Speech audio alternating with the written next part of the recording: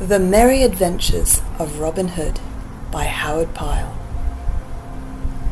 How Robin Hood came to be an outlaw. In merry England, in the time of old, when good King Henry II ruled the land, there lived within the green glades of Sherwood Forest, near Nottingham town, a famous outlaw whose name was Robin Hood.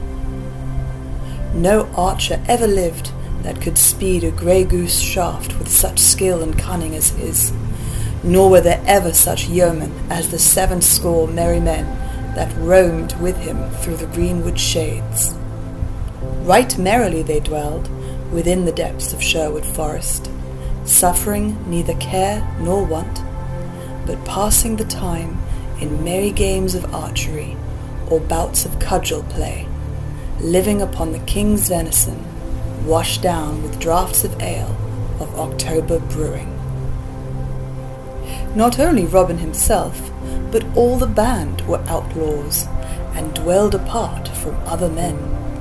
Yet they were beloved by the country people round about, for no one ever came to jolly Robin for help in time of need, and went away again with an empty fist. And now I will tell you how it came about that Robin Hood fell afoul of the law. When Robin was a youth of 18, stout of sinew and bold of heart, the Sheriff of Nottingham proclaimed a shooting match, and offered a prize of a butt of ale to whosoever should shoot the best shaft in Nottinghamshire. Now, quoth Robin, will I go too? For fain would I draw a string for the bright eyes of my lass, and a butt of good October brewing. So up he got, and took his good stout yew bow, and a score or more of broad cloth-yard arrows, and started off from Locksley town, through Sherwood Forest, to Nottingham. It was at the dawn of day in the merry Maytime, when hedgerows are green, and flowers bedeck the meadows, daisies pied, and yellow cuckoo buds, and fair primroses all along the briery hedges, when apple buds blossom, and sweet birds sing, the lark at dawn of day, the throstle, cock, and cuckoo, when lads and lasses look upon each other with sweet thoughts, when busy housewives spread their linen to bleach upon the bright green grass. Sweet was the greenwood as he walked along its paths, and bright the green and rustling leaves, amid which the little birds sang with might and main, and blithely Robin whistled as he trudged along, thinking of Maid Marian and her bright eyes. For at such times a youth's thoughts are wont to turn pleasantly upon the lass that he loves the best. As thus he walked along with a brisk step and a merry whistle, he came suddenly upon some foresters seated beneath a great oak tree. 15 there were in all, making themselves merry with feasting and drinking, as they sat around a huge pasty, to which each man helped himself, thrusting his hands into the pie, and washing down that which they ate with great horns of ale, which they drew all foaming from a barrel that stood nigh. Each man was clad in Lincoln green, and a fine show they made, seated upon the sward beneath that fair spreading tree. Then one of them, with his mouth full, called out to Robin, "Hullo! Where goest thou, little lad, with thy 1 penny bow and thy farthing shafts?" Then Robin grew angry, for no stripling likes to be taunted with his green years. "Now," quoth he, "my bow and eke mine arrows are as good as shine, and moreover I go to the shooting match at Nottingham town, which same has been proclaimed by our good Sheriff of Nottinghamshire. There will shoot with other stout yeomen, for a prize has been offered of a fine butt of ale."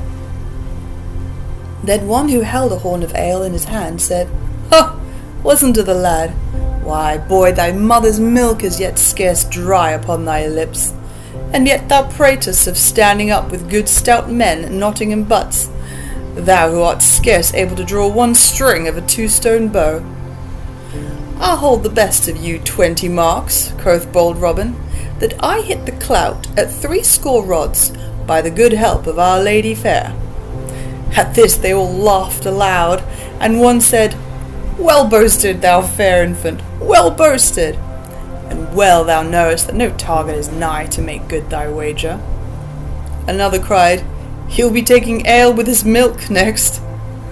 At this Robin grew right mad. Hark ye, said he, yonder, at the glade's end, I see a herd of deer, even more than 60 rods distant.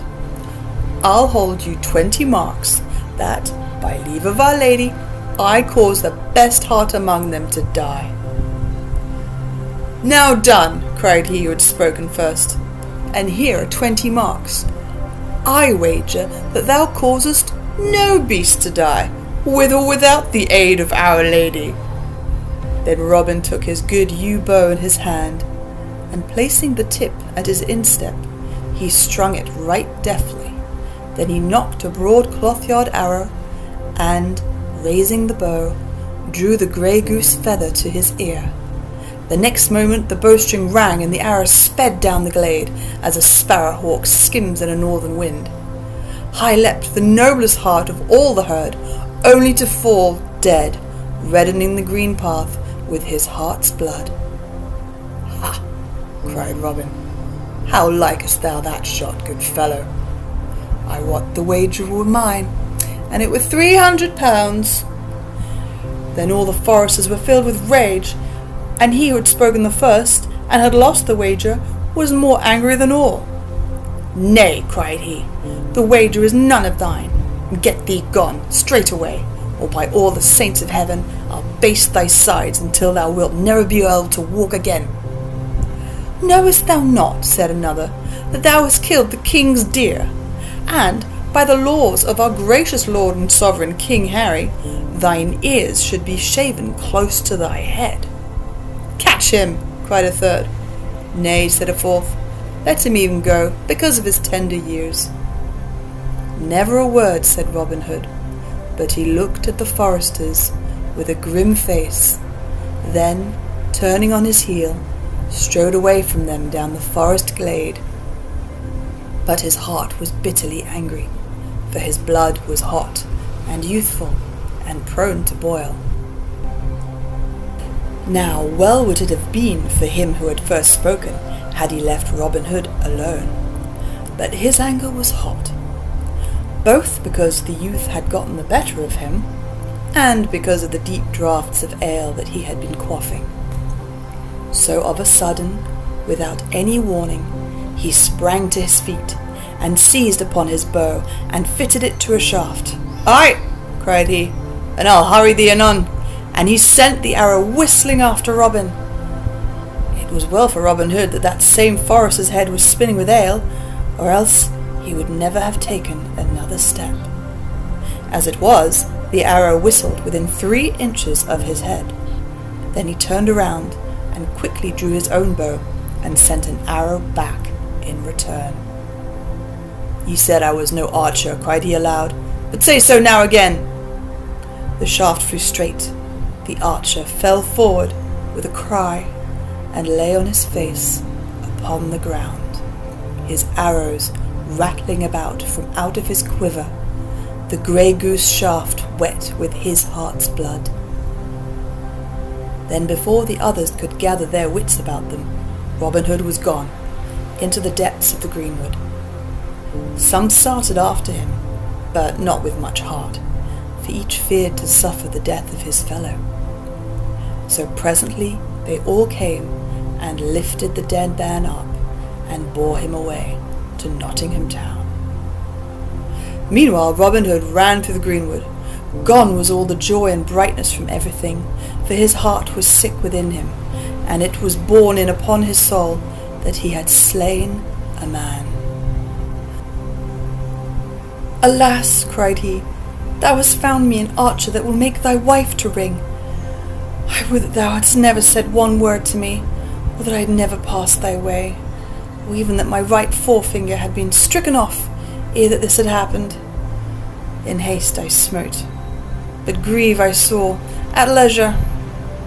And then, even in his trouble, he remembered the old saw that what is done, and the egg cracked cannot be cured.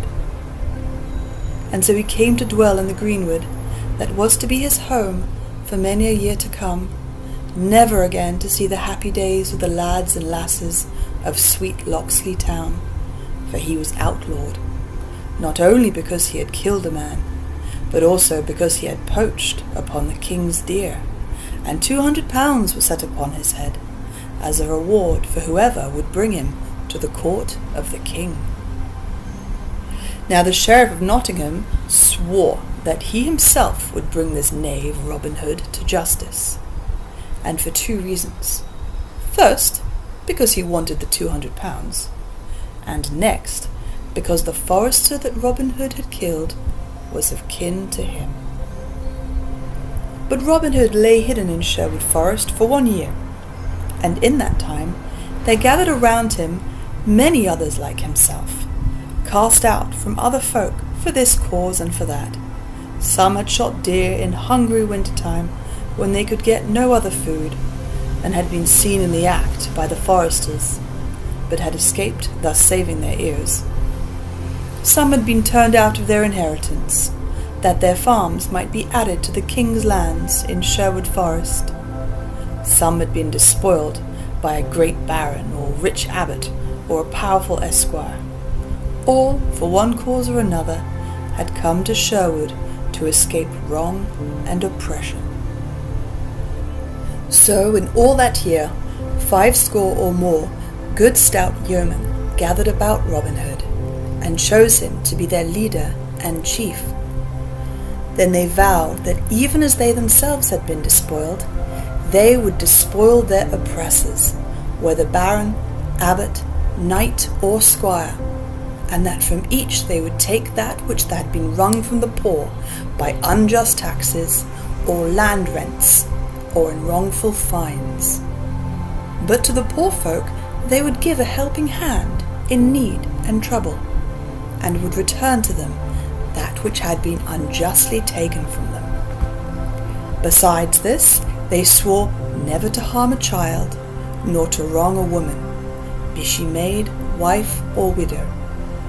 So that after a while, when the people began to find that no harm was meant to them, but that money or food came in time of want to many a poor family, they came to praise Robin Hood and his merry men, and to tell many tales of him and of his doings in Sherwood Forest, for they felt him to be one of themselves. Up rose Robin Hood one merry morn, when all the birds were singing blithely among the leaves, and up rose all his merry men, each fellow washing his head and hands in the cold brown brook that leapt laughing from stone to stone. Then said Robin, "For 14 days have we seen no sport, so now I will go abroad to seek adventures forthwith. But tarry ye, my merry men all, here in the greenwood. Only see that ye mind well my call. 3 blasts upon the bugle horn I will blow in my hour of need. Then come quickly, for I shall want your aid." So saying, he strode away through the leafy forest glades until he had come to the verge of Sherwood. There he wandered for a long time, through highway and byway, through Dingley dell and forest skirts. Now he met a fair buxom lass in a shady lane, and each gave the other a merry word, and passed their way. Now he saw a fair lady upon an ambling pad, to whom he doffed his cap, and who bowed sedately in return to the fair youth. Now he saw a fat monk on a pannier-laden ass, now a gallant knight, with spear and shield and armour that flashed brightly in the sunlight, now a page clad in crimson, and now a stark burgher from good Nottingham town, pacing along with serious footsteps. All these sights he saw, but adventure found he none. At last he took a road by the forest skirts, a bypath that dipped towards a broad, pebbly stream, spanned by a narrow bridge made of a log of wood. As he drew nigh this bridge, he saw a tall stranger coming from the other side. Thereupon Robin quickened his pace, as did the stranger likewise, each thinking to cross first. "Now stand thou back," quoth Robin, "and let the better man cross first." "Nay," answered the stranger, "then stand back thine own self, for the better man, I wet, am I." "That will we presently see," quoth Robin, "and meanwhile stand thou where thou art, or else, by the bright brow of Saint Elfrida, I will show thee right good Nottingham play with a cloth-yard shaft betwixt thy ribs." "Now," quoth the stranger, "I will tan thy hide till it be as many colours as a beggar's cloak, if thou darest so much as touch a string of that same bow that thou holdest in thy hands." "Thou pratest like an ass," said Robin, "for I could send this shaft clean through thy proud heart before Curtal Friar could say grace over a roast goose at Michaelmas-tide." "And thou pratest like a coward," answered the stranger, "for thou standest there with a good yew bow to shoot at my heart, while I have naught in my hand but a plain old blackthorn staff wherewith to meet thee." "Now," quoth Robin, "by the faith of my heart, never have I had a coward's name in all my life before. I will lay by my trusty bow and eke my arrows, and if thou darest abide my coming, I will go and cut a cudgel to test thy manhood withal." "Ay, marry, that will I abide thy coming, and joyously too," quoth the stranger, whereupon he leaned sturdily upon his staff to await Robin. Then Robin Hood stepped quickly to the cover-side and cut a good staff of ground oak, straight, without new, and 6 feet in length, and came back trimming away the tender stems from it, while the stranger waited for him, leaning upon his staff, and whistling as he gazed round about.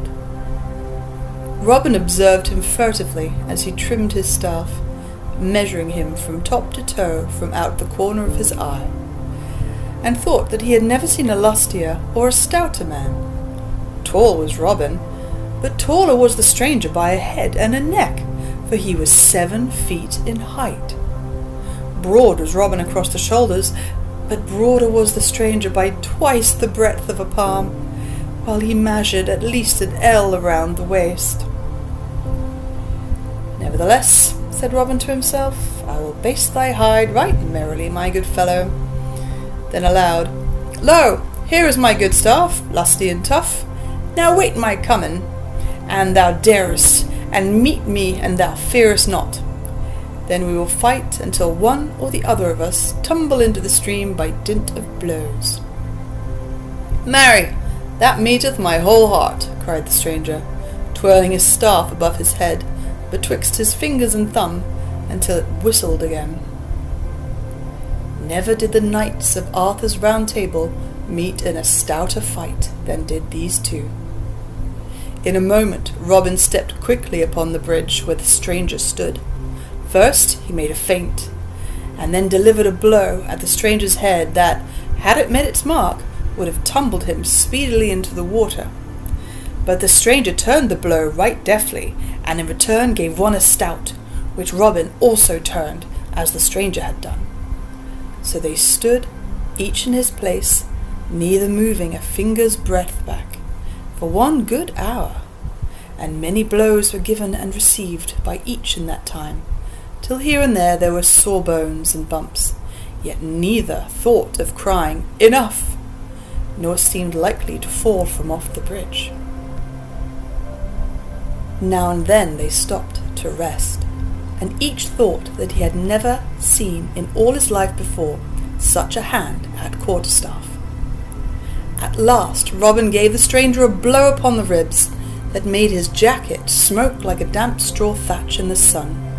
So shrewd was the stroke that the stranger came within a hair's breadth of falling off the bridge, but he regained himself right quickly, and by a dexterous blow gave Robin a crack on the crown that caused the blood to flow. Then Robin grew mad with anger, and smote with all his might at the other. But the stranger warded the blow, and once again thwacked Robin, and this time so fairly that he fell, heels over head, into the water, as the queen pin falls in a game of bowls. "And where art thou now, my good lad?" shouted the stranger, roaring with laughter. "Oh, in the flood, and floating adown with the tide," cried Robin. Now could he forbear laughing himself at his sorry plight. Then gaining his feet, he waded to the bank, the little fish speeding hither and thither, all frightened at his splashing. "Give me thy hand," cried he, when he had reached the bank. "I must needs. Oh, thou art a brave and sturdy soul, and withal a good stout stroke with the cudgel. By this and by that, my head hummeth like to a hive of bees on a hot June day." Then he clapped his horn to his lips, and winded a blast that went echoing sweetly down the forest paths. "Ay, marry," quoth he again, "thou art a tall lad, and eke a brave one, for never, I bow, is there a man betwixt here and Canterbury town could do the like to me that thou hast done." "And thou," quoth the stranger, laughing, "takest thy cudgelling like a brave heart and a stout yeoman." But now the distant twigs and branches rustled with the coming of men, and suddenly a score of 2 good stout yeomen, all clad in Lincoln green, burst from out the covert, with merry Will Stutely at their head. "Good master," cried Will, "how is this? Truly thou art all wet from head to foot, and that to the very skin." "Why, marry," answered jolly Robin, "yon stout fellow hath tumbled me neck and crop into the water, and hath given me a drubbing beside." "Then shall he not go without a ducking and eke a drubbing himself?" cried Will Stutely. "Have at him, lads." Then Will and a score of yeomen leapt upon the stranger, but though they sprang quickly, they found him ready, and felt him strike right and left with his stout staff, so that, though he went down with press of numbers, some of them rubbed cracked crowns before he was overcome. "Nay, forbear," cried Robin, laughing until his sore sides ached again.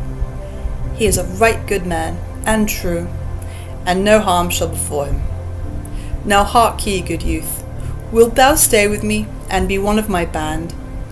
3 suits of Lincoln green shalt thou have each year, beside 40 marks in fee, and share with us whatsoever good shall befall us. Thou shalt eat sweet venison, and quaff the stoutest ale, and mine own good right-hand man shalt thou be, for never did I see such a cudgel player in all my life before. Speak, wilt thou be one of my good merry men?" "That know I not," quoth the stranger surlily, for he was angry at being so tumbled about. "If ye handle yew bow and apple shaft no better than ye do your oaken cudgel, I wot ye are not fit to be called yeomen in my country. But if there be any man here that can shoot a better shaft than I, then will I bethink me of joining with you."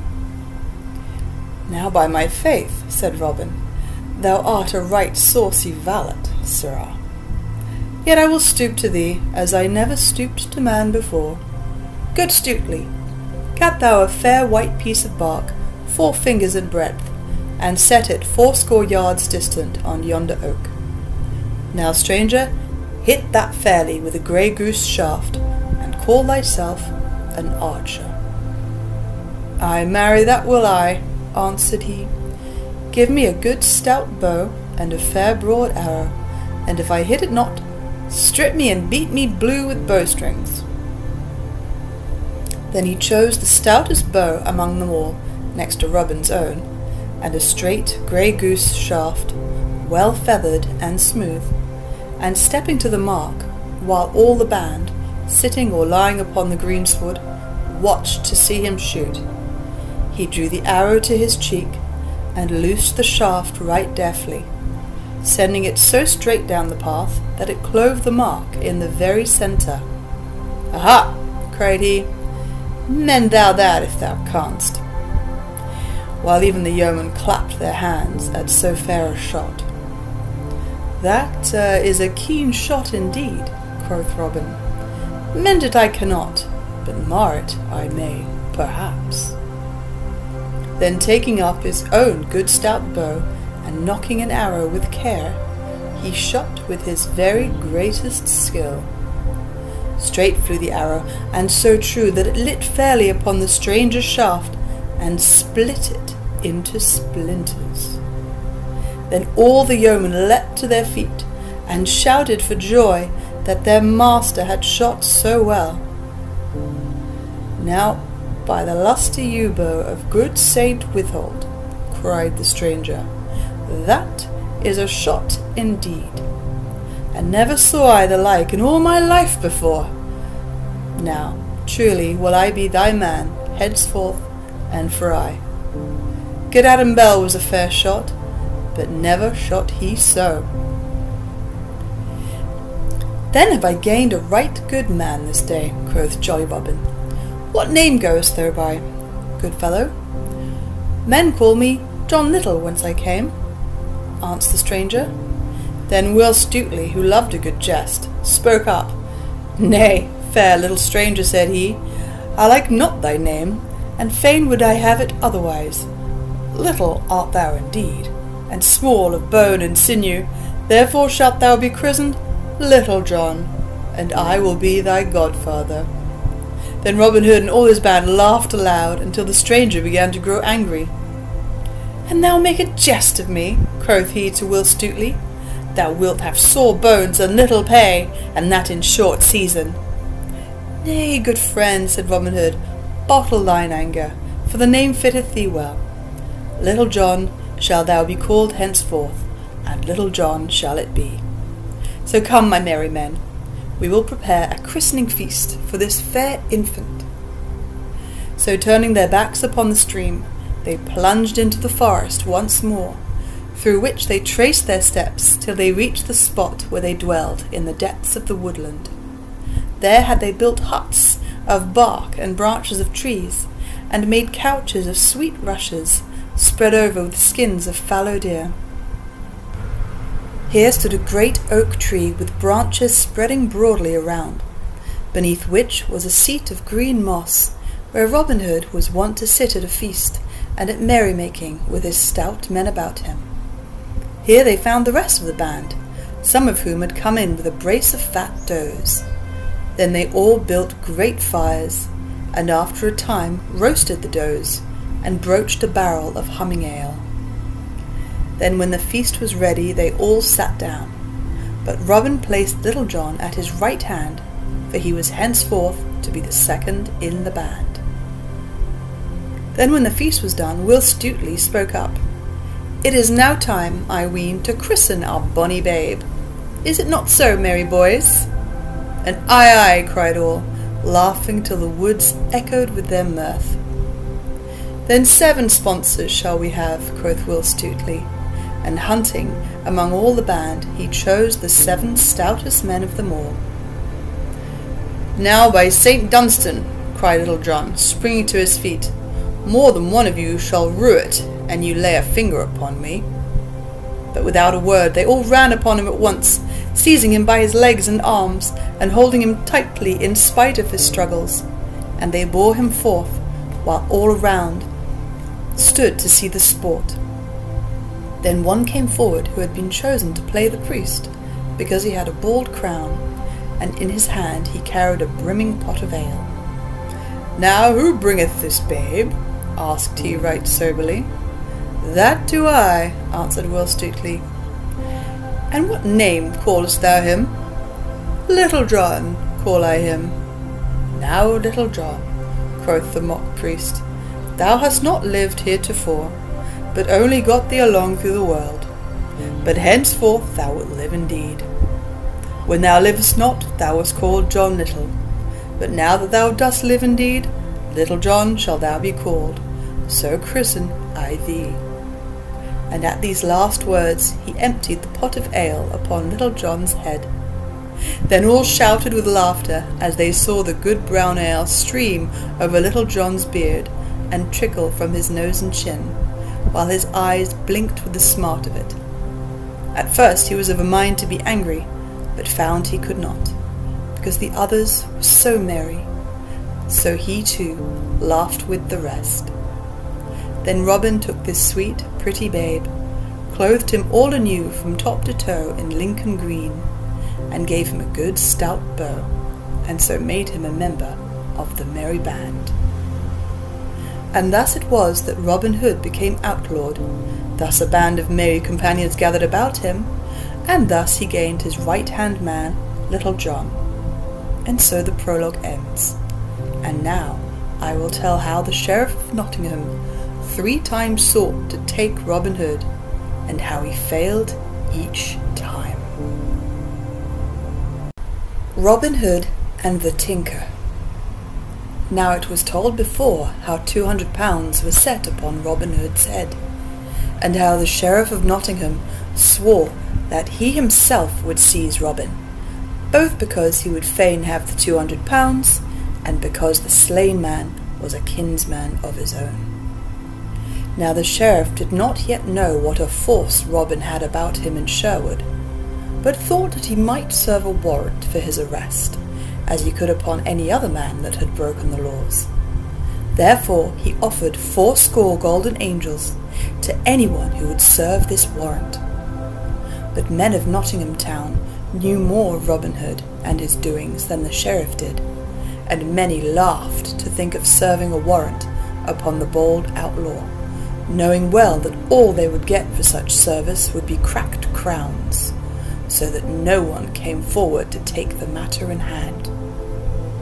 Thus a fortnight passed, in which time none came forward to do the sheriff's business.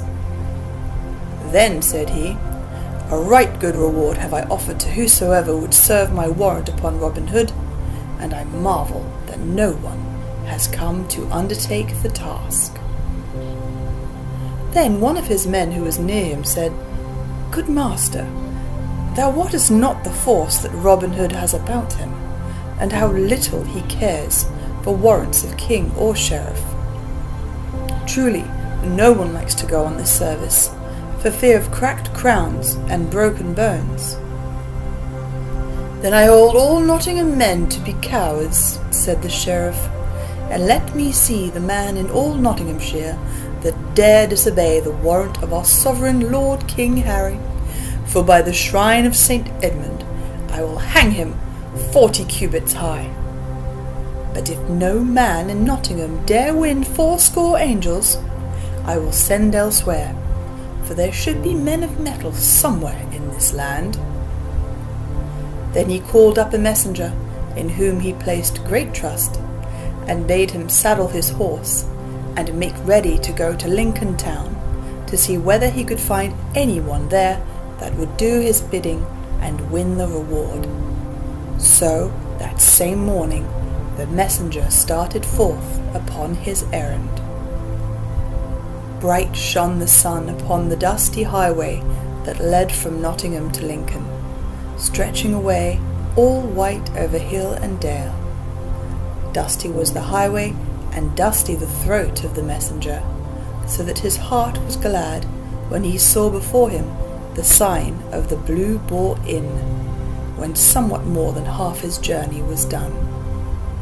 The inn looked fair to his eyes, and the shade of the oak trees that stood around it seemed cool and pleasant, so he alighted from his horse to rest himself for a time, calling for a pot of ale to refresh his thirsty throat. There he saw a party of right jovial fellows, seated beneath the spreading oak that shaded the greensward in front of the door. There was a tinker, 2 barefoot friars, and a party of 6 of the king's foresters, all clad in Lincoln green, and all of them were quaffing humming ale, and singing merry ballads of the good old times. Loud laughed the foresters, as jests were bandied about between the singing, and louder laughed the friars, for they were lusty men with beards that curled like the wool of black rams. But loudest of all laughed the tinker, and he sang more sweetly than any of the rest. His bag and his hammer hung upon a twig of the oak tree, and nearby leaned his good stout cudgel, as thick as his wrist, and knotted at the end. "Come," cried one of the foresters to the tired messenger, "come join us for this shot. O landlord, bring a fresh pot of ale for each man." The messenger was glad enough to sit down along with the others who were there, for his limbs were weary, and the ale was good. "Now what news bearest thou so fast?" quoth one, "and whither ridest thou today?" The messenger was a chatty soul, and loved a bit of gossip dearly. Besides, the pot of ale warmed his heart, so that, settling himself in an easy corner of the inn bench, while the host leaned upon the doorway, and the hostess stood with her hands beneath her apron, he unfolded his budget of news with great comfort.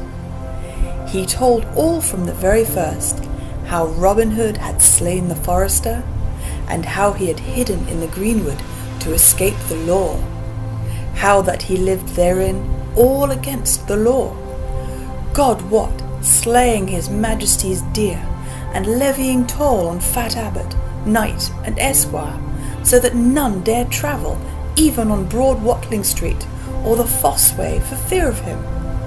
How that the sheriff had a mind to serve the king's warrant upon this same rogue, though little would he mind warrant of either king or sheriff, for he was far from being a law-abiding man.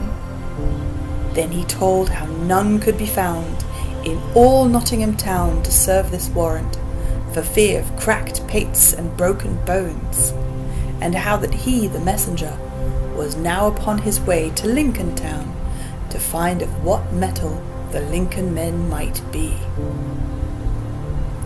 "Now come I, forsooth, from good Banbury town," said the jolly tinker, "and no one nigh Nottingham, nor Sherwood either, and that be the mark, can hold cudgel with my grip. Why, lads, did I not meet that mad wag, Simon of Ely, even at that famous fair in Hertford town, and beat him in the ring at that place before Sir Robert of Leslie and his lady? This same Robin Hood, of whom I wot I never heard before, is a right merry blade, but gin he be strong, am I not stronger? And gin he be sly, am I not slyer?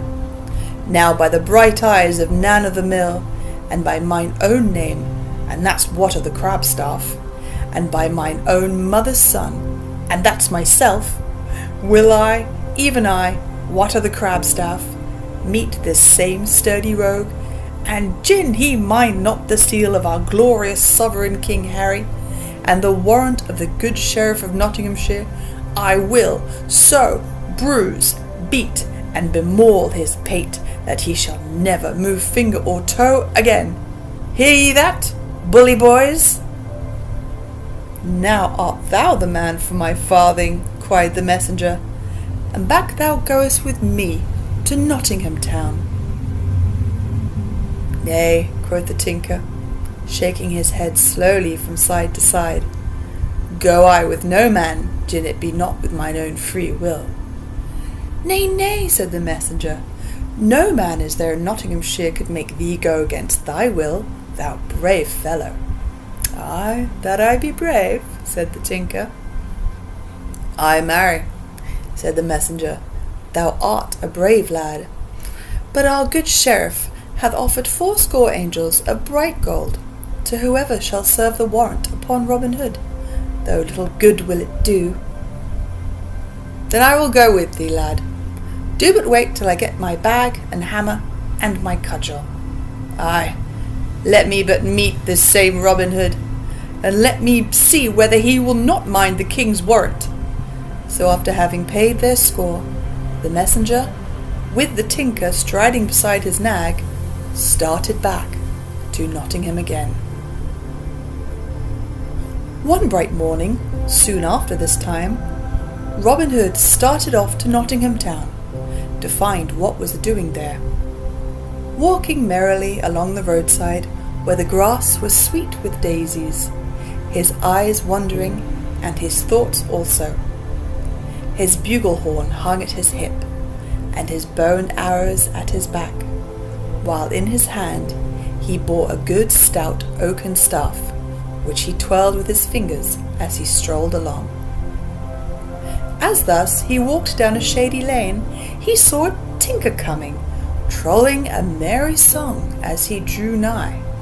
On his back hung his bag and his hammer, and in his hand he carried a right stout crabstaff, full 6 feet long, and thus sang he.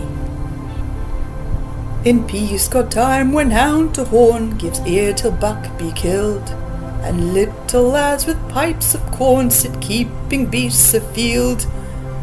"Hello, good friend," cried Robin, "I went to gather strawberries." "Hallo," cried Robin again, "by woods and groves full fair." "Hallo, art thou deaf, man? Good friend, say I."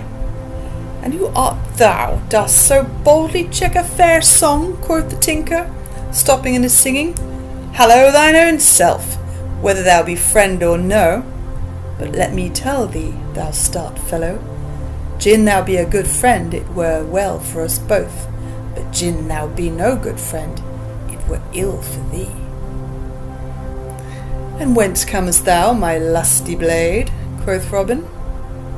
"I come from Banbury," answered the tinker. "Alas," quoth Robin, "I hear there is sad news this merry morn." "Ha! Is it indeed so?" cried the tinker eagerly. "Prithee tell it speedily, for I am a tinker by trade, as thou seest, and as I am in my trade I am greedy for news, even as a priest is greedy for farthings." "Well then," quoth Robin, "list thou, and I will tell. But bear thyself up bravely, for the news is sad, I wot. Thus it is, I hear that 2 tinkers are in the stocks for drinking ale and beer."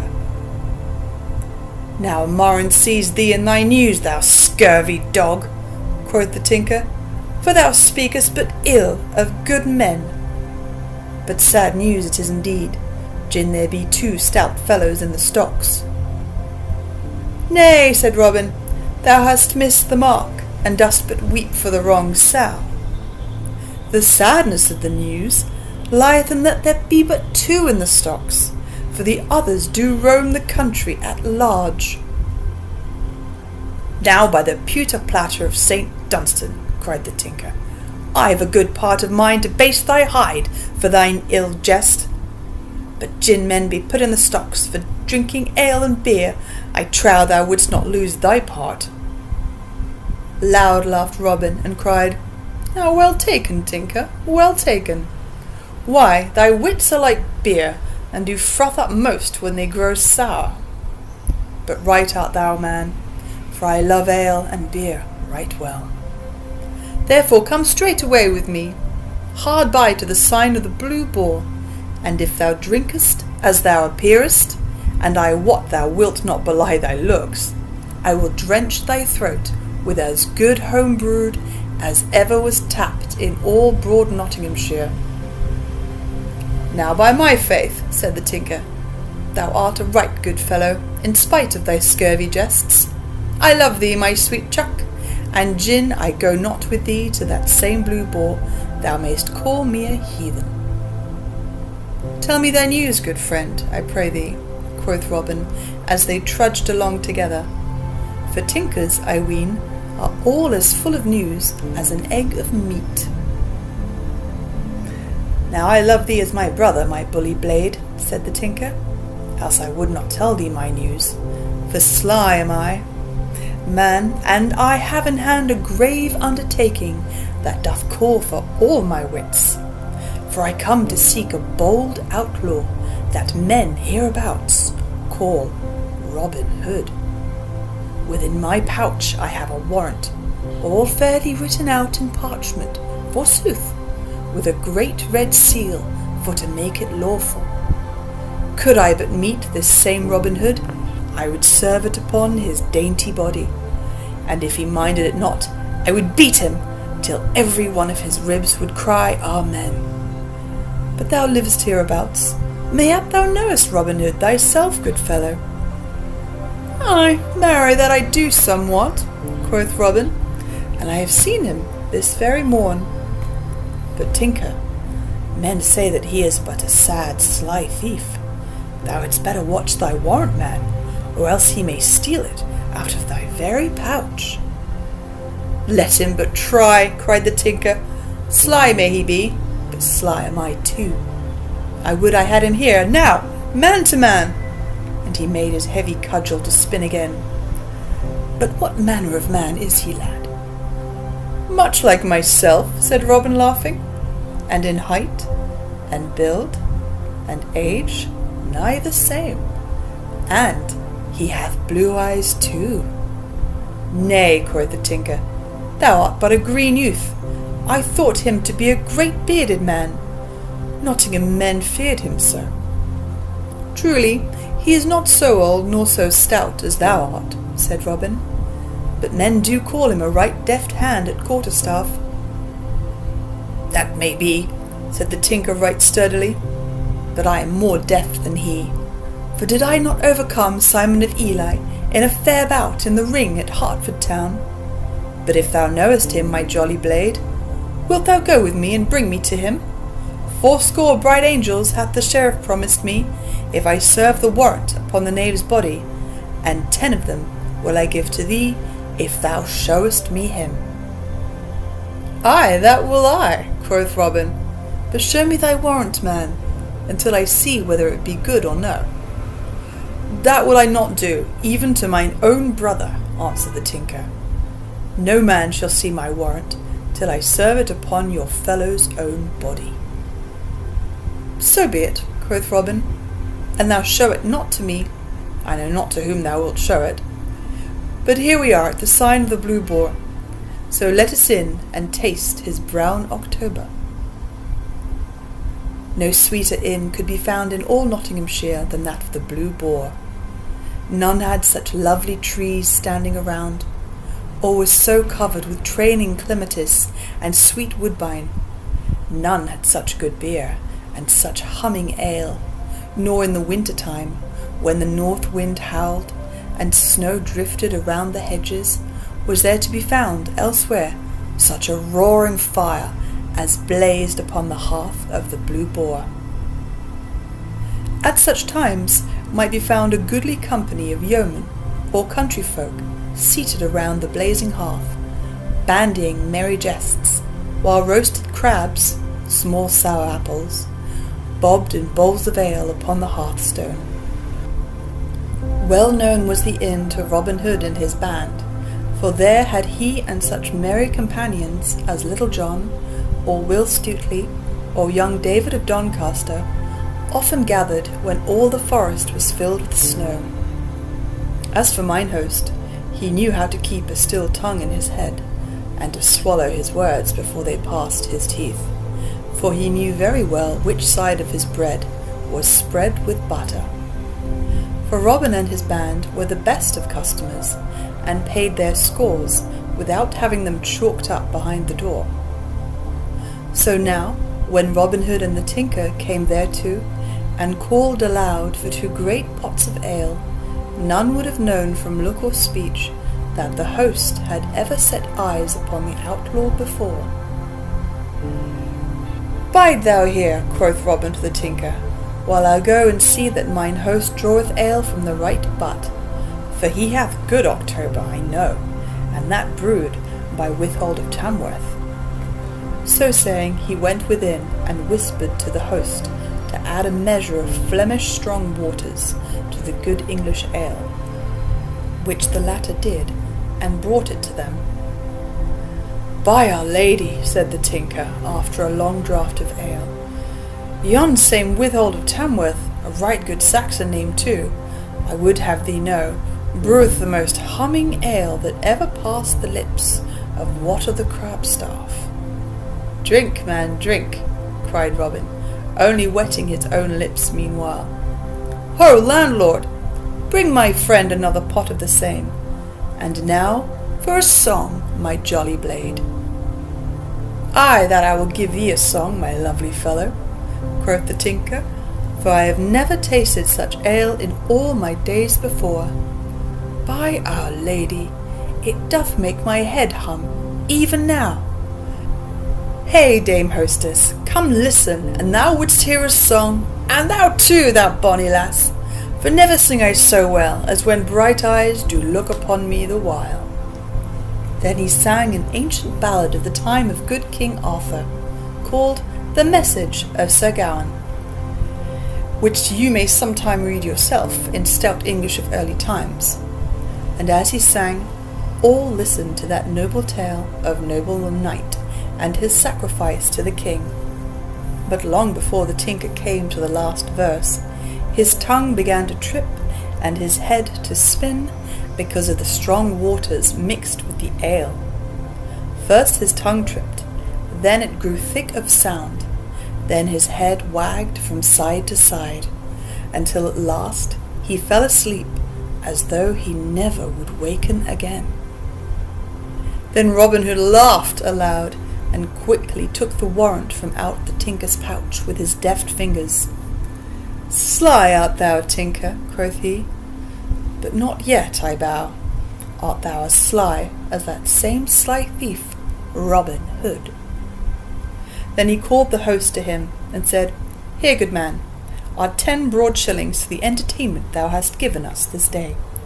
See that thou takest good care of thy fair guest there, and when he wakes thou mayest again charge him 10 shillings also, and if he hath it not, thou mayest take his bag and hammer, and even his coat, in payment.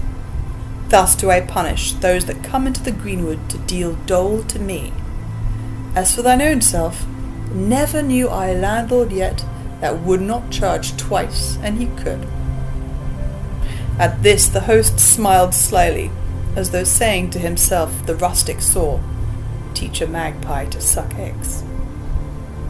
The tinker slept until the afternoon drew to a close, and the shadows grew long beside the woodland edge. Then he awoke.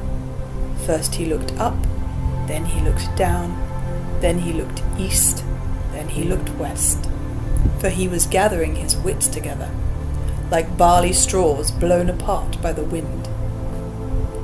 First he thought of his merry companion, but he was gone. Then he thought of his stout crabstaff, and that he had within his hand. Then of his warrant, and of the 80 angels he was to gain for serving it upon Robin Hood. He thrust his hand into his pouch, but not a scrap nor a farthing was there. Then he sprang to his feet in a rage.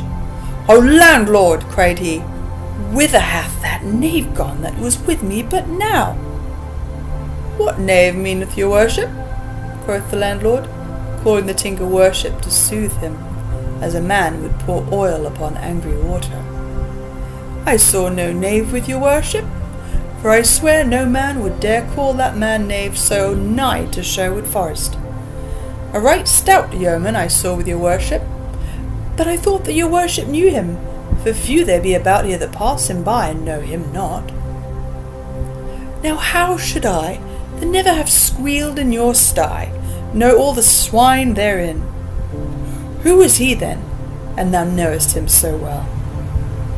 Why, yon same is a right stout fellow whom men hereabouts do call Robin Hood, which same, now by lady, cried the tinker hastily, and in a deep voice like an angry bull, thou didst see me come into thine inn, I, a staunch, honest craftsman, and never told me who my company was, well knowing thine own self who he was.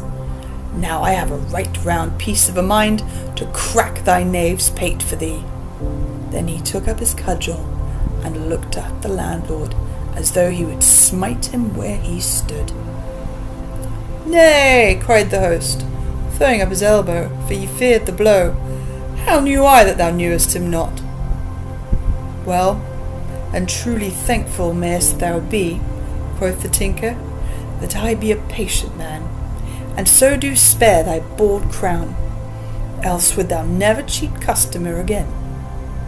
But as for this same knave Robin Hood, I go straight away to seek him, and if I do not score his knave's pate, cut my staff into fats, and call me woman." So saying, he gathered himself together to depart.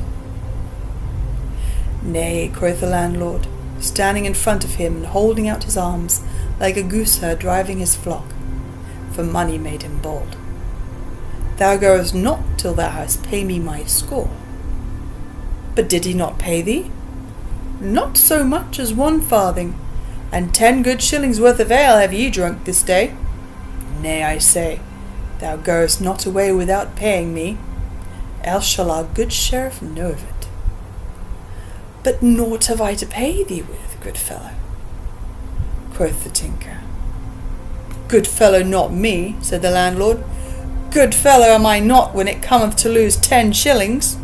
Pay me what thou owest me in broad money, or else leave thy coat and bag and hammer.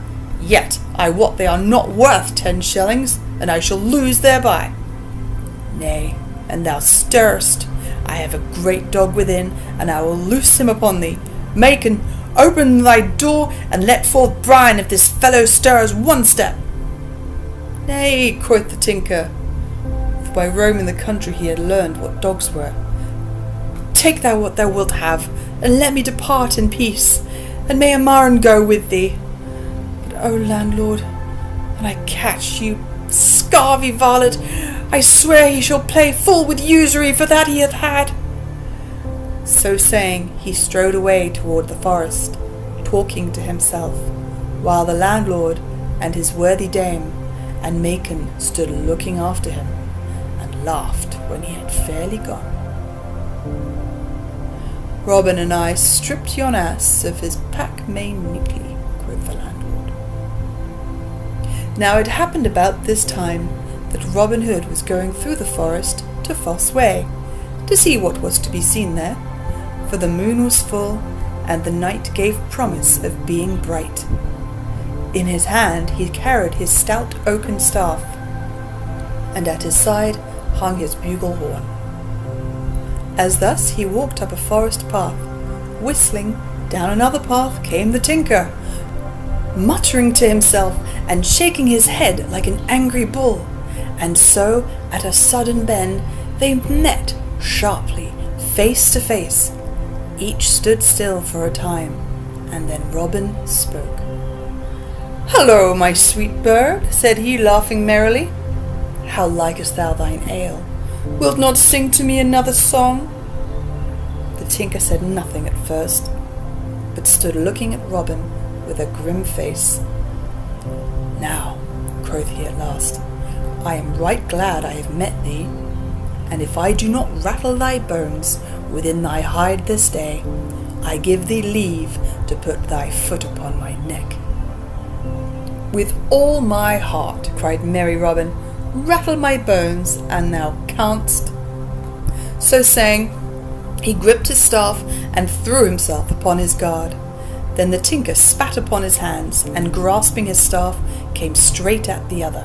He struck 2 or 3 blows, but soon found that he had met his match, for Robin warded and parried all of them, and before the tinker thought, he gave him a rap upon the ribs in return.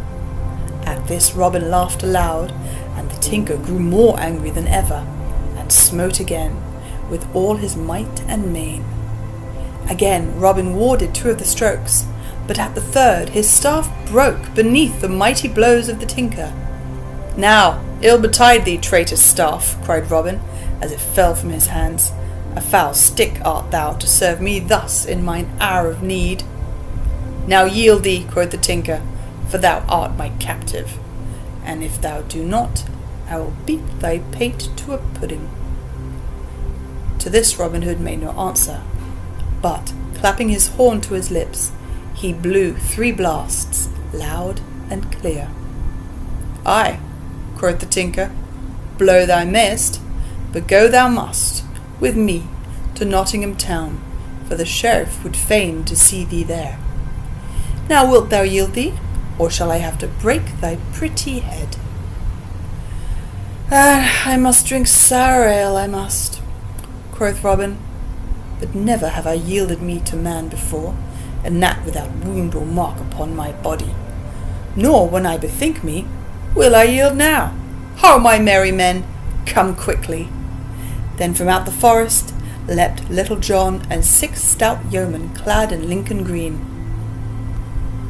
How now, good master, cried Little John, what need hast thou that thou dost wind thy horn so loudly? There stands a tinker, quoth Robin, that would fain take me to Nottingham, there to hang upon the gallows tree. Then shall he himself hang forthwith, cried Little John, and he and the others made at the tinker to seize him. Nay, touch him not, said Robin, for a right stout man he is he, a metal man he is by trade, and a mettled man by nature. Moreover, he doth sing a lovely ballad. Say, good fellow, wilt thou join my merry men all? 3 suits of Lincoln green shalt thou have a year, besides 40 marks in fee. Thou shalt share all with us, and lead a right merry life in the greenwood. For cares have we not, and misfortune cometh not upon us within the sweet shades of Sherwood, where we shoot the dun deer, and feed upon venison, and sweet oaten cakes, and curds, and honey. Wilt thou come with me? Ay, marry, will I join with you all, quoth the tinker, for I love a merry life, and I love thee, good master, though thou didst thwack my ribs and cheat me into the bargain. Fain am I to own thou both a stouter and a slyer man than I, so I will obey thee, and be thine own true servant. So all turned their steps to the forest depths, where the tinker was to live henceforth. For many a day he sang ballads to the band, until the famous Allen a Dale joined them, before whose sweet voice all others seemed as harsh as a raven's. But of him we will learn hereafter.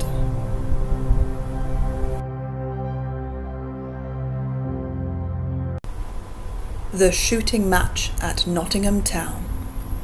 Then the sheriff was very wroth because of this failure to take jolly Robin, for it came to his ears, as ill news always does, that the people laughed at him, and made a jest of his thinking to serve a warrant upon such a one as the bold outlaw.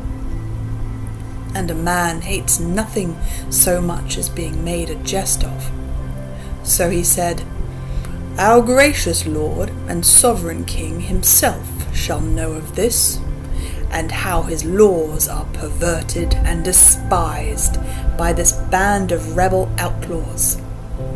As for yon traitor tinker, him will I hang, if I catch him, upon the very highest gallows tree in all Nottinghamshire.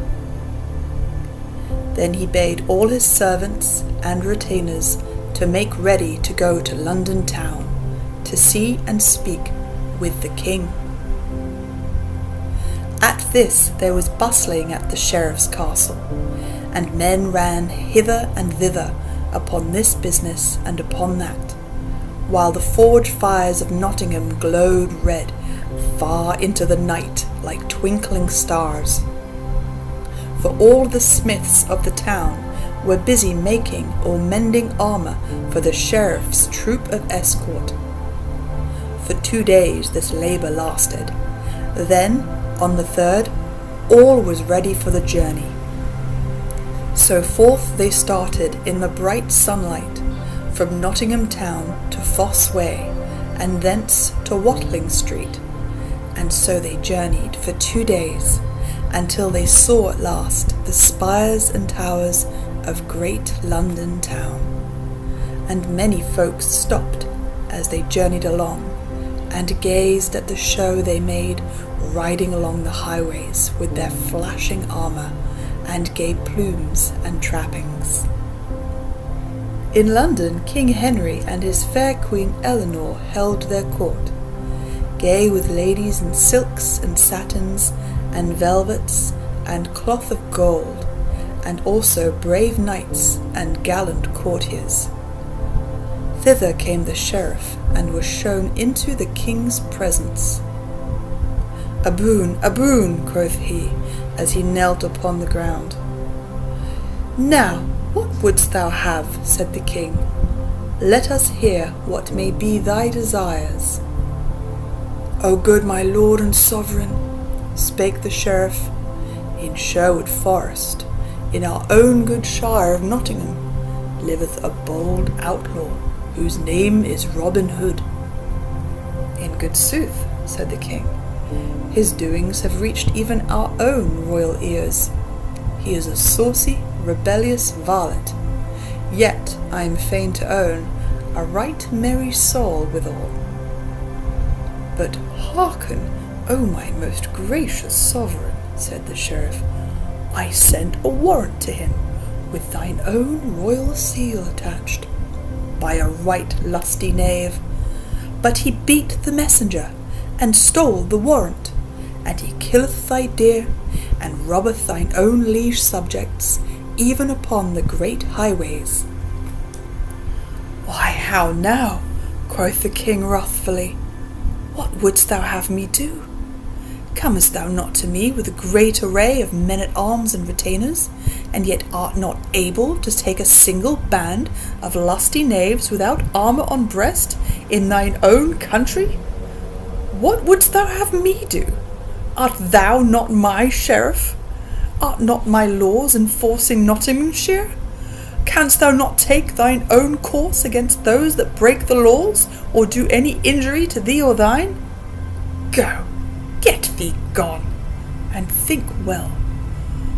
Devise some plan of thine own, but trouble me no further. But look well to it, Master Sheriff, for I will have my laws obeyed by all men within my kingdom.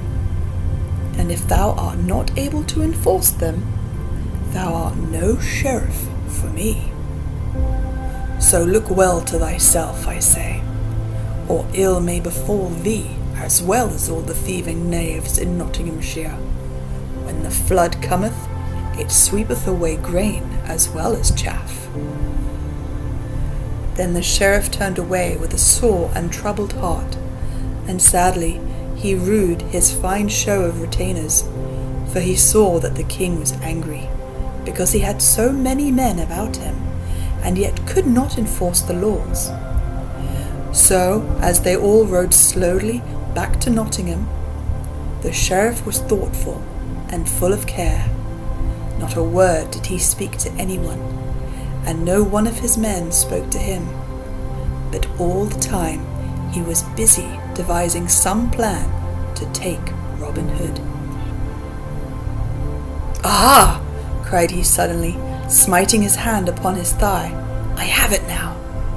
Ride on, my merry men all, and let us get back to Nottingham town as speedily as we may. And mark well my words, before a fortnight is past, that evil knave Robin Hood will be safely clapped into Nottingham jail. But what was the sheriff's plan? As a usurer takes each one of a bag of silver angels, feeling each coin to find whether it be clipped or not, so the sheriff, as all rode slowly and sadly back to Nottingham, took up thought after thought in turn, feeling around the edges of each, but finding in every one some flaw. At last he thought of the daring soul of jolly Robin, and how, as he the sheriff knew, he often came even within the walls of Nottingham. Now, thought the sheriff, could I but persuade Robin nigh to Nottingham town, so that I could find him, I warrant I would lay hands upon him so stoutly that he would never get away again. Then of a sudden it came to him like a flash, that were he to proclaim a great shooting match, and offer some grand prize, Robin Hood might be over-persuaded by his spirit to come to the butts. And it was this thought which caused him to cry, Aha! and smite his palm upon his thigh.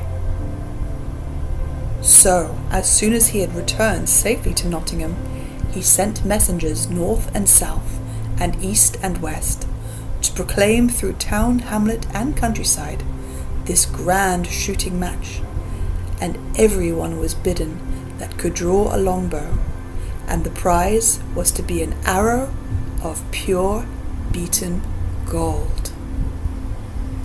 When Robin Hood first heard the news of this, he was in Lincoln town, and hastening back to Sherwood Forest, he soon called all his merry men about him, and spoke to them thus: Now hearken, my merry men all, to the news that I have brought from Lincoln town today. Our friend the Sheriff of Nottingham hath proclaimed a shooting match, and hath sent messengers to tell of it through all the countryside, and the prize is to be a bright golden arrow. Now I fain would have one of us win it, both because of the fairness of the prize, and because our sweet friend the sheriff hath offered it. So we will take our bows and shafts, and go there to shoot, for I know right well that merriment will be a-going. What say ye, lads? Then young David of Doncaster spoke up and said, Now listen, I pray thee, good master, unto what I say. I have come straight from our friend Edom of the Blue Boar, and there I heard the full news of this same match. But master, I know from him, and he got it from the sheriff's man Ralph of the Scar, that this same knavish sheriff hath but laid a trap for thee in this shooting match, and wishes nothing so much as to see thee there. So go not, good master, for I know right well he doth seek to beguile thee. But stay within the greenwood, lest we all meet dole and woe. Now, quoth Robin, thou art a wise lad, and keepest thine ears open and thy mouth shut, as becometh a wise and crafty woodsman. But shall we let it be said that the Sheriff of Nottingham did cow-bold Robin Hood, and 70 fair archers, as are in all merry England? Nay, good David, what thou tellest me maketh me desire the prize even more than I else should do. But what saith our good gossip Swanthold? Is it not, a hasty man burneth his mouth, and the fool that keepeth his eyes shut falleth into the pit? Thus he says, truly, therefore we must meet guile with guile. Now some of you clothe yourselves as curtal friars, and some as rustic peasants, and some as tinkers, or as beggars, but see that each man taketh a good bow or broadsword, in case need should arise. As for myself, I will shoot for this same golden arrow, and should I win it, we will hang it to the branches of our good greenwood tree, for the joy of all the band. How like you the plan, my merry men all? Then good, good, cried all the band right heartily. A fair sight was Nottingham town on the day of the shooting match. All along upon the green meadow beneath the town wall stretched a row of benches, one above the other, which were for knight and lady, squire and dame, and rich burghers and their wives, for none but those of rank and quality were to sit there. At the end of the range, near the target, was a raised seat bedecked with ribbons and scarfs and garlands of flowers, for the Sheriff of Nottingham and his dame. The range was 20 paces broad. At one end stood the target, at the other a tent of striped canvas, from the pole of which fluttered many coloured flags and streamers. In this booth were casks of ale, free to be broached by any of the archers who might wish to quench their thirst. Across the range, from where the seats for the better folk were raised, was a railing to keep the poorer people from crowding in front of the target. Already, while it was early, the benches were beginning to fill with people of quality, who kept constantly arriving in little carts, or upon palfreys that curveted gaily to the merry tinkle of silver bells at bridle reins. With these came also the poorer folk, who sat or lay upon the green grass near the railing that kept them from off the range. In the great tent the archers were gathering by twos and threes, some talking loudly of the fair shots each man had made in his day, some looking well to their bows, drawing a string betwixt the fingers to see that there was no fray upon it, or inspecting arrows, shutting one eye and peering down a shaft to see that it was not warped, but straight and true. For neither bow nor shaft should fail at such a time, and for such a prize. And never was such a company of yeomen as were gathered at Nottingham town that day, for the very best archers of merry England had come to this shooting match. There was Giller the Redcap, the sheriff's own head archer, and Dickon Cruikshank of Lincoln town, and Adam of the Dell, a man of Tamworth of 80 years and more, yet hale and lusty still, who in his time had shot in the famous match at Woodstock, and had there beaten that renowned archer, Clym of the Clough. And many more famous men of the longbow were there, whose names have been handed down to us in goodly ballads of the olden time. But now all the benches were filled with guests, lord and lady, burgher and dame, when at last the sheriff himself came with his lady, he riding with stately mien upon his milk-white horse, and she upon her brown filly. Upon his head he wore a purple velvet cap, and purple velvet was his robe, all trimmed about with rich ermine. His jerkin and hose were of sea-green silk, and his shoes of black velvet, the pointed toes fastened to his garters with golden chains. A golden chain hung about his neck, and at his collar was a great carbuncle set in red gold. His lady was dressed in blue velvet, all trimmed with swan's down. So they made a gallant sight as they rode along side by side, and all the people shouted from where they crowded across the space from the gentlefolk. So the sheriff and his lady came to their place, where men-at-arms with hauberk and spear stood about, waiting for them.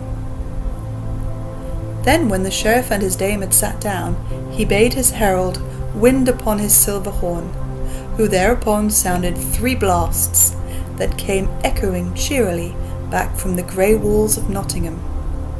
Then the archers stepped forward to their places, while all the folks shouted with a mighty voice, each man calling upon his favourite yeoman. "Redcap!" cried some. "Cruikshank!" cried others. "Hey for William of Leslie!" shouted others yet again, while ladies waved silvern scarfs to urge each yeoman to do his best. Then the herald stood forth and loudly proclaimed the rules of the game as follows. "Shoot each man from yon mark, which is 70 yards and 10 from the target. 1 arrow shooteth each man first, and from all the archers shall the 10 that shooteth the fairest shafts be chosen for to shoot again. 2 arrows shooteth each man of these 10, then shall the 3 that shoot the fairest shafts be chosen for to shoot again.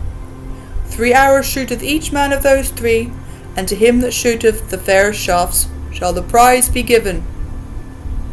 Then the sheriff leaned forward, looking keenly among the press of archers, to find whether Robin Hood was among them.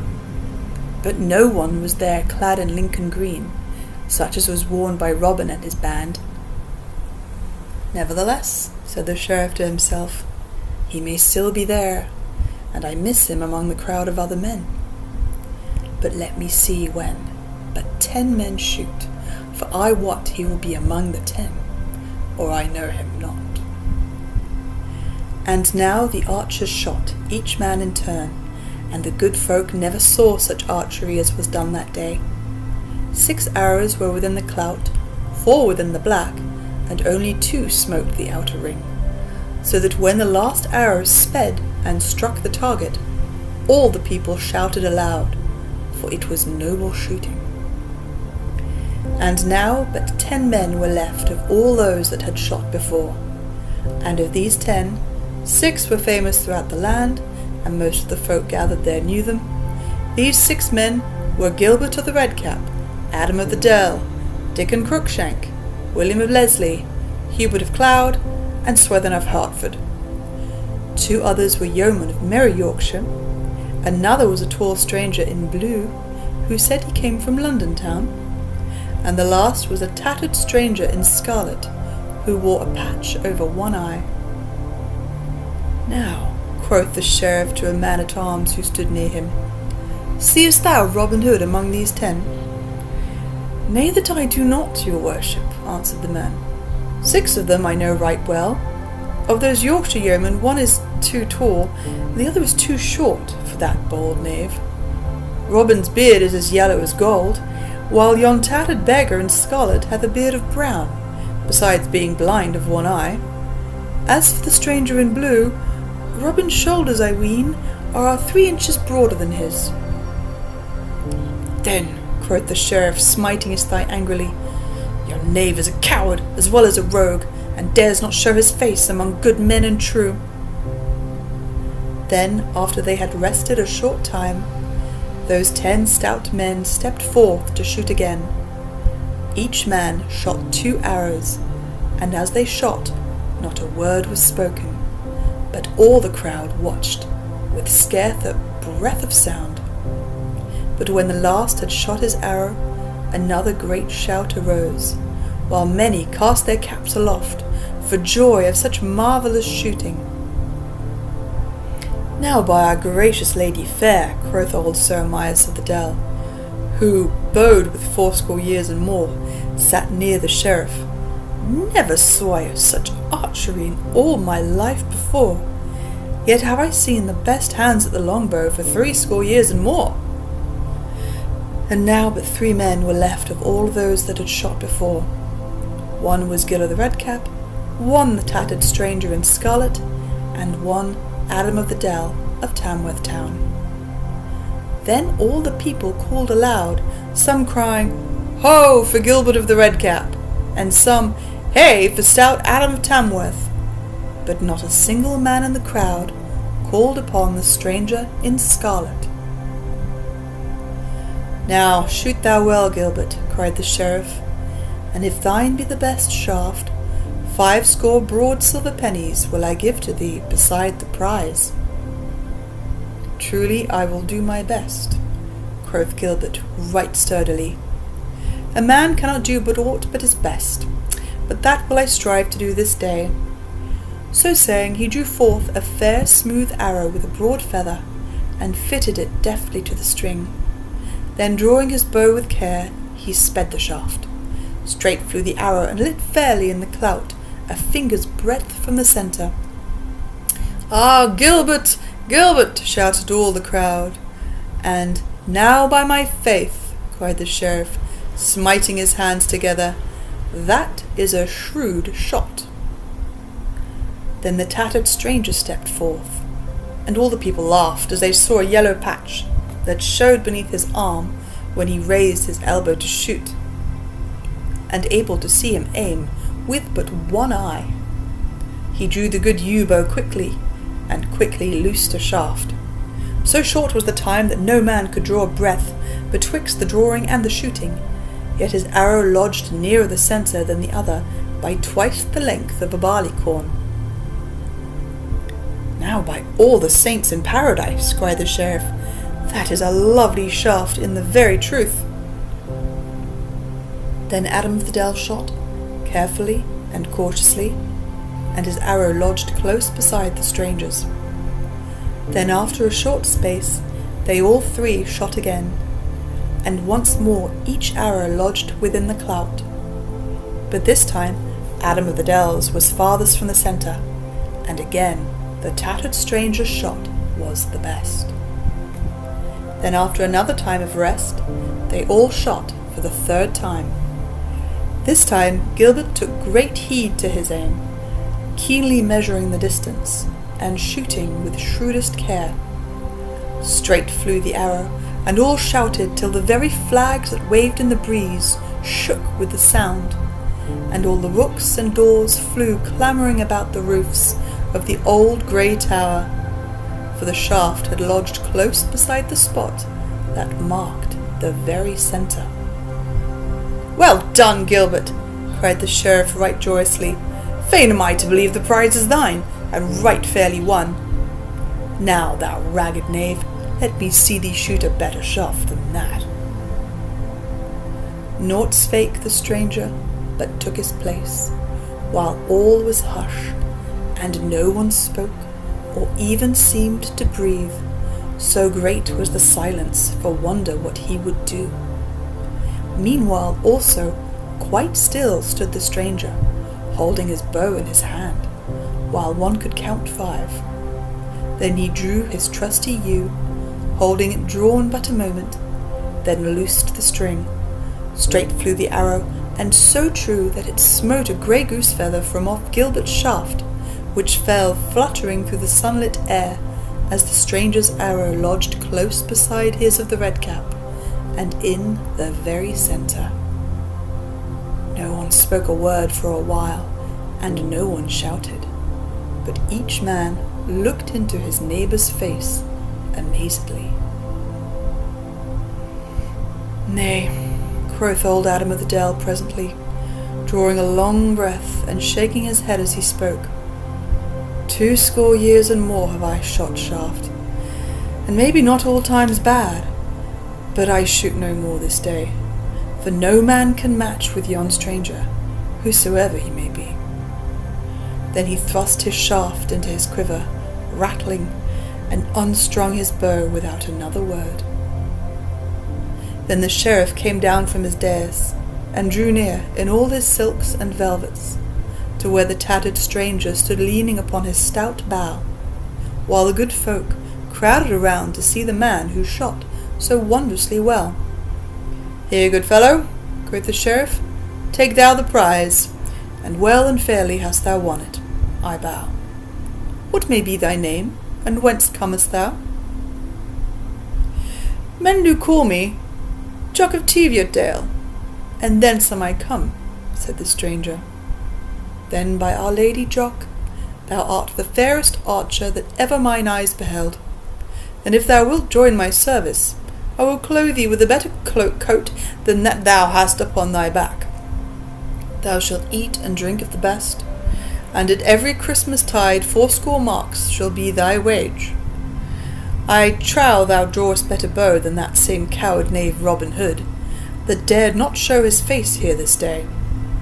Say, good fellow, wilt thou join my service?" "Nay, that will I not," quoth the stranger roughly. "I will be mine own, and no man in all merry England shall be my master." "Then get thee gone, and a murrain seize thee," cried the sheriff, and his voice trembled with anger. "And by my faith and troth, I have a good part of mind to have thee beaten for thine insolence." Then he turned upon his heel and strode away. It was a right motley company that gathered about the noble greenwood tree in Sherwood's depths that same day.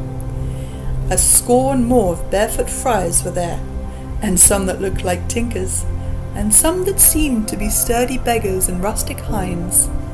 And seated upon a mossy couch was one all clad in tattered scarlet, with a patch over one eye, and in his hand he held the golden arrow that was the prize of the great shooting match.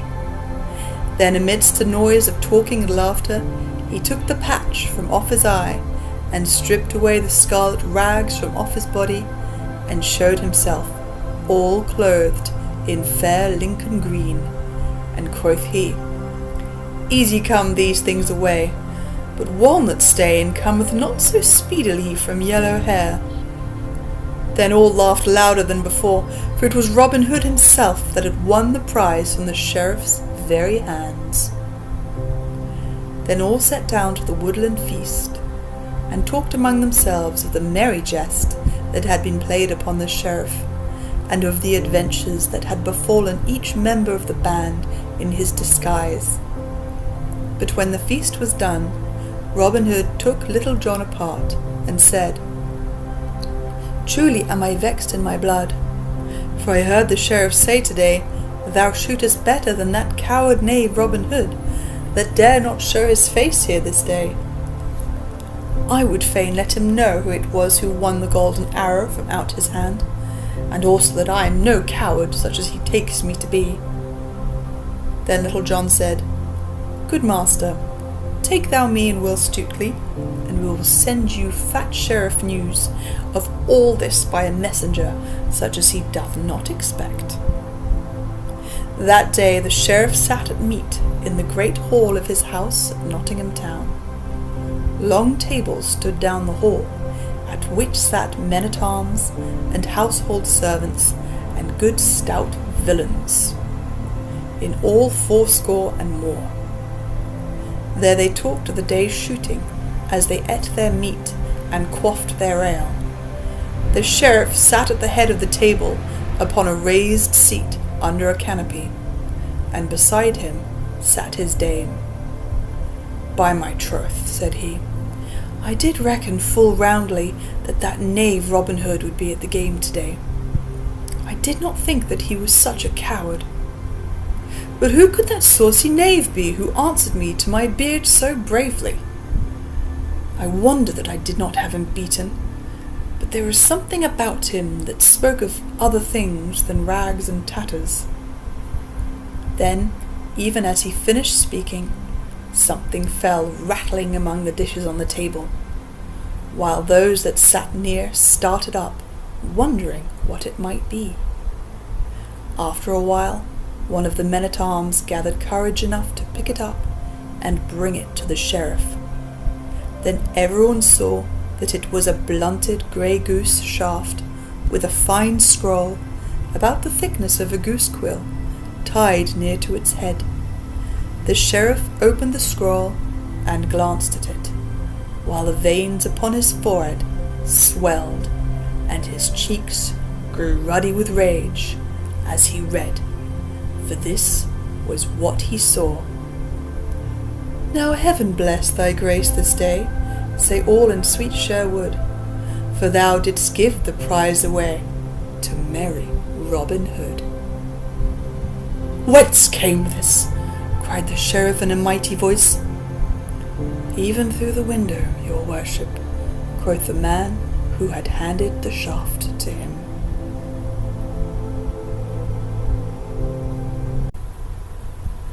Will Stutely rescued by his companions. Now when the sheriff found that neither law nor guile could overcome Robin Hood, he was much perplexed, and said to himself, "Fool that I am! Had I not told our king of Robin Hood, I would not have gotten myself into such a coil. But now I must either take him captive, or have wrath visited upon my head from his most gracious majesty. I have tried law, I have tried guile, and I have failed in both, so I will try what may be done with might." Thus communing within himself, he called his constables together, and told them what was in his mind. "Now take ye each 4 men, all armed in proof," said he, "and get ye gone to the forest, at different points, and lie in wait for this same Robin Hood. But if any constable finds too many men against him, let him sound a horn, and then let each band within hearing come with all speed, and join the party that calls them. Thus, I think, shall we take this green-clad knave. Furthermore, to him that first meeteth with Robin Hood shall 100 pounds of silver money be given, if he be brought to me dead or alive, and to him that meeteth with any of his band shall 20 pounds be given, if such be brought to me dead or alive. So, be ye bold, and be ye crafty." So thus they went, in 80 companies of 5, to Sherwood Forest, to take Robin Hood, each constable wishing that he might be the one to find the bold outlaw, or at least one of his hand. For 7 days and nights they hunted through the forest glades, but never saw so much as a single man in Lincoln Green, for tidings of all this had been brought to Robin Hood by trusty Edom of the Blue Boar. When he first heard the news, Robin had said, "If the sheriff dare send force to meet force, woe will it be for him, and many a better man besides, for blood will flow, and there will be great trouble for all. But fain would I shun blood and battle, and fain would I not deal sorrow to women folk and wives, because good yeomen lose their lives. Once I slew a man, and never do I wish to slay a man again, for it is bitter to the soul to think thereon. So now will we abide silently in Sherwood Forest, so that it may be well for all.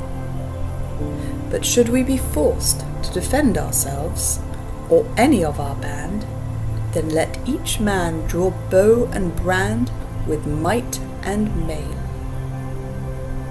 At this speech many of the band shook their heads and said to themselves, "Now the sheriff will think we are cowards, and folk will scoff throughout the countryside, saying that we fear to meet these men."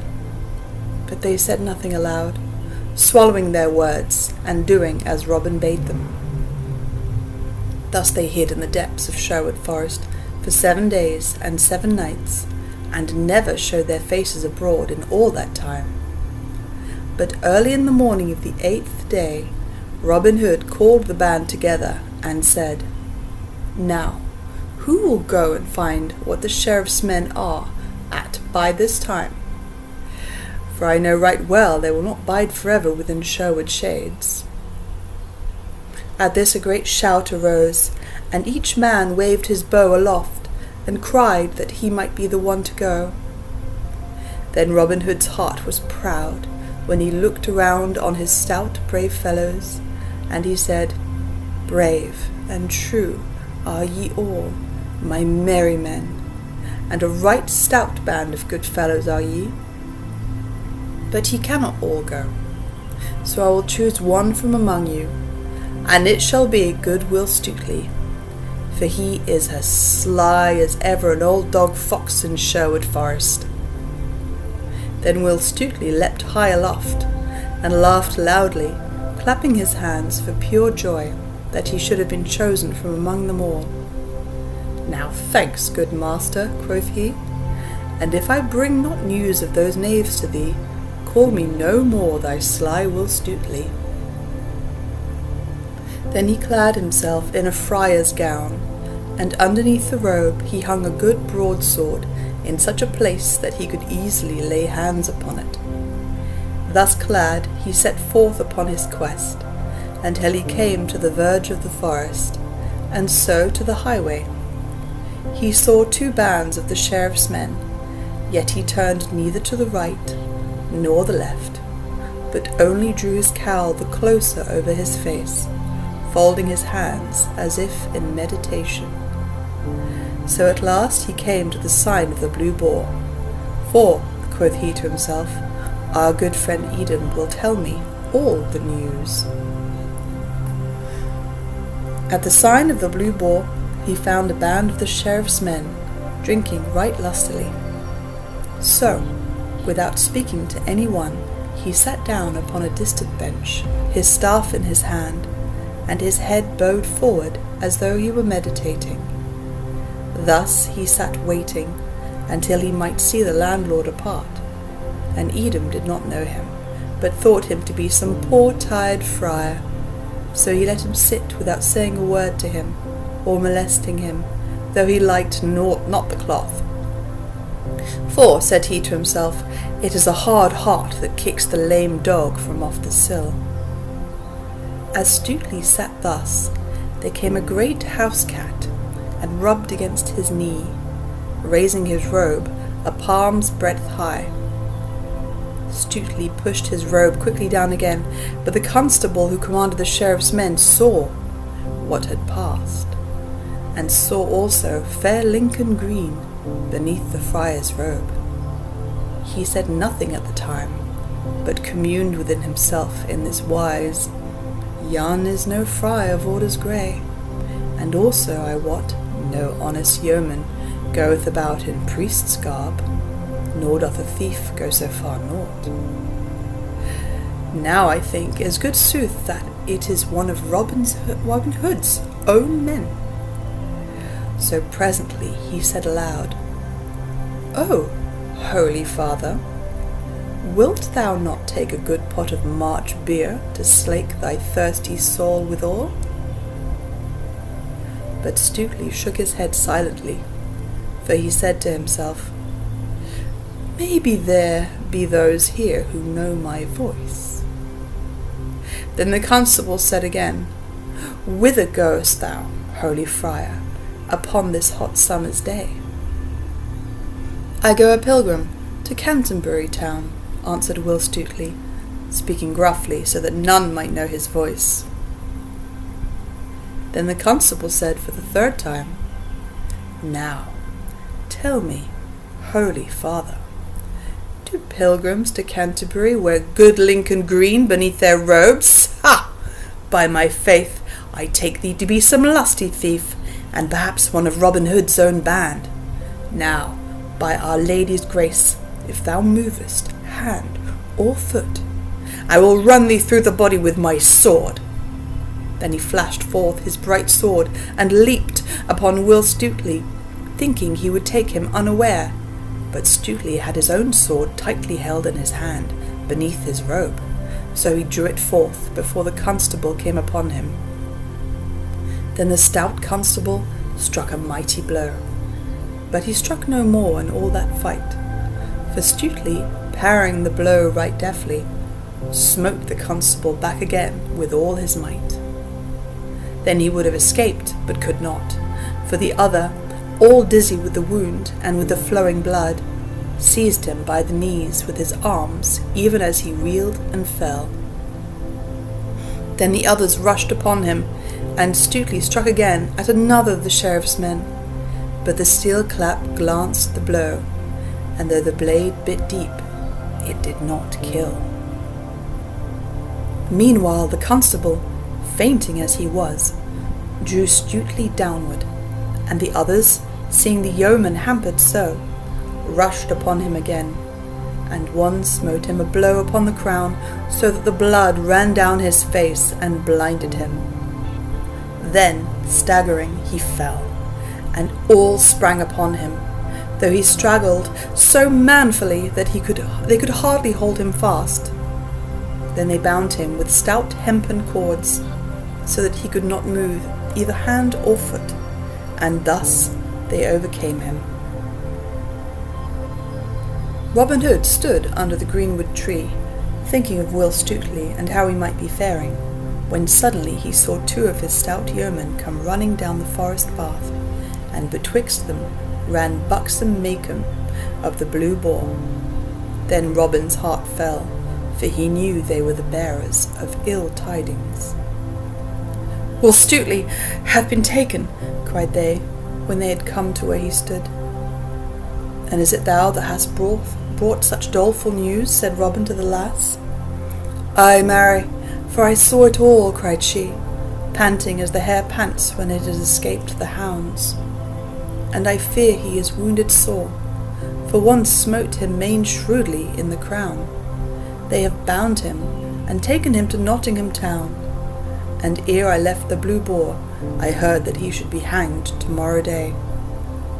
"He shall not be hanged tomorrow day," cried Robin, "or if he be, full many a one shall gnaw the sod, and many shall have cause to cry, Alack-a-day."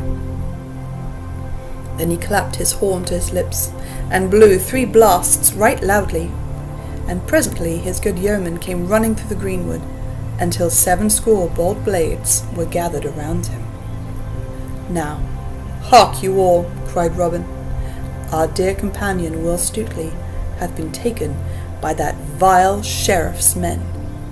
Therefore doth it behoove us to take bow and brand in hand to bring him off again, for I wot that we ought to risk life and limb for him, as he hath risked life and limb for us. Is it not so, my merry men all?" Then all cried, "Aye!" with a great voice. So the next day they all wended their way from Sherwood Forest, but by different paths, for it behooved them to be very crafty. So the band separated into parties of 2s and 3s, which were all to meet again in a tangled dell that lay near to Nottingham town. Then, when they had all gathered together at the place of meeting, Robin spoke to them thus. Now we will lie here in ambush until we can get news, for it doth behove us to be cunning and wary, if we could bring our good friend Will Stutely off from the sheriff's clutches. So they lay hidden a long time, until the sun stood high in the sky. The day was warm, and the dusty road was bare of travellers, except an aged palmer who walked slowly along the high road that led close beside the grey castle wall of Nottingham town. When Robin saw that no other wayfarer was within sight, he called young David of Doncaster, who was a shrewd man for his years, and said to him, Now get thee forth, young David, and speak to yonder palmer that walks beside the town wall, for he hath come but now from Nottingham town, and may tell thee news of good Stutely perchance. So David strode forth, and when he came up to the pilgrim, he saluted him, and said, Good morrow, holy father, and canst thou tell me when Will Stutely will be hanged upon the gallows tree? I fain would not miss the sight, for I have come from afar to see so sturdy a rogue hanged. Now, out upon thee, young man, cried the palmer, that thou shouldst speak so when a good stout man is to be hanged for nothing but guarding his own life. And he struck his staff upon the ground in anger. Alas, say I, that this thing should be. For even this day, toward evening, when the sun falleth low, he shall be hanged, 80 rods from the great town gate of Nottingham, where 3-foot roads meet, for there the sheriff sweareth he shall die as a warning to all outlaws in Nottinghamshire. But yet I say again, alas, for though Robin Hood and his band may be outlaws, yet he taketh only from the rich and the strong and the dishonest man, while there is not a poor widow nor a peasant with many children nigh to Sherwood, but has barley flour enough all year long through him. It grieves my heart to see one as gallant as this Stutely die. I have been a good Saxon yeoman in my day, ere I turned palmer, and well I know a stout hand, and one that smiteth shrewdly at a cruel Norman, or a proud abbot with fat money bags. Had good Stutely's master but known how this man was compassed about with perils, perchance he might send succour to bring him out of the hand of his enemies. Ay, marry, that is true, cried the young man. If Robin and his men be nigh this place, I wot right well they will strive to bring him forth from his peril. But fare thee well, thou good old man, and believe me, if Will Stutely die, he shall be right well avenged. Then he turned and strode rapidly away, but the palmer looked after him, muttering, I wot that youth is no country hind that hath come to see a good man die.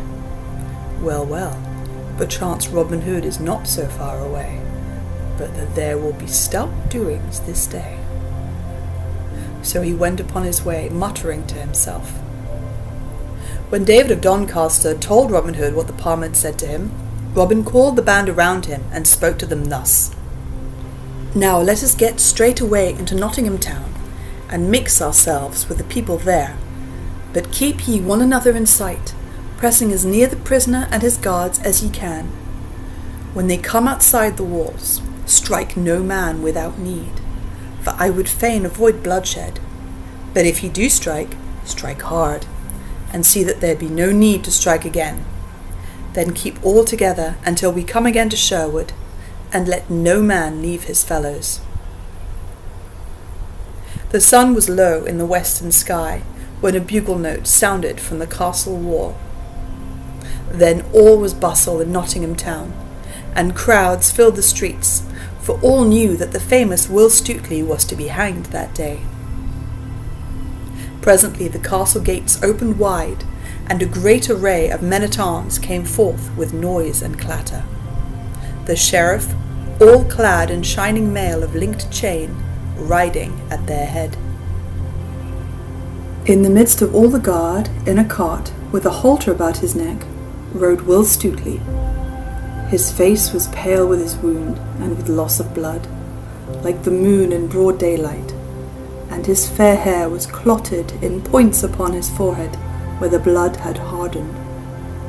When he came forth from the castle, he looked up and he looked down, but though he saw some faces that showed pity and some that showed friendliness, he saw none that he knew. Then his heart sank with him like a plummet of lead, but nevertheless he spoke up boldly.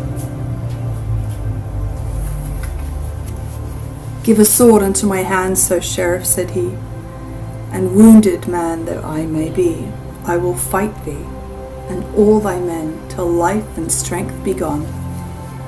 "Nay, thou naughty varlet," quoth the sheriff, turning his head and looking right grimly upon Will Stutely.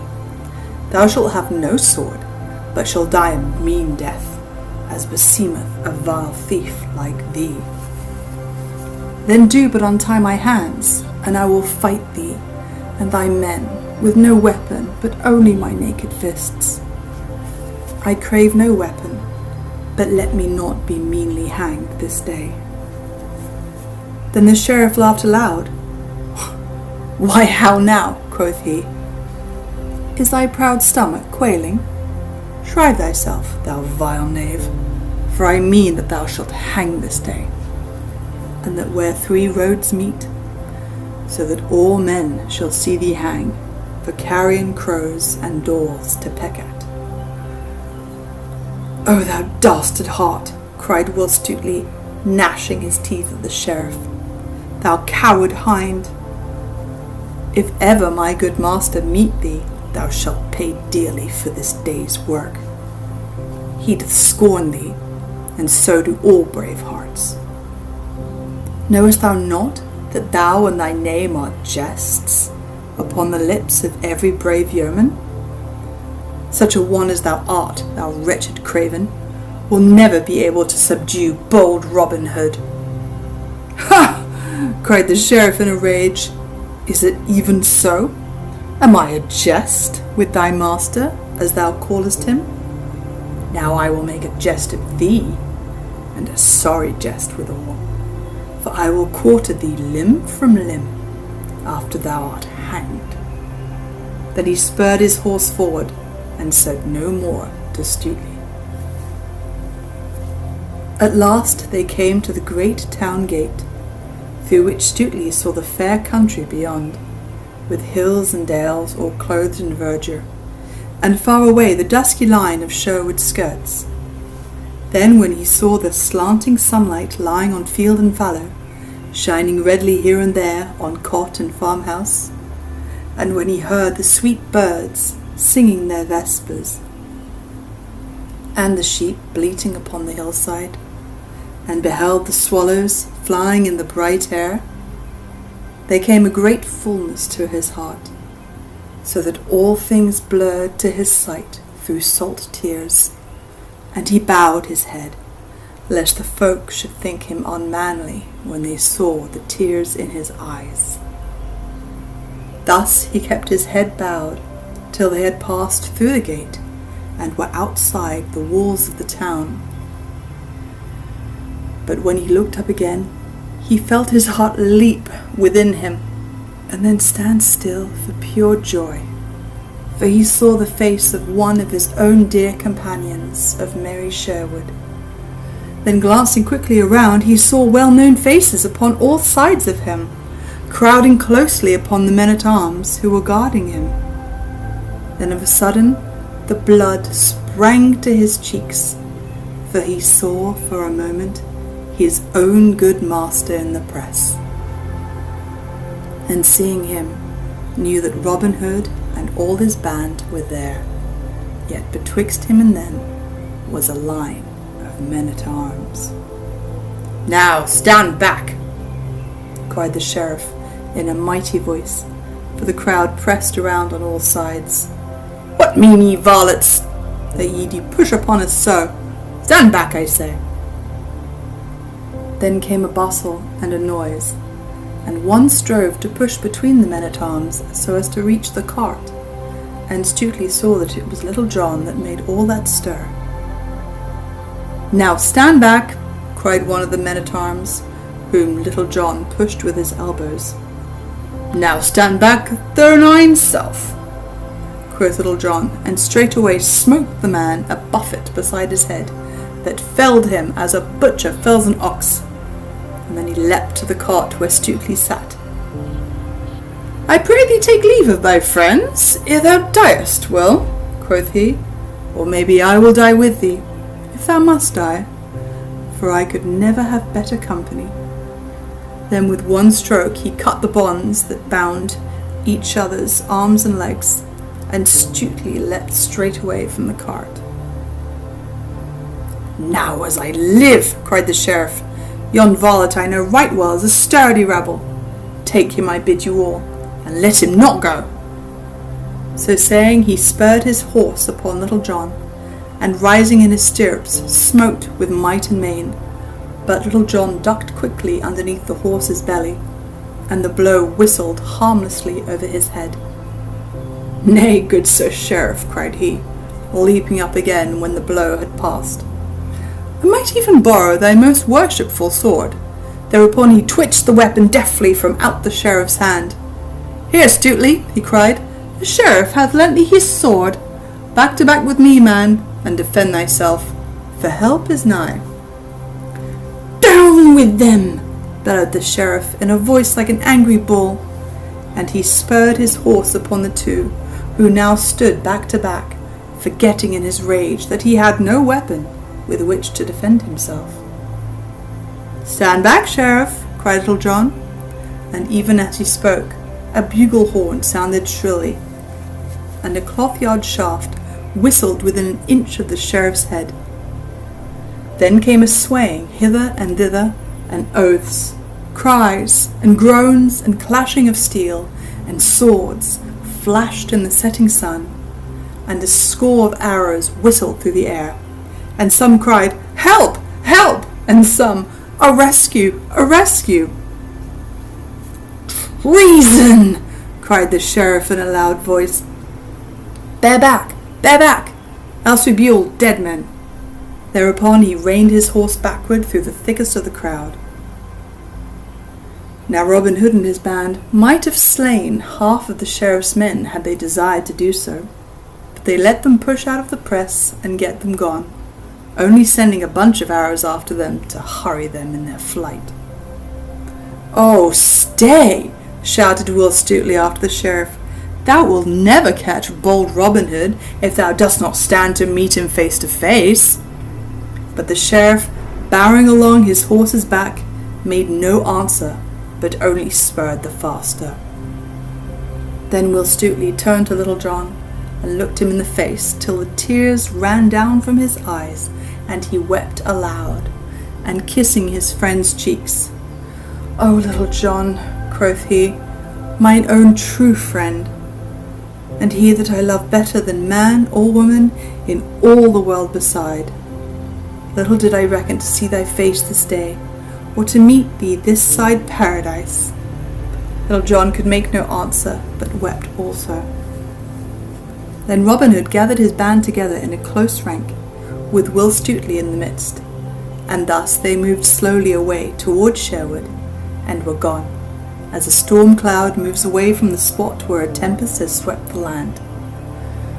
But they left 10 of the sheriff's men lying along the ground wounded, some more, some less, yet no one knew who smote them down.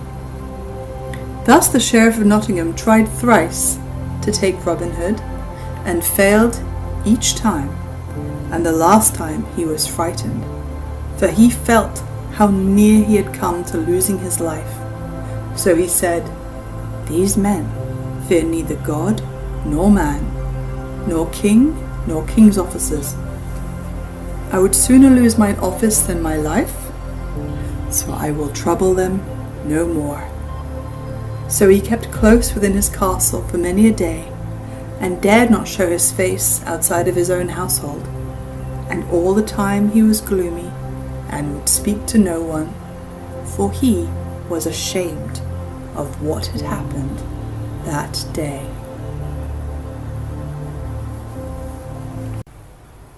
Robin Hood turns butcher. Now after all these things had happened, and it became known to Robin Hood how the sheriff had tried 3 times to make him captive, he said to himself, "If I have the chance, I will make our worshipful sheriff pay right well for that which he hath done to me. Maybe I may bring him some time into Sherwood Forest, and have him to a right merry feast with us." For when Robin Hood caught a baron or a squire, or a fat abbot or a bishop, he brought them to the greenwood tree, and feasted them before he lightened their purses. But in the meantime, Robin Hood and his band lived quietly in Sherwood Forest, without showing their faces abroad, for Robin knew that it would not be wise for him to be seen in the neighbourhood of Nottingham, those in authority being very wroth with him. But though they did not go abroad, they lived a merry life within the woodlands, spending the days in shooting at garlands hung upon a willow wand at the end of the glade, the leafy aisles ringing with merry jests and laughter, for whoever missed the garland was given a sound buffet, which, if delivered by Little John, never failed to topple over the unfortunate yeoman. Then they had bouts of wrestling and of cudgel play, so that every day they gained in skill and strength.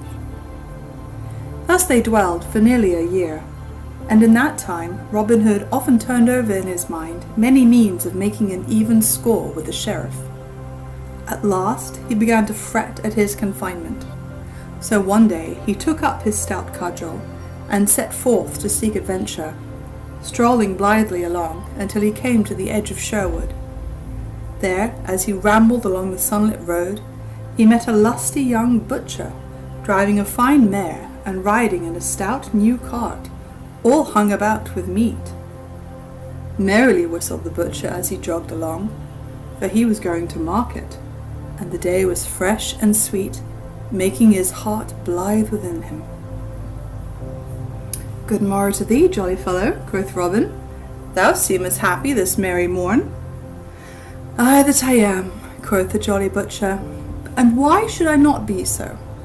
Am I not hale in wind and limb? Have I not the bonniest lass in all of Nottinghamshire? And lastly, am I not to be married to her on Thursday next in sweet Locksley town?" "Ha!" said Robin, "comest thou from Locksley town? Well do I know that fair place for miles about, and well do I know each hedgerow and gentle pebbly stream, and even all the bright little fishes therein, for there I was born and bred. Now, where goest thou with thy meat, my fair friend?" "I go to the market at Nottingham town to sell my beef and my mutton," answered the butcher. "But who art thou that comest from Locksley town?" "A yeoman am I, and men do call me Robin Hood." "Now, by Our Lady's grace," cried the butcher, "well do I know thy name, and many a time have I heard thy deeds both sung and spoken of. But heaven forbid that thou shouldst take aught of me. An honest man am I, and have wronged neither man nor maid. So trouble me not, good master, as I have never troubled thee." "Nay, heaven forbid indeed," quoth Robin, "that I should take from such as thee, jolly fellow. Not so much as 1 farthing would I take from thee, for I love a fair Saxon face like thine right well, more especially when it cometh from Locksley town, and most especially when the man that owneth it is to marry a bonny lass on Thursday next. But come, tell me for what price thou wilt sell me all of thy meat and thy horse and cart." "At 4 marks do I value meat, cart, and mare," quoth the butcher, "but if I do not sell all my meat, I will not have 4 marks in value." Then Robin Hood plucked the purse from his girdle, and quoth he, "Here in this purse are 6 marks. Now I would fain be a butcher for the day, and sell my meat in Nottingham town. Wilt thou close a bargain with me, and take 6 marks for thine outfit?"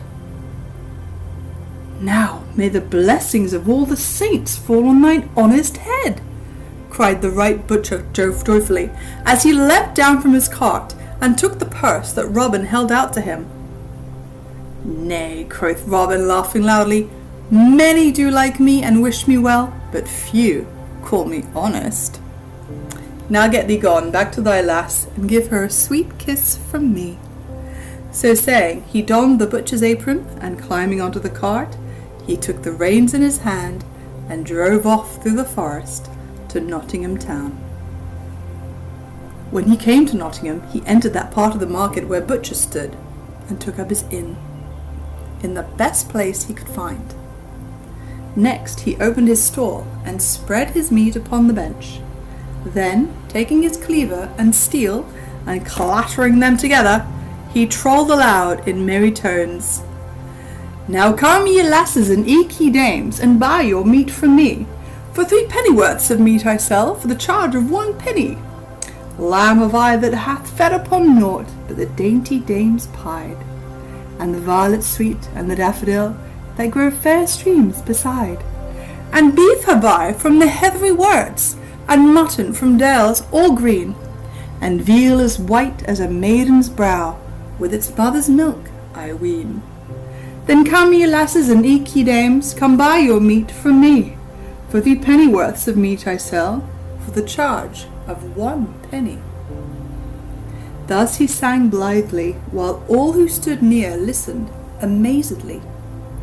Then, when he had finished, he clattered the steel and cleaver still more loudly, shouting lustily, "Now, who'll buy? Who'll buy? 4 fixed prices have I. 3 pennyworths of meat I sell to a fat friar or priest for 6pence. For I want not their custom. Stout aldermen I charge 3pence, for it doth not matter to me whether they buy or not. To buxom dames I sell 3 pennyworths of meat for 1 penny, for I like their custom well. But to the bonny lass that have a liking for a good tight butcher, I charge naught but 1 fair kiss, for I like her custom the best of all." Then all began to stare and wonder and crowd around, laughing, for never was such selling heard of in all Nottingham town. But when they came to buy, they found it as he had said, for he gave goodwife or dame as much meat for 1 penny as they could buy elsewhere for 3. And when a widow or a poor woman came to him, he gave her flesh for nothing. But when a merry lass came and gave him a kiss, he charged not 1 penny for his meat. And many such came to his stall, for his eyes were as blue as the skies of June, and he laughed merrily, giving to each full measure. Thus he sold his meat so fast that no butcher that stood near him could sell anything. Then they began to talk amongst themselves, and said, "This must be some thief who has stolen cart, horse, and meat." But others said, "Nay, when did ye ever see a thief who parted with his goods so freely and merrily? This must be some prodigal, who hath sold his father's land, and would fain live merrily while the money lasts." And these latter being the greater number, the others came round, one by one, to their way of thinking. Then some of the butchers came to him to make his acquaintance. "Come, brother," quoth one who was the head of them all, "we be all of one trade. So wilt thou go dine with us? For this day the sheriff hath asked the Butchers' Guild to feast with him at the guild hall. There will be stout fare and much to drink, and that thou likest, or I much mistake thee."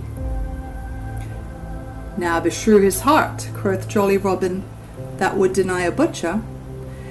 And moreover, I will go dine with you all, my sweet lads, and that as fast as I can hie." Whereupon, having sold all his meat, he closed his stall and went with them to the great guild hall. There the sheriff had already come in state, and with him many butchers. When Robin and those that were with him came in, all laughing at some merry jest he had been telling them, those that were near the sheriff whispered to him, "Yon is a right mad blade, for he hath sold more meat for 1 penny this day than we could sell for 3. And to whatsoever merry lass gave him a kiss, he gave meat for naught."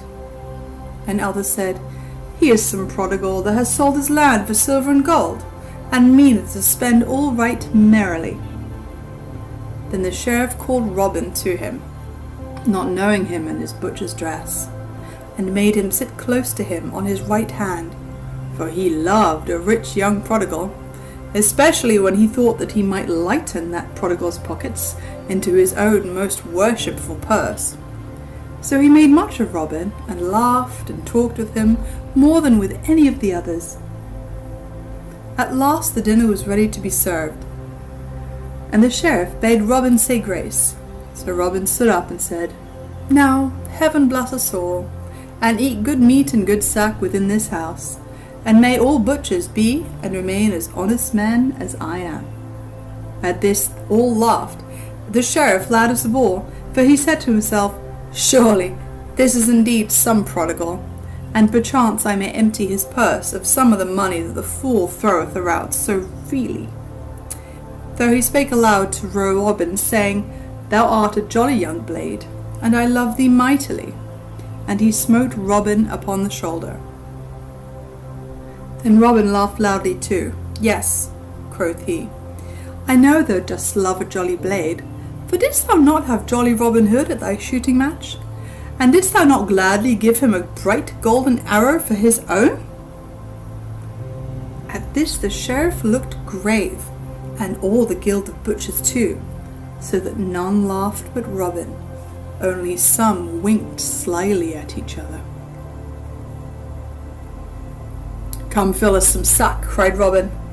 "Let us ever be merry while we may, for man is but dust, and he hath but a span to live here till the worm getteth him. As our good gossip Swanthold saith, so let life be merry while it lasts, say I. Nay, never look down in the mouth, Sir Sheriff. Who knowest but that thou mayest catch Robin Hood yet, if thou drinkest less good sack and malmsey, and bringest down the fat about thy paunch, and the dust from out thy brain? Be merry, man." Then the sheriff laughed again, but not as though he liked the jest, while the butchers said one to another, "Before heaven, never have we seen such a mad rollicking blade. Mayhap, though, he will make the sheriff mad." "How now, brothers," cried Robin, "be merry. Nay, never count over your farthings, for by this and by that I will pay this shot myself, even though it cost 200 pounds. So let no man draw up his lip, nor thrust his forefinger into his purse, for I swear that neither butcher nor sheriff shall pay 1 penny for this feast." "Now thou art a right merry soul," quoth the sheriff, "and I wot thou must have many a head of horned beasts, and many an acre of land, that thou dost spend thy money so freely." "Ay, that have I," quoth Robin, laughing loudly again. 500 and more horned beasts have I, and my brothers, and none of them have we been able to sell, else I might not have turned butcher. As for my land, I have never asked my steward how many acres I have."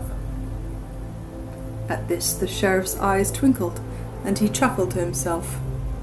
"Nay, good youth," quoth he, "if thou canst not sell thy cattle, it may be I will find a man that will lift them from thy hands.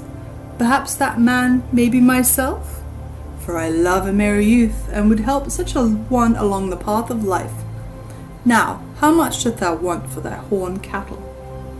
"Well," quoth Robin, "they are worth at least 500 pounds. "Nay," answered the sheriff slowly, as if he were thinking within himself, "well do I love thee, and fain would I help thee along, but 500 pounds in money is a good round sum. Besides, I have it not by me. Yet I will give you 300 pounds for them all, and that in good hard silver and gold." "Now, thou old miser," quoth Robin, "well thou knowest that so many horned cattle are worth 700 pounds and more, and even that is but small for them. And yet thou, with thy grey hairs and 1 foot in the grave, wouldst trade upon the folly of a wild youth?" At this the sheriff looked grimly at Robin. "Nay," quoth Robin, "look not on me as though thou hadst sour beer in thy mouth, man. I will take thine offer, for I and my brothers do need the money. We lead a merry life, and no one leads a merry life for a farthing, so I will close the bargain with me. But mind that thou bringest a good 300 pounds with thee, for I trust not one that driveth so shrewd a bargain." "I will bring the money," said the sheriff. "But what is thy name, good youth?" "Men call me Robert of Locksley," quoth bold Robin. "Then, good Robert of Locksley," quoth the sheriff, "I will come this day to see thy horned beasts. But first my clerk shall draw up a paper, in which thou shalt be bound to the sale, for thou gettest not my money without I get thy beasts in return." Then Robin Hood laughed again. "So be it," he said, smiting his palm upon the sheriff's hand. "Truly, my brothers will be thankful to thee for thy money."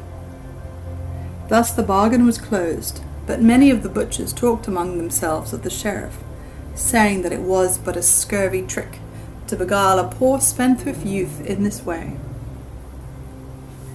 The afternoon had come when the sheriff mounted his horse and joined Robin Hood, who stood outside the gateway of the paved court waiting for him, for he had sold his horse and cart to a trader for 2 marks. Then they set forth upon their way, the sheriff riding upon his horse, and Robin running beside him. Thus they left Nottingham town, and travelled forward along the dusty highway, laughing and jesting together as though they had been old friends. But all the time the sheriff said within himself, "Thy jest to me of Robin Hood shall cost thee dear, good fellow, even 400 pounds, thou fool," for he thought he would make at least that much by his bargain. So they journeyed onward till they came within the verge of Sherwood Forest, when presently the sheriff looked up and down, and to the right and to the left of him, and then grew quiet, and ceased his laughter. "Now," quoth he, "may heaven and its saints preserve us this day from a rogue man called Robin Hood." Then Robin laughed aloud. "Nay," said he, "thou mayest set thy mind at rest, for well do I know Robin Hood, and well do I know that thou art in no more danger from him this day than thou art from me." At this the sheriff looked askance at Robin, saying to himself, "I like not that thou seemst so well acquainted with this bold outlaw, and I wish that I were well out of Sherwood Forest." But still they travelled deeper into the forest shades, and the deeper they went, the more quiet grew the sheriff. At last they came to where the road took a sudden bend, and before them a herd of dun deer went tripping across the path. Then Robin Hood came close to the sheriff, and pointing his finger, he said, "These are my horned beasts, good master sheriff. How dost thou like them? Are they not fat and fair to see?" At this the sheriff drew rein quickly. "Now, fellow," quoth he, "I would I were well out of this forest, for I like not thy company. Go thou thine own path, good friend, and let me go but mine." But Robin only laughed, and caught the sheriff's bridle rein. "Nay," cried he, "stay a while, for I would thou shouldst see my brothers, who own these fair horned beasts with me." So saying, he clapped his bugle to his mouth, and winded 3 merry notes, and presently up the path came leaping 50 good stout yeomen, with Little John at their head. "What wouldst thou have, good master?" quoth Little John. "Why," answered Robin, "dost thou not see that I have brought goodly company to feast with us today?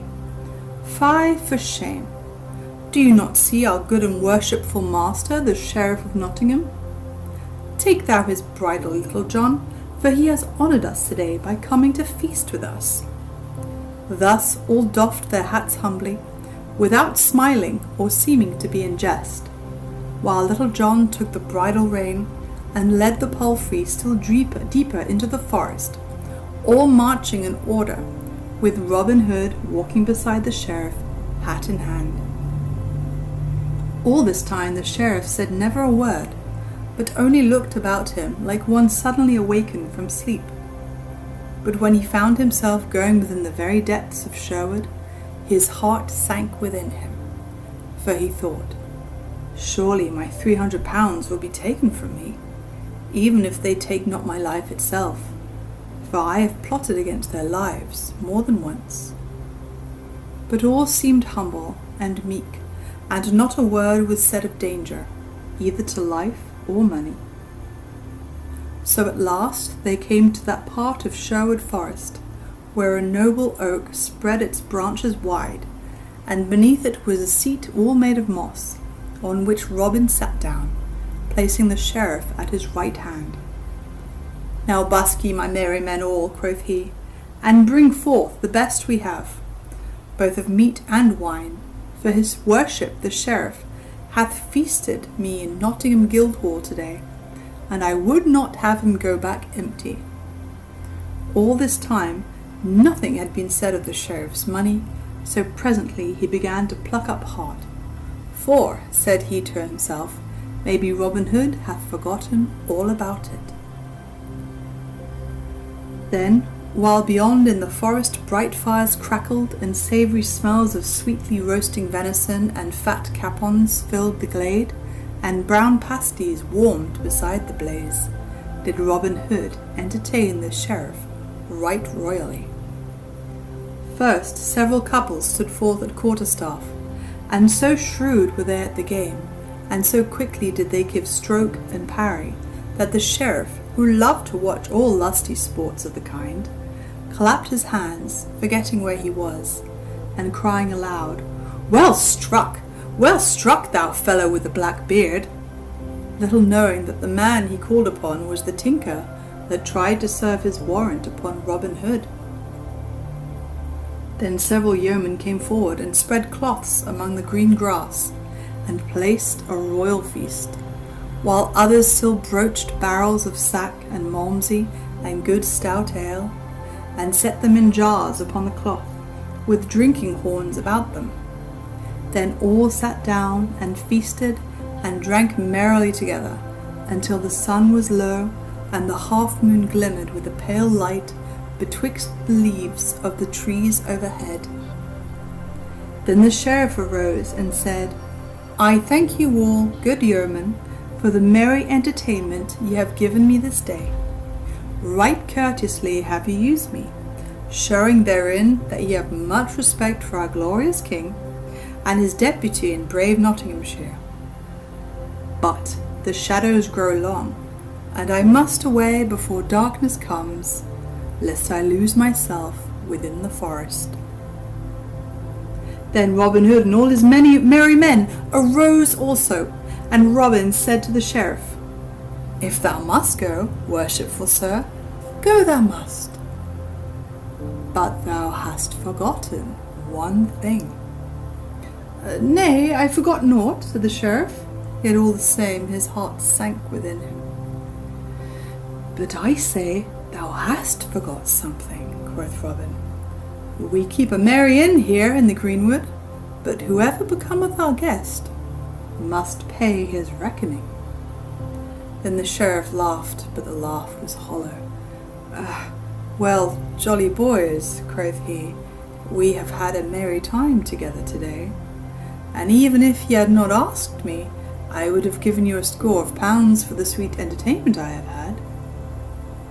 Nay, quoth Robin seriously, it would ill beseem us to treat your worship so meanly. By my faith, Sir Sheriff, I would be ashamed to show my face if I did not reckon the king's deputy at 300 pounds. Is it not so, my merry men all? Then aye, cried all in a loud voice. 300 devils, roared the sheriff. Think ye that your beggarly feast was worth 3 pounds, let alone 300? Nay, quoth Robin gravely, speak not so roundly, your worship. I do love thee for the sweet feast thou hast given me this day in merry Nottingham town. But there be those here who love thee not so much. If thou wilt look down the cloth, thou wilt see Will Stutely, in whose eyes thou hast no great favour. Then 2 other stout fellows are there here, that thou knowest not, that were wounded in a brawl nigh Nottingham town some time ago. Thou wottest when one of them was sore hurt in one arm, yet he hath got the use of it again.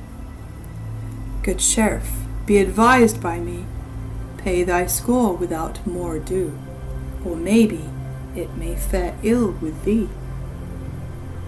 As he spoke, the sheriff's ruddy cheeks grew pale, and he said nothing more, but looked upon the ground and gnawed his nether lip. Then slowly he drew forth his fat purse and threw it upon the cloth in front of him. Now take the purse, Little John, quoth Robin Hood, and see that the reckoning be right.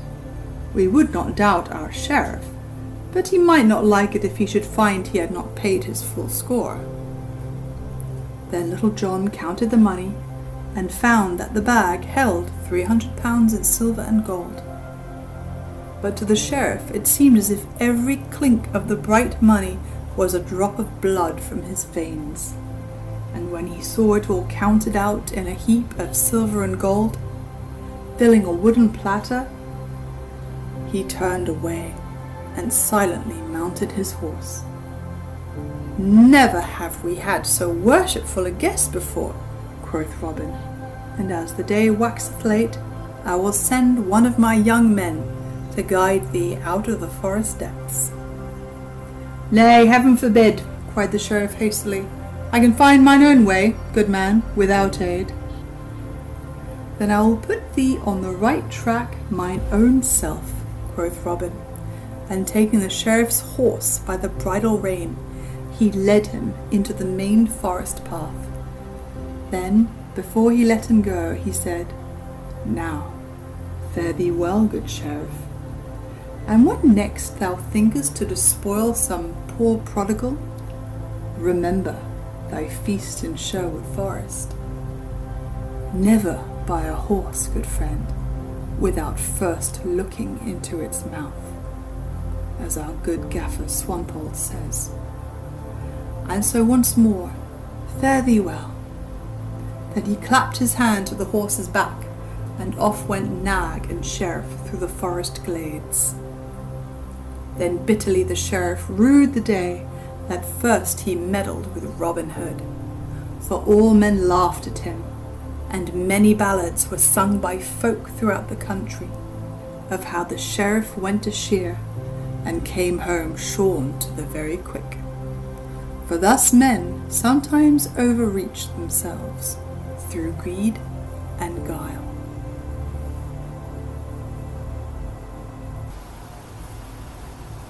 Little John goes to Nottingham Fair. Spring had gone since the sheriff's feast in Sherwood, and summer also, and the mellow month of October had come. All the air was cool and fresh. The harvests were gathered home, the young birds were full-fledged, the hops were plucked, and the apples were ripe.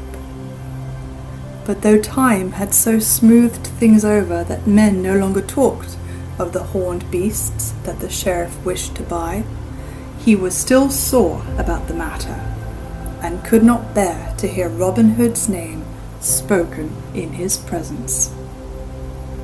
With October had come the time for holding the great fair, which was celebrated every 5 years at Nottingham town, to which folk came from far and near throughout the country. At such times, archery was always the main sport of the day, for the Nottinghamshire yeomen were the best hand at the longbow in all merry England. But this year the sheriff hesitated a long time before he issued proclamation of the fair, fearing lest Robin Hood and his band might come to it. At first he had a great part of a mind not to proclaim the fair, but second thought told him that men would laugh at him and say among themselves that he was afraid of Robin Hood. So he put that thought by. At last he fixed in his mind that he would offer such a prize as they would not care to shoot for. At such times it had been the custom to offer a 50 of marks, or a ton of ale. So this year he proclaimed that a prize of 2 fat steers should be given to the best bowman. When Robin Hood heard what had been proclaimed, he was vexed, and said, "Now, beshrew this sheriff, that he should offer such a prize that none but shepherd hinds would care to shoot for it. I would have loved nothing better than to have had another bout at merry Nottingham town. But if I should win this prize, naught would it pleasure or profit me." Then up spoke Little John. "Nay, but hearken, good master," said he. "Only to-day Will Stutely, young David of Doncaster, and I were at the sign of the Blue Boar, and there we heard all the news of this merry fair, and also that the sheriff hath offered this prize, that we of Sherwood might not care to come to the fair. So, good master, if thou wilt, I would fain go and strive to win even this poor thing among the stout yeomen who will shoot at Nottingham town." "Nay, Little John," quoth Robin, "thou art a sound stout fellow, yet thou lackest the cunning that good Stutely hath, and I would not have harm befall thee for all Nottinghamshire. Nevertheless, if thou wilt go, take some disguise, lest there be those there who may know thee." "So be it, good master," quoth Little John. "Yet all the disguise that I wish is a good suit of scarlet instead of this of Lincoln green. I will draw the cowl of my jacket about my head, so that it will hide my brown hair and beard, and then I trust no one will know me." "It is much against my will," said Robin Hood. "Nevertheless, if thou dost wish it, get thee gone. But bear thyself seemingly, Little John, for thou art mine own right-hand man, and I could ill bear to have harm befall thee." So Little John clad himself all in scarlet, and started off to the fair at Nottingham town. Right merry were these fair days at Nottingham, when the green before the great town gate was dotted with booths standing in rows, with tents of many-coloured canvas, hung about with streamers and garlands of flowers, and the folk came from all of the countryside, both gentle and common. In some booths there was dancing to merry music, in others flowed ale and beer, and in others yet again sweet cakes and barley sugar were sold. And sport was going outside the booths also, where some minstrels sang ballads of the olden time, playing a second upon the harp, or where the wrestlers struggled with one another within the sawdust ring. But the people gathered most of all around a raised platform, where stout fellows played at quarterstaff. So Little John came to the fair. All scarlet were his hose and jerkin, and scarlet was his cowled cap, with a scarlet feather stuck in the side of it. Over his shoulders was slung a stout bow of yew, and across his back hung a quiver of good round arrows. Many turned to look after such a stout tall fellow, for his shoulders were broader by a palm's breadth than any that were there, and he stood a head taller than all the other men. The lasses also looked at him askance, thinking they had never seen a lustier youth. First of all he went to the booth where stout ale was sold, and, standing aloft on a bench, he called to all that were near to come and drink with him. "Hey, sweet lads," cried he, "who will drink ale with the stout yeoman? Come all, come all, let us be merry. The day is sweet, and the ale is tingling. Come hither, good yeoman, and thou, for not a farthing shall one of you pay. Nay, turn hither, thou lusty beggar, and thou, jolly tinker, for all shall be merry with me." Thus he shouted, and all crowded around laughing, while the brown ale flowed, and they called Little John a brave fellow, each swearing that he loved him as his own brother, for when one has entertainment with nothing to pay, one loves the man that gives it to one. Then he strolled to the platform where they were at cudgel play, for he loved about a quarterstaff as he loved meat and drink. And here befell an adventure that was sung in ballads throughout the mid-country for many a day. One fellow there was that cracked crowns of everyone who threw cap into the ring.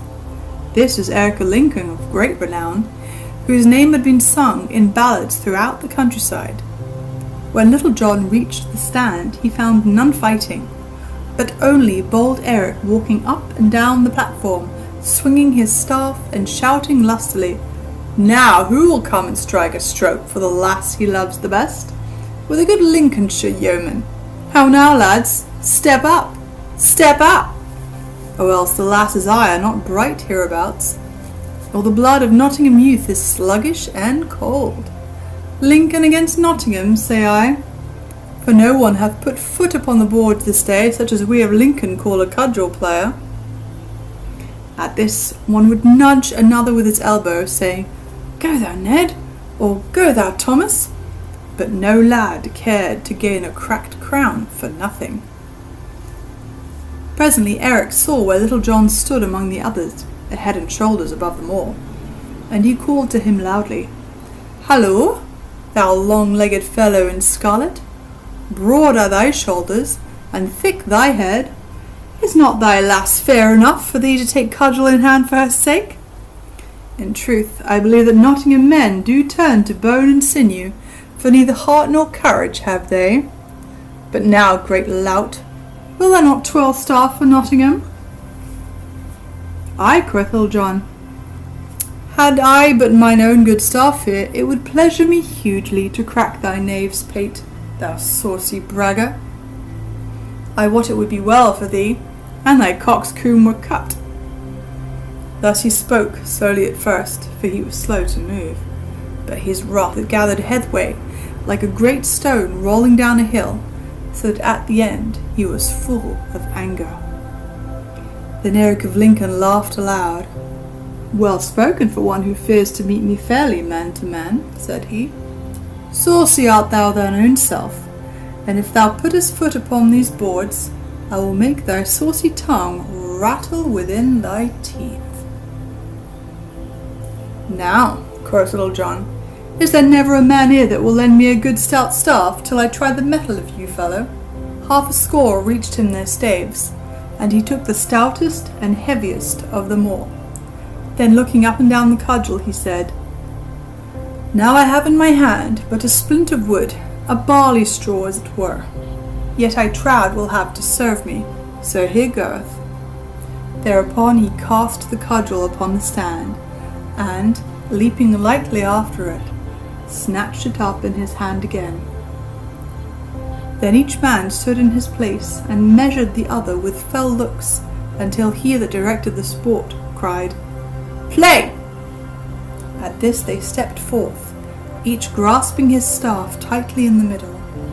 Then those that stood around saw the stoutest game of quarterstaff that ever Nottingham town beheld. At first Eric of Lincoln thought that he would gain an easy advantage, so he came forth, as if he would say, "Watch, good people, how that I carve you this cockerel right speedily." But he presently found it to be no such speedy matter. Right deftly he struck, and with great skill of fence, but he had found his match in Little John. Once, twice, thrice he struck, and 3 times Little John turned the blows to the left hand and to the right. Then quickly, and with a dainty backhanded blow, he rapped Eric beneath his guard so shrewdly that it made his head ring again. Then Eric stepped back to gather his wits, while a great shout went up, and all were glad that Nottingham had cracked Lincoln's crown, and thus ended the first bout of the game. Then presently the director of the sport cried, "Play!" and they came together again. But now Eric played warily, for he found his man was of right good mettle, and also he had no sweet memory of the blow that he had got. So this bout neither Little John nor the Lincoln man caught a stroke within his guard. Then after a while they parted again, and this made the second bout. Then for the 3rd time they came together, and at first Eric strove to be wary, as he had been before, but, growing mad at finding himself so foiled, he lost his wits, and began to rain blows so fiercely and so fast that they rattled like hail on penthouse roof. But in spite of it all, he did not reach within Little John's guard. Then at last Little John saw his chance and seized it right cleverly. Once more, with a quick blow, he rapped Eric beside the head, and ere he could regain himself, Little John slipped his right hand down to his left, and, with a swinging blow, smote the other so sorely upon the crown that down he fell as though he would never move again. Then the people shouted so loud that folk came running from all about to see what was the ado, while Little John leapt down from the stand and gave the staff back to him that had lent it to him, and thus ended the famous bout between Little John and Eric of Lincoln of great renown. But now the time had come when those who were to shoot with the longbow were to take their places. So the people began flocking to the butts where the shooting was to be. Near the target, in a good place, sat the sheriff upon a raised dais, with many gentlefolk around him. When the archers had taken their place, the herald came forward and proclaimed the rules of the game, and how each should shoot 3 shots, and to him that should shoot the best prize of 2 fat steers was to belong. A score of brave shots were gathered there, and among them some of the keenest hands at longbow in Lincoln and Nottinghamshire, and among them Little John stood taller than all the rest. "Who is yon stranger clad all in scarlet?" said some, and others answered, "It is he that hath but now so soundly cracked the crown of Eric of Lincoln." Thus the people talked amongst themselves, until at last it reached even the sheriff's ears. And now each man stepped forward and shot in turn, but though each shot well, Little John was the best of all, for 3 times he struck the clout, and once only the length of a barleycorn from the centre. "Hey for the tall archer!" shouted the crowd, and some among them shouted, "Hey for Reynold Greenleaf!" for this was the name that Little John had called himself that day. Then the sheriff stepped down from the raised seat, and came to where the archers stood, while all doffed their caps that saw him coming. He looked keenly at Little John, but did not know him, though he said after a while, "How now, good fellow? Methinks that there is about thy face that I have seen ere while." "Mayhap it may be so, for often have I seen your worship." And as he spoke, he looked steadily into the sheriff's eye, so that the latter did not suspect who he was. "A brave blade art thou, good friend," said the sheriff, "and I hear that thou hast well upheld the skill of Nottinghamshire against that of Lincoln this day. What may be thy name, good fellow?" "Men do call me Reynold Greenleaf, your worship," said Little John. And the old ballad that tells of this adds, "So in truth was he a greenleaf, but what manner of tree the sheriff wotted not." "Now, Reynold Greenleaf," quoth the sheriff, "thou art the fairest hand at longbow that mine eyes ever beheld, next to that false knave Robin Hood, from whose wiles heaven forfend me. Wilt thou join my service, good fellow? Thou shalt be paid right well, for 3 suits of clothes shalt thou have a year, with good food, and as much ale as thou canst drink. And besides this, I will pay thee 40 marks each Michaelmastide." "Then here stand I a free man, and right gladly will I enter thy household," said Little John, for he thought he might find some merry jest, should he enter the sheriff's service. "Fairly hast thou won the fat steers," said the sheriff, "and hereunto I will add a butt of good March beer, for joy of have gotten such a man, for I wot thou shootest as fair a shaft as Robin Hood himself." "Then," said Little John, "for joy of having gotten myself into thy service, I will give fat steers and brown ale to all these good folk, to make them merry withal." At this arouse a great shout, many casting their caps aloft for joy of the gift. Then some built great fires and roasted the steers, and others broached the butt of ale, with which all made themselves merry. Then when they had eaten and drunk as much as they could, and when the day faded and the great moon arose, all red and round, over the spires and towers of Nottingham town, they joined hands and danced around the fires, to the music of bagpipes and harps. But long before this merrymaking had begun, the sheriff and his new servant, Reynold Greenleaf, were in the castle of Nottingham.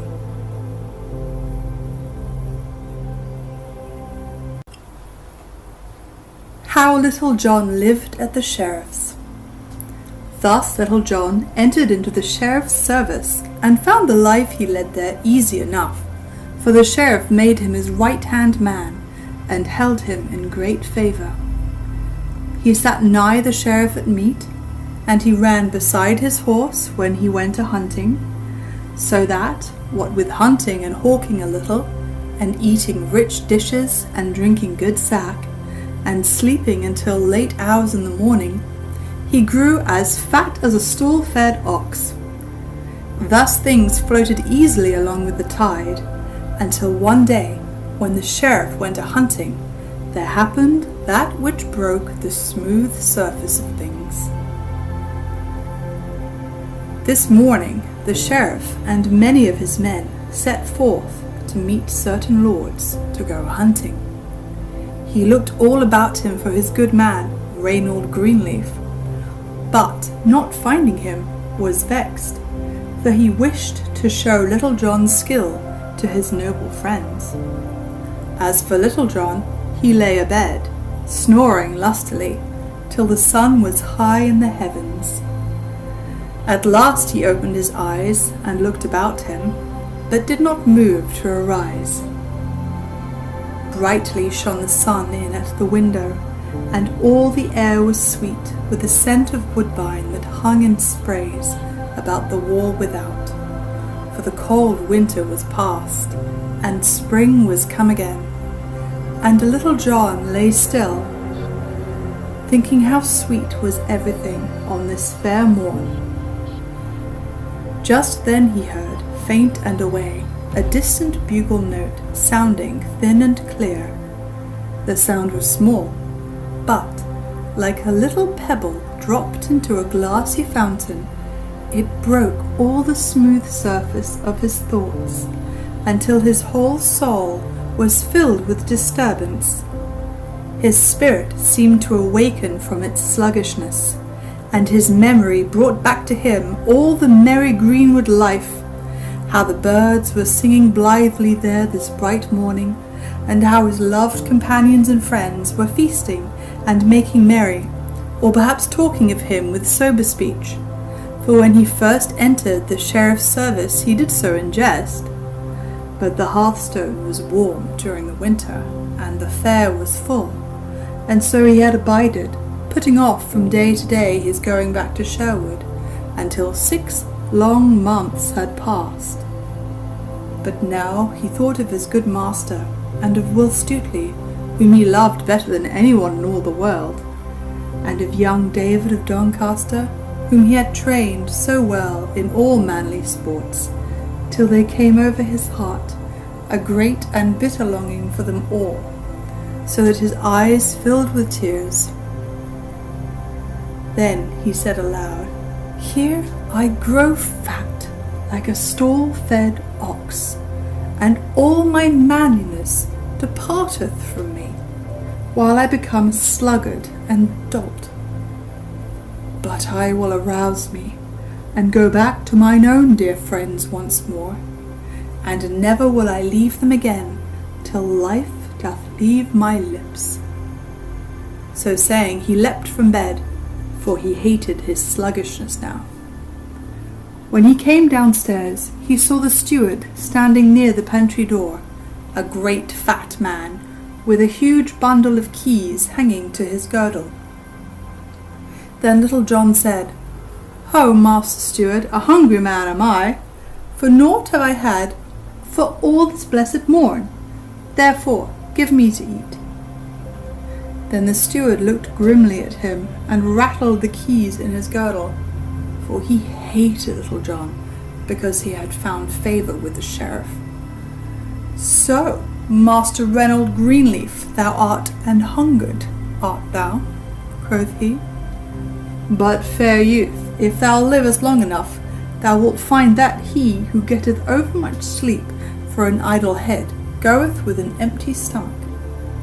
For what saith the old saw, Master Greenleaf? Is it not the late fowl findeth but ill faring?" "Now, thou great purser fat," cried Little John, "I ask thee not for fool's wisdom, but for bread and meat. Who art thou, that thou shouldst deny me to eat? By St. Dunstan, thou hadst best tell me where my breakfast is, if thou wouldst save broken bones." "Thy breakfast, Master Fireblaze, is in the pantry," answered the steward. "Then fetch it hither," cried Little John, who waxed angry by this time. "Go thou and fetch it thine own self," quoth the steward. "Am I thy slave to fetch and carry for thee?" "I say, go thou, bring it me." "I say, go thou, fetch it for thyself." "Ay, marry, that will I, right quickly," quoth Little John in a rage. And so saying, he strode to the pantry, and tried to open the door, but found it locked, whereat the steward laughed and rattled his keys. Then the wrath of Little John boiled over, and lifting his clenched fist, he smote the pantry door, bursting out 3 panels, and making so large an opening that he could easily stoop and walk through it. When the steward saw what was done, he waxed mad with rage, and as Little John stooped to look within the pantry, he seized him from behind by the nape of the neck, pinching him sorely and smiting him over the head with the keys till the yeoman's ears rang again. At this, Little John turned upon the steward and smote him such a buffet that the fat man fell to the floor and lay there as though he would never move again. "There," quoth Little John, "think well of that stroke, and never keep a good breakfast from a hungry man again." So saying, he crept into the pantry and looked about him to see if he could find something to appease his hunger. He saw a great venison pasty and 2 roasted capons, beside which was a platter of plover's eggs. Moreover, there was a flask of sack and one of canary, a sweet sight to a hungry man. These he took down from the shelves and placed upon a sideboard, and prepared to make himself merry. Now the cook in the kitchen across the courtyard heard the loud talking between Little John and the steward, and also the blow that Little John struck the other. So he came running across the court and up the stairway to where the steward's pantry was, bearing in his hands the spit with the roast still upon it. Meanwhile the steward had gathered his wits about him and risen to his feet, so that when the cook came to the steward's pantry, he saw him glowering through the broken door at Little John, who was making ready for a good repast, as one dog glowers at another that has a bone. When the steward saw the cook, he came to him, and putting one arm over his shoulder, "Alas, sweet friend," quoth he, for the cook was a tall, stout man, "seest thou what that vile knave Reynold Greenleaf hath done? He hath broken in upon our master's goods, and hath smitten me a buffet upon the ear, so that I thought I was dead. Good cook, I love thee well, and thou shalt have a good pottle of our master's best wine every day, for thou art an old and faithful servant. Also, good cook, I have 10 shillings that I mean to give as a gift to thee. But hatest thou not to see a vile upstart like this Reynold Greenleaf taking it upon him so bravely?" "Ay, marry, that do I," quoth the cook boldly, for he liked the steward because of his talk of the wine and of the 10 shillings. "Get thee gone straight away to thy room, and I will bring out this knave by his ears." So saying, he laid aside his spit and drew the sword that hung by his side, whereupon the steward left as quickly as he could, for he hated the sight of naked steel. Then the cook walked straight away to the broken pantry door, through which he saw Little John tucking a napkin beneath his chin and preparing to make himself merry. "Why, how now, Reynold Greenleaf," said the cook. "Thou art no better than a thief, I wot. Come thou straight forth, man, or I will carve thee as I would carve a suckling pig." "Nay, good cook, bear thou thyself more seemingly, or else I will come forth to thy door. At most times I am as a yearling lamb, but when one cometh between me and my meat, I am a raging lion, as it were." "Lion or no lion," quoth the valorous cook, "come thou straight forth, else thou art a coward heart as well as a knavish thief." "Huh," cried Little John, "coward's name have I never had. So look to thyself, good cook, for I come forth straight. The roaring lion I did speak of but now." Then he too drew his sword and came out of the pantry. Then, putting themselves into positions, they came slowly together, with grim and angry looks. But suddenly Little John lowered his point.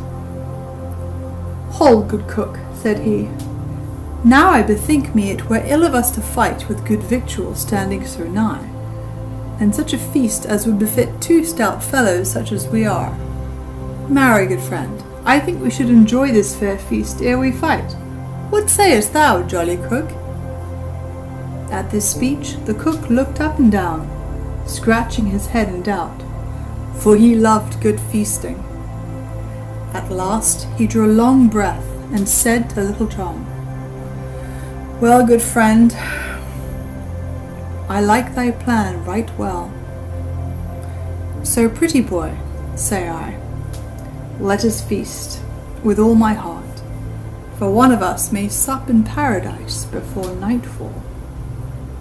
So each thrust his sword back into the scabbard and entered the pantry. Then after they had seated themselves, Little John drew his dagger and thrust it into the pie. "A hungry man must be fed," quoth he, "so, sweet chuck, I help myself without leave." But the cook did not lag far behind, for straightway his hands also were deeply thrust within the goodly pasty. After this, neither of them spoke further, but used their teeth to better purpose. But though neither spoke, they looked at one another, each thinking within himself that he had never seen a more lusty fellow than the one across the board. At last, after a long time had passed, the cook drew a full, deep breath, as though of much regret, and wiped his hands upon the napkin, for he could eat no more.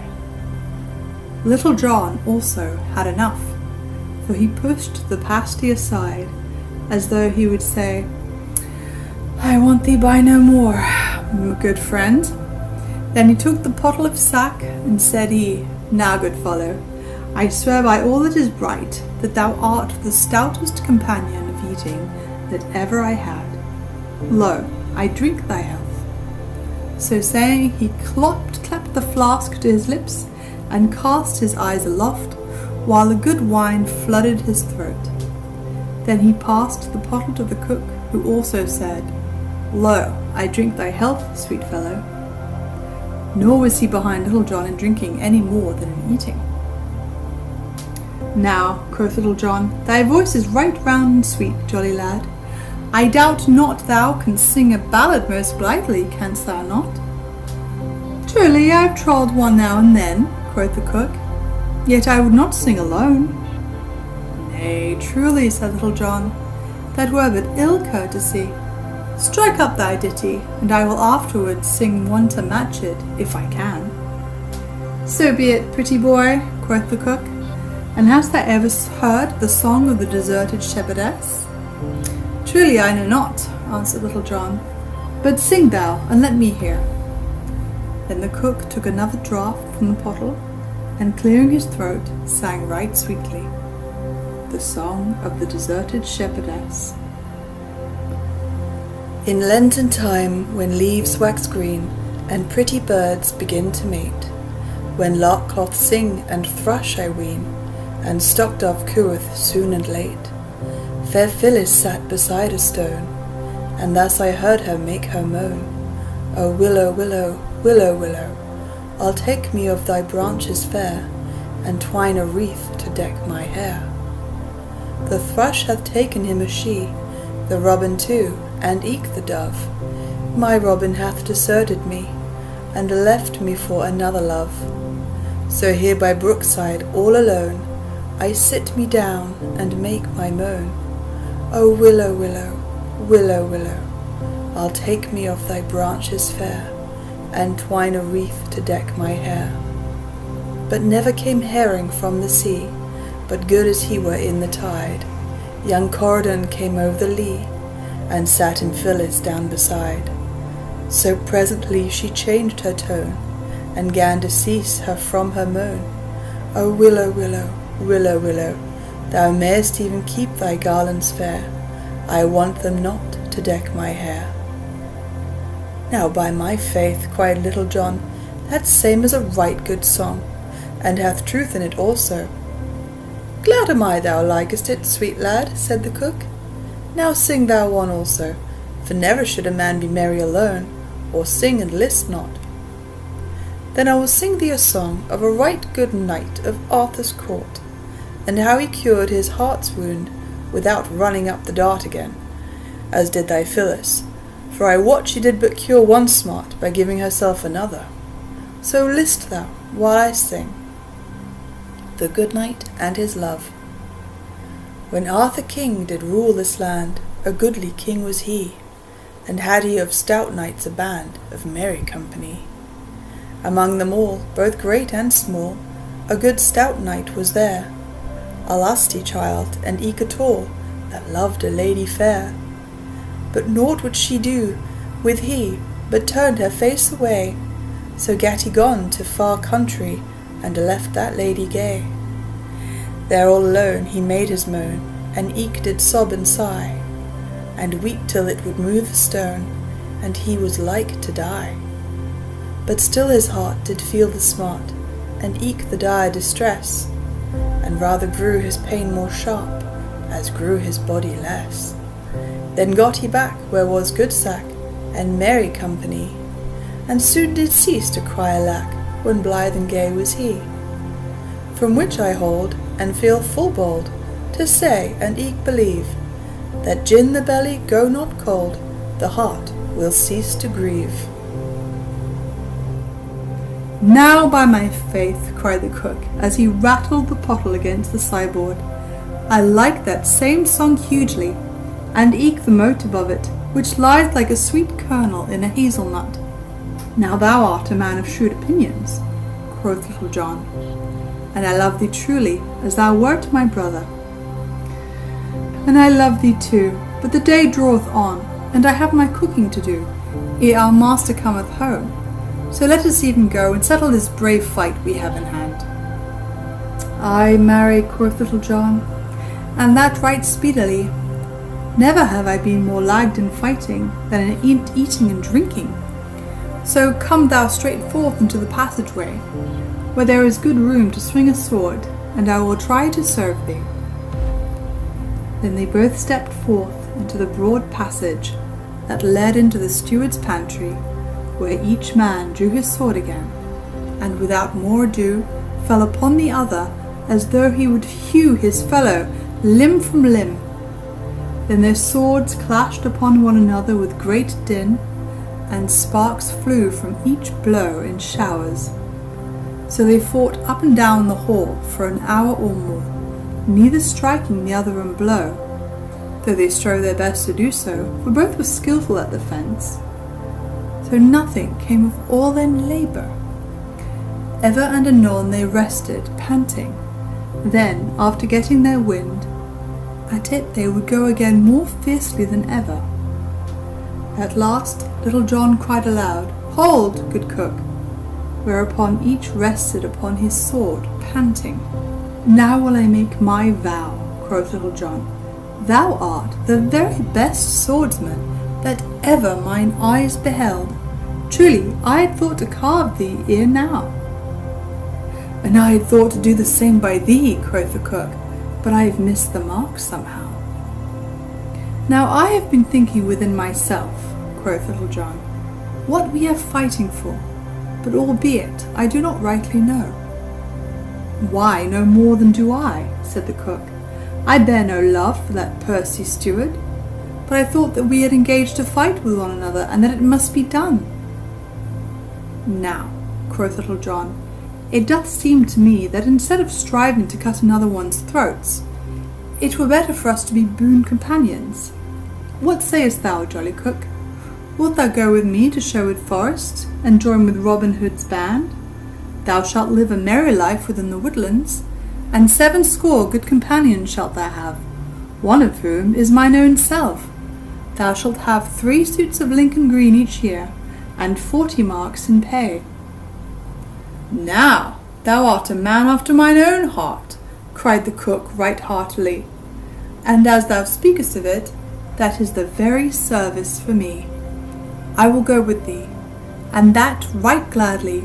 Give me thy pard, sweet fellow, and I will be thine own companion from henceforth. What may be thy name, lad?"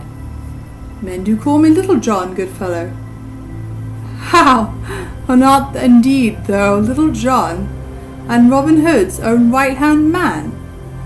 Many a time and oft I heard of thee, but never did I hope to set eyes upon thee.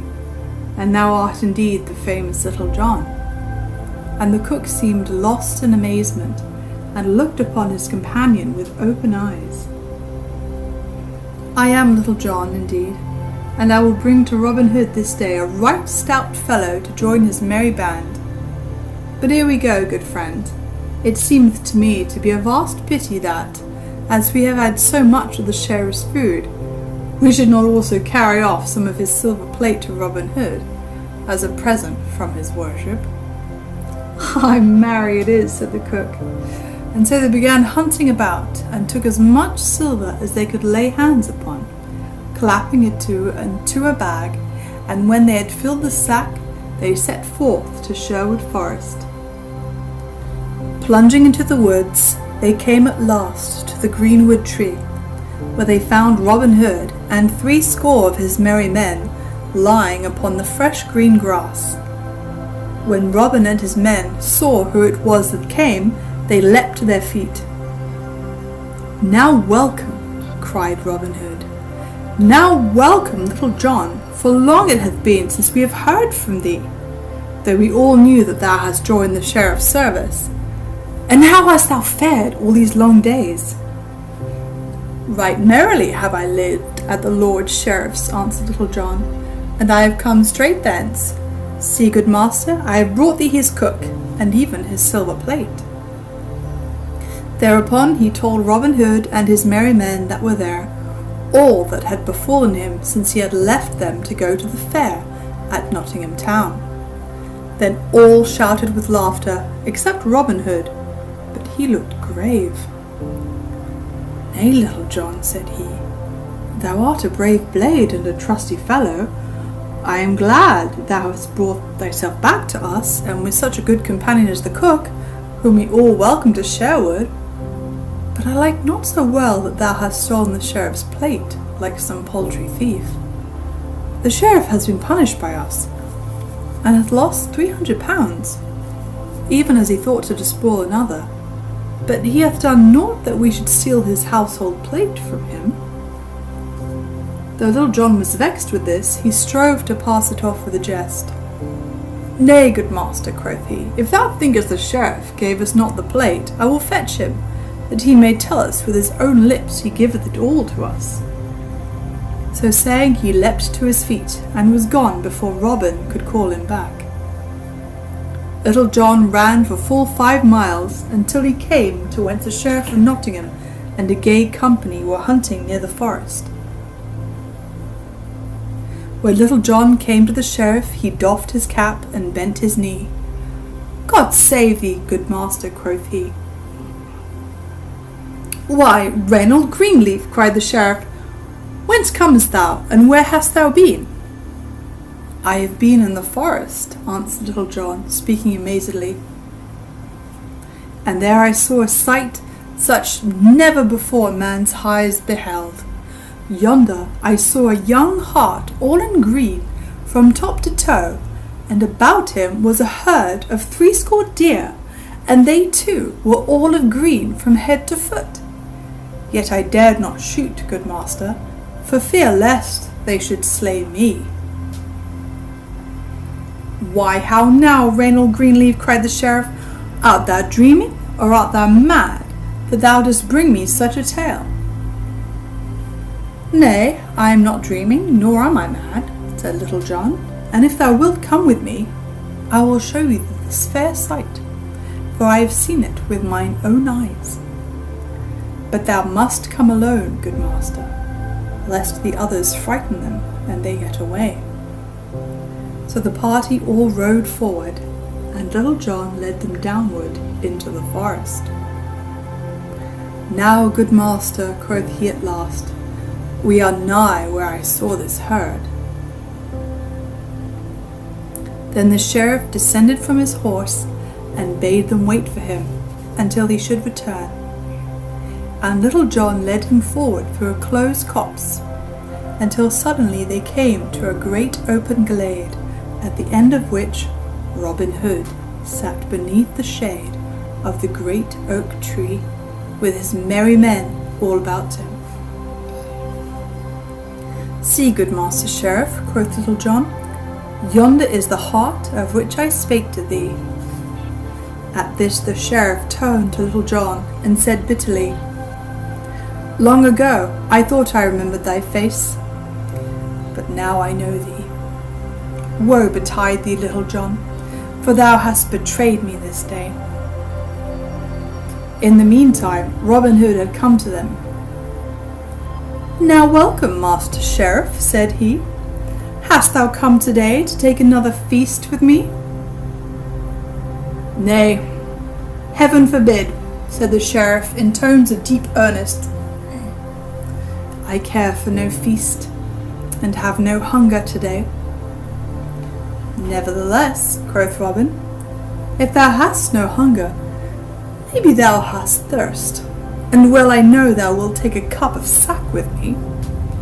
But I am grieved that thou wilt not feast with me, for thou couldst have victuals to thy liking, for there stands thy cook." Then he led the sheriff, willy-nilly, to the seat he knew so well, beneath the greenwood tree. "Ho, lads," cried Robin, "fill our good friend the sheriff a right brimming cup of sack, and fetch it hither, for he is faint and weary." Then one of the band brought the sheriff a cup of sack, bowing low as he handed it to him. But the sheriff could not touch the wine, for he saw it served in one of his own silver flagons, on one of his own silver plates. "How now," quoth Robin, "dost thou not like our new silver service? We have gotten a bag of it this day." So saying, he held up the sack of silver that Little John and the cook had brought with them. Then the sheriff's heart was bitter within him, but, not daring to say anything, he only gazed upon the ground. Robin looked keenly at him for a time before he spoke again. Then said he, "Now, master sheriff, the last time thou camest to Sherwood Forest, thou didst come seeking to despoil a poor spendthrift, and thou wert despoiled thine own self. But now thou comest seeking to do no harm, nor do I know that thou hast despoiled any man. I take my tithes from fat priests and lordly squires, to help those that they despoil, and to raise up those that they bow down. But I know not that thou hast tenants of thine own, whom thou hast wronged in any way. Therefore take thou thine own again, nor will I dispossess thee today of so much as 1 farthing. Come with me, and I will lead thee from the forest back to thine own party again. Then, slinging the bag upon his shoulder, he turned away, the sheriff following him, all too perplexed in mind to speak. So they went forward until they came to within a furlong of the spot where the sheriff's companions were waiting for him. Then Robin Hood gave the sack of silver back to the sheriff.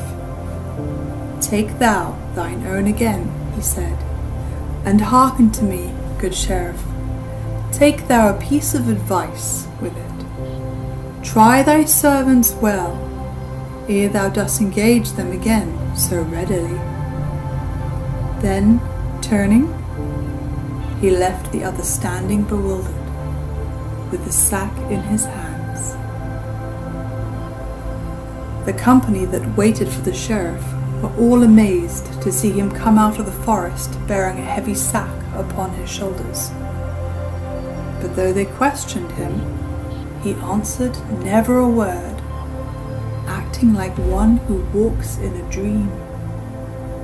Without a word, he placed the bag across the nag's back, and then, mounting, rode away, all following him.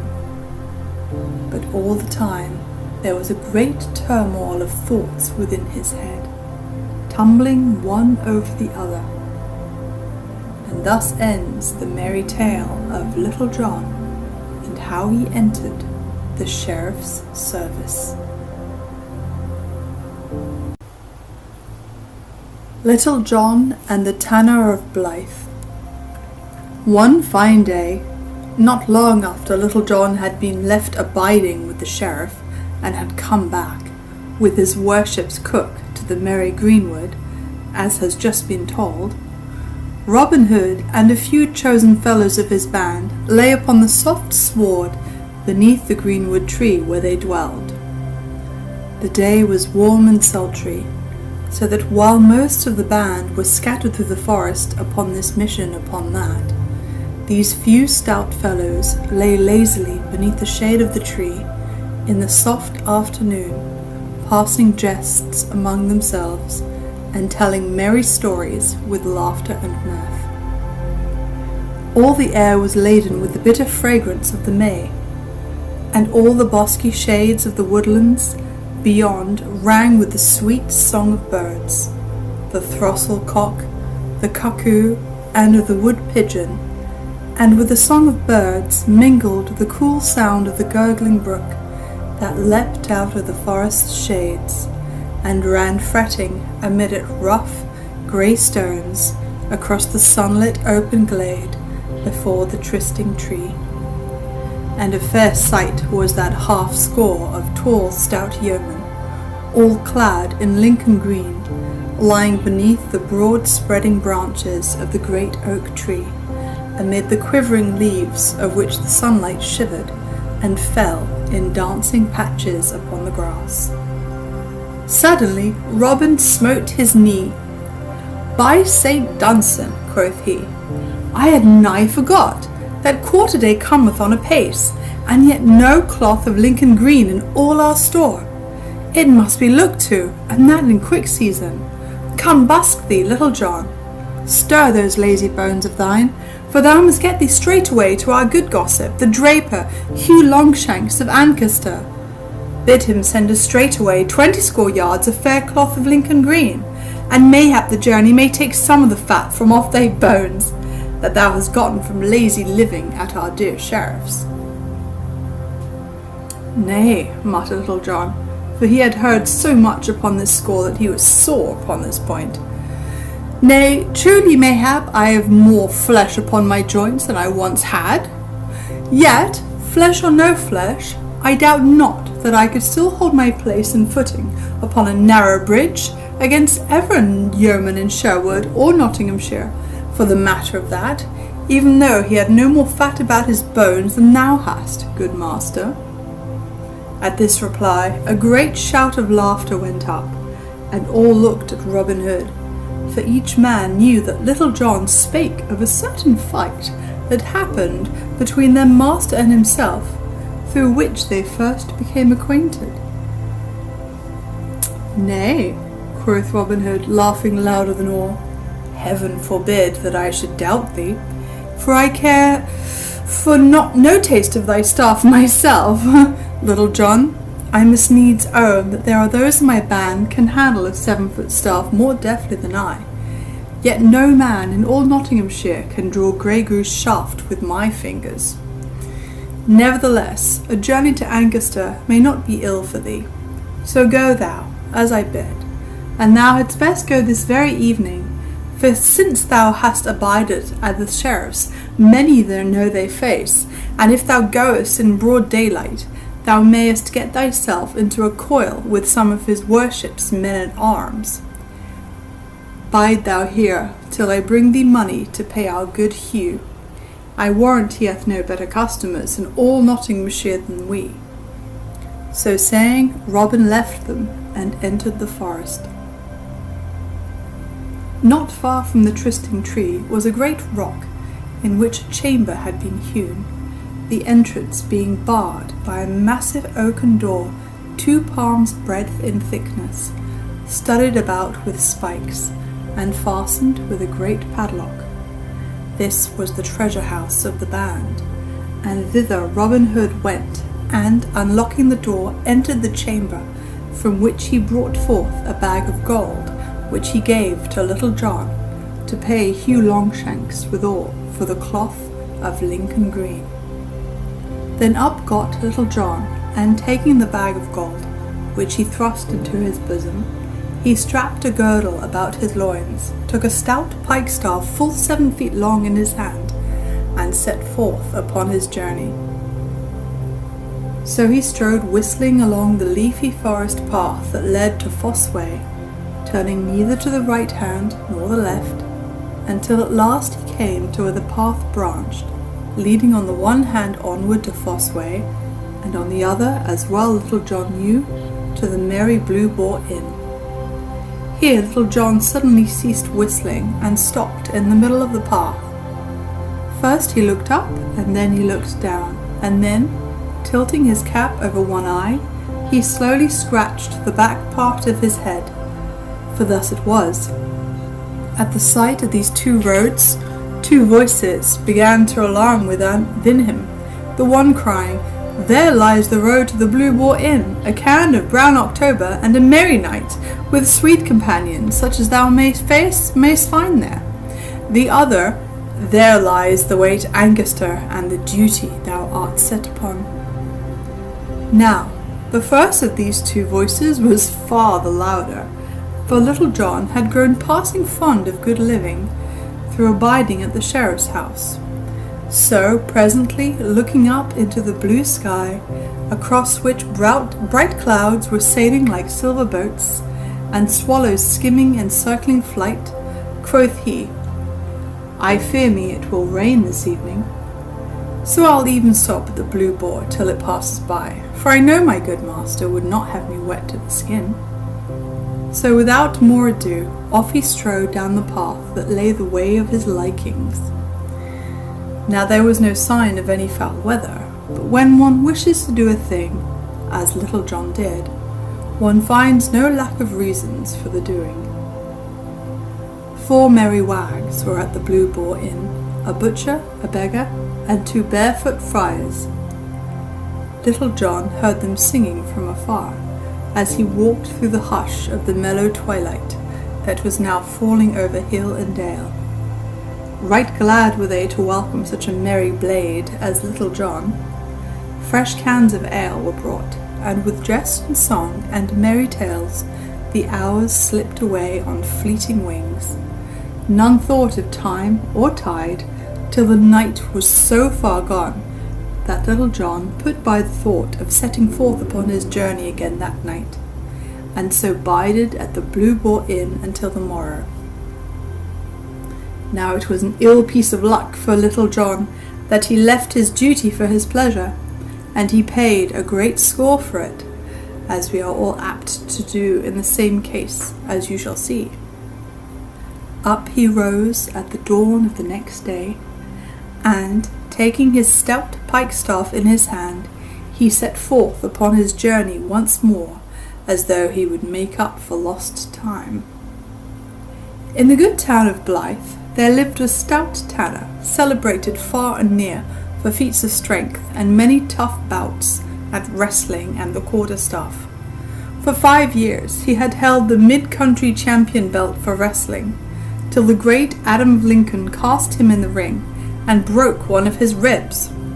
But at quarterstaff he had never yet met his match in all the country about. Besides all this, he dearly loved the longbow, and a sly jaunt in the forest when the moon was full and the dun deer in season, so that the king's rangers kept a shrewd eye upon him and his doings. For Arthur of Bland's house was apt to have a plenty of meat in it, and that was more like venison than the law allowed. Now Arthur had been to Nottingham town the day before Little John set forth on his errand, there to sell 60 of tanned cowhides. At the dawn of the same day that Little John left the inn, he started from Nottingham, homeward for Blythe. His way led, all in the dewy morn, past the verge of Sherwood Forest, where the birds were welcoming the lovely day with a great and merry jubilee. Across the tanner's shoulders was slung his stout quarterstaff, even near enough to him to be gripped quickly, and on his head was a cap of doubled cowhide, so tough that it could hardly be cloven, even by a broadsword. Now, quoth Arthur of Bland to himself, when he had come to that part of the road that cut through a corner of the forest, no doubt at this time of year the dun deer are coming from the forest depths, nigh to the open meadowlands. Mayhap I may chance to catch a sight of the dainty brown darlings, thus early in the morn. For there was nothing he loved better than to look upon a tripping herd of deer, even when he could not tickle their ribs with a cloth-yard shaft. Accordingly, quitting the path, he went peeping this way and that through the underbrush, spying now here and now with all the wiles of a master of woodcraft, and of one who had more than once donned a doublet of Lincoln green.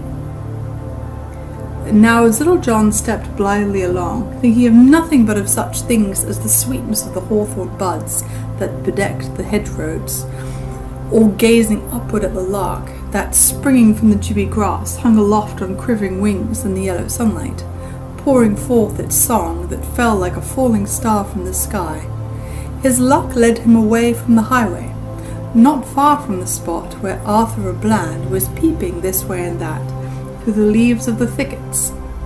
Hearing a rustling of the branches, Little John stopped, and presently caught sight of the brown cowhide cap of the tanner moving among the bushes. I do much wonder, quoth Little John to himself, what you knave is after, that he should go thus peeping and peering about. I verily believe that you scurvy varlet is no better than a thief, and cometh here after our own and the good king's dun deer. For much by roving in the forest, Little John had come to look upon all the deer in Sherwood as belonging to Robin Hood and his band, as much as to good King Harry.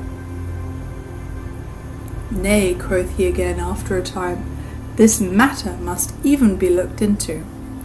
So, quitting the high road, he also entered the thickets, and began spying around after stout Arthur of Bland. So for a long time they both of them went hunting about, Little John after the tanner, and the tanner after the deer. At last Little John trod upon a stick, which snapped under his feet, whereupon, hearing the noise, the tanner turned quickly, and caught sight of the yeoman. Seeing that the tanner had spied him out, Little John put a bold face upon the matter. "Hilloa," quoth he, "what art thou doing here, thou naughty fellow? Who art thou that comest ranging Sherwood's paths? In very sooth thou hast an evil cast of countenance, and I do think truly that thou art no better than a thief, and comest after our good king's deer."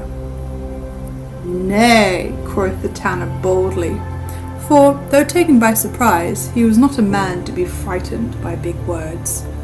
"Thou liest in thy teeth. I am no thief, but an honest craftsman.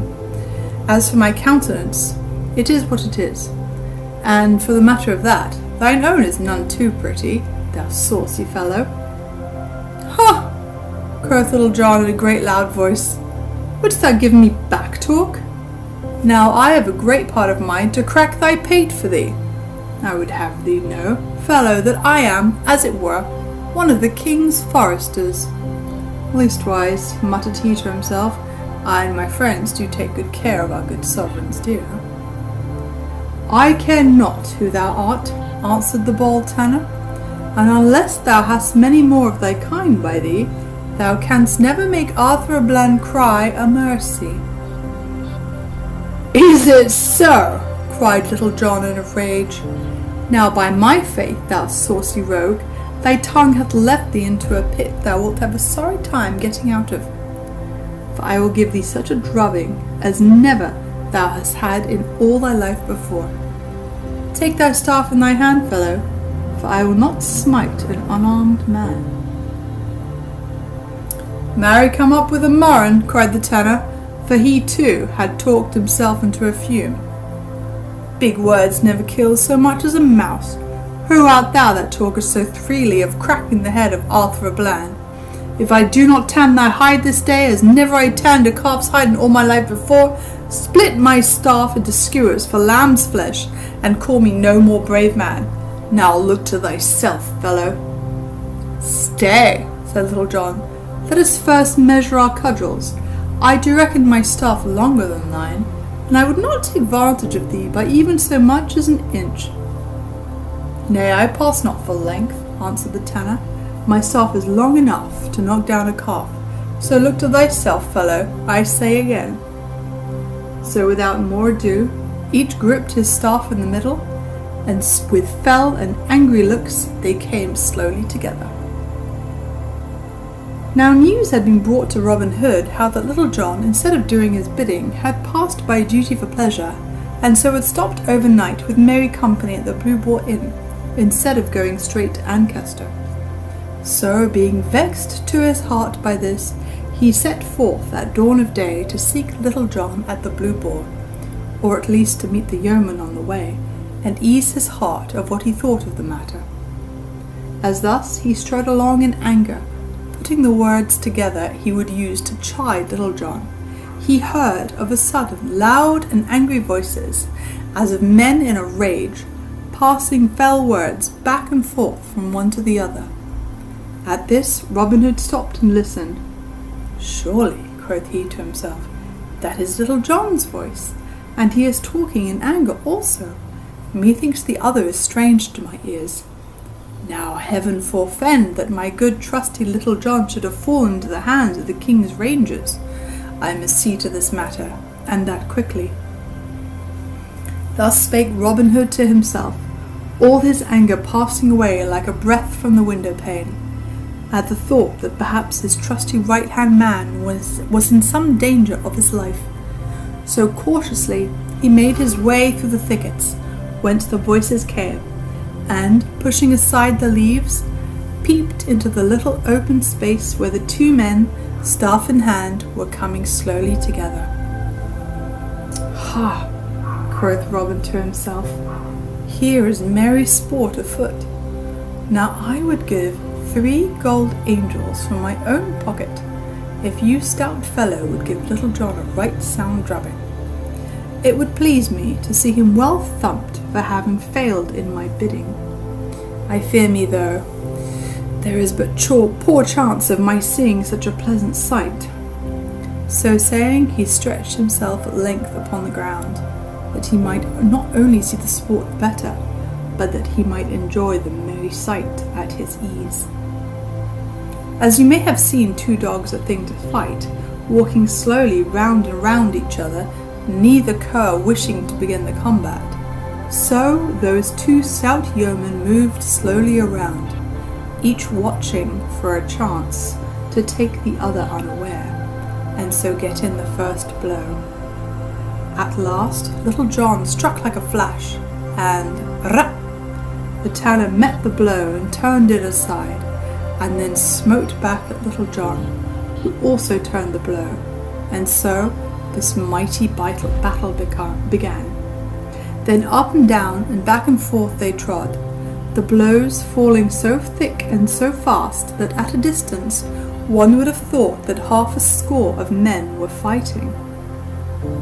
Thus they fought for nigh a half an hour, until the ground was all ploughed up with the digging of their heels, and their breathing grew laboured like the ox in the furrow.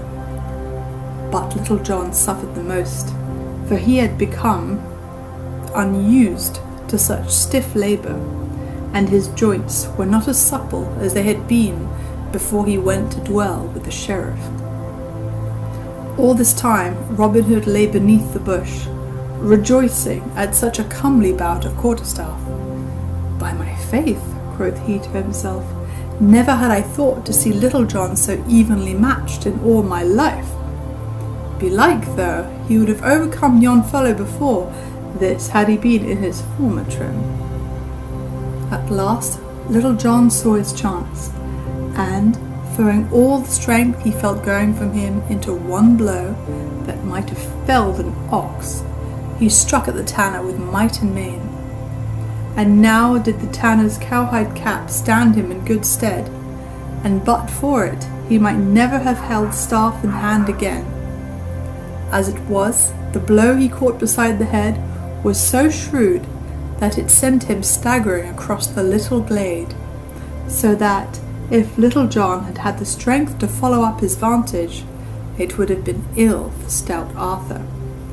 But he regained himself quickly, and at arm's length struck back a blow at Little John, and this time the stroke reached its mark, and down went Little John at full length, his cudgel flying from his hand as he fell. Then, raising his staff, stout Arthur dealt him another blow upon the ribs. "Hold!" roared Little John. "Wouldst thou strike a man when he is down?" "Ay, marry would I," quoth the tanner, giving him another thwack with his staff. "Stop!" roared Little John. "Help! Hold, I say! Yield me! I yield me! I say, good fellow!" "Hadst thou had enough?" asked the tanner grimly, holding his staff aloft. "Ay, marry, and more than enough."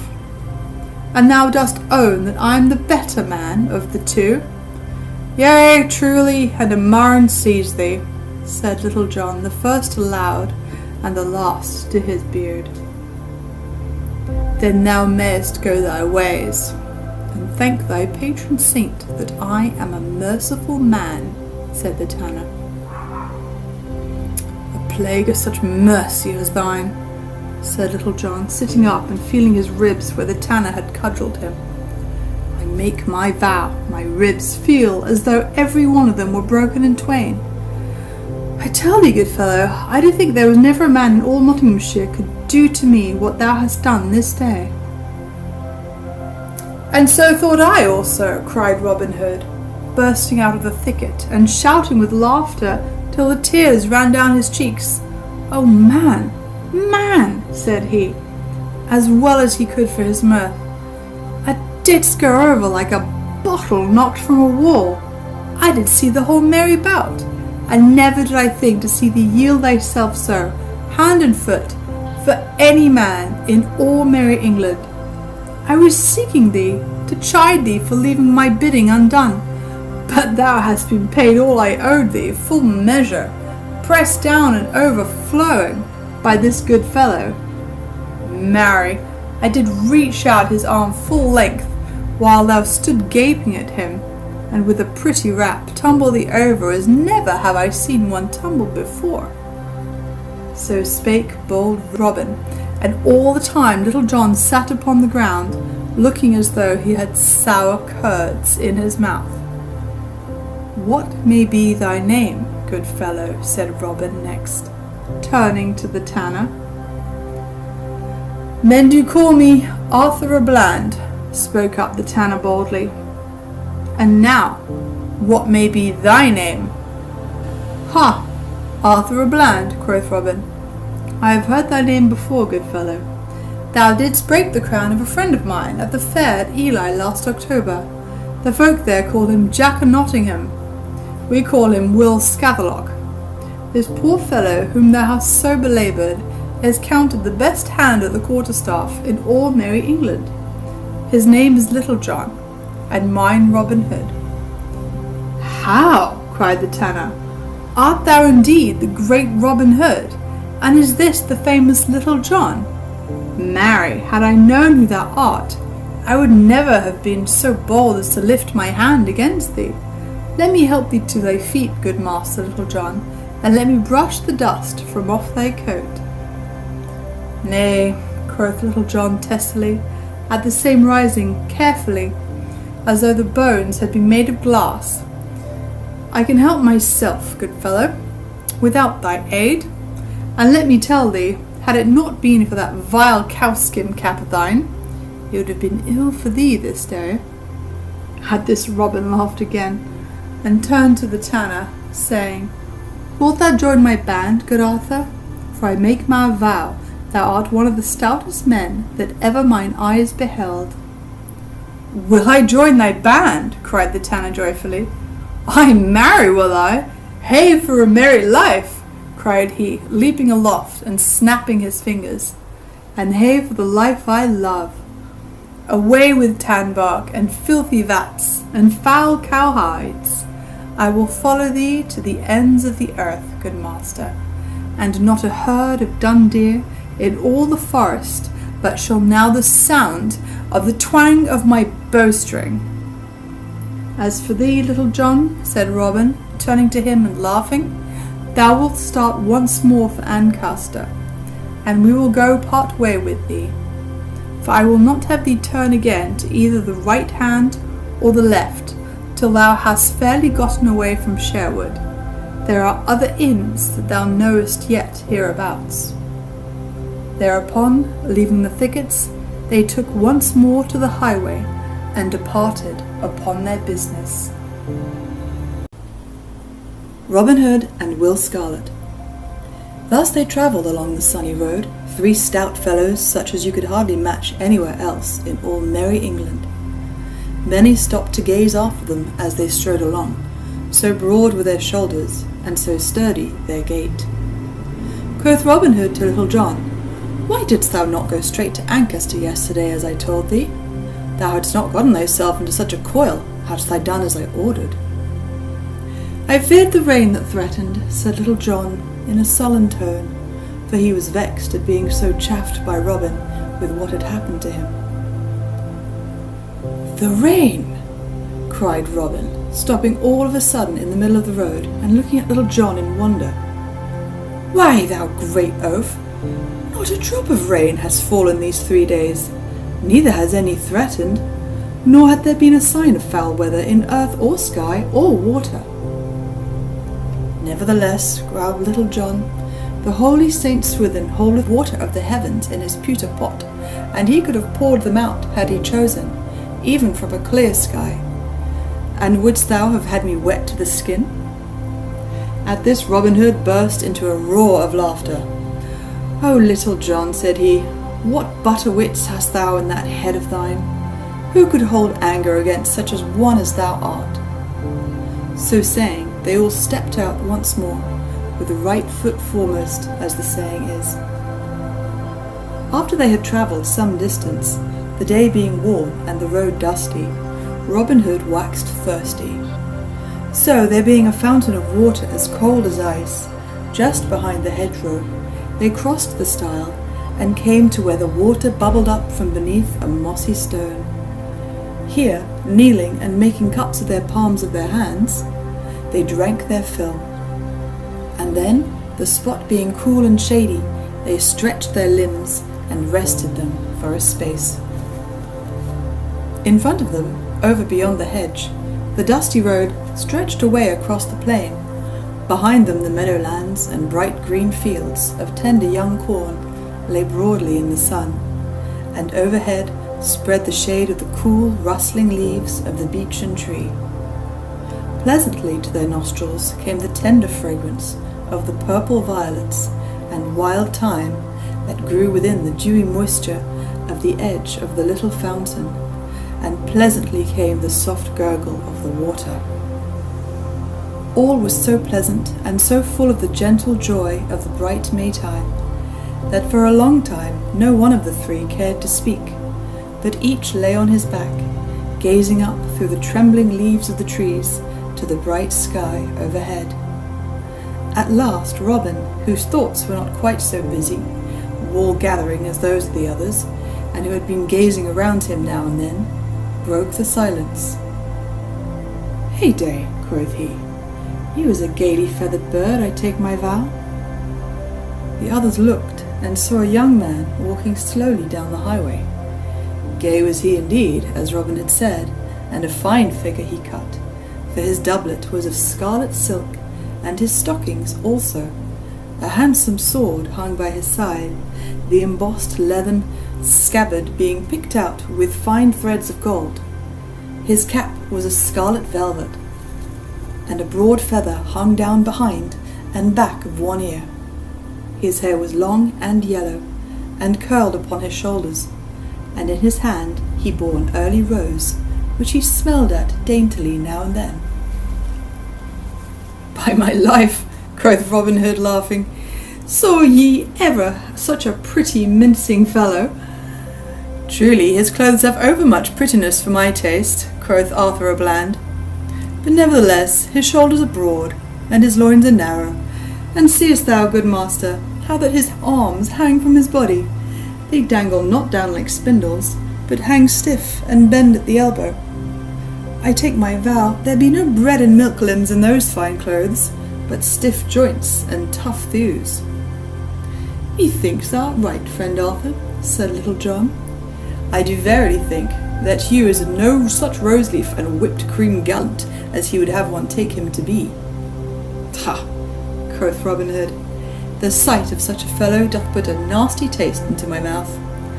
Look how he doth hold that fair flower betwixt his thumb and finger, as he would say, 'Oh, good rose, I like thee not so ill, but I can bear thy odour for a little while.' I take it ye are both wrong, and verily believe that there were a furious mouse to run across his path, he would cry, 'Ah!' or 'Alack a day!' and fall straight away into a swoon. I wonder who he may be." "Some great baron's son, I doubt not," answered Little John, "with good and true men's money lining his purse." "Ay, marry, that is true, I make no doubt," quoth Robin. "What a pity that such men as he, that have no thought but to go abroad in gay clothes, should have good fellows, whose shoes they are not fit to tie, dancing at their bidding. By St. Dunstan, St. Alfred, St. Withold, and all the good men in the Saxon calendar, it doth make me mad to see such gay lordlings from over the sea go stepping on the necks of good Saxons who owned this land before ever their great-grandsires chewed rind of brawn. By the bright bow of heaven, I will have their ill-gotten gains from them, even though I hang for it, as high as ever a forest tree in Sherwood." "How now, master," quoth Little John, "what heat is this? Thou dost set thy pot a-boiling, and mayhap no bacon to cook. Methinks you fellows' hair is over-light for Norman locks. He may be a good man, and true for aught thou knowest." "Nay," said Robin, "my head against a leathern farthing he is what I say. So lie ye both here, I say, till I show you how I drop this fellow." So saying, Robin Hood stepped forth from the shade of the beech tree, crossed the stile, and stood in the middle of the road, with his hands on his hips, in the stranger's path. Meantime the stranger, who had been walking so slowly that all this talk was held before he came opposite the place where they were, neither quickened his pace, nor seemed to see that such a man as Robin Hood was in the world. So Robin stood in the middle of the road, waiting while the other walked slowly forward, smelling his rose and looking this way and that, and everywhere except at Robin. "Hold!" cried Robin, when at last the other had come close to him. "Hold! Stand where thou art!" "Wherefore should I hold, good fellow?" said the stranger in soft and gentle voice. "And wherefore should I stand where I am? Nevertheless, as thou dost desire that I should stay, I will abide for a short time, that I may hear what thou mayest have to say to me."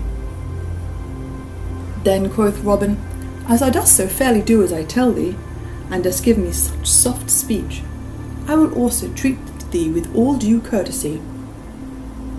I would have thee know, fair friend, that I am, as it were, a votary at the shrine of St. Wilfrid, who, thou mayest know, took willy-nilly all their gold from the heathen, and melted it up into candlesticks. Wherefore, upon such as come hereabouts, I levy a certain toll, which I use for a better purpose, I hope, than to make candlesticks withal. Therefore, sweet Chuck, I would have thee deliver to me thy purse, that I may look into it, and judge, to the best of my poor powers, whether thou hast more wealth about thee than our law allows. For, as our good gaffer Swanthold saith, he who is fat from overliving must needs lose blood." All this time the youth had been sniffing at the rose that he held betwixt his thumb and finger.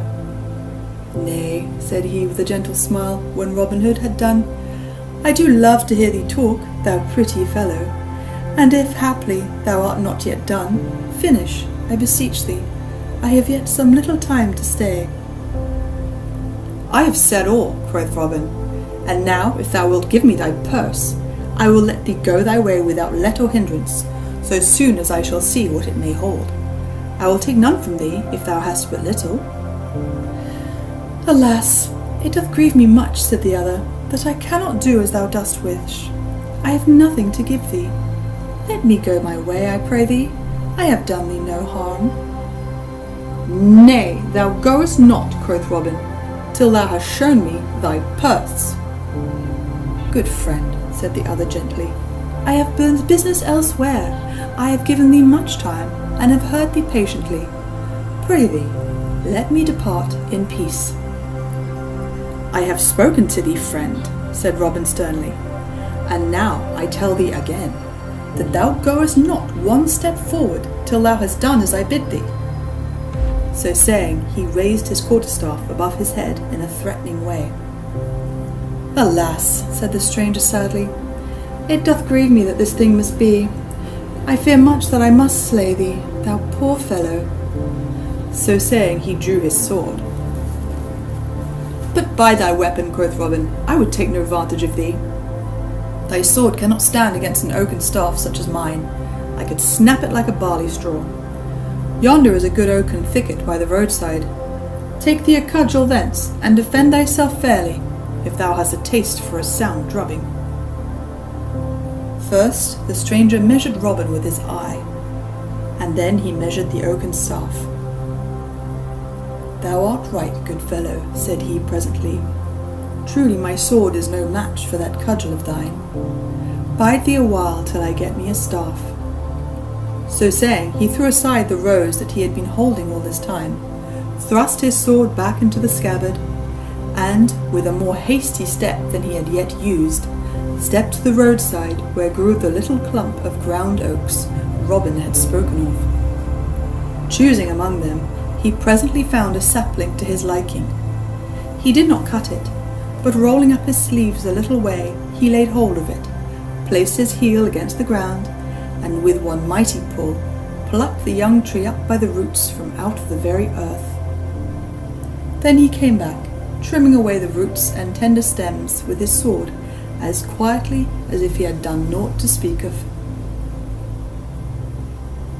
Little John and the tanner had been watching all that passed, but when they saw the stranger drag the sapling up from the earth, and heard the rending and snapping of its roots, the tanner pursed his lips together, drawing his breath between them in a long inward whistle. "By the breath of my body," said Little John, as soon as he could gather his wits from their wonder. "Sawest thou that, Arthur? Marry, I think our poor master will stand but an ill chance with yon fellow. By Our Lady, he plucked up yon green tree as if it were a barley straw." Whatever Robin Hood thought, he stood his ground, and now he and the stranger in scarlet stood face to face. Well did Robin Hood hold his own that day as a mid-country yeoman. This way and that they fought, and back and forth.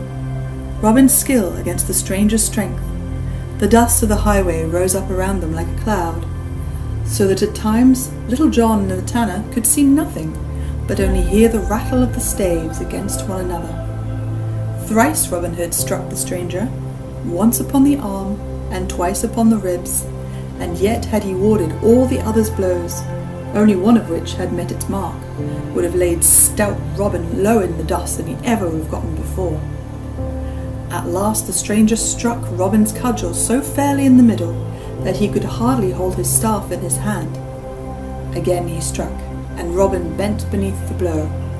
A third time he struck, and now not only fairly beat down Robin's guard, but gave him such a rap also that down he tumbled into the dusty road.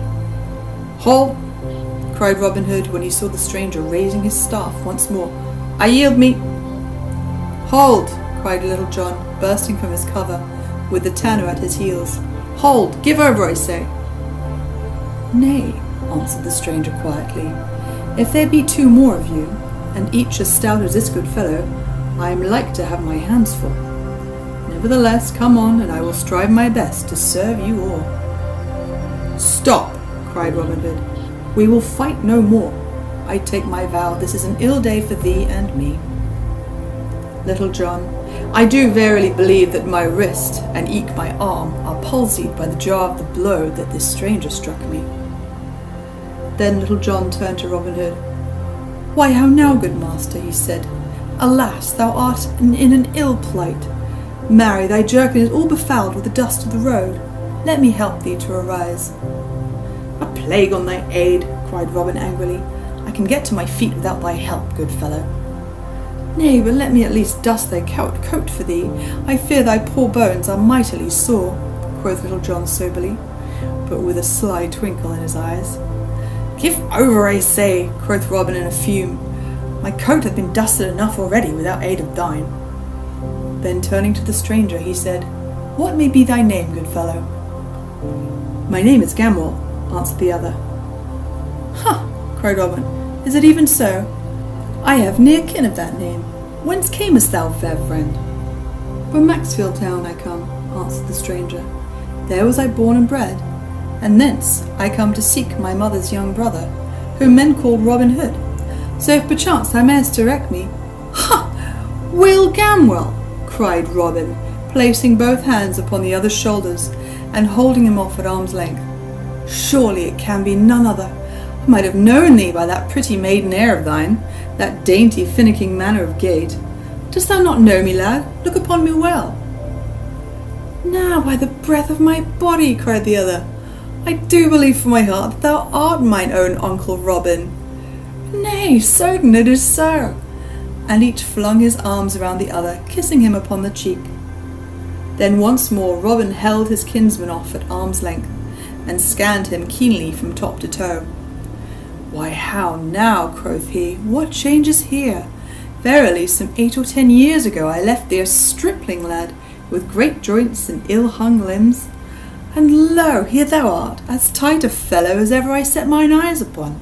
Dost thou not remember, lad, how I showed thee the proper way to nip the goose feather betwixt thy fingers, and throw out thy bow arm steadily? Thou gavest great promise of being a keen archer. And dost thou not mind how I taught thee to fend and parry with the cudgel?" "Yea," said young Gamwell, "and I did so look up to thee, and thought thee so above all other men, that I make my vow, had I known who thou wert, I would never have dared lift hand against thee this day. I trust I did thee no great harm." "No, no," quoth Robin hastily, and looking sideways at Little John.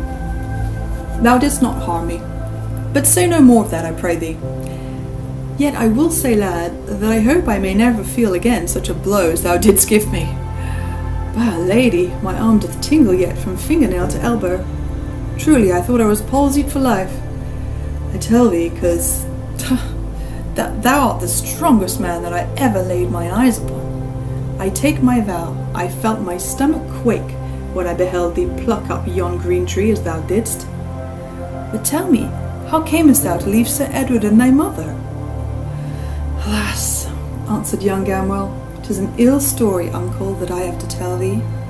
My father's steward, who came to us after old Gill's crook-leg died, was ever a saucy varlet, and I know not why my father kept him, saying that he did oversee with great judgment. It used to gall me to hear him speak up so boldly to my father, who, thou knowest, was ever a patient man to those about him, and slow to anger and harsh words. Well, one day, and an ill day it was for that saucy fellow, he sought to berate my father, I standing by. I could stand it no longer, good uncle, so stepping forth, I gave him a box of the ear, and wouldst thou believe it? The fellow straightway died of it. I think they said I broke his neck, or something of the like. So off they packed me to seek thee and escape the law. I was on my way when thou sawest me, and here I am. Well, by the faith of my heart, quoth Robin Hood, for anyone escaping the law, thou was taking it the most easily that I ever beheld in all my life. Whenever did anyone in all the world see one who had slain a man, and was escaping because of it, tripping along the highway like a dainty court damsel, sniffing at a rose the while? Nay, uncle, answered Will Gamwell, overhaste never churned good butter, as the old saying hath it. Moreover, I do verily believe that this overstrength of my body hath taken the nimbleness out of my heels. Why, thou didst now just rap me twice, and thee never a once, save by overbearing thee by my strength. Nay, quoth Robin, let us say no more on that score. I am right glad to see thee, Will, and thou wilt add great honour and credit to my band of merry fellows. But thou must change thy name, for warrants will be out presently against thee. So, because of thy gay clothes, thou shalt henceforth and for aye be called Will Scarlet. Will Scarlet, quoth Little John, stepping forward and reaching out his great palm, which the other took. Will Scarlet, the name fitteth thee well. Right glad am I to welcome thee among us.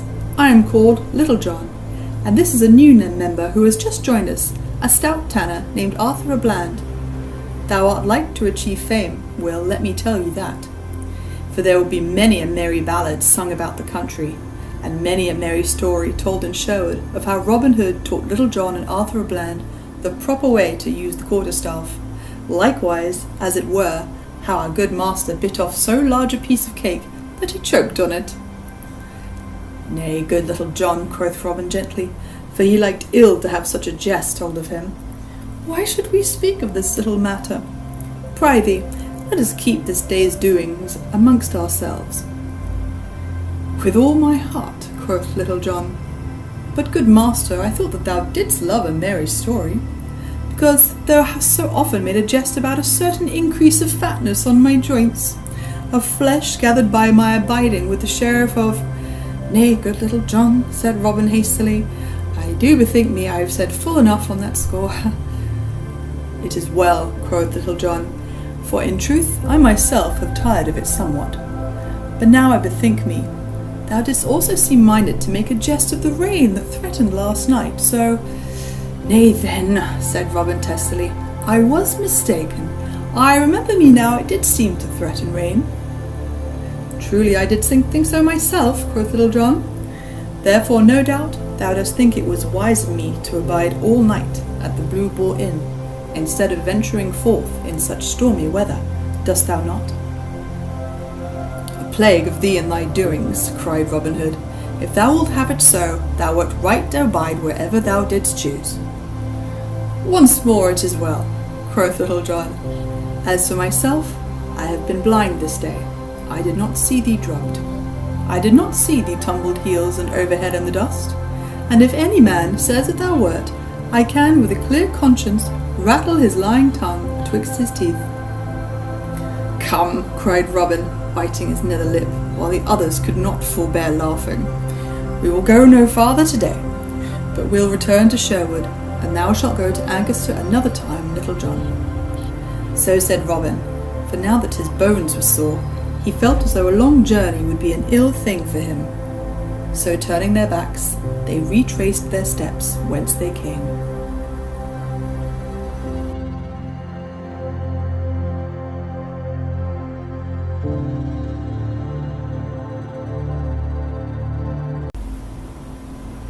The Adventure with Midge the Miller's Son. When the 4 yeomen had travelled for a long time towards Sherwood again, high noontide being past, they began to wax hungry. Quoth Robin Hood, "I would that I had somewhere to eat. Methinks a good loaf of white bread, with a piece of snow-white cheese, washed down with a draught of humming ale, were a feast for a king." "Since thou speakest of it," said Will Scarlet, "methinks it would not be amiss myself. There is that within me crieth out, 'Victuals, good friend, victuals!'" "I know a house nearby," said Arthur a Bland, "and had I but the money, I would bring thee that ye speak of, to wit, a sweet loaf of bread, a fair cheese, and a skin of brown ale." "For the matter of that, thou knowest I have money by me, good master," quoth Little John. "Why, so thou hast, Little John," said Robin. "How much money will it take, good Arthur, to buy us meat and drink?" "I think that 6 broad pennies will buy food enough for a dozen men," said the tanner. "Then give him 6 pennies, Little John," quoth Robin, "for methinks food for 3 men will about fit my need. Now get thee gone, Arthur, with the money, and bring the food here, for there is a sweet shade in that thicket yonder, beside the road, and there we will eat our meal." So Little John gave Arthur the money, and the others stepped to the thicket, there to await the return of the tanner. After a time he came back, bearing with him a great brown loaf of bread, and a fair round cheese, and a goat skin full of stout March beer slung over his shoulders. Then Will Scarlet took his sword and divided the loaf and the cheese into 4 fair portions, and each man helped himself. Then Robin Hood took a great pull at the beer. "Aha!" said he, drawing in his breath. "Ah, never have I tasted sweeter drink than this." After this no man spake more, but each munched away at his bread and cheese lustily, with ever and anon a pull at the beer. At last Will Scarlet looked at a small piece of bread he still held in his hand, and quoth he, "Methinks I will give this to the sparrows." So throwing it from him, he brushed the crumbs from his jerkin. "I too," quoth Robin, "have had enough, I think." As for Little John and the tanner, they had by this time eaten every crumb of their bread and cheese. "Now," quoth Robin, "I do feel myself another man.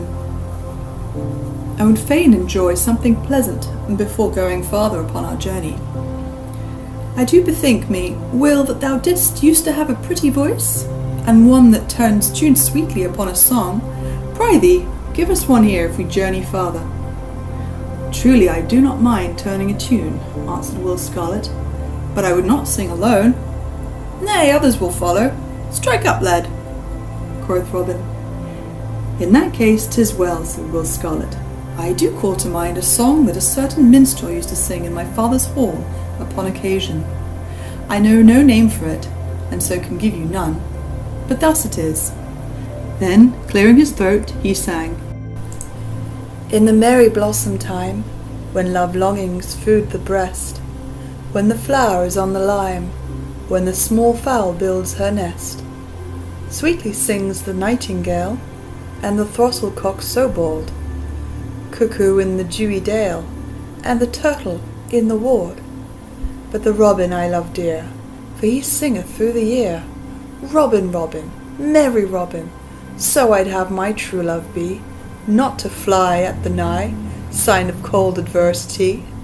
When the spring brings sweet delights, when aloft the lark doth rise, lovers woo of mellow nights, and youth's peep in maidens' eyes. That time blooms the eglantine, daisies pied upon the hill, cowslips fair and columbine, dusky violets by the rill. But the ivy green cloth grow, when the north wind bringeth snow. Ivy, ivy, staunch and true, Thus I'd have her love to be, not to die at the nigh breath of cold adversity. "'Tis well sung," quoth Robin, "but cousin, I tell thee plain, I would rather hear a stout fellow like thee sing some lusty ballad than a finicking song of flowers and birds and what not. Yet thou didst sing it fair, and 'tis none so bad a snatch of a song, for the matter of that. Now, Tanner, it is thy turn." "I know not," quoth Arthur, smiling, with his head on one side, like a budding lass that is asked to dance. "I know not that I can match our sweet friend's song. Moreover, I do verily think that I have caught a cold, and have a certain tickling and huskiness in the windpipe."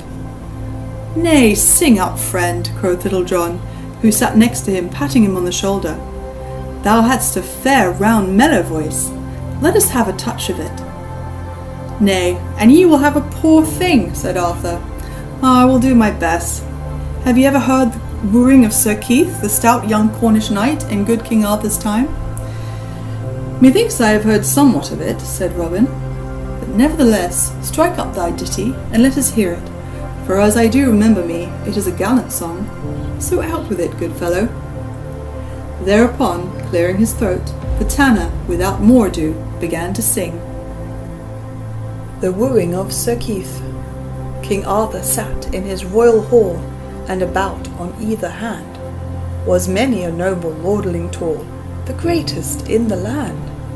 Sat Lancelot with raven locks, Gawain with golden hair, Sir Tristram Kay who kept the locks, and many another there. And through the stained windows bright, from o'er the red-tiled eaves, the sunlight blazed with coloured light on golden helms and greaves. But suddenly a silence came about the table round, for up the hall there walked a dame, bent nigh unto the ground. Her nose was hooked, her eyes were bleared, her locks were lank and white. Upon her chin there grew a beard, she was a gruesome sight. And so with crawling step she came, and kneeled at Arthur's feet. Quoth Kay, she is the foulest dame that ever my sight did greet. "O mighty king, of thee I crave a boon on bended knee." 'Twas thus she spoke. "What wouldst thou have," quoth Arthur, king, "of me?" Quoth she, "I have a foul disease, doth gnaw my very heart, and but one thing can bring me ease, or cure my bitter smart. There is no rest, no ease for me, north, east, or west, or south, till Christian knight will willingly thrice kiss me on the mouth. Nor wedded may this child have been that giveth ease to me, nor may he be constrained, I ween, but kiss me willingly. So is there here one Christian knight of such a noble strain, that he will give a tortured wight sweet ease of mortal pain." "A wedded man," quoth Arthur king, "a wedded man I be, else would I deem it noble thing to kiss thee willingly. Now, Lancelot, in all men's sight thou art the head and chief of chivalry. Come, noble knight, and give her quick relief." But Lancelot he turned aside, and looked upon the ground, for it did sting his haughty pride to hear them laugh around. "Come thou, Sir Tristram," quoth the king. Quoth he, "It cannot be, for never can I my stomach bring to do it willingly." "Wilt thou, Sir Kay, thou scornful wight?" Quoth Kay, "Nay, by my troth, what noble dame would kiss a knight that kissed so foul a mouth?" "Wilt thou, Gawain?" "I cannot, king." "Sir Geraint?" "Nay, not I. My kisses no relief could bring, for sooner would I die." Then up and spake the youngest man of all about the board. "Now such relief as Christian can, I'll give to her, my lord." It was Sir Keith, a youthful knight, yet strong of limb and bold, with beard upon his chin as light as finest threads of gold. Quoth Kay, "He hath no mistress yet, that he may call his own, but here is one that's quick to get, as she herself has shown." He kissed her once, he kissed her twice, he kissed her 3 times over. A wondrous change came in a trice, and she was foul no more. Her cheeks grew red as any rose, her brow as white as lawn, her bosom like the winter snows, her eyes like those of fawn. Her breath grew sweet as summer breeze that blows the meadows over. Her voice grew soft as rustling trees, and cracked and harsh no more. Her hair grew glittering like the gold, her hands as white as milk. Her filthy rags, so foul and old, were changed to robes of silk. In great amaze the knights did stare. Quoth Kay, I make my vow, if it will please thee, lady fair, I'll gladly kiss thee now. But young Sir Keith kneeled on one knee, and kissed her robes so fair. O let me be thy slave, said he, for none to thee compare. She bent her down, she kissed his brow, she kissed his lips and eyes. Quoth she, thou art my master now, my lord, my love, arise. And all the wealth that is mine own, my lands I give to thee, for never knight hath lady shown such noble courtesy.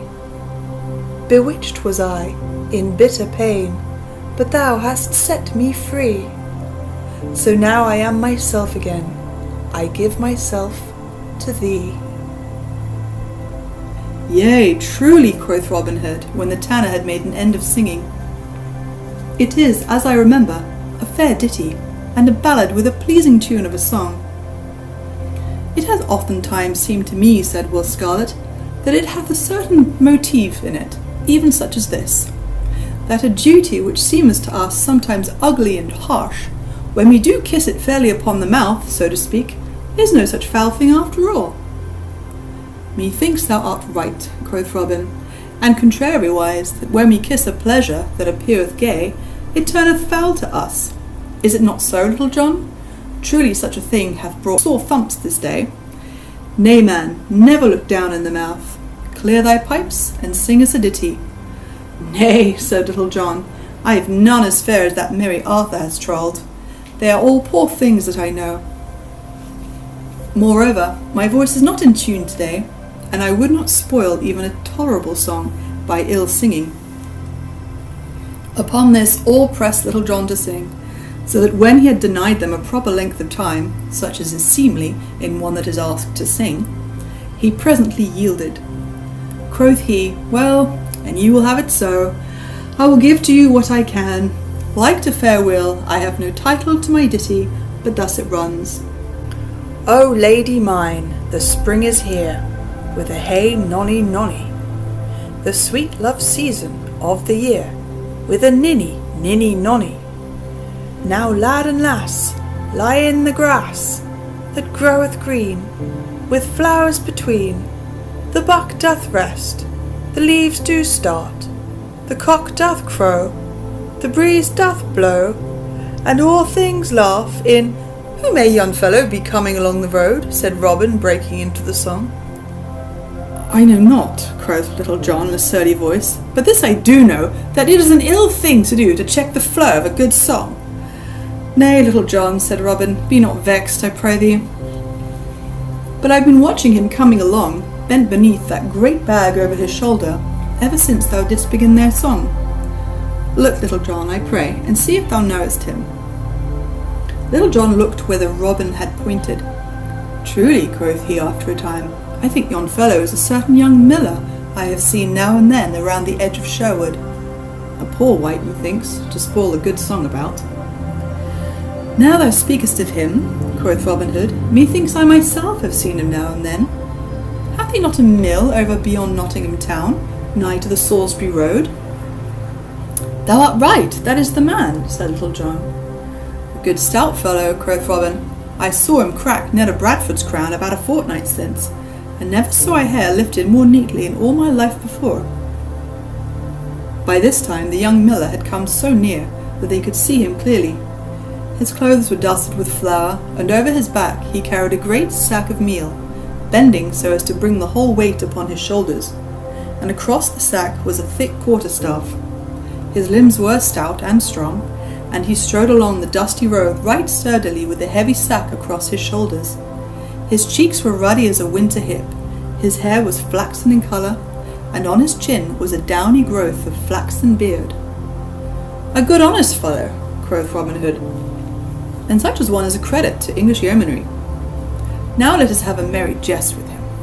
We will forth as though we were common thieves, and pretend to rob him of his honest gains. Then we will take him into the forest and give him a feast such as his stomach never held in all his life before. We will flood his throat with good canary, and send him home with crowns in his purse for every penny he hath. What say ye, lads?" "Truly it is a merry thought," said Will Scarlet. "'Tis well planned," quoth Little John, "but all the saints preserve us from any more drubbings this day. Marry, my poor bones ache so that I—" "Pray thee peace, Little John," quoth Robin. "Thy foolish tongue will get us both well laughed at yet." "My foolish tongue, forsooth," growled Little John to Arthur a Bland.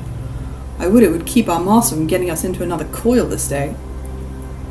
But now the miller, plodding along the road, had come opposite to where the yeoman lay hidden, whereupon all four of them ran at him and surrounded him. "Hold, friend!" cried Robin to the miller, whereupon he turned slowly with the weight of the bag upon the shoulder, and looked at each in turn, all bewildered, for though a good stout man, his wits did not skip like roasting chestnuts. "Who bids me stay?" said the miller in a voice deep and gruff, like the growl of a great dog. "Marry, that do I," quoth Robin, "and let me tell thee, friend, thou hadst best mind my bidding." "And who art thou, good friend?" said the miller, throwing the great sack of meal from his shoulder to the ground. "And who are those with thee?" "We be four good Christian men," quoth Robin, "and would fain help thee by carrying part of thy heavy load." "I give you all thanks," said the miller, "but my bag is none that heavy that I can carry it even by myself."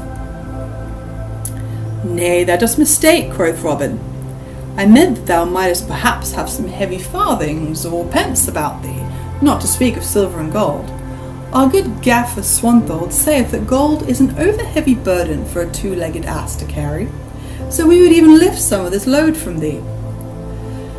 "Alas," cried the miller, "what would ye do to me? I have not about me so much as a clipped groat. Do me no harm, I pray you, but let me depart in peace.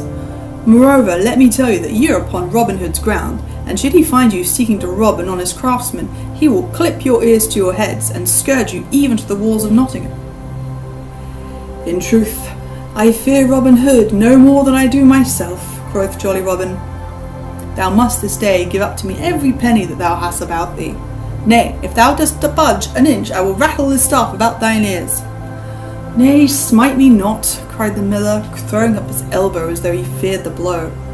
"Thou mayest search me if thou wilt, but thou wilt find nothing upon me, pouch, pocket, or skin." "Is it so?" quoth Robin Hood, looking keenly upon him. "Now I believe that what thou tellest is no true tale. If I am not much mistook, thou hast somewhat in the bottom of that fat sack of meal. Good Arthur, empty the bag upon the ground. I warrant that thou wilt find a shilling or two in the flour." "Ah!" cried the miller, falling upon his knees, "spoil not all my good meal. It can better you not, and will ruin me. Spare it, and I'll give up the money in the bag." "Ha!" quoth Robin, nudging Will Scarlet. "Is it so? And have I found where thy money lies? Marry, I have a wondrous nose for the blessed image of good King Harry. I thought that I smelled gold and silver beneath the barley meal. Bring it straight forth, miller." Then slowly the miller arose to his feet, and slowly and unwillingly he untied the mouth of the bag, and slowly thrust his hands into the meal, and began fumbling about his arms, buried to the elbows in the barley flour. The others gathered around him, their heads together, looking and wondering what he would bring forth. So they stood, all with their heads close together, gazing down into the sack. But while he pretended to be searching for the money, the miller gathered 2 great handfuls of meal. "Ha!" quoth he, "here they are, the beauties. Then, as the others leaned still more forward to see what he had, he suddenly cast the meal into their faces, filling their eyes and noses and mouths with the flour, blinding and half choking them. Arthur à Bland was worse off than any, for his mouth was open, agape with wonder of what was to come, so that a great cloud of flour flew down his throat, setting him a-coughing till he could scarcely stand. Then, while all four stumbled about, roaring with the smart of the meal in their eyeballs, and while they rubbed their eyes till the tears made great channels on their faces through the meal, the miller seized another handful of flour, and another, throwing it in their faces, so that even had they a glimmering of light before, they were now as blind as ever a beggar in Nottinghamshire, while their hair and beards and clothes were as white as snow. Then, catching up his great crabstaff, the miller began laying about him as though he were clear gone mad. This way and that skipped the flour like peas on a drumhead, but they could see neither to defend themselves nor to run away. Thwack, thwack went the miller's cudgel across their backs, and at every blow great white clouds of flour rose in the air from their jackets and went drifting down the breeze. "Stop!" roared Robin at last. "Give over, good friend. I am Robin Hood." "Thou liest, thou knave!" cried the miller, giving him a rap on the ribs that sent up a great cloud of flour like a puff of smoke. "Stout Robin never robbed an honest tradesman. Ha! Thou wouldst have my money, would thou?" And he gave him another blow. "Nay, thou art not getting thy share, thou long-legged knave. Share and share alike." And he smote Little John across the shoulders so that he sent him skipping half across the road. "Nay, fear not, it is thy turn now, Blackbeard." And he gave the tanner a crack that made him roar for all his coughing. "How now, Redcoat, let me brush the dust from thee," cried he, smiting Will Scarlet. And so he gave them merry words and blows until they could scarcely stand, and whenever he saw one like to clear his eyes, he threw more flour in his face. At last Robin Hood found his horn, and clapping it to his lips, blew 3 loud blasts upon it. Now it chanced that Will Stutely and a party of Robin's men were in the glade not far from where this merry sport was going forward.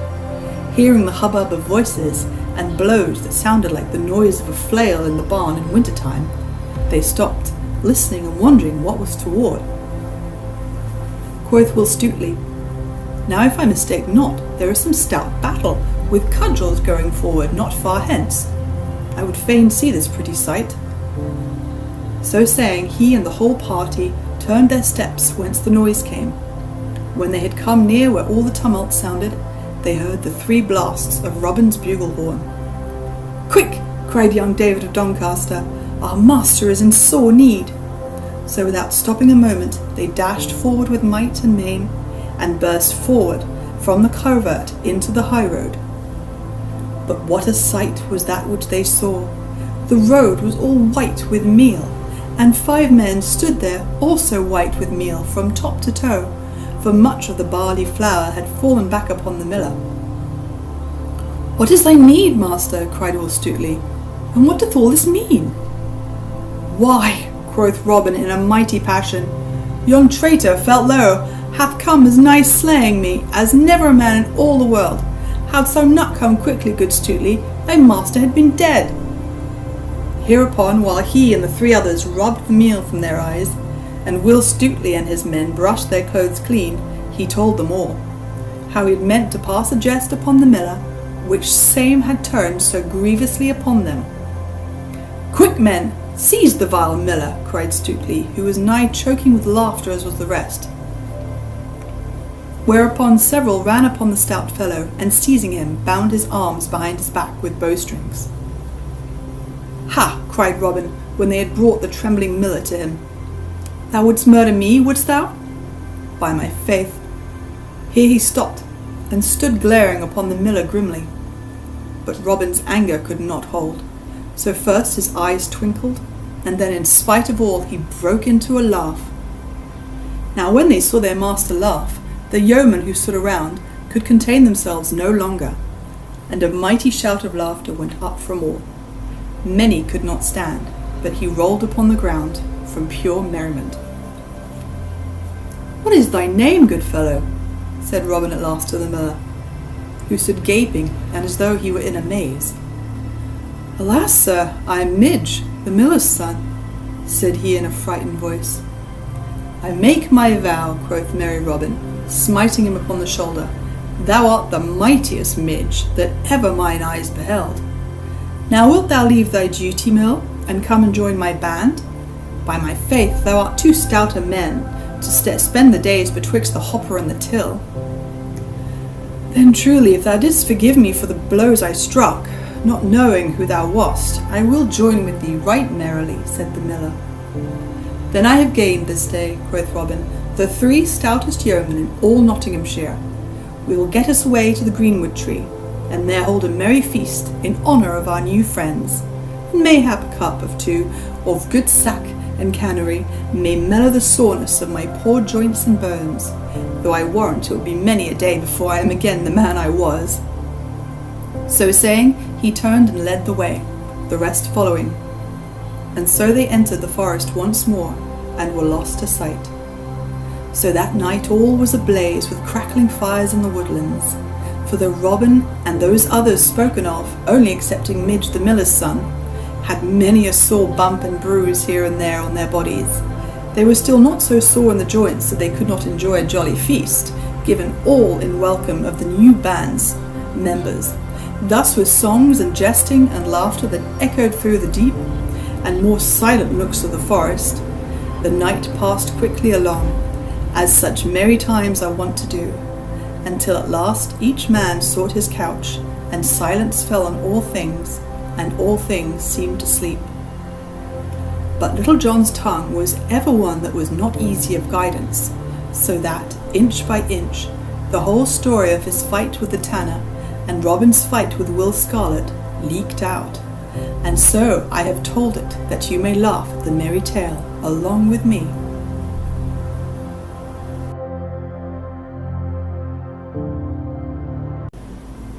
Robin Hood and Allen a Dale. It has just been told how 3 unlucky adventures fell upon Robin Hood and Little John all in one day, bringing them sore ribs and aching bones. So next we will tell how they made up for those ill happenings by a good action that came about not without some small pain to Robin. 2 days had passed by, and somewhat of the soreness had passed away from Robin Hood's joints. Yet still, when he moved of a sudden and without thinking, pain here and there would, as it were, jog him, crying, "Thou hast a drubbing, good fellow." The day was bright and jocund, and the morning dew still lay upon the grass. Under the greenwood tree sat Robin Hood. On one side was Will Scarlet, lying at full length upon his back, gazing up into the clear sky, with hands clasped behind his head. Upon the other side sat Little John, fashioning a cudgel out of a stout crab-tree limb. Elsewhere upon the grass sat or lay many others of the band. "By the faith of my heart," quoth merry Robin, "I do bethink me that we have had no one to dine with us for this long time. Our money groweth low in the purse, for no one hath come to pay a reckoning for many a day. Now busk thee, good Stutely, and choose 3-6 men, and get thee gone to Foss Way or thereabouts, and see that thou bringest someone to eat with us this evening. Meantime we'll prepare a grand feast, to do whosoever may come the greater honour. And stay, good Stutely, I would have thee take Will Scarlet with thee, for it is meet that he should become acquaint with the ways of the forest." "Now do I thank thee, good master," quoth Stutely, springing to his feet, "that thou hast chosen me for this adventure. Truly my limbs do grow slack through abiding idly here. As for 2 of my 6, I will choose Midge the miller and Arthur a Bland, for as well thou knowest, good master, they are stout fists at the quarterstaff. Is it not so, Little John?" At this all laughed but Little John and Robin, who twisted up his face. "I can speak for Midge," said he, "and likewise for my cousin Scarlet. This very blessed morn I looked at my ribs and found them as many colours as a beggar's cloak." So, having chosen 4 more stout fellows, Will Stutely and his band set forth to Foss Way, to find whether they might not come across some rich guest to feast that day in Sherwood with Robin and his band. For all the livelong day they abided near this highway. Each man had brought with him a good store of cold meat and a bottle of stout March beer to stay his stomach till the homecoming. So when the high noontide had come, they sat them down upon the soft grass beneath a green and wide-spreading hawthorn bush, and held a hearty and jovial feast. After this, one kept watch while the others napped, for it was a still and sultry day. Thus they passed the time pleasantly enough, but no guest such as they desired showed his face in all the time that they lay hidden there. Many passed along the dusty road in the glare of the sun. Now it was a bevy of chattering damsels merrily tripping along. Now it was a plodding tinker. Now a merry shepherd lad. Now a sturdy farmer, all gazing ahead along the road, unconscious of the 7 stout fellows that lay hidden so near them. Such were the travellers along the way, but fat abbot, rich esquire, or money-laden usurer came there none. At last the sun began to sink low in the heavens. The light grew red, and the shadows long. The air grew full of silence. The birds twittered sleepily, and from afar came, faint and clear, the musical song of the milkmaid calling the kine home to the milking. Then Stutely arose from where he was lying. "A plague of such ill luck," quoth he. "Here we abided all day, and no bird worth the shooting, so to speak, have come within reach of our bolt.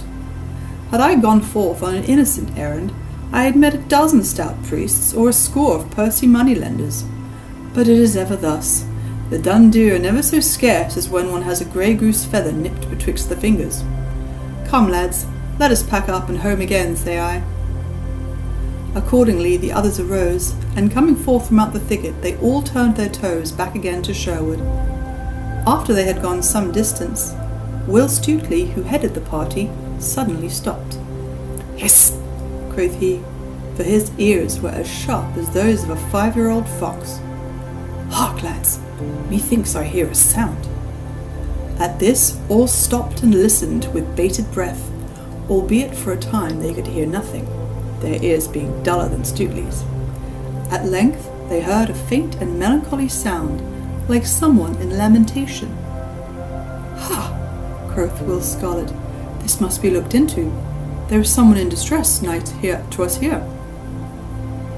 "I know not," quoth Will Stutely, shaking his head doubtfully. "Our master is ever rash about thrusting his finger into a boiling pot. But for my part, I see no use in getting ourselves into mischievous coils. Yon is a man's voice, if I mistake not, and a man should be always ready to get himself out from his own bothers." Then out spake Will Scarlet boldly. "Now out upon thee to talk upon that matter, Stutely. Stay, if thou dost list. I go to see what may be the trouble of this poor creature." "Nay," quoth Stutely, "thou dost leap so quickly thou'lt tumble into the ditch." "Who said I would not go? Come along, say I." Thus saying, he led the way, the others following, till after they had gone a short distance, they came to a little opening in the woodland, whence a brook, after gurgling out from under the tangle of overhanging bushes, spread out into a broad and glassy pebbled pool. By the side of this pool, and beneath the branches of a willow, lay a youth upon his face, weeping aloud, the sound of which had first caught the quick ears of Stutely. His golden locks were tangled, his clothes were all awry, and everything about him betokened sorrow and woe. Over his head, from the branches of the osier, hung a beautiful harp of polished wood, inlaid with gold and silver in fantastic devices. Beside him lay a stout ashen bow, and 1/2 score of fair smooth arrows. "Halloa!"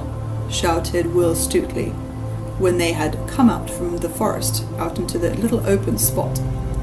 "Who art thou, fellow, that thou liest there, killing all the green grass with salt water?" Hearing the voice, the stranger sprang to his feet, and, snatching up his bow and fitting a shaft, held himself in readiness for whatever ill might befall him.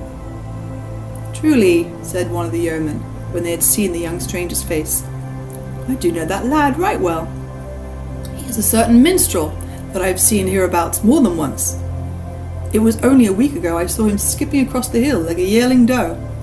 A fine sight he was then, with a flower at his ear and a cock's plume stuck in his cap. But now methinks our cockerel is shorn of his gay feathers." "Ha!" cried Will Stutely, coming up to the stranger. "Wipe thine eyes, man. I do hate to see a tall, stout fellow so snivelling like a girl of 14 over a dead tomtit. Put down thy bow, man. We mean thee no harm." But Will Scarlet, seeing how the stranger, who had a young and boyish look, was stung by the words that Stutely had spoken, came to him and put his hand upon the youth's shoulder. "Nay, thou art in trouble, poor boy," said he kindly. "Mind not what these fellows have said. They are rough, but they mean thee well. Mayhap they do not understand a lad like thee. Thou shalt come with us, and perchance we may find a certain one that can aid thee in thy perplexities, whatsoever they may be." "Yea, truly, come along," said Will Stutely gruffly. "I meant thee no harm, and may mean thee some good. Take down thy singing tool from off this fair tree, and away with us." The youth did as he was bidden, with bowed head and sorrowful step, accompanied the others, walking beside Will Scarlet. So they wended their way through the forest. The bright light faded from the sky, and a glimmering grey fell over all the things. From the deeper recesses of the forest, the strange whispering sounds of night-time came to the ear. All else was silent, saving only for the rattling of their footsteps and the crisp dry leaves of the last winter. At last a ruddy glow shone before them here and there through the trees. A little farther, and they came to the open glade, now bathed in the pale moonlight. In the centre of the open crackled a great fire, throwing a red glow on all around. At the fire were roasting juicy steaks of venison, pheasants, capons, and fresh fish from the river. All the air was filled with the sweet smell of good things cooking. The little band made its way across the glade, many yeomen turning with curious looks and gazing after them, but none speaking or questioning them. So with Will Scarlet upon one side and Will Stutely upon the other, the stranger came to where Robin Hood sat on a seat of moss under the greenwood tree, with Little John standing beside him. "Good even, fair friend," said Robin Hood, rising as the others drew near. "And hast thou come to feast with me this day?" "Alas, I know not," said the lad, looking around him with dazed eyes, for he was bewildered with all that he saw. "Truly, I know not whether I be in a dream," said he to himself in a low voice. "Nay, marry," quoth Robin, laughing, "thou art awake, as I will presently find, for a fine feast is a-cooking for thee. Thou art our honoured guest this day." Still the young stranger looked about him as though in a dream. Presently he turned to Robin. "Methinks," said he, "I now know where I am and what hath befallen me. Art not thou the great Robin Hood?" "Thou hast hit the bull's-eye," quoth Robin, clapping him upon the shoulder. "Men hereabouts do call me by that name. Since thou knowest me, thou knowest also that he who feasteth with me must pay his reckoning. I trust thou hast a full purse with thee, fair stranger." "Alas," said the stranger, "I have no purse, nor no money either, saving only the half of a sixpence, the other half of which mine own dear love doth carry in her bosom, hung about her neck by the strand of silken thread." At this speech a great shout of laughter went up from those around, whereas the poor boy looked as though he would die of shame. But Robin Hood turned sharply to Will Stutely. "Why, how now," quoth he, "is this the guest thou hast brought to fill our purse? Methinks thou hast brought but a lean cock to the market." "Nay, good master," answered Will Stutely, grinning, "he is no guest of mine.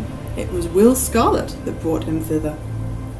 Then up spoke Will Scarlet, and told how they had found the lad in sorrow, and how he had brought him to Robin, thinking that he might perchance aid him in his trouble. Then Robin Hood turned to the youth, and, placing his hand upon the other shoulder, held him off at arm's length, scanning his face closely. "A young face," quoth he in a low voice, half to himself, "a kind face, a good face. 'Tis like a maiden's for purity, and withal the fairest that ever mine eyes did see. But if I may judge thee fairly by their looks, grief cometh to young as well as to old." At these words, spoken so kindly, the poor lad's eyes brimmed up with tears. "Nay, nay," said Robin hastily. "Cheer up, lad. I warrant thy case is not so bad that it cannot be mended. What may be thy name?" "Allen a Dale is my name, good master." "Allen a Dale," repeated Robin, musing. "Allen a Dale. It doth seem to me that the name is not altogether strange to mine ears. Yea, surely thou art the minstrel of whom we have been hearing lately, whose voice so charmeth all men. Dost thou not come from the dale of Rotherstream, over beyond Staveley? Yea, truly, answered Allen, I do come thence. How old art thou, Allen? I am but 20 years of age. Methinks thou art over young to be perplexed with trouble, quoth Robin kindly. Then, turning to the others, he cried, Come, lads, busk ye and get our feast ready. Only thou, Will Scarlet, and thou, Little John, stay here with me. Then, when the others had gone, each man about his business, Robin turned once more to the youth. Now, lad, said he, tell us thy troubles, and speak freely. A flow of words doth ever ease the heart of sorrows. It is like opening the waste-weir when the mill dam is overfull. Come, sit thou here beside me, and speak at thine ease. Then straightway the youth told the 3 yeomen all that was in his heart, at first in broken words and phrases, then freely and with greater ease when he saw that all listened closely to what he said. So he told them how he had come from York to the sweet vale of Rother, travelling the country though as a minstrel, stopping now at castle, now at hall, and now at farmhouse, how he had spent one sweet evening in a certain broad low farmhouse, where he sang before a stout franklin, and a maiden as pure and lovely as the first snowdrop of spring, how he had played and sung to her, and how sweet Ellen of the Dale had listened to him and had loved him. Then in a low sweet voice, scarcely louder than a whisper, he told how he had watched for her, and met her now and then when she went abroad, but was all too afraid in her sweet presence to speak to her, until at last, beside the banks of Rother, he had spoken of his love, and she had whispered that which had made his heartstrings quiver for joy. Then they broke a sixpence between them, and vowed to be true to one another forever. Next he told how her father had discovered what was a-doing, and had taken her away from him, so that he never saw her again, and his heart was sometimes like to break, how this morn, only 1 short month and a half from that time that he had seen her last, he had heard, and knew it to be so, that she was to marry old Sir Stephen of Trent 2 days hence. For Ellen's father thought it would be a grand thing to have a daughter marry so high, albeit she wished it not. Nor was it wonder that a knight should wish to marry his own sweet love, who was the most beautiful maiden in all the world. To all this the yeomen listened in silence, the clatter of many voices, jesting and laughing, sounding around them, and the red light of the fire shining on their faces and in their eyes. So simple were the poor boy's words, and so deep his sorrow, that even Little John felt a certain knotty lump rise in his throat. I wonder not, said Robin, after a moment's silence, that thy true love loved thee, for thou hast surely a silver cross beneath thy tongue, even like good Saint Francis, that could charm the birds out of the air by his speech.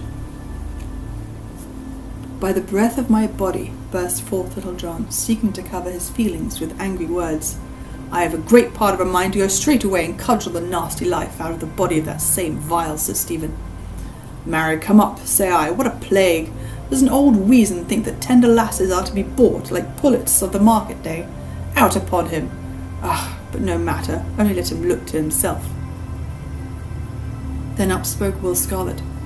Methinks it seemeth but ill done of the lass that she should so quickly change at others' bidding, more especially when it cometh to the marrying of a man as old as this same Sir Stephen. I like it not in her, Allen. Nay, said Allen hotly, thou dost wrong her. She is as soft and gentle as a stock-dove. I know her better than anyone in all the world. She may do her father's bidding, but if she marries Sir Stephen, her heart will break, and she will die. My own sweet dear. He stopped and shook his head, for he could say nothing further. While the others were speaking, Robin Hood had been sunk in thought. Methinks I have a plan might fit thy case, Allen, said he. But first, tell me, thinkest thou, lad, that thy true love hath spirit enough to marry thee, were ye together in church, the banns published, and the priest found, even were her father to say her nay? Ay, marry would she, cried Allen eagerly. Then if her father be the man that I take him to be, I will undertake that he shall give you both his blessing as wedded man and wife in the place of old Sir Stephen, and upon his wedding morn. But stay, now I bethink me, there is one thing reckoned not upon, the priest. Truly those of the cloth do not love me overmuch, and when it comes to doing as I desire in such a manner, they are like as not to prove stiff-necked. As to the lesser clergy, they fear to do me a favour because of abbot or bishop. Nay, quoth Will Scarlet, laughing, so far as that goeth, I know of a certain friar that, couldst thou but get on the soft side of him, would do thy business, even though Pope Joan herself stood forth to ban him. He is known as the Curtal Friar of Fountain Abbey, and dwelleth in Fountain Dale. But, quoth Robin, Fountain Abbey is a good 100 miles from here, and we would help the lad, but we have no time to go thither and back before his true love will be married. Naught is to be gained there, coz. Yea, quoth Will Scarlet, laughing again, but this Fountain Abbey is not so far away as the one which thou speakest, uncle. The Fountain Abbey of which I speak is no such rich and proud place as the other, but a simple little cell, yet withal as cosy a spot as ever stout anchorite dwelled within. I know the place well, and can guide thee thither, for though it is a goodly distance, yet methinks a stout pair of legs could carry a man there and back in one day. Then give me thy hand, Allan, cried Robin, and let me tell thee, I swear by the bright hair of Saint Elfrida, that this time, 2 days hence, Ellen Dale shall be thy wife. I will seek this same friar of Fountain Abbey tomorrow day, and I warrant I will get upon the soft side of him, even if I have to drub one soft. At this Will Scarlet laughed again. Be not too sure of that, good uncle, quoth he. Nevertheless, from what I know of him, I think this Curtal Friar will gladly join two such fair lovers, more especially if there be good eating and drinking afoot thereafter. But now one of the band came to say that the feast was spread upon the grass. So Robin leading the way, the others followed to where the goodly feast was spread.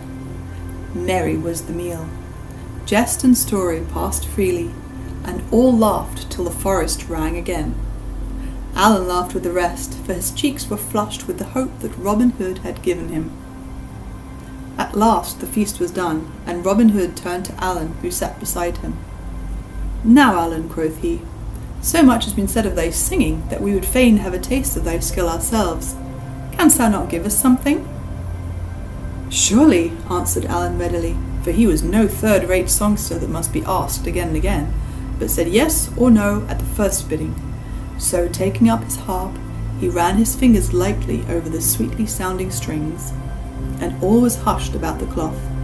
Then, backing his voice with sweet music on his harp, he sang, May Ellen's wedding, giving an account of how she was beloved by a fairy prince who took her to his own home. May Ellen sat beneath a thorn, and in a shower around the blossoms fell at every breeze like snow upon the ground, and in a lime tree near was heard the sweet song of a strange wild bird. O sweet, sweet, sweet, O piercing sweet, O lingering sweet the strain. May Ellen's heart within her breast stood still with blissful pain, and so with listening upturned face she sat as dead in that fair place. Come down from out the blossoms, bird, come down from out the tree, and on my heart I'll let thee lie, and love thee tenderly. Thus cried May Ellen, soft and low, from where the hawthorn shed its snow. Down dropped the bird on quivering wing from out the blossoming tree, and nestled in her snowy breast, my love, cried she. Then straightway home, mid sun and flower, she bare him to her own sweet bower. The day hath passed to mellow night, the moon floats over the lea, and in its solemn pallid light a youth stands silently, a youth of beauty strange and rare, within May Ellen's bower there. He stood where o'er the pavement cold the glimmering moonbeams lay. May Ellen gazed with wide scared eyes, nor could she turn away. For as in mystic dreams we see as spirit stood he silently. All in a low and breathless voice, "Whence cometh thou?" said she. "Art thou the creature of a dream, or a vision that I see?" Then soft spake he, as night winds shiver through straining reeds beside the river. "I came, a bird, on feathered wing, from distant fairyland, where murmuring waters softly sing upon the golden strand, where sweet trees are forever green, and there my mother is the queen." No more May Ellen leaves her bower to grace the blossoms fair, but in the hushed and midnight hour they hear her talking there. Or when the moon is shining white, they hear her singing through the night. "O don thy silks and jewels fine," May Ellen's mother said, "for hither comes the Lord of Lyne, and thou this lord must wed." May Ellen said, "It may not be, he ne'er shall find his wife in me." Up spoke her brother, dark and grim, "Now by the bright blue sky, and yet a day hath gone for him, thy wicked bird shall die. For he hath wrought thee bitter harm by some strange art or cunning charm." Then with a sad and mournful song away the bird did fly, and o'er the castle eaves and through the grey and windy sky.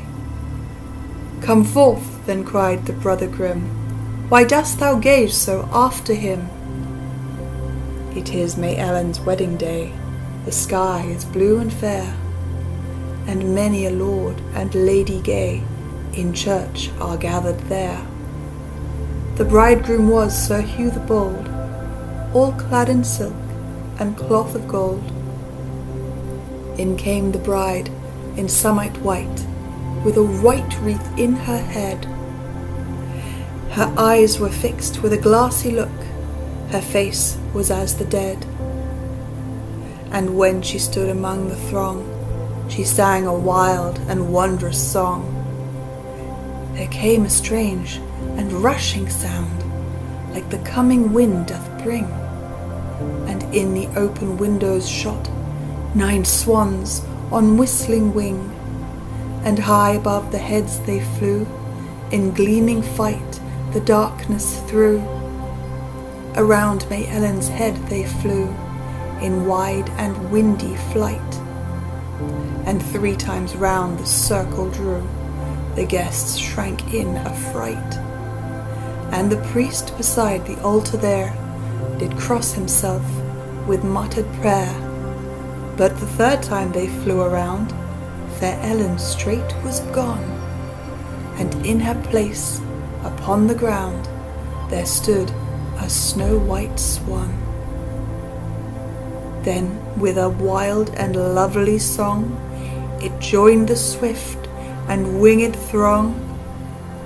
There's ancient men at weddings been for 60 years and more, but such a wondrous wedding day they never saw before. But none could check and none could stay the swans that bore the bride away. Not a sound broke the stillness when Alan a Dale had done, but all sat gazing at the handsome singer. For so sweet was his voice and the music that each man sat with bated breath, lest one drop more should come and he should lose it. "By my faith and my troth," quoth Robin at last, drawing a deep breath, "lad, thou must not leave our company, Alan. Wilt thou not stay with us here in the sweet green forest? Truly, I do feel my heart go out toward thee with great love." Then Alan took Robin's hand and kissed it. "I will stay with thee always, dear master," said he, "for never have I known such kindness as thou hast shown me this day." Then Will Scarlet stretched forth his hand and shook Alan's in token of fellowship, as did Little John likewise, and thus the famous Alan a Dale became one of Robin Hood's band.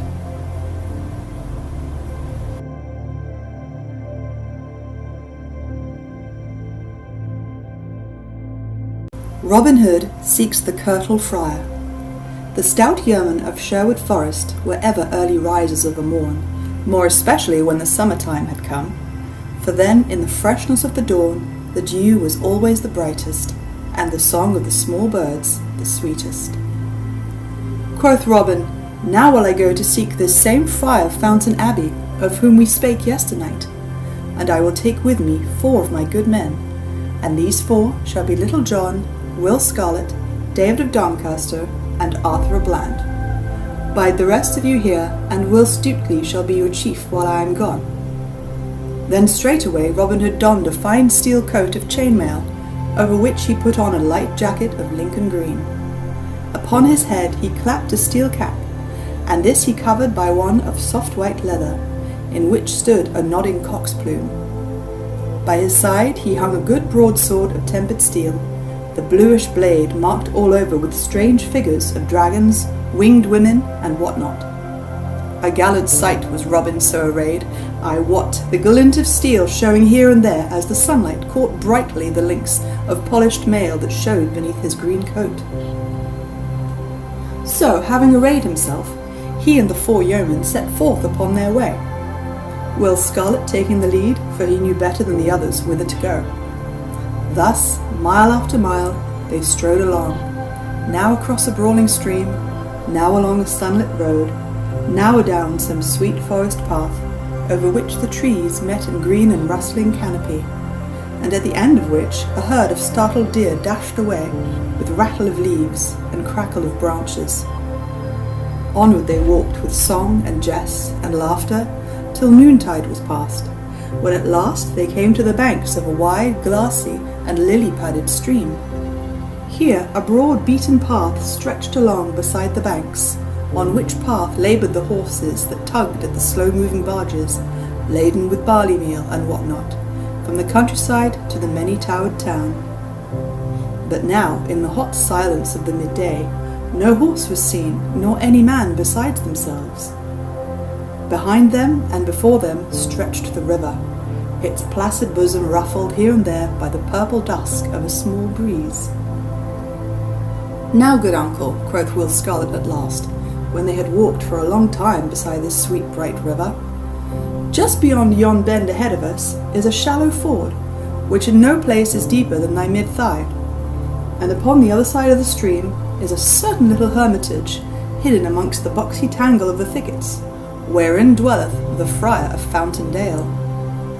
Thither will I lead thee, for I know the way, albeit it is not over hard to find. Nay, quoth jolly Robin, stopping suddenly, had I thought that I should have been made to wade water, even were it so crystal a stream as this, I had donned other clothes than I have upon me. But no matter now, for after all a wetting will not wash the skin away, and what must be, must. But bide ye here, lads, for I would enjoy this merry adventure alone. Nevertheless, listen well, and if ye hear me sound upon my bugle horn, come quickly. So saying, he turned and left them, striding onward alone. Robin had walked no farther than where the bend of the road hid his good men from his view, when he stopped suddenly, for he thought he had heard voices. He stood still and listened, and presently heard words passed back and forth betwixt what seemed to be 2 men, and yet the 2 voices were wondrously alike. The sound came from over behind the bank, that here was steep and high, dropping from the edge of the road a 60 feet to the sedgy verge of the river. "'Tis strange," muttered Robin to himself after a space, when the voices had ceased their talking. "Surely there must be 2 people that spoke the one to the other, and yet methinks their voices are mightily alike. I make my vow that never have I heard the like in all my life before.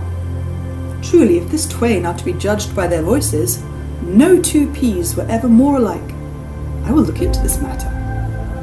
So saying, he came softly to the river bank, and laying him down upon the grass, peered over the edge and down below. All was cool and shady beneath the bank. A stout osier grew, not straight upward, but leaning across the water, shadowing the spot with its soft foliage. All around grew a mass of feathery ferns, such as hide and nestle in cool places. And up to Robin's nostrils came the tender odour of the wild thyme that loves the moist verges of running streams. Here, with his broad back against the rugged trunk of the willow tree, and half hidden by the soft ferns around him, sat a stout, brawny fellow, but no other man was there. His head was as round as a ball, and covered with a mat of close-clipped, curly black hair that grew low down on his forehead. But his crown was shorn as smooth as the palm of one's hand, which, together with his loose robe, cowl, and string of beads, showed that which his looks would never have done, that he was a friar. His cheeks were as red and shining as a winter crab, albeit they were nearly covered over with a close curly black beard, as were his chin and upper lip likewise. His neck was thick like that of a north country bull, and his round head closely set upon shoulders even a match for those of Little John himself.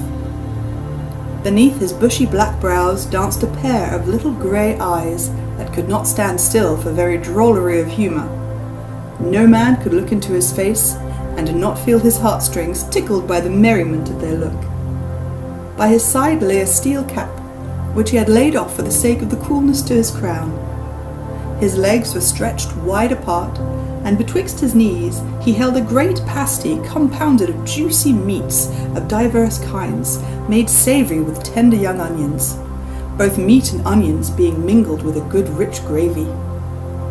In his right fist he held a great piece of brown crust, at which he munched sturdily, and every now and then he thrust his left hand into the pie and drew it forth full of meat.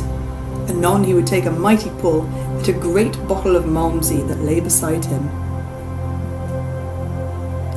"By my faith," quoth Robin to himself, "I do very believe that this is the merriest feast, the merriest wight, the merriest place, and the merriest sight in all merry England.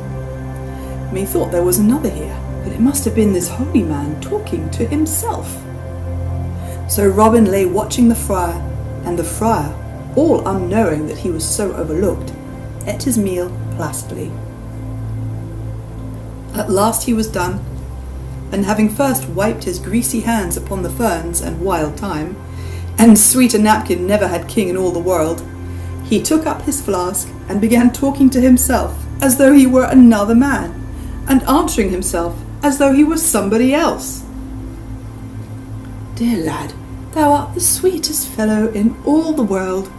I do love thee as a lover loveth his lass. La, thou dost make me shamed to speak so to me in this solitary place, no one being by, and yet, if thou wilt have me say so, I do love thee as thou lovest me. Nay then, wilt thou not take a drink of good Malmsey? After thee, lad, after thee. Nay, I beseech thee, sweeten the draught with thy lips." Here he passed the flask from his right hand to his left. "And thou wilt force it on me so, I must needs do thy bidding, yet with the more pleasure do I so, as I drink thy very great health." Here he took a long, deep draught. "And now, sweet lad, 'tis thy turn next." Here he passed the bottle from his left hand back again to his right. "I take it, sweet chuck, and here's wishing thee as much good as thou wishest me." Saying this, he took another draught, and truly he drank enough too. All this time merry Robin lay upon the bank and listened, while his stomach so quaked with laughter that he was forced to press his palm across his mouth to keep it from bursting forth, for truly he would not have spoiled such a goodly jest for the half of Nottinghamshire. Having gotten his breath from his last draught, the friar began talking again in this wise. "Now, sweet lad, canst thou not sing me a song?" "La, I know not. I am but in an ill voice this day. Prithee, ask me not. Dost thou not hear how I croak like a frog?" "Nay, nay, thy voice is as sweet as any bullfinch. Come, sing, I pray thee. I would rather hear thee sing than eat a fair feast." "Alas, I would fain not sing before one that can pipe so well, and have heard so many goodly songs and ballads. Nevertheless, an thou wilt have it so, I will do my best." But now methinks that thou and I might sing some fair song together. Dost thou not know a certain dainty little catch, called the loving youth and the scornful maid? Why, truly methinks I have heard it ere now. Then dost thou not think thou couldst take the lass's part, if I take the lad's? I know not, but I will try. Begin thou with the lad, and I will follow with the lass. Then singing first with a voice deep and gruff, and anon in one high and squeaking, he blithely trolled the merry catch of the loving youth and the scornful maid. It's wilt thou come with me, my love, and it's wilt thou, love, be mine. For I will give unto thee, my love, gay knots and ribbons so fine. I'll woo thee, love, on my bended knee, and I'll pipe sweet songs to none but thee. Then it's hark, hark, hark to the winged lark, and it's hark to the cooing dove, and the bright daffodil groweth down by the rill. So come thou and be my love. Now get thee away, young man so fine. Now get thee away, I say. For my true love shall never be thine, and so thou hadst better not stay. Thou art not a fine enough lad for me, so I'll wait till a better young man I see. For it's hark, hark, hark to the winged lark, and it's hark to the cooing dove, and the bright daffodil groweth down by the rill, yet never I'll be thy love. Then straight will I seek for another fair she, for many a maid can be found, and as thou wilt never have aught of me, by thee will I never be bound. For never is a blossom in the field so rare, but others are found that are just as fair. So it's hark, hark, hark to the joyous lark, and it's hark to the cooing dove, and the bright daffodil groweth down by the rill, and I'll seek me another dear love. Young man, turn not so very quick away, another fair lass to find. Methinks I have spoken in haste today, nor have I made up my mind. And if thou wilt only stay with me, I'll love no other, sweet lad, but thee. Here Robin could contain himself no longer, but burst forth in a mighty roar of laughter. Then the holy friar, keeping on with the song, he joined in the chorus, and together they sang, or as one might say, bellowed. So it's hark, hark, hark to the joyous lark, and it's hark to the cooing dove, for the bright daffodil groweth down by the rill, and I'll be thine own true love. So they sang together, for the stout friar did not seem to have heard Robin's laughter, neither did he seem to know that the yeoman had joined in with the song. But with eyes half closed, looking straight before him, and wagging his round head from side to side in time with the music, he kept on bravely to the end, he and Robin finishing up with a mighty roar that might have been heard a mile. But no sooner had the last word been sung than the holy man seized his steel cap, clapped it on his head, and springing to his feet, cried in a great voice, "What spy have we here? Come forth, thou limb of evil, and I will carve thee into as fine pudding meant as ever a wife in Yorkshire cooked of a Sunday." Hereupon he drew from beneath his robes a great broad sword, full as stout as was Robin's. "Nay, put up thy pinking iron, friend," quoth Robin, standing up with tears of laughter still on his cheeks. "Folk who have sung so sweetly together should not fight thereafter." Hereupon he leapt down to the bank to where the other stood. "I tell thee, friend," said he, "my throat is as parched with that song as ever a barley stubble on October. Hast thou haply any Malmsey left in that stout bottle?" "Truly," said the friar in a glum voice, "thou dost ask thyself freely where thou art not bidden. Yet I trust I am too good a Christian to refuse any man drink that is athirst. Such as there is thou art welcome to a drink of the same." And he held the pottle out to Robin. Robin took it without more ado, and putting it to his lips, tilted his head back, while that which was within said glug, glug, glug, for more than 3 winks, I wot. The stout friar watched Robin anxiously the whole while, and when he was done, took the pottle quickly.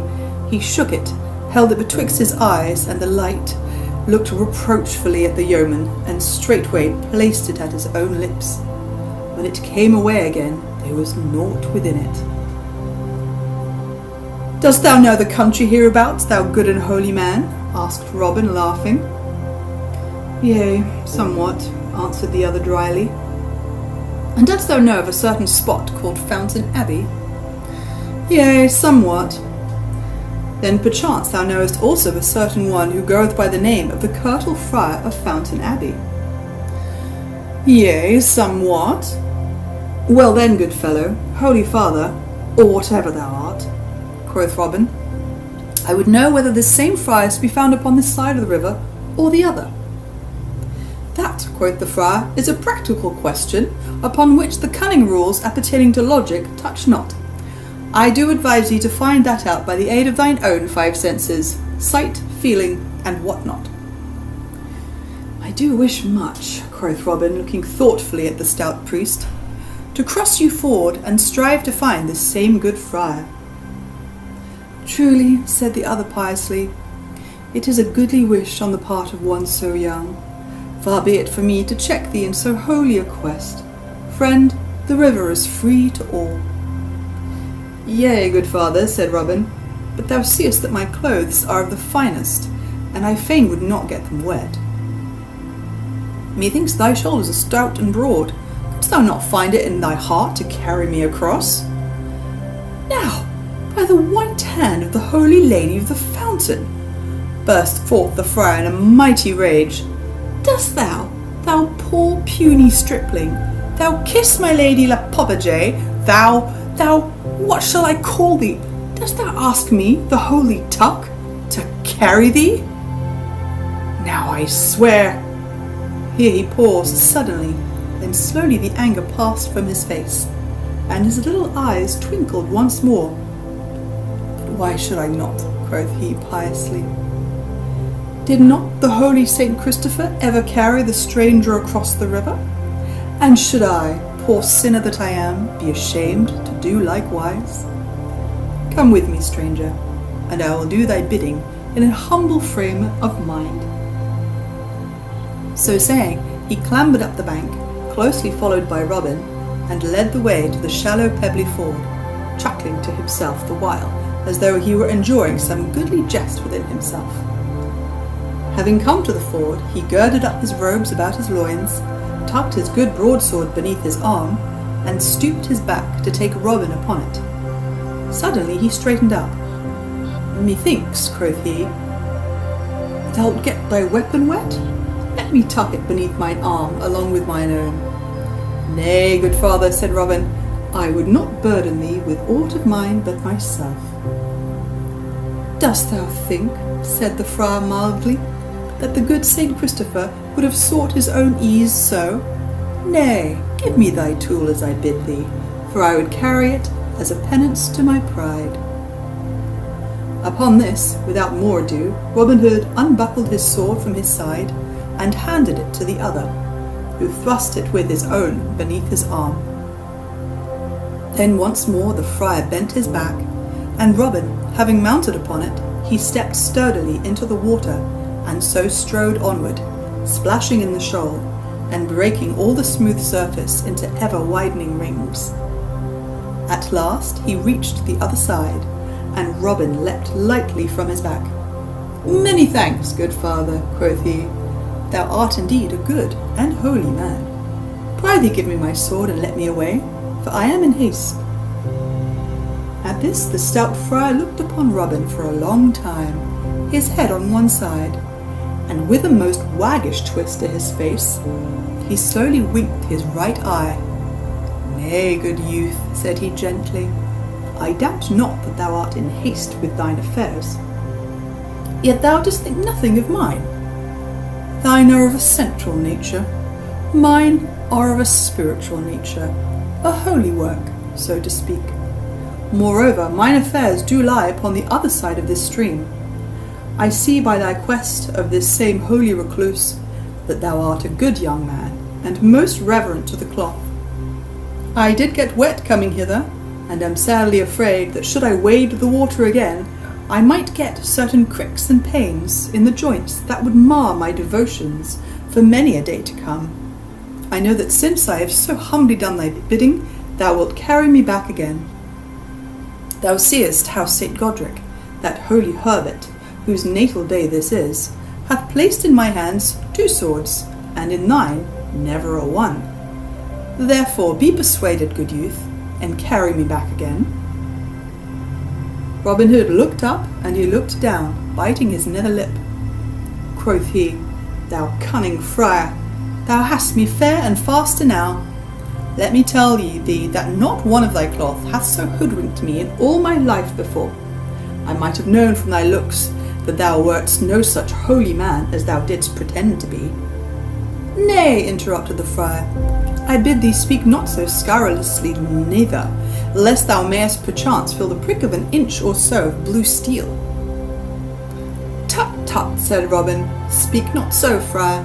The loser hath ever the right to use his tongue as he doth list. Give me my sword, I do promise to carry thee back straightway. Nay, I will not lift the weapon against thee. Marry, come up, quoth the friar, I fear thee not, fellow. Here is thy skewer, and get thyself presently ready, for I would hasten back.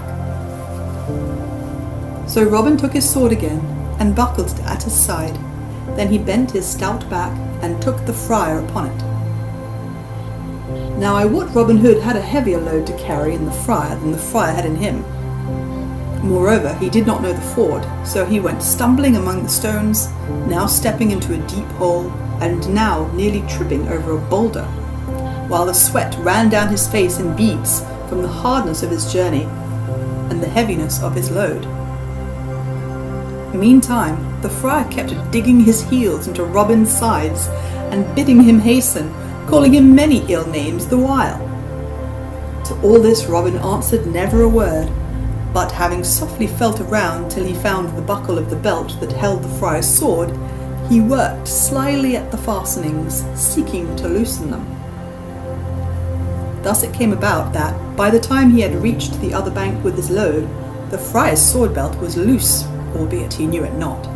So when Robin stood on dry land, and the friar leapt from his back, the yeoman gripped hold of the sword, so that blade, sheath, and strap came away from the holy man, leaving him without a weapon. Now then, quoth merry Robin, panting as he spake, and wiping the sweat from his brow, I have thee, fellow. This time that same saint of whom thou didst speak, but now hath delivered 2 swords into my hand, and hath stripped thine away from thee. Now if thou dost not carry me back, and that speedily, I swear I will prick thy skin till it is full as holes as a slashed doublet. The good friar said not a word for a while, but he looked at Robin with a grim look. Now, said he at last, I did think that thy wits were of the heavy sort, and knew not that thou wert so cunning. Truly thou hast me upon the hip. Give me my sword, and I promise not to draw it again. Same in self-defence. Also, I promise to do thy bidding, and take thee upon my back, and carry thee. So jolly Robin gave him his sword again, which the friar buckled to his side, and this time looked to it that it was more secure in his fastenings. Then tucking up his robes once more, he took Robin Hood upon his back, and without a word stepped into the water, and so waded on in silence, while Robin sat laughing upon his back. At last he reached the middle of the ford, where the water was deepest. Here he stopped for a moment, and then, with a sudden lift of his hand and heave of his shoulders, fairly shot Robin over his head as though he were a sack of grain. Down went Robin into the water with a mighty splash. There, quoth the holy man, calmly turning back again to the shore. Let that cool thy hot spirit, if it may. Meantime, after much splashing, Robin had gotten to his feet and stood gazing about him, all bewildered, the water running from him in pretty little rills. At last he shot the water out of his ears and spat some out of his mouth, and gathering his scattered wits together, saw the stout friar standing on the back, laughing. Then I wot, was Robin Hood a madman. Stay, thou villain, roared he. I am after thee straight, and if I do not carve thy brawn for thee this day, may I never lift finger again. So saying, he dashed, splashing, to the bank. Thou needst not hasten thyself unduly, quoth the stout friar. Fear not, I will abide here, and if thou dost not cry alack-a-day ere long time is gone, may I never more peep through the brake at a fallow deer. And now Robin, having reached the bank, began, without more ado, to roll up his sleeves above his wrists. The friar also tucked his robes more about him, showing a great stout arm on which the muscles stood out like humps of an aged tree. Then Robin saw, what he had not wotted of before, that the friar had also a coat of chainmail beneath his gown. "Look to thyself," cried Robin, drawing his good sword. "Ay, marry," quoth the friar, who held his already in his hand. So without more ado they came together, and thereupon began a fierce and mighty battle. Right and left, and up and down, and back and forth they fought. The swords flashed in the sun, and then met with a clash that sounded far and near. I wot this was no playful bout at quarterstaff, but a grim and serious fight of real earnest. Thus they strove for an hour or more, pausing every now and then to rest, at which time each looked at the other with wonder, and thought that he had never seen so stout a fellow. Then once again they would go at it more fiercely than ever. Yet in all this time neither had harmed the other, nor caused his blood to flow.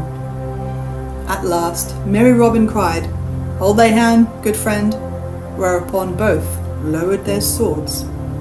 "Now I crave a boon ere we begin again," quoth Robin, wiping the sweat from his brow, for they had striven so long that he began to think that it would be an ill-done thing either to be smitten himself or to smite so stout and brave a fellow.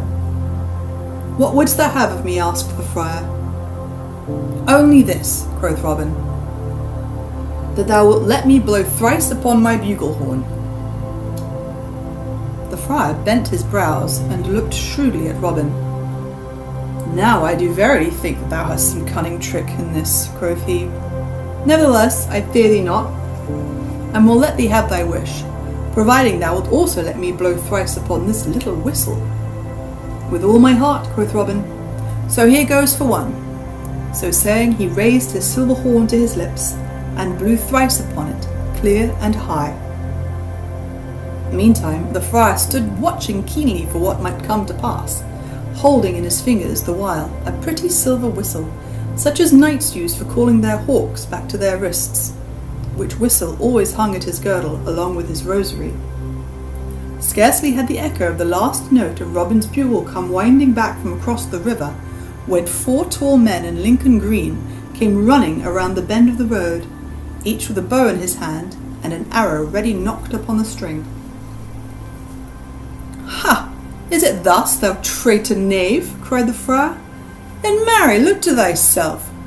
So saying, he straightway clapped the hawk's whistle to his lips, and blew a blast that was both loud and shrill. And now there came a crackling of the bushes that lined the other side of the road, and presently forth from the covert burst 4 great shaggy hounds. "Adam Sweetlips! Adam Bellthroat! Adam Beauty! Adam Fangs!" cried the friar, pointing at Robin. And now it was well for that yeoman that a tree stood nigh beside the road, else had he had an ill chance of it.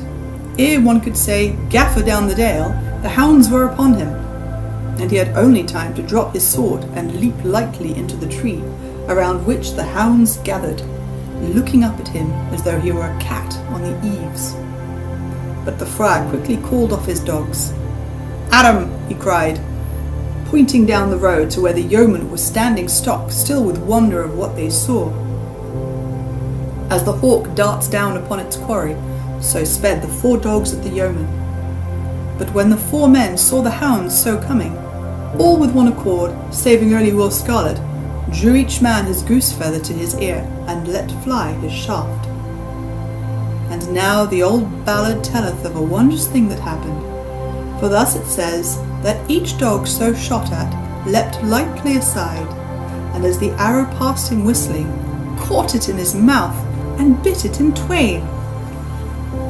Nay, it would have been an ill day for those 4 golden fellows, had not Will Scarlet stepped before the others, and met the hounds as they came rushing. "Why, how now, Fangs?" cried he sternly. "Down, Beauty! Down, sirrah! What means this?" At the sound of his voice, each dog shrank back quickly, and then straightway came to him and licked his hands and fawned upon him, as is the wont of dogs that meet one they know. Then the 4 yeomen came forward, the hounds leaping around Will Scarlet joyously. "Why, how now?" cried the stout friar. "What means this? Art thou wizard to turn those wolves into lambs?" "Ha!" cried he, when they had all come still nearer. "Can I trust mine eyes? What means it that I see young Master William Gamwell in such company?" "Nay, Tuck," said the young man, as the 4 came forward to where Robin was now clambering down from the tree in which he had been roosting, he having seen that all danger was over for the time. "Nay, Tuck, my name is no longer Will Gamwell, but Will Scarlet, and this is my good uncle, Robin Hood, with whom I am abounding just now." "Truly, good master," said the friar, looking somewhat abashed, and reaching out his great palm to Robin. "I have oft heard thy name, both sung and spoken of, but I never thought to meet thee in battle. I crave thy forgiveness, and do wonder not that I found so stout a man against me." "Truly, most holy father," said Little John, "I am more thankful than ever I was in all my life before that our good friend Scarlet knew thee and thy dogs. I tell thee seriously that I felt my heart crumble away from me when I saw my shaft so miss its aim, and those great beasts of thine coming straight at me." "Thou mayest indeed be thankful, friend," said the friar gravely. "But Master Will, how cometh it thou dost now abide in Sherwood?" "Why, Tuck, dost thou not know of my ill happening with my father's steward?" answered Scarlet. "Yea, truly, yet I knew not thou wert in hiding because of it. Marry, the times are all awry when a gentleman must lie hidden for so small a thing." "But we are losing time," quoth Robin, "and I have yet to find that same curtal friar." "Why, uncle, thou hast not far to go," said Will Scarlet, pointing to the friar, "for there he stands beside thee." "How?" quoth Robin. "Art thou the man that I have been at such pains to seek all day, and have got such a good ducking for?" "Why, truly," said the friar demurely. "Some do call me the curtal friar of Fountaindale. Others again call me in jest the abbot of Fountain Abbey. Others still again call me simple Friar Tuck." "I like the last name best," quoth Robin, "for it doth slip more glibly off the tongue. But why dost thou not tell me that thou wert who I sought, instead of sending me searching for black moonbeams?" "Well, truly thou did not ask me, good master," quoth stout Tuck, "but what didst thou desire of me?" "Nay," quoth Robin, "the day groweth late, and we cannot stand longer talking here. Come back with us to Sherwood, and I will unfold all to thee as we travel along." So without tarrying longer, they all departed, with the stout dogs at their heels, and wended their way back to Sherwood again. But it was long past nightfall ere they reached the greenwood tree. Now listen, for next I will tell thee how Robin Hood compassed the happiness of 2 young lovers, aided by the merry Friar Tuck of Fountaindale.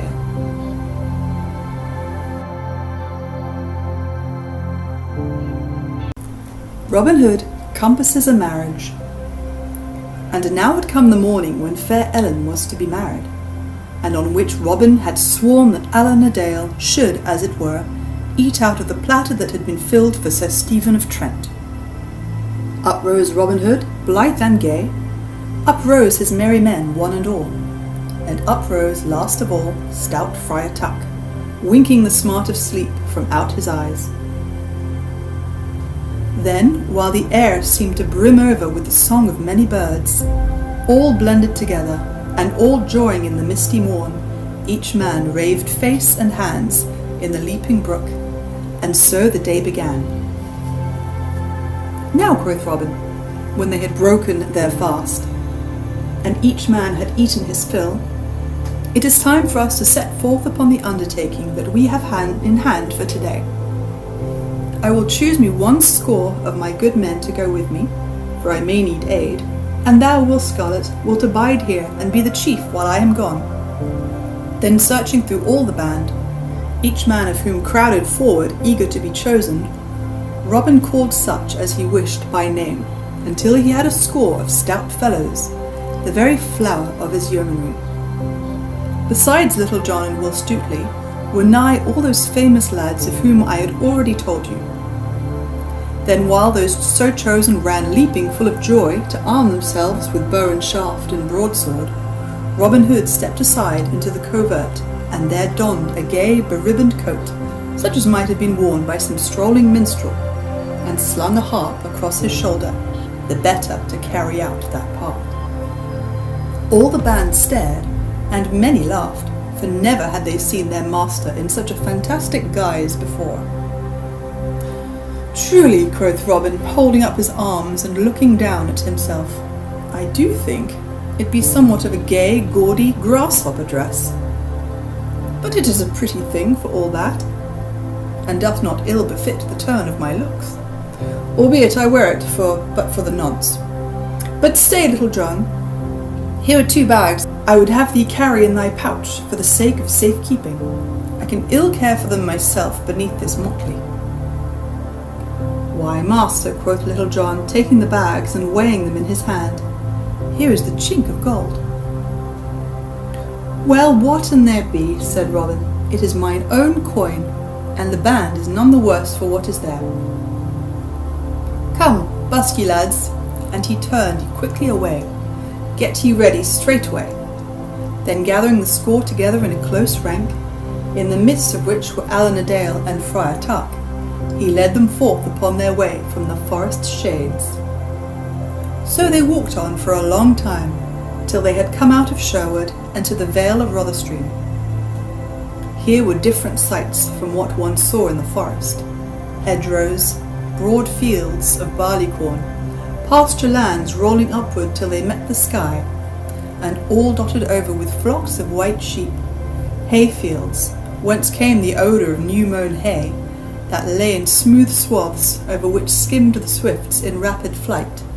Such they saw, and different was it, I wot, from the tangled depths of the sweet woodlands, but full as fair. Thus Robin led his band, walking blithely with chest thrown out and head thrown back, scuffing the odours of the gentle breeze that came drifting from over the hayfields. "Truly," quoth he, "the dear world is as fair here as in the woodland shades. Who calls it a vale of tears? Methinks it is but the darkness in our minds that bringeth gloom to the world. For what saith that merry song thou singest, Little John? Is it not thus? For when my love's eyes do thine, and when her lips smile so rare, the deities jocund and fine, so fine, though let it be wet or be fair, and when the stout ale is all flowing so fast, our sorrows and troubles are things of the past." "Nay," said Friar Tuck piously, "ye do think of profane things and of naught else. Yet truly there be better safeguards against care and woe than ale-drinking and bright eyes, to wit, fasting and meditation. Look upon me. Have I the likeness of a sorrowful man?" At this a great shout of laughter went up from all around, for the night before the stout friar had emptied twice as many cannikins of ale as any one of all the merry men. "Truly," quoth Robin, when he could speak for laughter, "I should say that thy sorrows were about equal to thy goodliness." So they stepped along, talking, singing, jesting, and laughing, until they had come to a certain little church that belonged to the great estates owned by the rich priory of Emmet. Here it was that fair Ellen was to be married on that morn, and here was the spot toward which the yeomen had pointed their toes. On the other side of the road, from where the church stood with waving fields of barley around, ran a stone wall along the roadside.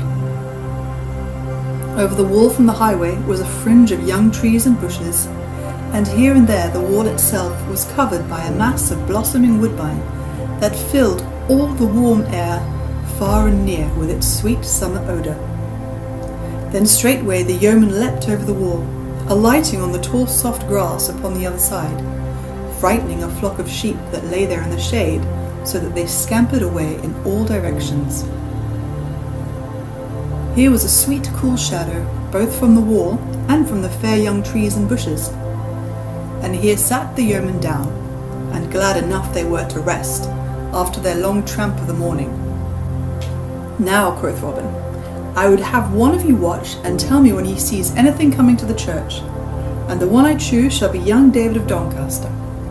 So get thee upon the wall, David, and hide beneath the woodbine so as to keep watch."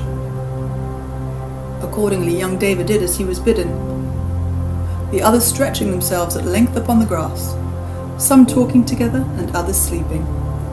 Then all was quiet, save only for the low voices of those that talked together, and for Alan's restless footsteps pacing up and down, for his soul was so full of disturbance that he could not stand still, and saving also for the mellow snoring of Friar Tuck, who enjoyed his sleep with a noise as one of sawing soft wood very slowly. Robin lay upon his back and gazed aloft into the leaves of the tree, his thought leagues away, and so a long time passed. Then up spake Robin. "Tell us, young David of Doncaster, what dost thou see?"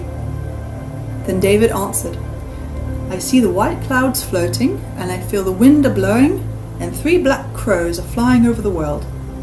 But naught else do I see, good master." So silence fell again, and another time passed, broken only, as I have said, till Robin, growing impatient, spake again.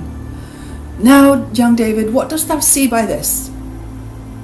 And David answered, "I see the windmills swinging, and 3 tall poplar trees swaying against the sky, and a flock of fieldfares are flying over the hill. But naught else do I see, good master." So another time passed, till at last Robin asked young David once more what he saw. And David said, "I hear the cuckoos singing, and I see how the wind makes waves in the barley field. And now over the hill to the church cometh an old friar, and in his hands he carries a great bunch of keys, and lo, now he cometh to the church door." Then up rose Robin Hood and shook Friar Tuck by the shoulder. "Come, rouse thee, holy man." Whereupon, with much grunting, the stout Tuck got to his feet. "Marry, bestir thyself," quoth Robin, "for yonder in the church door is one of thy cloth. Go thou and talk to him, and so get thyself into the church, that thou mayest be there when thou art wanted. Meantime, Little John, Will Stutely, and I will follow thee anon." So Friar Tuck clambered over the wall, crossed the road, and came to the church, where the old friar was still labouring with the great key, the lock being somewhat rusty, and he somewhat old and feeble. "Hello, brother," quoth Tuck, "let me aid thee." So saying, he took the key from the other's hand, and quickly opened the door with a turn of it. "Who art thou, good brother?" asked the old friar in a high, wheezing voice. "Whence comest thou, and whither art thou going?" And he winked and blinked at stout Friar Tuck like an owl at the sun. "Thus do I answer thy questions, brother," said the other. "My name is Tuck, and I go no farther than this spot, if thou wilt haply but let me stay while this same wedding is going forward. I come from Fountaindale, and in truth am a certain poor hermit, as one may say, for I live in a cell beside the fountain blessed by that holy Saint Ethelred. But if I understand aught, there is to be a gay wedding here today. So if thou mindest not, I would fain rest me in the cool shade within, for I would like to see this fine sight."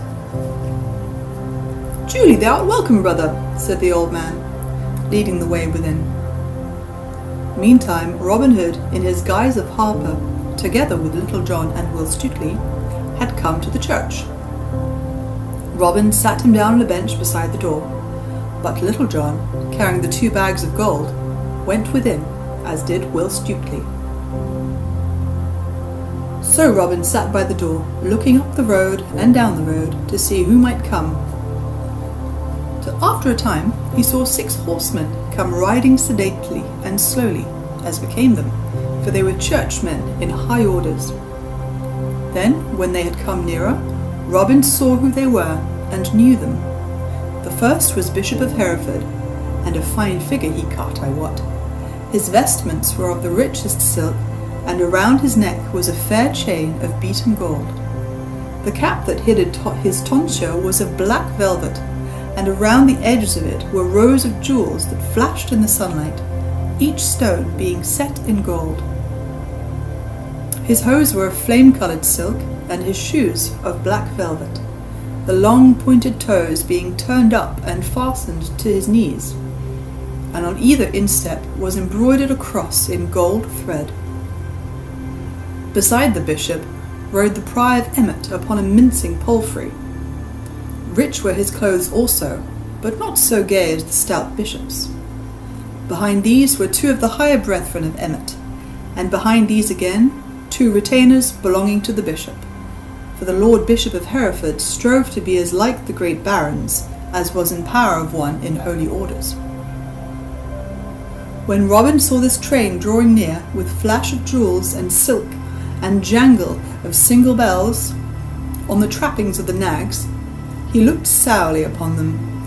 Quoth he to himself, "Yon bishop is over gaudy for a holy man. I do wonder whether his patron, who methinks was St. Thomas, was given to wearing golden chains about his neck, silk clothing upon his body, and pointed shoes upon his feet, the money for all of which, God wot, hath been wrung from the sweat of poor tenants. Bishop, bishop, thy pride may have a fall ere thou wottest of it." So the holy men came to the church, the bishop and the prior jesting and laughing between themselves about certain fair dames, their words more befitting the lips of laymen, methinks, than holy clerks. Then they dismounted, and the bishop, looking around, presently caught sight of Robin standing in the doorway. "Hello, good fellow," quoth he in a jovial voice. "Who art thou that struttest in such gay feathers?" "A harper am I from the north country," quoth Robin, "and I can touch the strings, I wot, as never another man in all merry England can do. Truly, good Lord Bishop, many a knight and burgher, clerk and layman, have danced to my music, willy-nilly, and most times greatly against their will. Such is the magic of my harping. Now this day, my Lord Bishop, if I may play at this wedding, I do promise that I will cause the fair bride to love the man she marries with a love that shall last as long as that twain shall live together." "Ha, is it so?" cried the bishop. "Meanest thou this in sooth?" And he looked keenly at Robin, who gazed boldly back again into his eyes. "Now, if thou wilt cause this maiden, who hath verily bewitched my poor cousin Stephen, thus to love the man she is to marry, as thou sayest thou canst, I will give thee whatsoever thou wilt ask me in due measure. Let me have a taste of thy skill, fellow." "Nay," quoth Robin, "my music cometh not without I choose, even at a lord bishop's bidding. In sooth, I will not play until the bride and bridegroom come."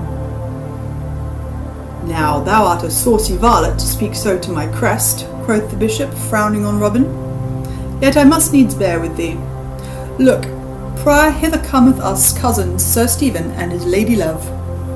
And now around the bend of the high road came others riding upon horses. The first of all was a tall thin man of knightly bearing, dressed all in black silk, with a black velvet cap upon his head, turned up with scarlet. Robin looked and had no doubt that this was Sir Stephen, both because of his knightly carriage and of his grey hairs. Beside him rode a stout Saxon franklin, Ellen's father, Edward of Derwald.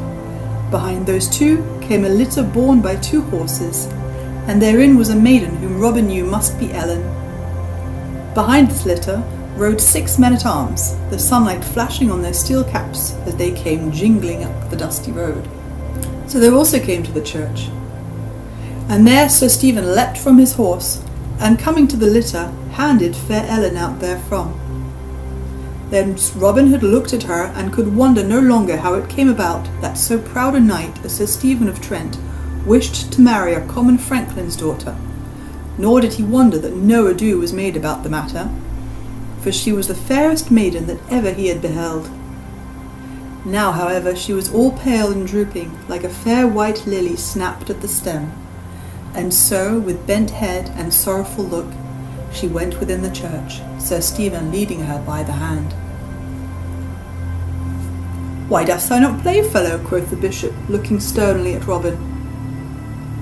"Marry," said Robin calmly, "I will play in greater wise than your lordship thinks, but not till the right time hath come," said the bishop to himself while he looked grimly at Robin. "When this wedding is gone by, I will have this fellow well whipped for his saucy tongue and bold speech." And now fair Ellen and Sir Stephen stood before the altar, and the bishop himself came in his robes and opened his book, whereat fair Ellen looked up and about in bitter despair, like the fawn that finds the hounds on her haunch. Then in all his fluttering tags and ribbons of red and yellow, Robin Hood strode forward. 3 steps he took from the pillar whereby he leaned, and stood between the bride and the bridegroom. "Let me look upon this lass," he said in a loud voice. "Why, how now? What have we here? Here be lilies in the cheeks, and not roses such as befit a bonny bride. This is no fit wedding. Thou, Sir Knight, so old, and she so young, and thou thinkest to make her thy wife? I tell thee it may not be, for thou art not her own true love." At this all stood amazed, and knew not where to look, nor what to think or say, for they were all bewildered with the happening. So while everyone looked at Robin as though they had been changed to stone, he clapped his bugle horn to his lips, and blew 3 blasts, so loud and clear, they echoed from floor to rafter, as though they were sounded by the trump of doom. Then straightway Little John and Will Stutely came leaping, and stood upon either side of Robin Hood, and quickly drew their broadswords, the while a mighty voice rolled over the heads of all. "Here be I, good master, when thou wantest me." For it was Friar Tuck that so called from the organ loft. And now all was hubbub and noise. Stout Edward strode forward raging, and would have seized his daughter to drag her away, but Little John stepped between and thrust him back. "Stand back, old man," said he. "Thou art a hobbled horse this day." "Down with the villain!" cried Sir Stephen, and felt for his sword, but it hung not beside him on his wedding day. Then the men-at-arms drew their swords, and it seemed like that blood would wet the stone. But suddenly came a bustle at the door, and loud voices. Steel flashed in the light, and the crash of blows sounded. The men-at-arms fell back, and up the aisle came leaping 18 stout yeomen, all clad in Lincoln green, with Alan a Dale at their head. In his hand he bore Robin Hood's good stout trusty bow of yew, and this he gave to him, kneeling the while upon the knee. Then up spake Edward of Derewald in a deep voice of anger. "Is it thou, Alan a Dale, that have bred all this coil in a church?" "Nay," quoth merry Robin, "that have I done, and I care not who knoweth it, for my name is Robin Hood." At this name a sudden silence fell.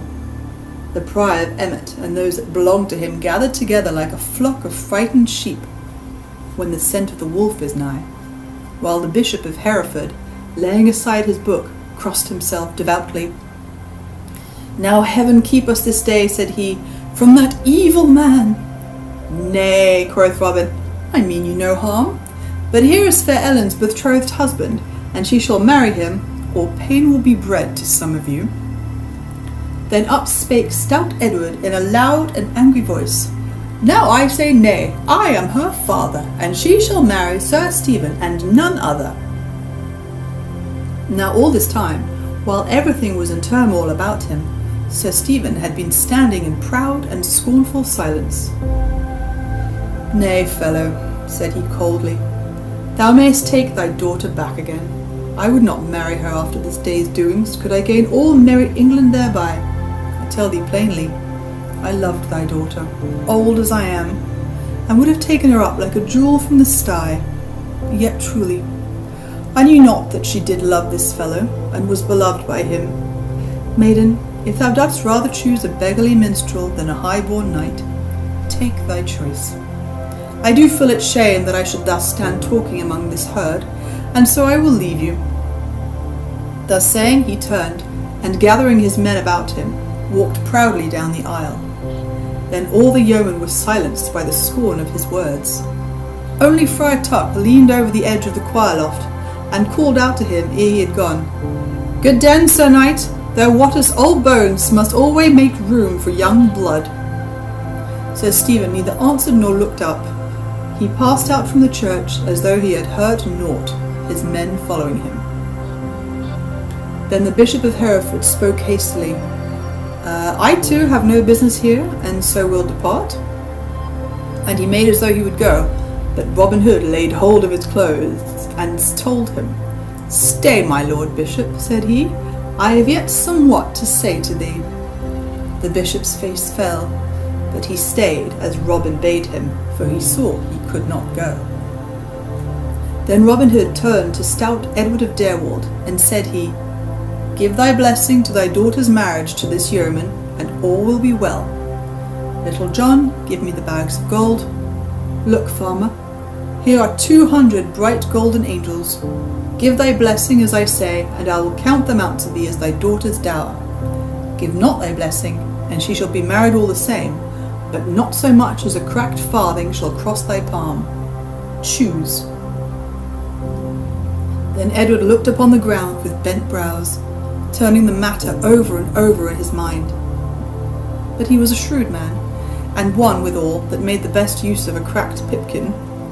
So at last he looked up and said, in no joyous tone, "If the wench will go of her own gait, let her go.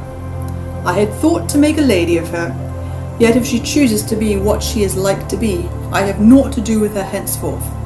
Nevertheless, I will give her my blessing when she is duly wedded."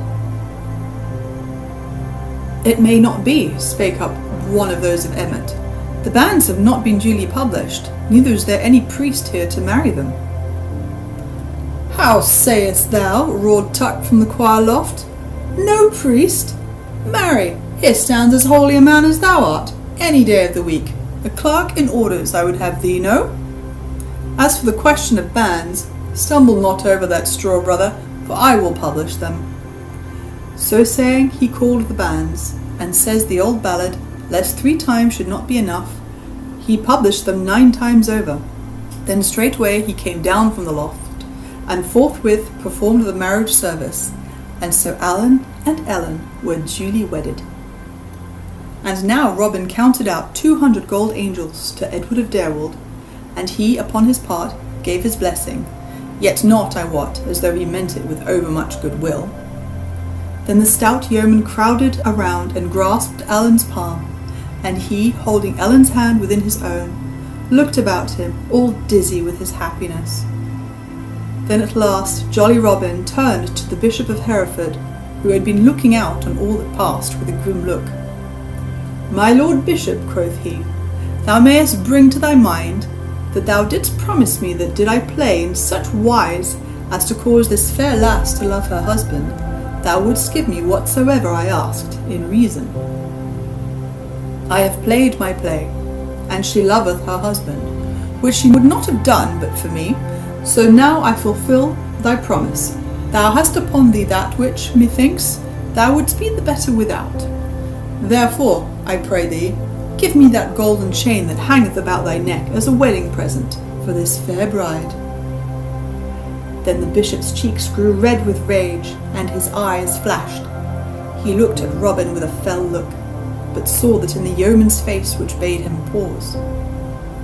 Then slowly he took the chain from about his neck, and handed it to Robin, who flung it over Ellen's head so that it hung glittering about her shoulders.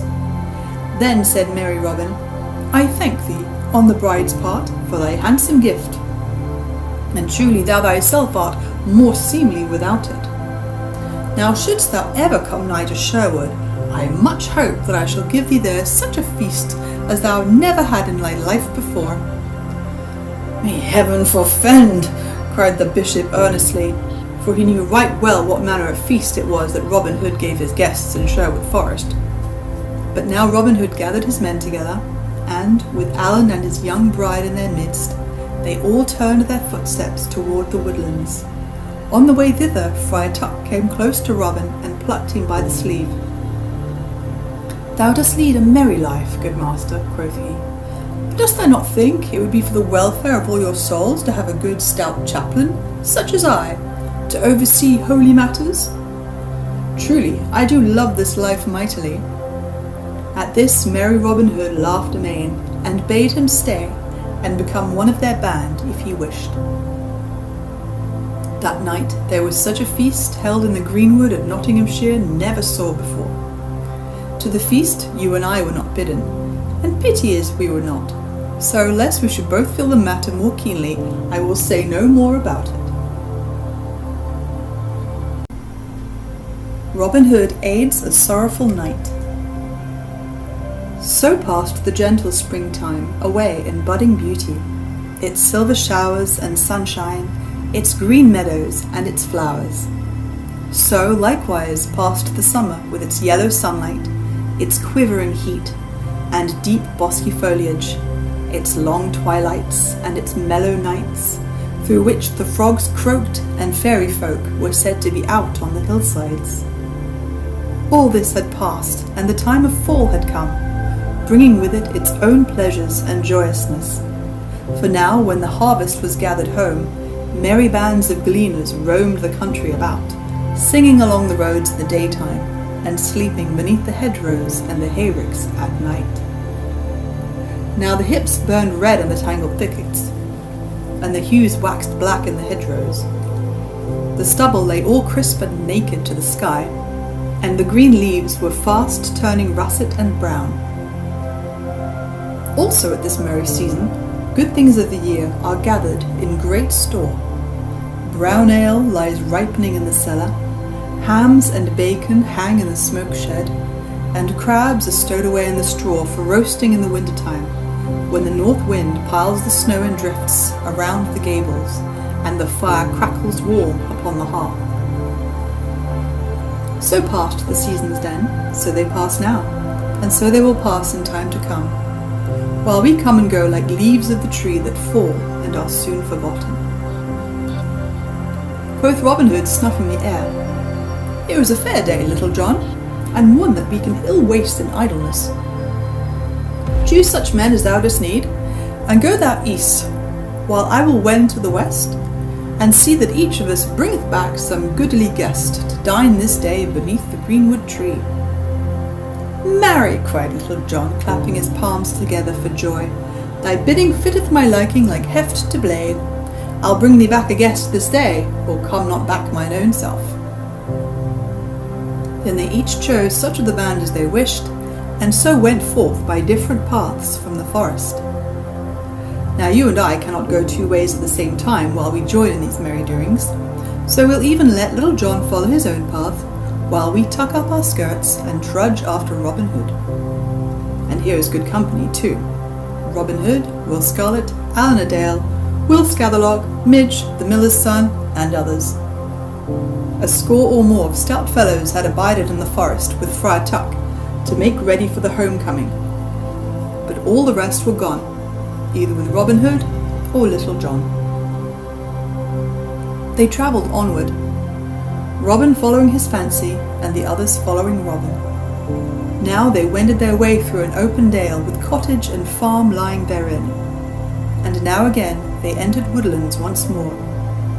Passing by fair Mansfield town, with its towers and battlements and spires all smiling in the sun, they came at last out of the forest lands.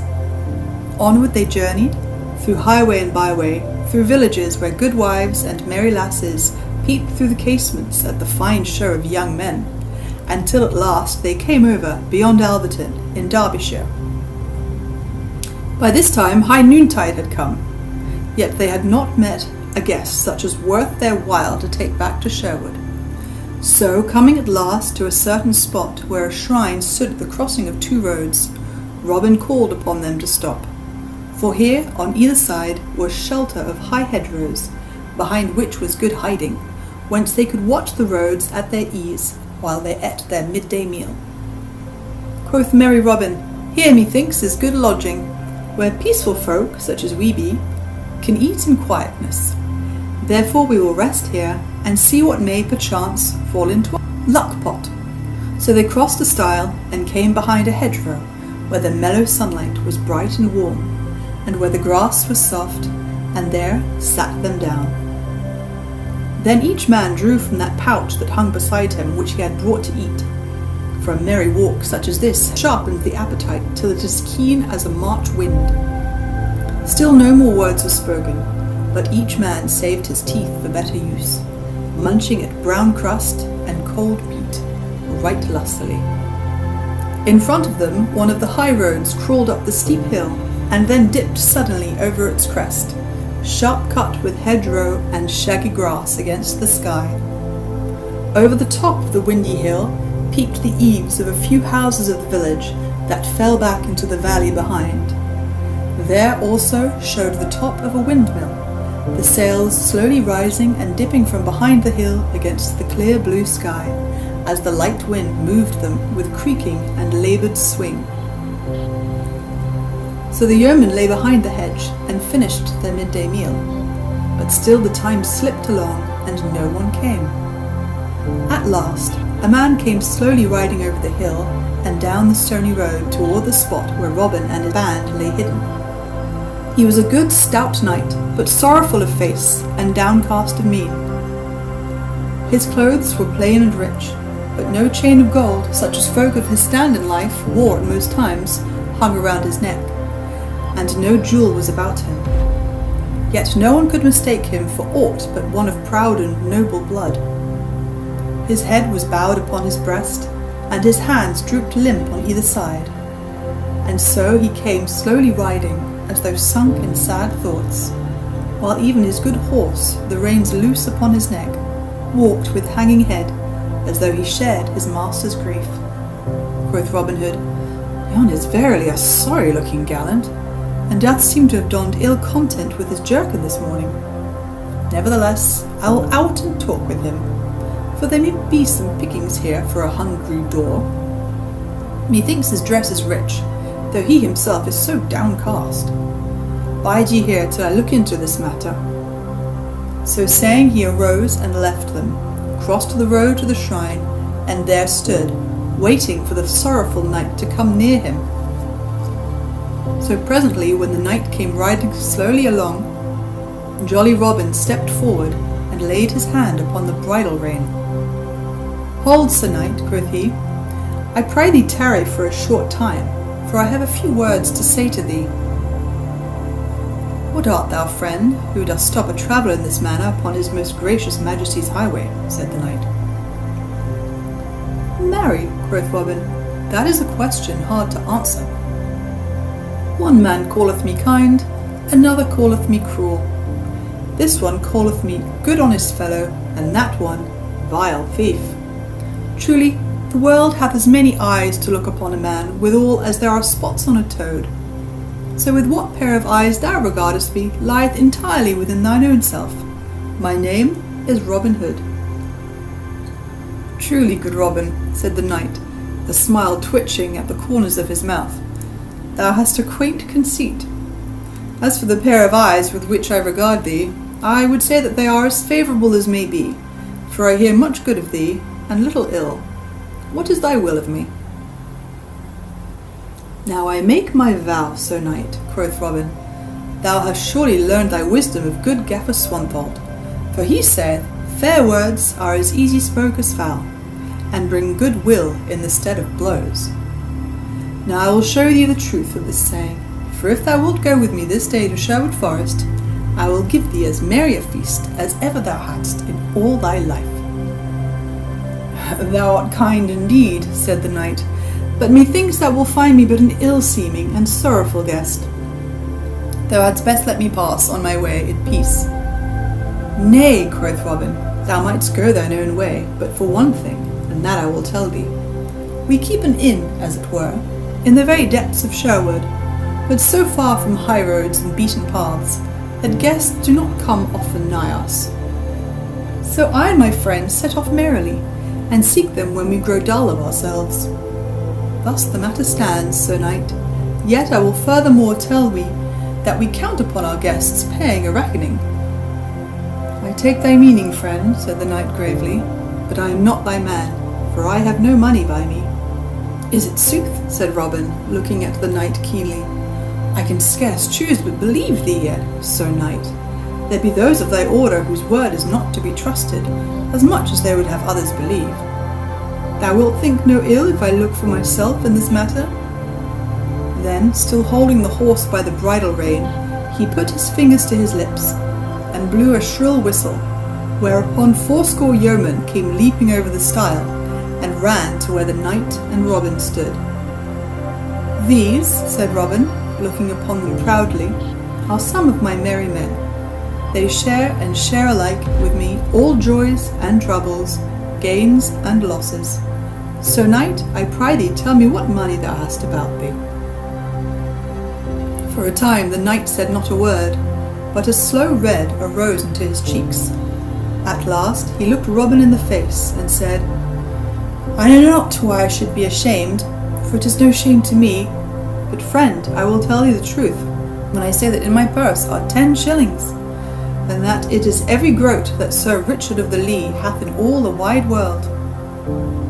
When Sir Richard ended, a silence fell, until at last Robin said, And dost thou pledge me thy knightly word that this is all thou hast with thee? Yea, answered Sir Richard, I do pledge thee my most solemn word, as a true knight, that it is all the money I have in the world. Nay, here is my purse. Ye may find for yourselves the truth of what I say. And he held his purse out to Robin. Put up thy purse, Sir Richard, quoth Robin. Far be it from me to doubt the word of so gentle a knight. The proud I strive to bring low, but those that walk in sorrow I would aid if I could. Come, Sir Richard, cheer up thy heart, and go with us into the greenwood. Even I may perchance aid thee, for thou surely knowest how the good Athelstane was saved by the little blind mole that digged a trench over which he had that sought the king's life stumbled. Truly, friend, said Sir Richard, methinks thou meanest kindness in thine own way. Nevertheless, my troubles are such that it is not likely that thou canst cure them. But I will go with thee this day into Sherwood. Hereupon he turned his horse's head, and they all wended their way to the woodlands, Robin walking on one side of the knight, and Will Scarlet on the other, while the rest of the band trudged behind. After they had travelled thus for a time, Robin Hood spake. Sir Knight, said he, I would not trouble thee with idle questions, but dost thou find it in thy heart to tell me thy sorrows? Truly, Robin, quoth the knight, I see no reason why I should not do so. Thus it is, my castle and my lands are in pawn for a debt that I owe. 3 days hence the money must be paid, or else all mine estate is lost forever, for then it falls into the hands of the Priory of Emmet, and what they swallow they never give forth again. Quoth Robin, I understand not why those of thy kind live in such manner that all their wealth passeth from like snow beneath the springtide sun. Thou wrongest me, Robin, said the knight, for listen, I have a son but 20 winters old. Nevertheless, he has won his spurs as a knight. Last year, on a certain evil day, the jousts were held at Chester, and thither my son went, as did I and my lady wife. I wot it was a proud time for us, for he unhorsed each knight that he tilted against. At last he ran a course with a certain great knight, Sir Walter of Lancaster. Yet though my son was so youthful, he kept his seat, albeit both spears were shivered to the heft. But it happened that a splinter of my boy's lance ran through the visor of Sir Walter's helmet, and pierced through his eye into his brain, so that he died here. His esquire could unlace his helm. Now Robin, Sir Walter had great friends at court, therefore his kinsmen stirred up things against my son, so that, to save him from prison, I had to pay a ransom of £600 in gold. All might have gone well even yet, only that, by ins and outs of crookedness of laws, I was shorn like a sheep that is clipped to the quick. So it came that I had to pawn my lands to the Priory of Emmet for more money, and a hard bargain they drove with me in my hour of need. Yet I would have thee understand, I grieve so for my lands only because of my dear lady wife. "But where is thy son now?" asked Robin, who had listened closely to all the knight had said. "In Palestine," said Sir Richard, "battling like a brave Christian soldier for the cross and the Holy Sepulchre. Truly, England was an ill place for him because of Sir Walter's death, and the hate of the Lancastrians' kinsmen." "Truly," said Robin, much moved, "thine is a hard lot. But tell me, what is owing to Emmet for thine estates?" "Only 400 pounds," said Sir Richard. At this Robin smote his thigh in anger. "Oh, the bloodsuckers!" cried he. "A noble estate to be forfeit for 400 pounds! But what will befall thee if thou dost lose thy land, Sir Richard?" "It is not mine own lot that doth trouble me in that case," said the knight, "but my dear lady's. For should I lose my land, she will have to betake herself to some kinsman, and there abide in charity, which methinks would break her proud heart. As for me, I will over the salt sea, and so to Palestine join my son in fight for the Holy Sepulchre." Then up spake Will Scarlet, "But hast thou no friend that will help thee in thy dire need?" "Never a man," said Sir Richard. "While I was rich at home and had friends, they blew great boasts of how they loved me. But where the oak falls in the forest, the swine runs from beneath it, lest they should be smitten down also. So my friends have left me, for not only am I poor, but I have great enemies." Then Robin said, "Thou sayest thou hast no friend, Sir Richard. I make no boast, but many have found Robin Hood a friend in their troubles. Cheer up, Sir Knight, I may help thee yet."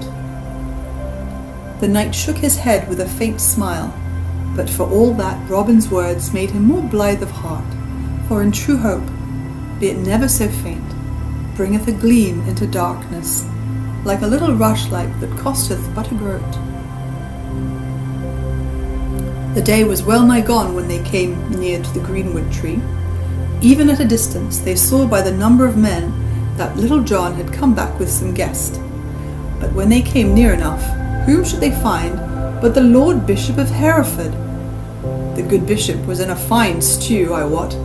Up and down he walked beneath the tree like a fox caught in a hen-coop. Behind him were 3 black friars standing close together in a frightened group, like 3 black sheep in a tempest. Hitched to the branches of trees close at hand were 6 horses, one of them a barb with gay trappings upon which the bishop was wont to ride, and the others laden with packs of divers shapes and kinds, one of which made Robin's eyes glisten, for it was a box not over large, but heavily bound with bands and ribs of iron. When the bishop saw Robin and those with him come into the open, he made as though he would have run toward the yeoman. But the fellow that guarded the bishop and the 3 friars thrust his quarterstaff in front, so that his lordship was fain to stand back, though with frowning brow and angry speech. "Stay, my lord bishop," cried jolly Robin in a loud voice, when he saw what had passed. "I will come to thee with all speed, for I would rather see thee than any man in merry England." So saying, he quickened his steps, and soon came to where the bishop stood fuming. "How now," quoth the bishop in a loud and angry voice, when Robin had so come to him, "is this the way that thou and thy band treat one so high in the church as I am?" "I and these brethren were passing peacefully along the high road with our pack horses and a 50 of men to guard them, when up comes a great strapping fellow full 7 feet high, with 80 or more men back on him, and calls upon me to stop. Me, the Lord Bishop of Hereford, mark thou. Whereupon my armed guards, beshrew them for cowards, straight ran away. But look ye, not only did this fellow stop me, but he threatened me, saying that Robin Hood would strip me as bare as a winter hedge. Then besides all this, he called me such vile names as fat priest, man-eating bishop, money-gorging usurer, and what not, as though I were no more than a strolling beggar or tinker." At this the bishop glared like an angry cat. while even Sir Richard laughed. Only Robin kept a grave face. "Alas, my lord," said he, "that thou hast been so ill-treated by my band. I tell thee truly that we greedily reverence thy cloth. Little John, stand forth straightway." At these words, Little John came forward, twisting his face into a whimsical look, as though he would say, "Have mercy upon me, good master." Then Robin turned to the Bishop of Hereford and said, "Was this the man who spake so boldly to your lordship?" "Aye, truly it was the same," said the bishop. "A naughty fellow, I wot." "And didst thou, Little John," said Robin with a sad voice, "call his lordship a fat priest?" "Aye," said Little John sorrowfully, "and a man-eating bishop." "Aye," said Little John, more sorrowfully than before, "and a money-gorging usurer." "Aye," said Little John, in so sorrowful a voice that it might have drawn tears from the Dragon of Wentley. "Alas, that these things should be," said jolly Robin, turning to the bishop, "for I have ever found Little John a truthful man." At this, a roar of laughter went up, whereat the blood rushed into the bishop's face till it was cherry red from crown to chin. But he said nothing, and only swallowed his words, though they well-nigh choked him. "Nay, my lord bishop," said Robin, "we are rough fellows, for I trust not such ill men as thou thinkest after all. There is not a man here that would harm a hair of thy reverence's head. I know thou art galled by our jesting, but we are all equal here in the greenwood, for there are no bishops, nor barons, nor earls among us, but all men, so thou must share our life with us while thou dost abide here. Come, busk ye, my merry men, and get the feast ready.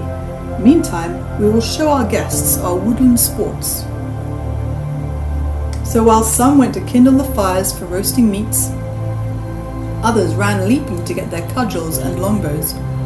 Then Robin brought forward Sir Richard of the Lee. "My lord bishop," said he, "here is another guest that we have with us this day. I wish thou mightest know him better, for I and all my men will strive to honour you both at this merrymaking." "Sir Richard," said the bishop in a reproachful tone, "methinks thou and I are companions and fellow sufferers in this den of—" He was about to say thieves, but he stopped suddenly and looked askance at Robin Hood. "Speak out, bishop," quoth Robin, laughing. "We of Sherwood check not an easy flow of words.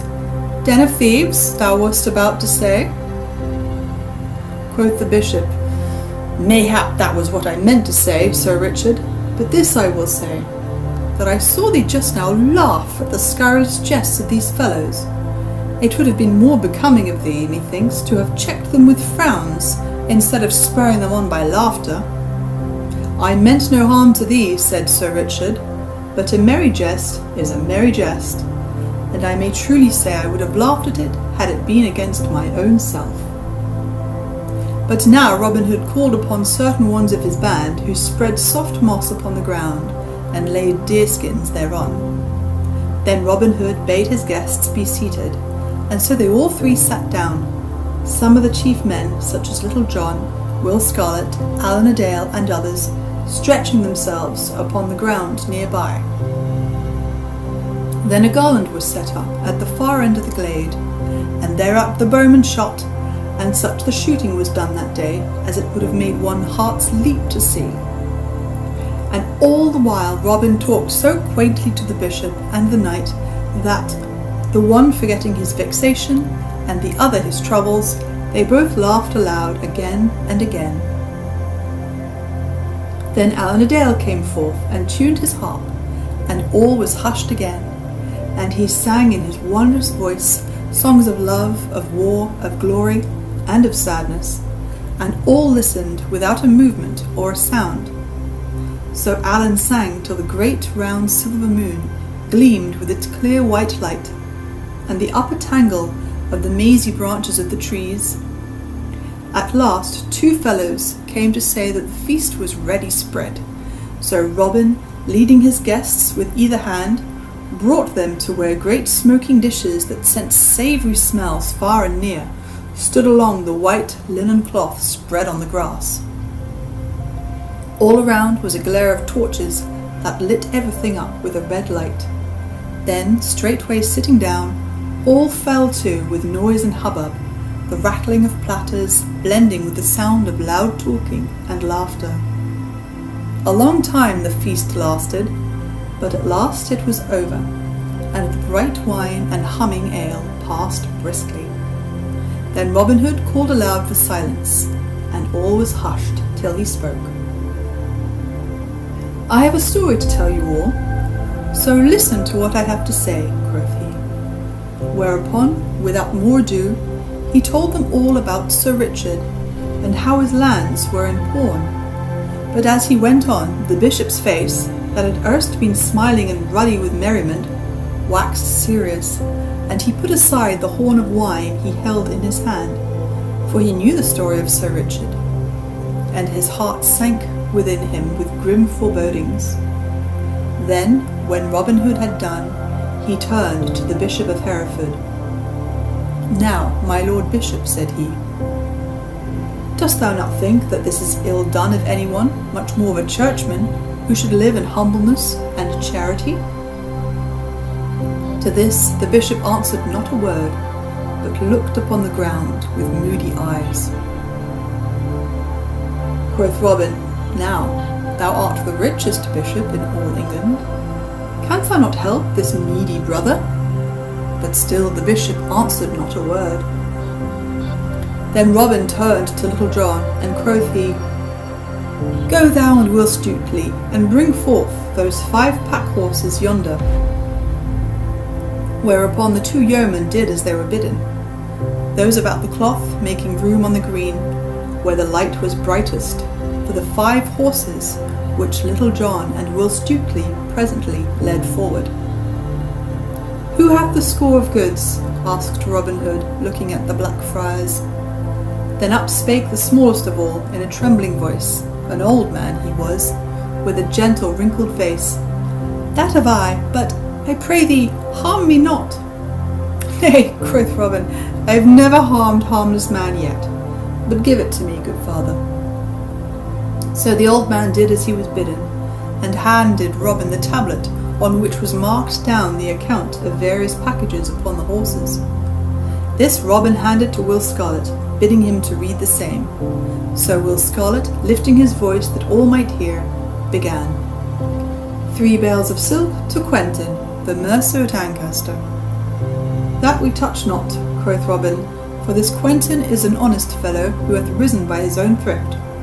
So the bales of silk were laid aside unopened. 1 bale of silk velvet for the Abbey of Beaumont. "What do these priests want of silk velvet?" quoth Robin. "Nevertheless, though they need it not, I will not take all from them. Measure it off into 3 lots, 1 to be sold for charity, 1 for us, and 1 for the Abbey." So this too was done as Robin Hood bade. 2 score of great wax candles for the chapel of St. Thomas. "That belongeth fairly to the chapel," quoth Robin, "so lay it to one side. Far be it from us to take from the blessed St. Thomas that which belongeth to him." So this also was done according to Robin's bidding, and the candles were laid to one side, along with honest Quentin's unopened bales of silk. So the list was going through with, and the goods adjudged according to what Robin thought most fit. Some things were laid aside untouched, and many were opened and divided into 3 equal parts, for charity, for themselves, and for the owners.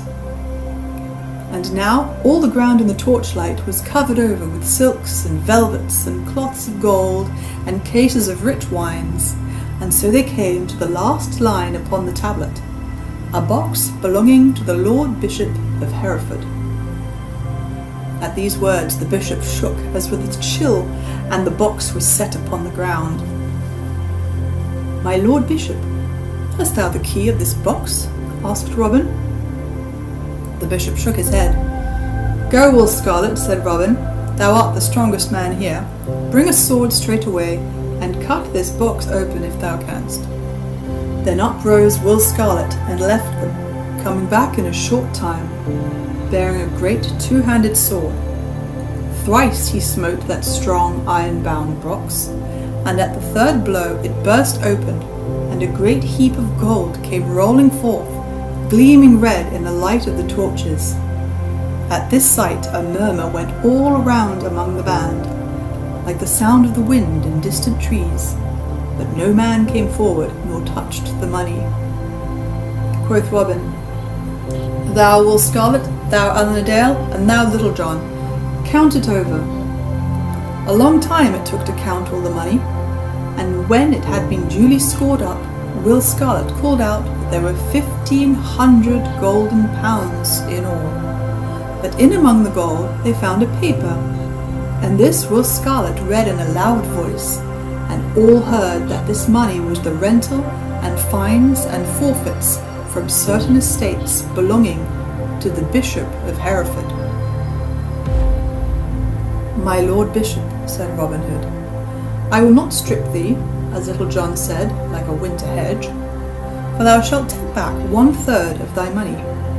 1/3 of it thou canst well spare to us for thy entertainment and that of thy train, for thou art very rich. 1/3 of it canst better spare for charity. For, Bishop, I hear that thou art a hard master to those beneath thee, and a close holder of gains that thou couldst better and with more credit to thyself give to charity than spend upon thine own likings."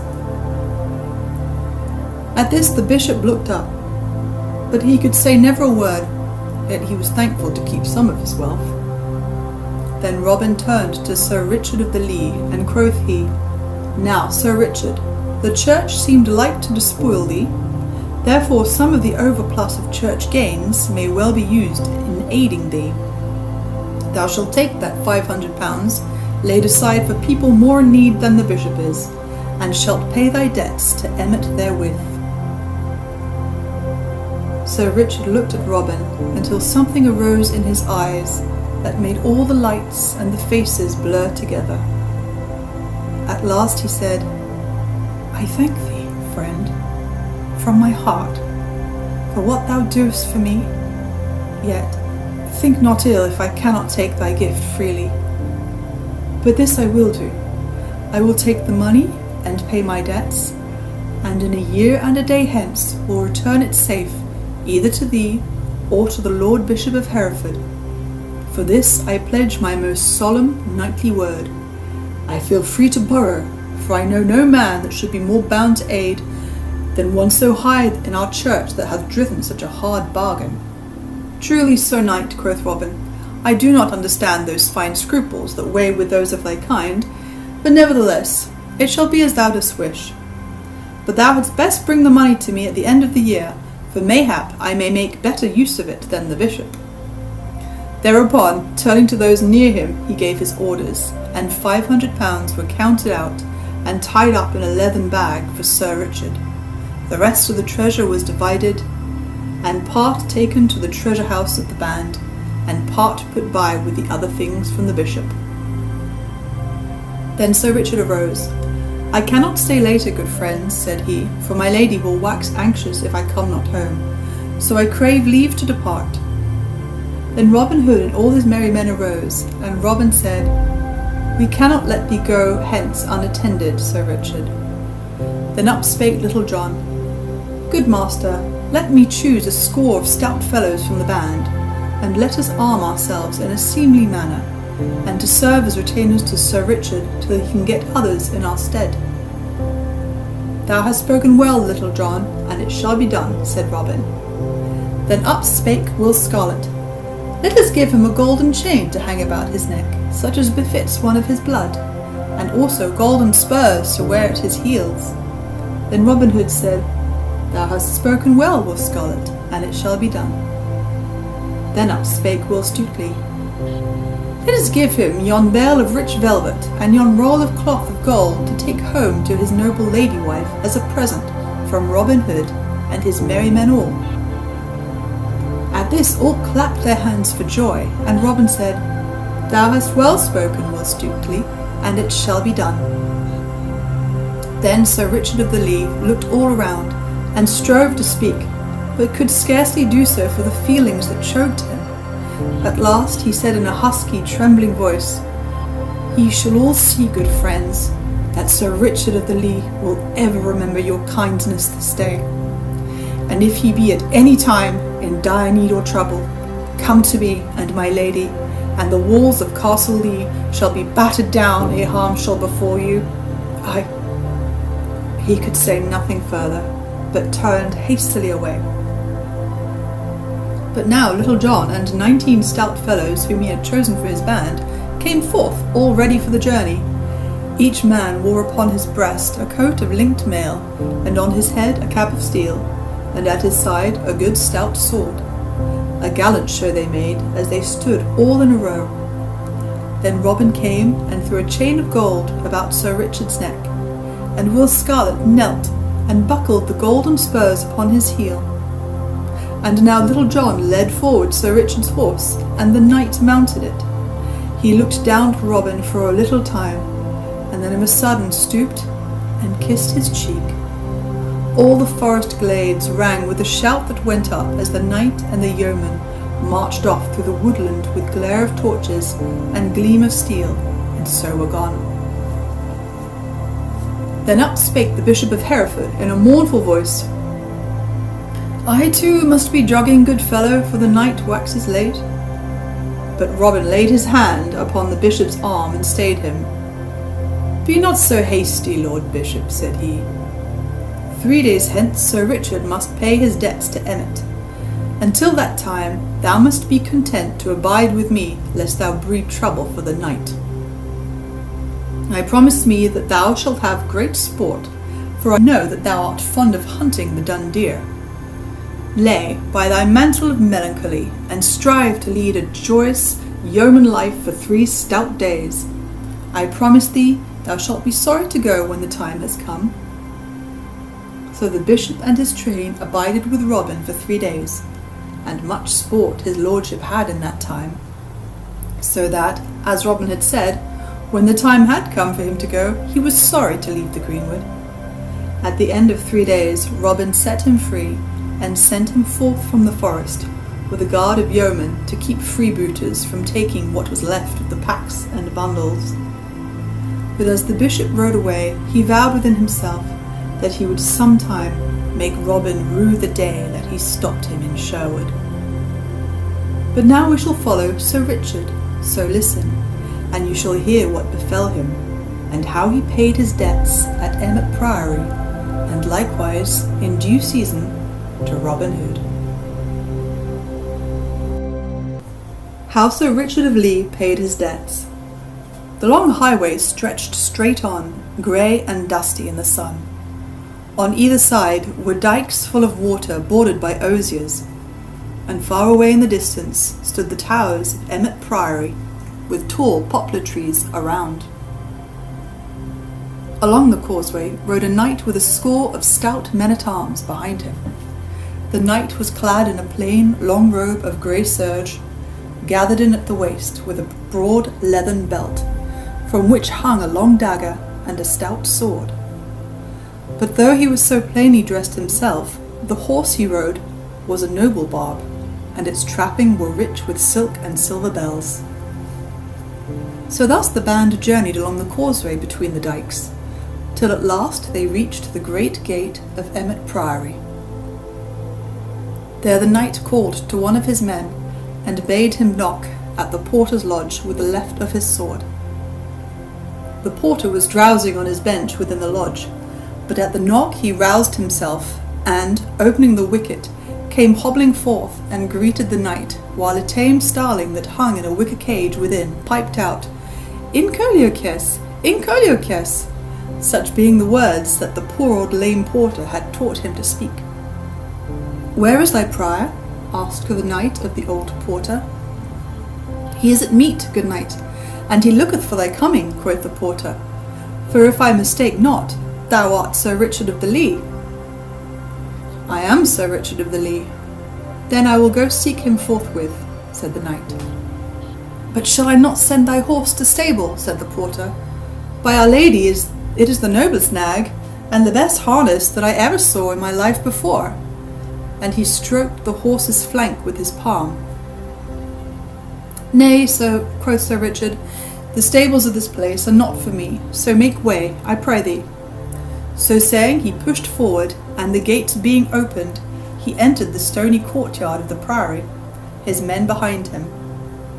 In they came with rattle of steel and clashing of swords, and ring of horses' feet on cobblestones, whereat a flock of pigeons that strutted in the sun flew with flapping wings to the high eaves of the round towers. While the knight was riding along the causeway to Emmet, a merry feast was toward in the refectory there. The afternoon sun streamed in through the great arched windows, and lay in broad squares of light upon the stone floor and across the board covered with a snowy linen cloth, whereon was spread a princely feast. At the head of the table sat Prior Vincent of Emmet, all clad in soft robes of fine cloth and silk. On his head was a black velvet cap picked out with gold, and around his neck hung a heavy chain of gold, with a great locket pendant therefrom. Beside him, on the arm of his great chair, roosted his favourite falcon, for the prior was fond of the gentle craft of hawking. On his right hand sat the Sheriff of Nottingham, in rich robes of purple, all trimmed about with fur, and on his left a famous doctor of law in dark and sober garb. Below these sat the high cellarer of Emmet, and others chief among the brethren. Jest and laughter passed around, and all was as merry could be. The wizened face of the man of law was twisted into a wrinkled smile, for in his pouch were 80 golden angels, that the prior had paid him in fee for the case betwixt him and Sir Richard of the Lee. The learned doctor had been paid beforehand, for he had not overmuch trust in the holy Vincent of Emmet. Quoth the Sheriff of Nottingham, But art thou sure, Sir Prior, that thou hast the land so safe? Ay, marry, said Prior Vincent, smacking his lips after a deep draught of wine, I have kept a close watch upon him, albeit he was unawares of the same, and I know right well that he hath no money to pay me withal. Ay, true, said the man of law in a dry, husky voice. His land is surely forfeit, if he cometh not to pay. But, Sir Prior, thou must get a release beneath his sign manual, or else thou canst not hope to hold the land without trouble from him. Yea, said the prior, so thou hast told me ere now, but I know that this knight is so poor that he will gladly sign away his lands for 200 pounds of hard money. Then up spake the high cellarer, Methinks it is a shame to so drive a misfortunate knight to the ditch. I think it sorrow that the noblest estate in Derbyshire should so pass away from him for a paltry 500 pounds. Truly How now, broke in the prior in a quivering voice, his eyes glistening and his cheeks red with anger. Dost thou prate to my very beard, sir? By St. Hubert, thou hadst best save thy breath to cool thy pottage, else it may scald thy mouth. Nay, said the man of law smoothly, I dare swear this same knight will never come to settlement this day, but will prove recreant. Nevertheless, we will seek some means to gain his lands from him, so never fear. But even as the doctor spoke, there came a sudden clatter of horses' hoofs and a jingle of iron mail in the courtyard below. Then up spake the prior, and called upon one of the brethren that sat below the salt, and bade him look out of the window and see who was below, albeit who knew right well it could be none but Sir Richard. So the brother arose and went and looked, and he said, I see below a score of stout men-at-arms, and a knight just dismounting from his horse. He is dressed in long robes of grey, which methinks are of poor seeming, but the horse he rideth upon hath the richest coursing that ever I saw. The knight dismounts, and they come this way, and are even now below in the great hall. Lo, see you there now, quoth Prior Vincent.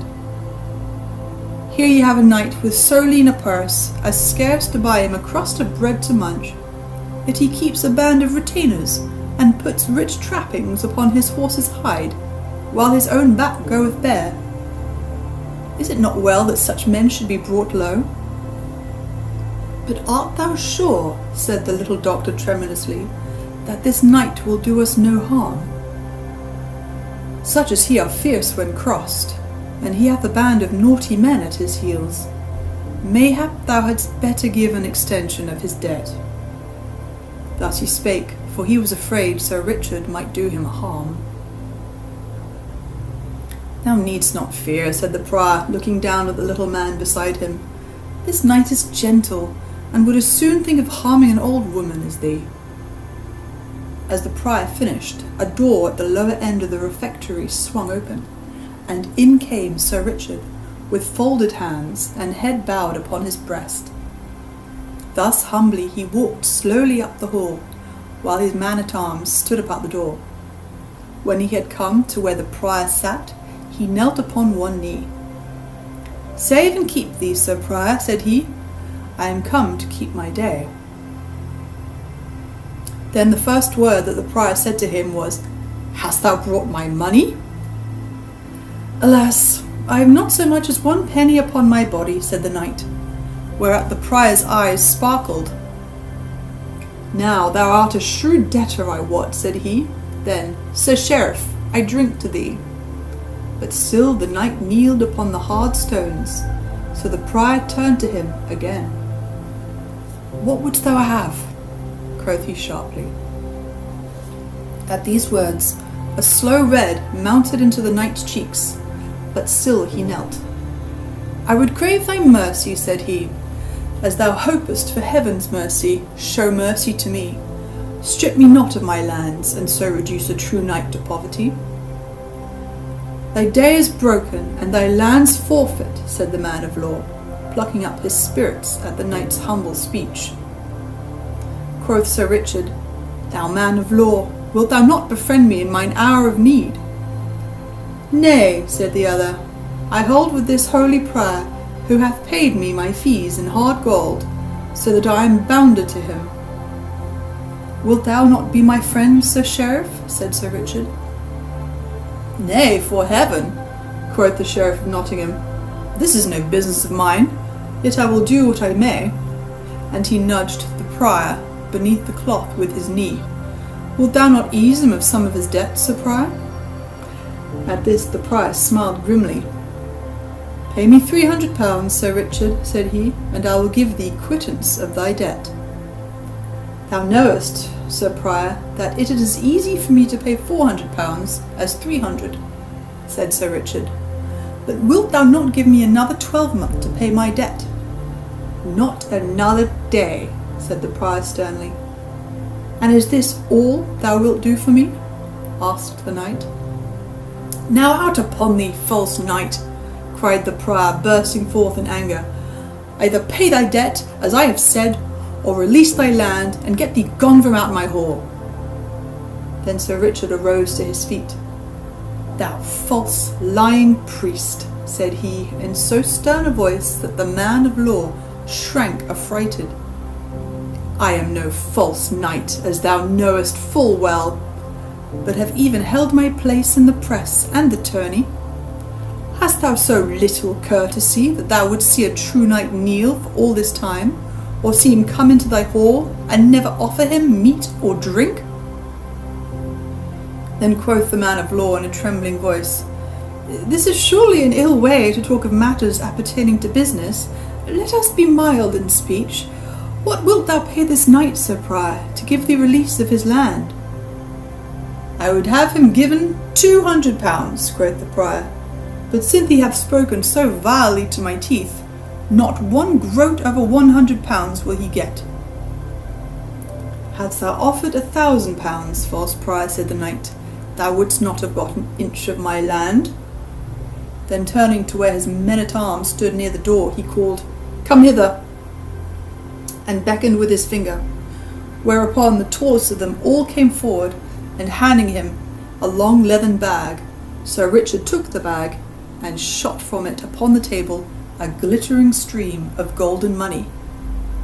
"Bear in mind, Sir Prior," said he, "that thou hast promised me quittance for 300 pounds. Not 1 farthing above that shalt thou get." So saying, he counted out 300 pounds and pushed it toward the prior. But now the prior's hands dropped at his sides, and the prior's head hung upon his shoulder.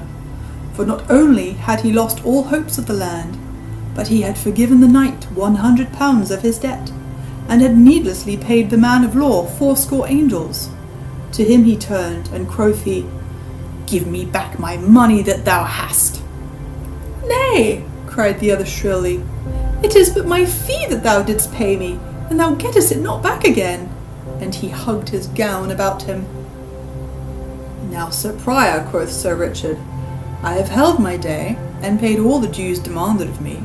So, as there is no more betwixt us, I leave this vile place straightway." So saying, he turned upon his heel and strode away. All this time the sheriff had been staring with wide open eyes and mouth agape at the tall man-at-arms, who stood as though carved out of stone. At last he gasped out, "Reynold Greenleaf!" At this the tall man-at-arms, who was no other than Little John, turned, grinning, to the sheriff. "I give thee good den, fair gossip," quoth he. "I would say, sweet sheriff, that I have heard all thy pretty talk this day, and it shall be duly told unto Robin Hood. So farewell for the nonce, till we meet again in Sherwood Forest." Then he also turned and followed Sir Richard down the hall, leaving the sheriff, all pale and amazed, shrunk together upon his chair. A merry feast it was to which Sir Richard came, but a sorry lot he left behind him, and little hunger had they for the princely food spread before them. Only the learned doctor was happy, for he had his fee. Now a 12-month and a day passed since Prior Vincent of Emmet sat at a feast, and once more the mellow fall of another year had come. But the year had brought great change, I wot, to the lands of Sir Richard of the Lea. For where before shaggy wild grasses grew upon the meadowlands, now all stretch away in golden stubble, betokening that a rich and plentiful crop had been gathered therefrom. A year had made great changes in the castle also, for where there were empty moats and the crumbling of neglect, all was now orderly and well kept. Bright shone the sun on battlement and tower, and in the blue air overhead a hawk of clattering jackdaws flew around the gilded weather vane and spire. Then, in the brightness of the morning, the drawbridge fell across the moat with a rattle and clank of chains. The gate of the castle swung slowly open, and a goodly array of steel-clad men-at-arms, with a knight all clothed in chainmail, as white as frost on briar and thorn of a winter morning, came flashing out from the castle courtyard. In his hand the knight held a great spear, from the point of which fluttered a blood-red pennant as broad as the palm as one's hand. So this troop came forth from the castle, and in the midst of them walked 3 pack-horses, laden with parcels of diverse shapes and kinds. Then rode forth good Sir Richard of the Lea, to pay his debt to Robin Hood this bright and merry morn. Along the highway they wended their way, with measured tramp of feet, and rattle and jingle of sword and harness. Onward they marched, till they came nigh to Denby, where from the top of a hill they saw, over beyond the town, many gay flags and streamers floating in the bright air. Then Sir Richard turned to the man-at-arms nearest to him. "What is toward yonder at Denby today?" quoth he. "Please your worship," answered the man-at-arms, "a merry fair is held there today, and a great wrestling match, to which many folk have come, for a prize hath been offered, of a pipe of red wine, a fair golden ring, and a pair of gloves, all of which will go to the best wrestler." "Now by my faith," quoth Sir Richard, who loved good manly sports right well, "this will be a goodly thing to see. Methinks we have to stay a little while on our journey and see this merry sport." So he turned his horse's head aside toward Denby and the fair, and thither he and his men made their way. There they found a great hubbub of merriment. Flags and streamers were floating, tumblers were tumbling on the green, bagpipes were playing, and lads and lasses were dancing to the music. But the crowd were gathered most of all around a ring where the wrestling was going forward, and thither Sir Richard and his men turned their steps. Now when the judges of wrestling saw Sir Richard coming and knew who he was, the chief of them came down from the bench where he and the others sat, and went to the knight and took him by the hand, beseeching him to come and sit with them and judge the sport. So Sir Richard got down from his horse and went with the others to the bench raised beside the ring.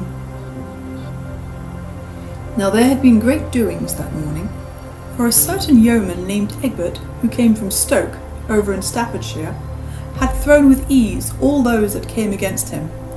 But a man of Denby, well known through all the countryside as William of the Scar, had been biding his time with the Stoke man.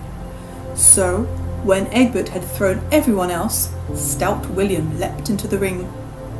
Then a tough bout followed, and at last he threw Egbert heavily, whereat there was a great shouting and shaking of hands, for all the Denby men were proud of their wrestler.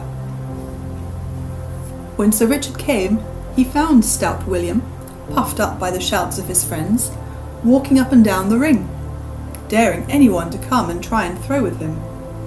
"Come one, come all," quoth he, "here stand I, William of the Scar, against any man.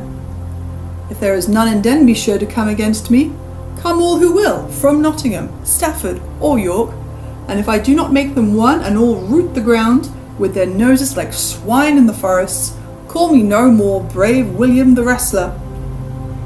At this all laughed, but above all the laughter a loud voice was heard to cry out, "Since thou talkest so big, here cometh one from Nottinghamshire to try a fall with thee, fellow." And straightway a tall youth with a tough quarterstaff in his hand came pushing his way through the crowd, and at last leapt lightly over the rope into the ring. He was not as heavy as stout William, but he was taller and broader in the shoulders, and all his joints were well knit. Sir Richard looked upon him keenly, then turning to one of the judges, he said, "Knowest thou who this youth is? Methinks I have seen him before." "Nay," said the judge, "he is a stranger to me." Meantime, without a word, the young man, laying aside his quarterstaff, began to take off his jerkin and body clothing, until he presently stood with naked arms and body, and a comely sight he was when so bared to the view, for his muscles were cut round, and smooth, and sharp like swift-running water.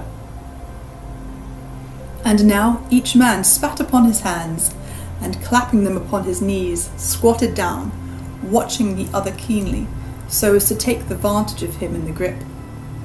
Then like a flash they leapt together, and a great shout went up, for William had gotten the better hold of the two. For a short time they strained and struggled and writhed, and then stout William gave his most cunning trip and throw, but the stranger met it with greater skill than his, and so the trip came to naught. Then of a sudden, with a twist and a wrench, the stranger loosed himself, and he of the scar found himself locked in a pair of arms that fairly made his ribs crack. So with heavy, hot breathing, they stood for a while straining, their bodies all glistening with sweat, and great drops of sweat trickling down their faces. But the stranger's hug was so close that at last stout William's muscles softened under his grip, and he gave a sob. Then the youth put forth all his strength, and gave a sudden trip with his heel, and a cast over his right hip, and down stout William went with a sickening thud, and lay as though he would never move hand nor foot again. But now no shout went up for the stranger, but an angry murmur was heard among the crowd. So easily had he won the match. Then one of the judges, a kinsman to William of the Scar, rose with trembling lip and baleful look. Quoth he, "If thou hast slain that man, it will go ill with thee, let me tell thee, fellow." But the stranger answered boldly, "He took his chance with me as I took mine with him. No law can touch me to harm me, even if I slew him. so that it was fairly done in the wrestling ring." "That we shall see," said the judge, scowling upon the youth, while once more an angry murmur ran around the crowd. For as I have said, the men of Denby were proud of stout William of the Scar. Then up spoke Sir Richard gently. "Nay," said he, "the youth is right. If the other dieth, he dieth in the wrestling ring, where he took his chance, and was cast fairly enow." But in the meantime 3 men had come forward, and lifted stout William from the ground, and found that he was not dead, though badly shaken by his heavy fall. Then the chief judge rose, and said, "Young man, the prize is duly thine. Here is the red gold ring, and here the gloves, and yonder stands the pipe of wine, to do with whatsoever thou dost list." At this the youth, who had donned his clothes and taken up his staff again, bowed without a word. Then, taking the gloves and the ring, and thrusting the one into his girdle, and slipping the other upon his thumb, he turned, and leaping lightly over the ropes again, made his way through the crowd, and was gone. "Now I wonder who yon youth may be," said the judge, turning to Sir Richard. "He seemeth like a stout Saxon, from his red cheeks and fair hair. This William of ours is a stout man too, and never have I seen him cast in the ring before, albeit he hath not yet striven with such great wrestlers as Thomas of Cornwall, Dickon of York, and young David of Doncaster.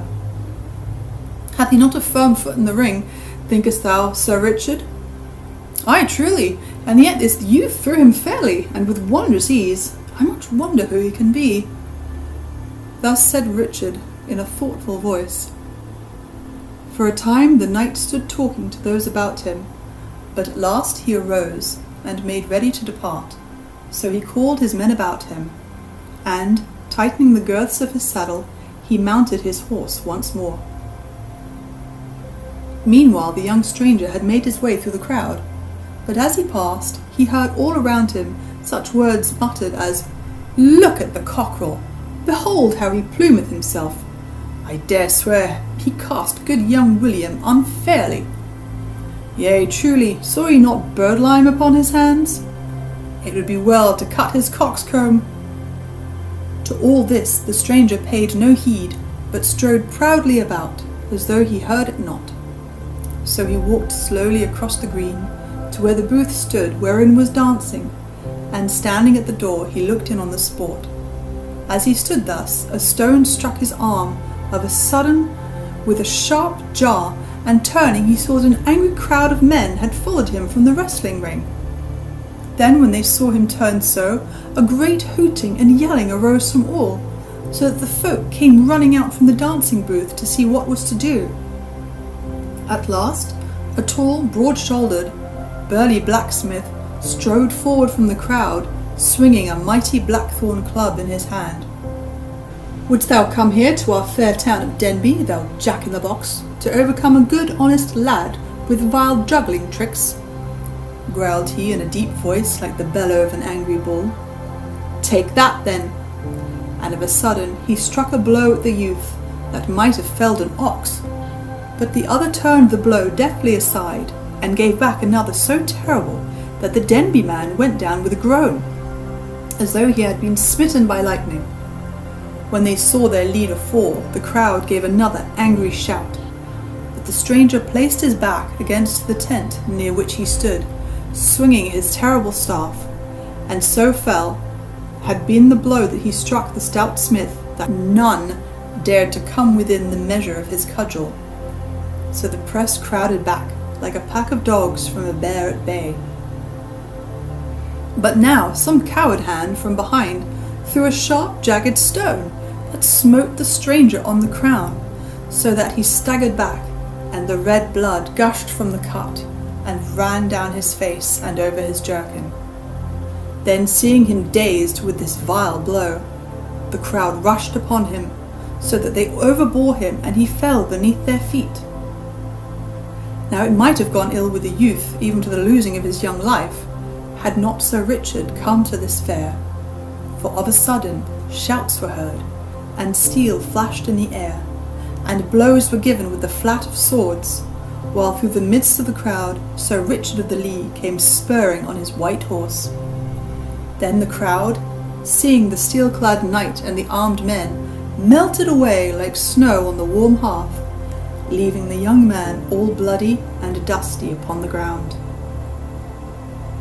Finding himself free, the youth arose, and wiping the blood from his face, looked up. Quoth he, Sir Richard of the Lee, mayhap thou hast saved my life this day. Who art thou that knowest Sir Richard of the Lee so well? Quoth the knight. Methinks I have seen thy face before, young man. Yea, thou hast, said the youth, for men call me David of Doncaster. Ha, said Sir Richard, I wonder that I knew thee not, David, but thy beard hath grown longer, and thou thyself art more set in manhood since this day 12 months. Come hither into the tent, David, and wash the blood from thy face, and thou, Ralph, bring him straightway a clean jerkin. Now I am sorry for thee, yet I am right glad that I have had a chance to pay a part of my debt of kindness to thy good master Robin Hood, for it might have gone ill with thee had I not come, young man. So saying, the knight led David into the tent, and there the youth washed the blood from his face, and put on the clean jerkin. In the meantime, a whisper had gone around from those that stood near us, that this was none other than the great David of Doncaster, the best wrestler in all of the mid-country, who only last spring had cast stout Adam of Lincoln in the ring at Selby in Yorkshire, and now held the mid-country champion belt. Thus it happened that when young David came forth from the tent along with Sir Richard, the blood all washed from his face, and his soiled jerkin changed for a clean one, no sounds of anger were heard, but all pressed forward to see the young man, feeling proud that one of the great wrestlers of England should have entered the ring at Denby Fair, for thus fickle is a mass of men. Then Sir Richard called aloud, Friends, this is David of Doncaster, so think it no shame that your Denby man was cast by such a wrestler. He beareth you no ill will for what hath passed, but let it be a warning to you how you treat strangers henceforth. Had you slain him, it would have been an ill day for you, for Robin Hood would have harried your town, as the kestrel harries the dovecote. I have bought the pipe of wine from him, and now I give it freely to you to drink as ye list, but never hereafterward fall upon a man for being a stout yeoman. At this all shouted amain, but in truth they thought more of the wine than of the knight's words. Then Sir Richard, with David beside him and his men-at-arms around, turned about and left the fair.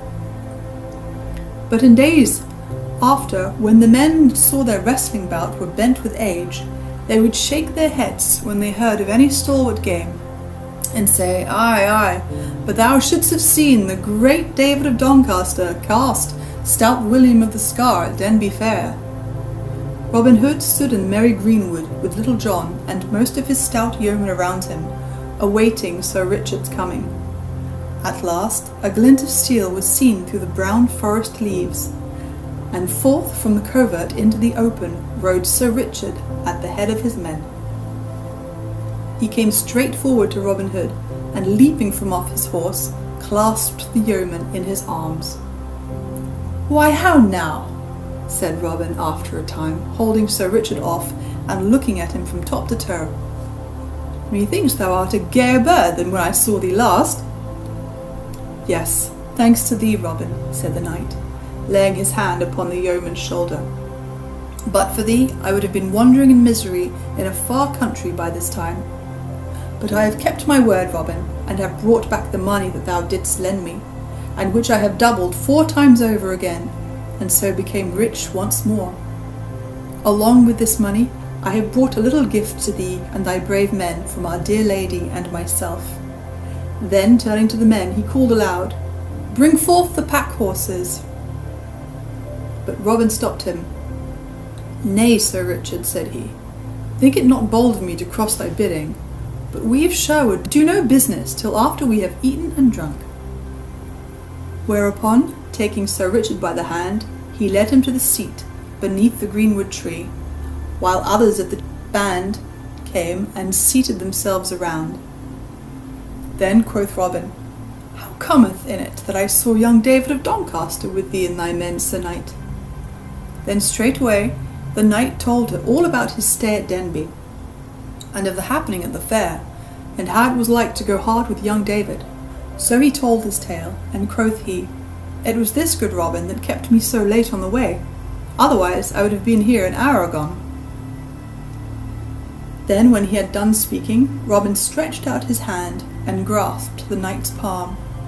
Quoth he in a trembling voice, I owe thee a debt I can never hope to repay, Sir Richard, for let me tell thee, I would rather lose my right hand than have such ill befall young David of Doncaster as seemed like to come upon him at Denby.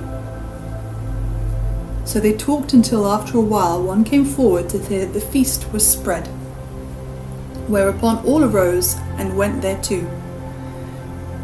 When at last it was done, the knight called upon his men to bring the pack horses forward, which they did according to his bidding.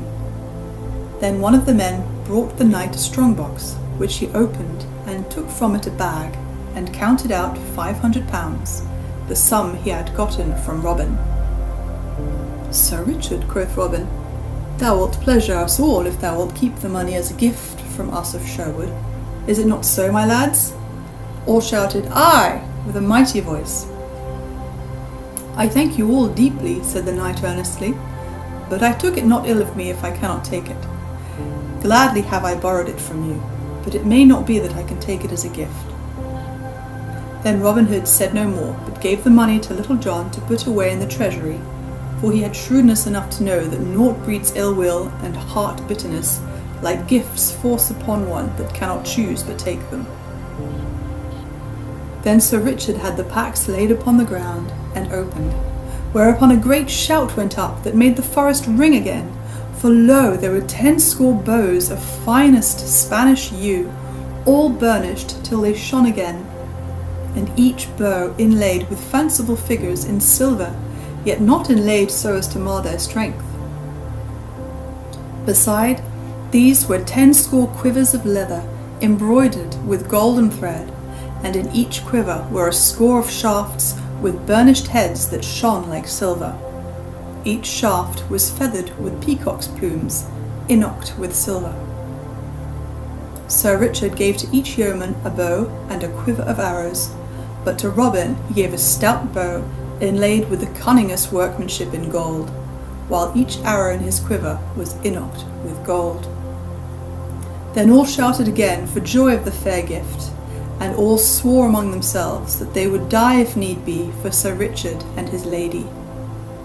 At last the time came when Sir Richard must go, whereupon Robin Hood called his band around him, and each man of the yeomen took a torch in his hand to light the way through the woodlands. So they came to the edge of Sherwood, and there the knight kissed Robin upon the cheeks, and left him, and was gone. Thus Robin Hood helped a noble knight out of his dire misfortunes, that else would have smothered the happiness from his life.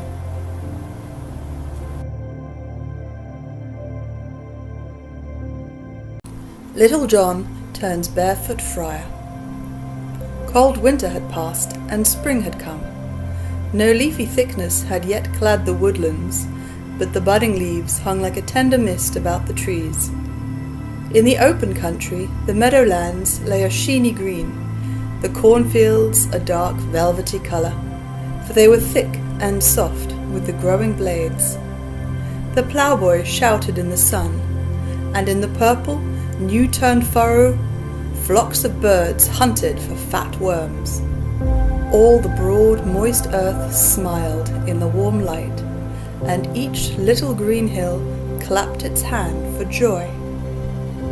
On a deer's hide, stretched on the ground in the open in front of the greenwood tree, sat Robin Hood, basking in the sun like an old dog fox.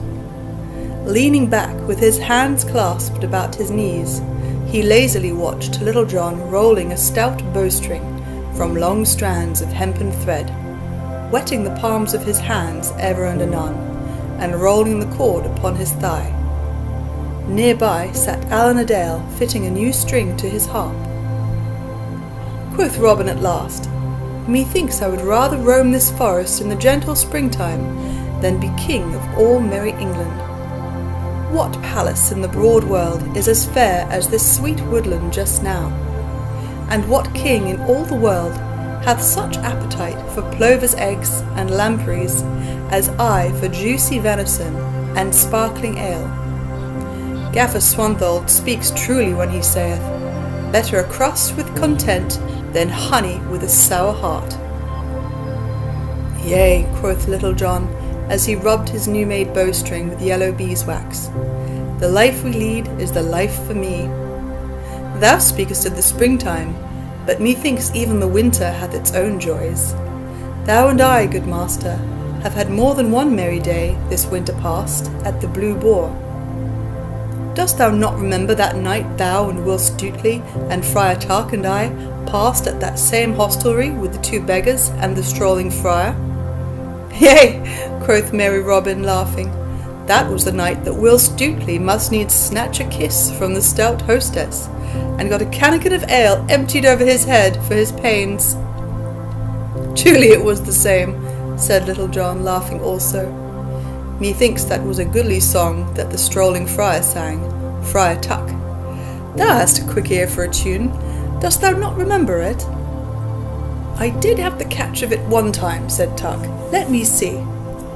And he touched his forefinger to his forehead in thought, humming to himself, and stopping ever and anon to fit what he had got to what he searched for in his mind. At last he found it all, and, clearing his throat, sang merrily. In the blossoming hedge the robin cock sings, for the sun it is merry and bright, and he joyfully hops, and he flutters his wings, for his heart is all full of delight. For the May bloometh fair, and there's little of care, and plenty to eat in the Maytime rare.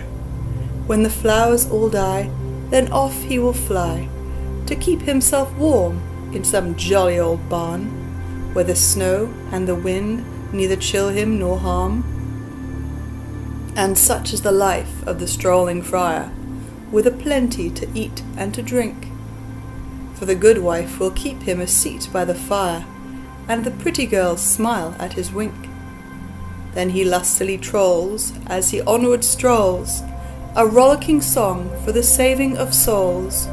When the wind doth blow, with the coming of snow, there's a place by the fire for the fatherly friar, and a crab in the bowl for his heart's desire.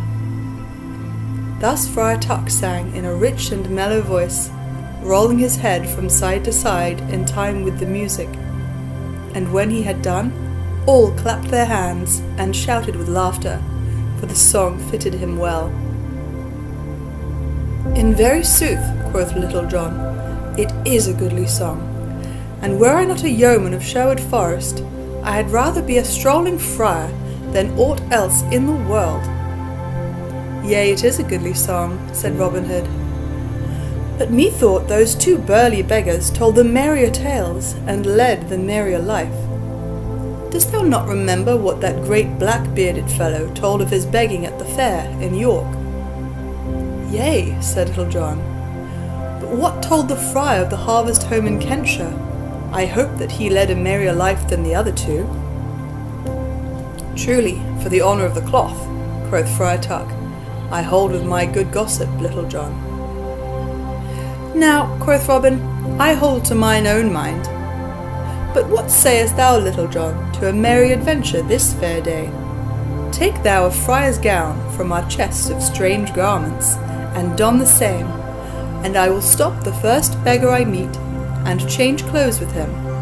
Then let us wander the country about this sweet day, and see what befalls each of us. That fitteth my mind, quoth Little John, so let us forth, say I. Thereupon Little John and Friar Tuck went to the storehouse of the band, and there chose for the yeoman the robe of a grey friar. Then they came forth again, and a mighty roar of laughter went up, for not only had the band never seen Little John in such a guise before, but the robe was too short for him by a good palm's breadth, But Little John's hands were folded in his loose sleeves, and Little John's eyes were cast upon the ground, and at his girdle hung a great long string of beads. And now Little John took up his stout staff, at the end of which hung a chubby little leathern pottle, such as palmers carry at the tips of their staves. But in it was something, I wot, more like good Malmsey than cold spring water, such as godly pilgrims carry. Then up rose Robin, and took his stout staff in hand, likewise, and slipped 10 golden angels into his pouch. For no beggar's garb was among the stores of the band, so he was fain to run his chance of meeting a beggar and buying his clothes off him. So all being made ready, the 2 yeomen set forth on their way, striding lustily along in the misty morning. Thus they walked down the forest path until they came to the highway, and then along the highway till it split in twain, leading on one hand to Blythe and on the other to Gainsborough. Here the yeoman stopped. Quoth jolly Robin, "Take thou the road to Gainsborough, and I will take that to Blythe. So fare thee well, holy father, and mayest thou not have cause to count thy beads in earnest ere we meet again." "Good den, good beggar that is to be," quoth Little John, "and mayest thou have no cause to beg for mercy ere I see thee next."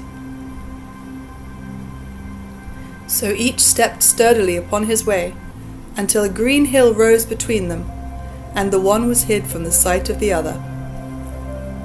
Little John walked along, whistling, for no one was nigh upon all the road. In the budding hedges the little birds twittered merrily, and on either hand the green hills swept up to the sky, the great white clouds of springtime sailing slowly over their crowns in lazy flight.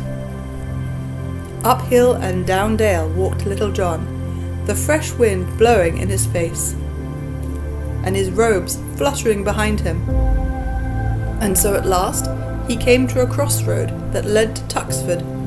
Here he met 3 pretty lasses, each bearing a basket of eggs to market. Quoth he, "Whither away, fair maids?" And he stood in their path, holding his staff in front of them to stop them. Then they huddled together and nudged one another, and one presently spake up and said, "We are going to the Tuxford market, holy friar, to sell our eggs." "Now out upon it," quoth Little John, looking upon them with his head on one side. "Surely it is a pity that such fair lasses should be forced to carry eggs to market.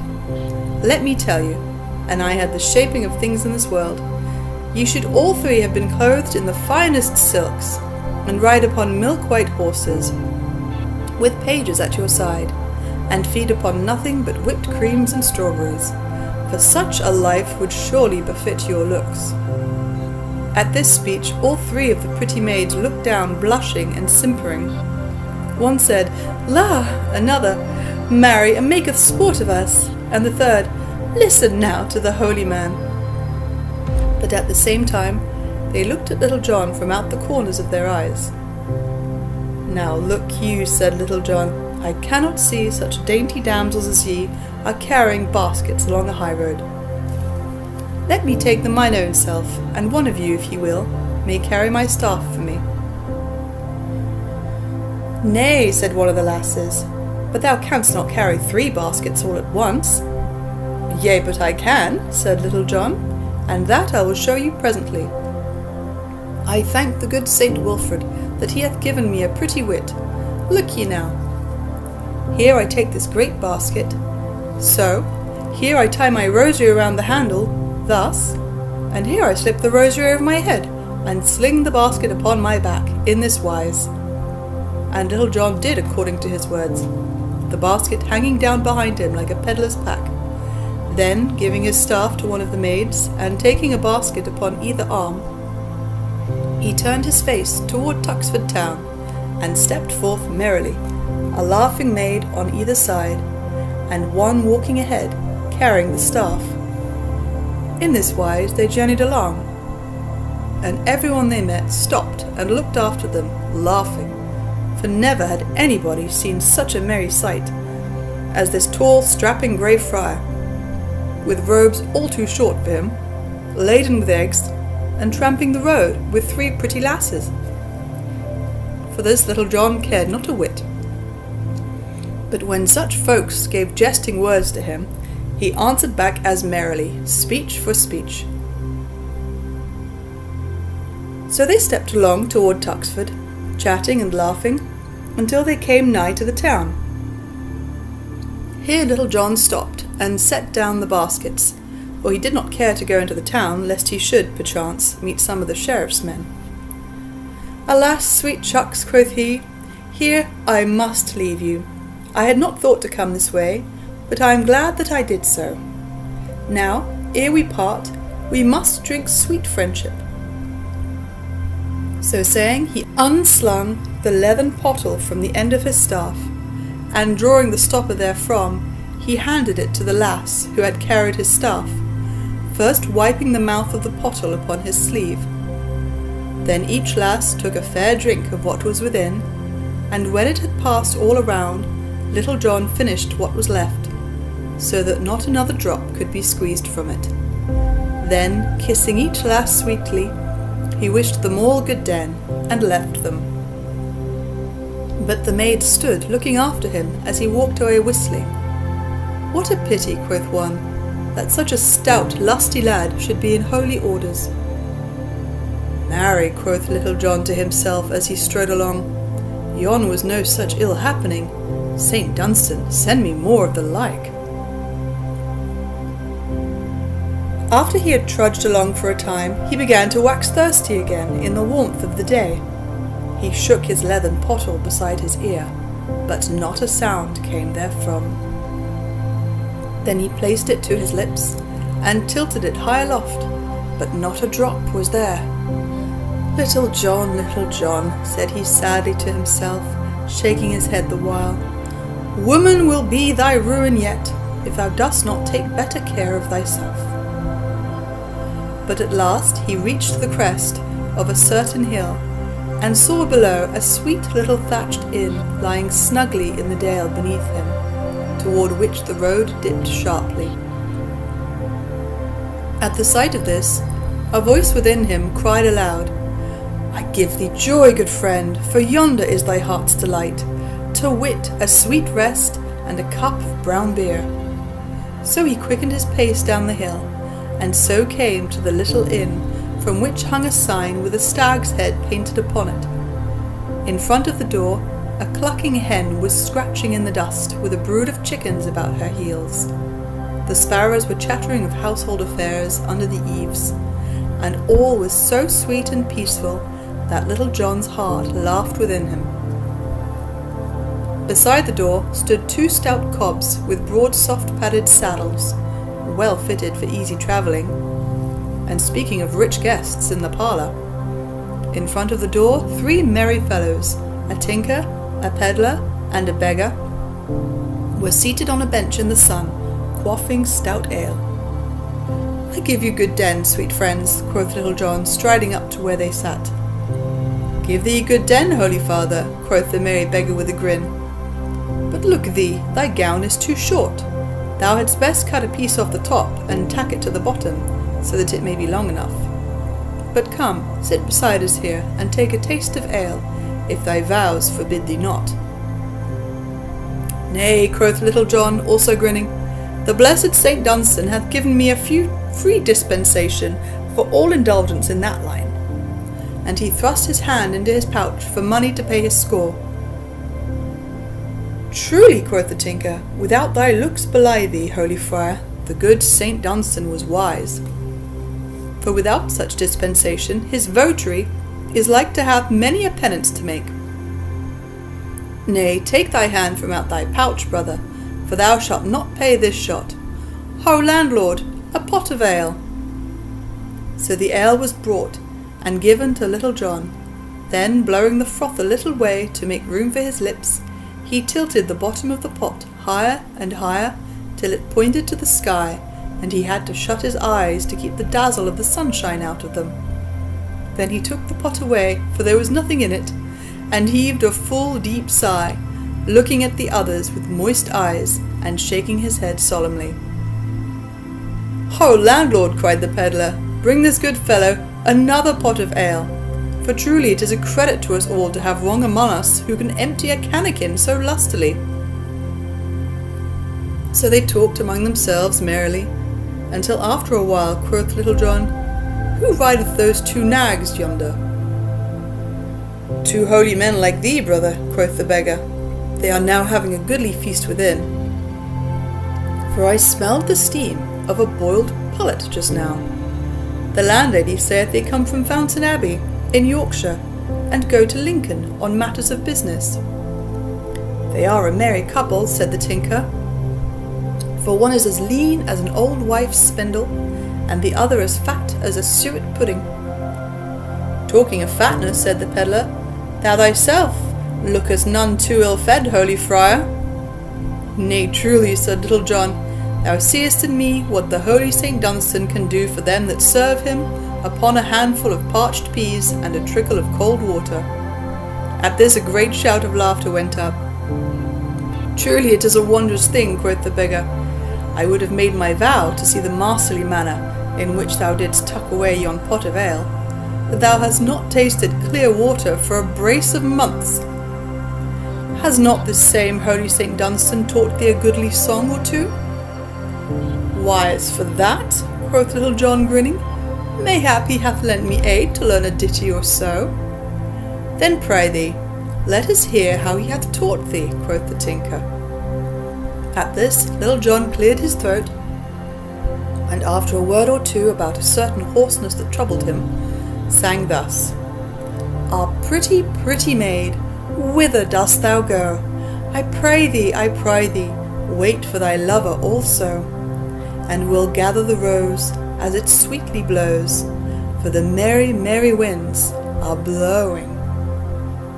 Now it seemed as though Little John's songs were never to get sung, for he had got no farther than this, when the door of the inn opened, and out came the two brothers of Fountain Abbey, the landlord following them, and, as the saying is, washing his hands with humble soap.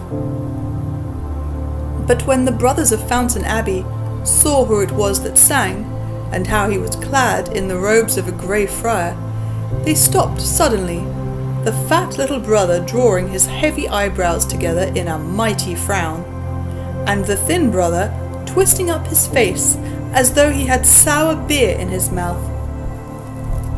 Then, as Little John gathered his breath for a new verse, "How now?" roared forth the fat brother, his voice coming from him like loud thunder from a little cloud. "Thou naughty fellow, is this a fit place for one in thy garb to tipple and sing profane songs?" "Nay," quoth Little John, "since I cannot tipple and sing, like your worship's reverence, in such a goodly place as Fountain Abbey, I must even tipple and sing where I can." "Now out upon thee!" cried the tall, lean brother in a harsh voice. "Now out upon thee, that thou shouldst so disgrace thy cloth by this talk and bearing." "Marry, come up," quoth Little John. "Disgrace, sayest thou? Methinks it is more disgrace for one of our garb to wring hard-earned farthings out of the gripe of poor lean peasants. It is not so, brother?" At this the tinker and the pedlar and the beggar nudged one another, and all grinned, and the friars scowled blackly at Little John, but they could think of nothing further to say, so they turned to their horses. Then Little John arose of a sudden from the bench where he sat, and ran to where the brothers of Fountain Abbey were mounting. Quoth he, "Let me hold your horse's bridle for you. Truly, your words have smitten my sinful heart, so that I will bide no longer in this den of evil, but will go forward with you. No vile temptation, I wot, will fall upon me in such holy company." "Nay, fellow," said the lean brother harshly, for he saw that Little John made sport of them, "we want none of thy company, so get thee gone." "Alas," quoth Little John, "I am truly sorry that ye like not me nor my company. But as for leaving you, it may not be, for my heart is so moved that, willy-nilly, I must go with you for the sake of your holy company." Now at this talk, all the good fellows on the bench grinned till their teeth glistened, and even the landlord could not forbear to smile. As for the friars, they looked at one another with a puzzled look, and knew not what to do in the matter. They were so proud that it made them feel sick with shame to think of riding along the high road with a strolling friar, in robes all too short for him, running beside them.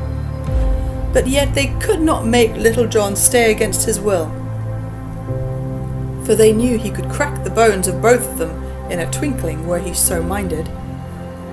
Then up spake the fat brother more mildly than he had done before. "Nay, good brother," said he, "we will ride fast, and thou wilt tire to death at the pace." "Truly I am grateful to thee for the thought of me," quoth Little John, "but have no fear, brother, my limbs are stout, and I could run like a hare from here to Gainsborough." At these words a sound of laughing came from the bench, whereat the lean brother's wrath boiled over, like water into the fire, with great fuss and noise. "Now out upon thee, thou naughty fellow," he cried. "Art thou not ashamed to bring disgrace so upon our cloth? Bide thee here, thou sot, with these porkers. Thou art no fit company for us." "La ye there now," quoth Little John. "Thou hearest, landlord? Thou art not fit company for these holy men. Go back to thine alehouse. Nay, if these most holy brothers of mine do but give me the word, I'll beat thy head with this stout staff, till it is as soft as whipped eggs." At these words a great shout of laughter went up from those on the bench, and the landlord's face grew red as a cherry from smothering his laugh in his stomach. But he kept his merriment down, for he wished not to bring the ill will of the brothers of Fountain Abbey upon him by unseemly mirth. So the two brethren, as they could do naught else, having mounted their nags, turned their noses toward Lincoln and rode away. "I cannot stay longer, sweet friends," quoth Little John, as he pushed in betwixt the two cobs. "Therefore I wish you good den. Off we go, we three." So saying, he swung his stout staff over his shoulder, and trudged off, measuring his pace with that of the two nags. The two brothers glowered at Little John when he so pushed himself betwixt them. Then they drew as far away from him as they could, so that a yeoman walked in the middle of the road, while they rode on the footpath on either side of the way. As they so went away, the tinker, the pedlar, and the beggar ran skipping out into the middle of the highway, each with a pot in his hand, and looked after them, laughing. While they were in sight of those at the inn, the brothers walked their horses soberly, not caring to make ill matters worse by seeming to run away from Little John, for they could not but think how it would sound in folks' ears when they heard how the brethren of Fountain Abbey scampered away from a strolling friar, like the ugly one, when the blessed St. Dunstan loosed his nose from the red-hot tongs where he had held it fast. But when they had crossed the crest of the hill, and the inn was lost to sight, quoth the fat brother to the thin brother, "Brother Ambrose, had we better not mend our pace?" "Why truly, gossip," spoke up Little John, "methinks it would be well to boil our pot a little faster, for the day is passing on, so it will not jolt thy fat too much. Onward, say I." At this the two friars said nothing, but they glared again on Little John with baleful looks. Then, without another word, they clucked to their horses, and both broke into a canter. So they galloped for a mile and more, and Little John ran betwixt them as lightly as a stag, and never turned a hair with the running. At last the fat brother drew his horse's rein with a groan, for he could stand the shaking no longer. "Alas," said Little John, with not so much as a catch in his breath, "I did sadly fear that the roughness of this pace would shake thy poor old fat paunch." To this the fat friar said never a word, but he stared straight before him, and he gnawed his nether lip. And now they travelled forward more quietly, Little John in the middle of the road, whistling merrily to himself, and the two friars on the footpath on either side saying never a word.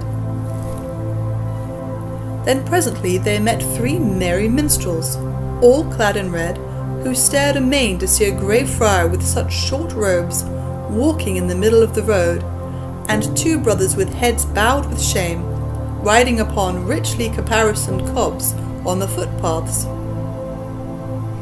When they had come near the minstrels, Little John waved his staff like an usher clearing the way. "Make way!" he cried in a loud voice. "Make way! Make way! For here we go, we 3. Then how the minstrels stared, and how they laughed, but the fat friar shook as with an ague, and the lean friar bowed his head over his horse's neck. Then next they met 2 noble knights in rich array, with hawk on wrist, and likewise 2 fair ladies clad in silks and velvets. All are riding on noble steeds. These all made room, staring, as Little John and the 2 friars came along the road. To them Little John bowed humbly. "Give you greetings, lords and ladies," said he, "but here we go, we 3. Then all laughed, and one of the fair ladies cried out, "What 3 meanest thou, merry friend?" Little John looked over his shoulder, for they had now passed each other, and he called back, "Big Jack, Lean Jack, and Fat Jack Pudding."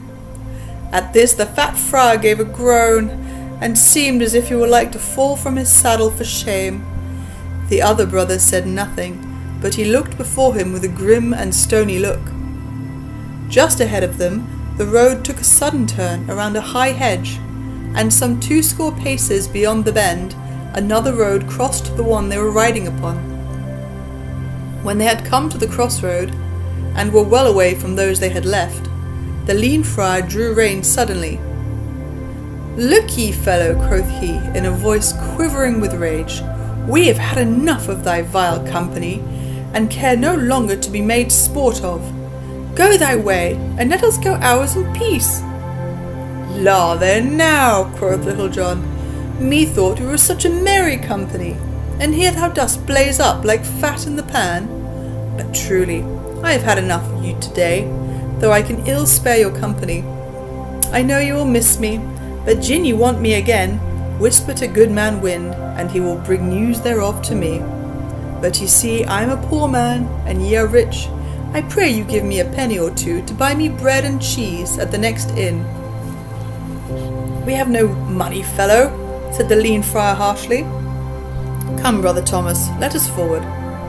But Little John caught the horses by the bridle reins, one in either hand. "Hath ye in truth no money about you whatsoever?" said he. "Now I pray you, brothers, for charity's sake, give me somewhat to buy a crust of bread, even though it be only a penny." "I tell thee, fellow, we have no money," thundered the fat little friar with a great voice. "Hath he, in holy truth, no money?" asked Little John. "Not a farthing," said the lean friar sourly. "Not a groat," said the fat friar loudly. "Nay," quoth Little John, "this must not be. Far be it from me to see such holy men as ye are depart from me with no money. Get both of you down straightway from off your horses, and we will kneel here in the middle of the crossroads, and pray the blessed Saint Dunstan to send us some money to carry us on our journey." "What sayest thou, thou limb of evil?"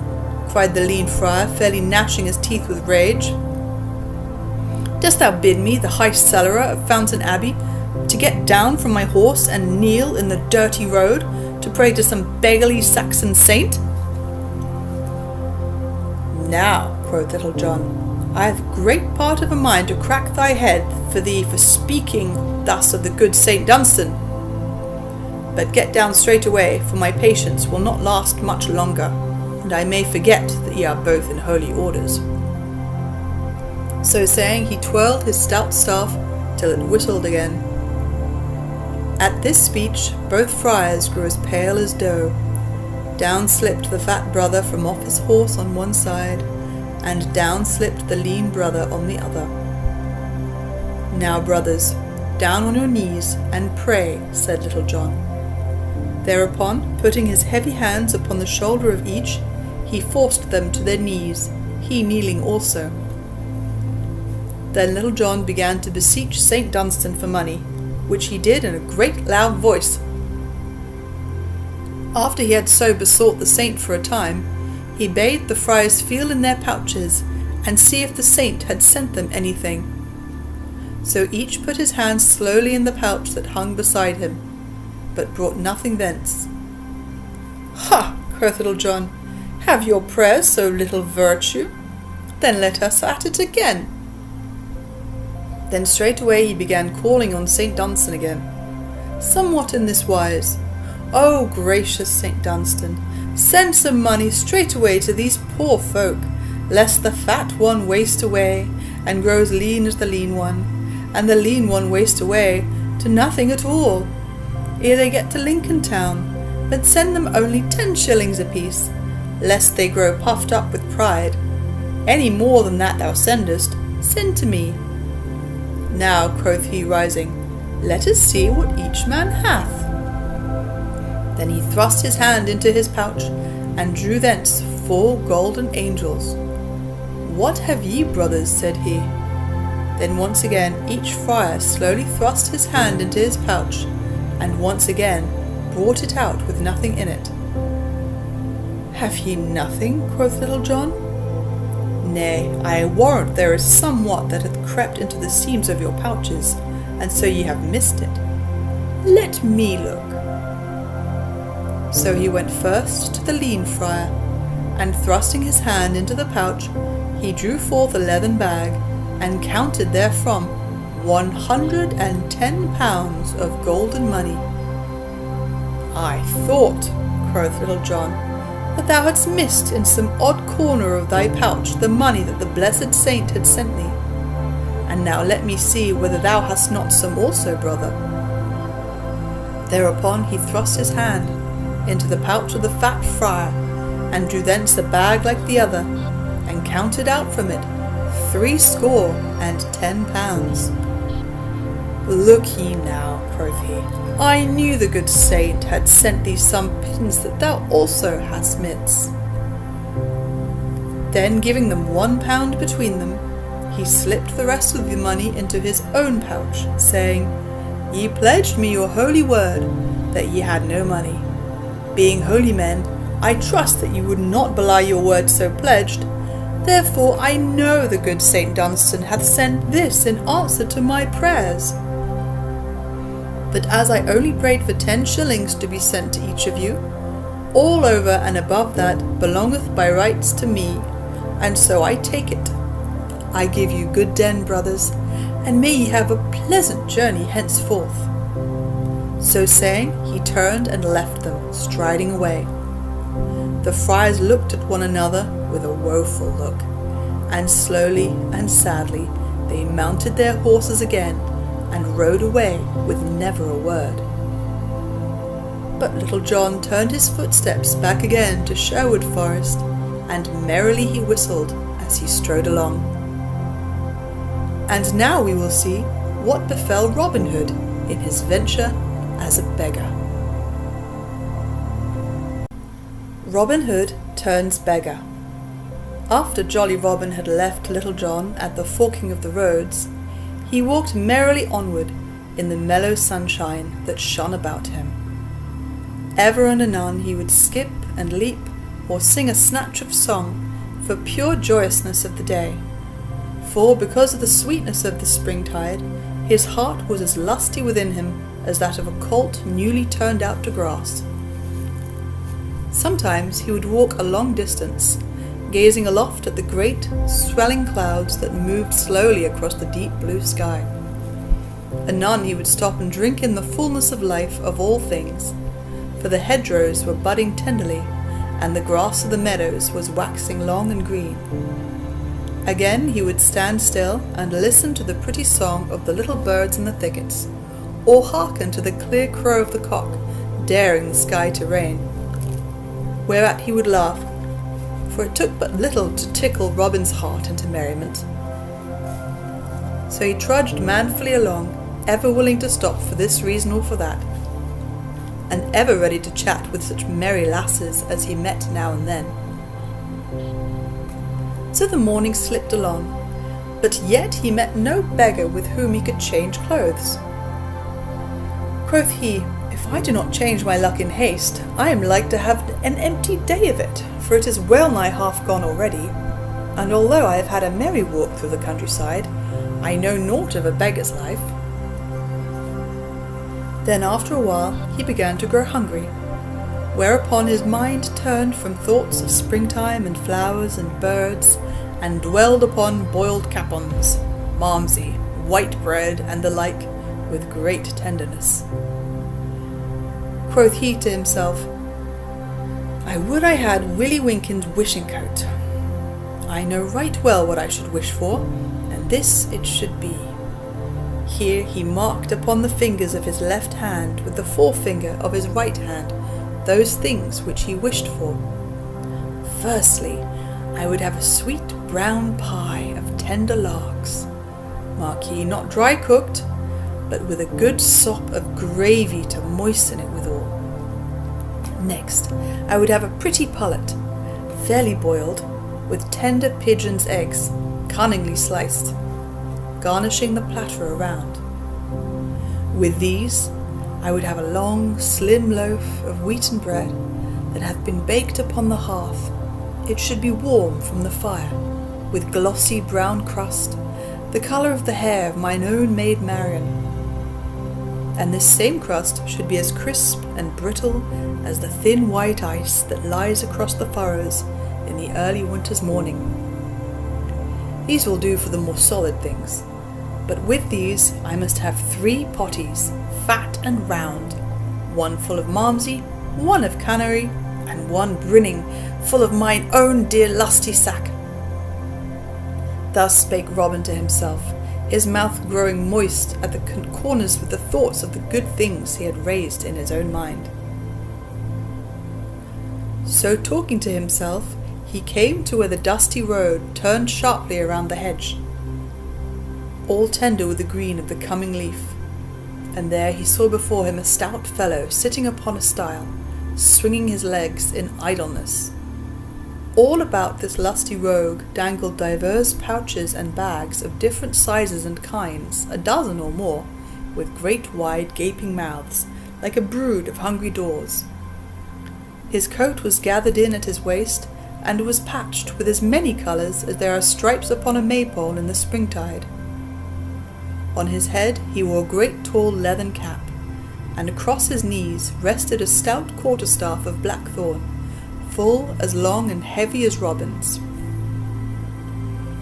As jolly a beggar was he as ever trod the lanes and byways of Nottinghamshire, for his eyes were as grey as slate, and snapped and twinkled and danced with merriment, and his black hair curled close all over his head in little rings of kinkiness.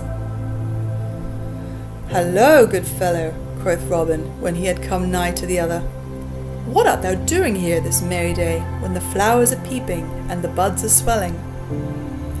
Then the other winked one eye, and straightway trolled forth in a merry voice, "I sit upon the stile, and I sing a little while, as I wait for my own true dear. Oh, for the sun is shining bright, and the leaves are dancing light, and the little fowl sings she is near, oh. And so it is with me, bully boy, saving that my doxy cometh not." "Now that is a right sweet song," quoth Robin, "and were I in the right mind to listen to thee, I could bear well to hear more. But I have 2 things of seriousness to ask of thee, so listen, I pray thee." At this the jolly beggar cocked his head on one side, like a rogue of a magpie. Quoth he, "I am an ill jug to pour heavy things into, good friend, and if I mistake not, thou hast few serious words to spare at any time." "Nay," quoth jolly Robin, "what would I say first in the most serious of all thoughts to me, to wit, where shall I get somewhat to eat and drink?" "Sayest thou so?" quoth the beggar. Marry, I make no such serious thoughts upon the matter. I eat when I can get it, and munch my crust when I can get no crumb. Likewise, when there is no ale to be had, I wash the dust from out my throat with a trickle of cold water. I was sitting here, as thou camest upon me, bethinking myself whether I should break my fast or no.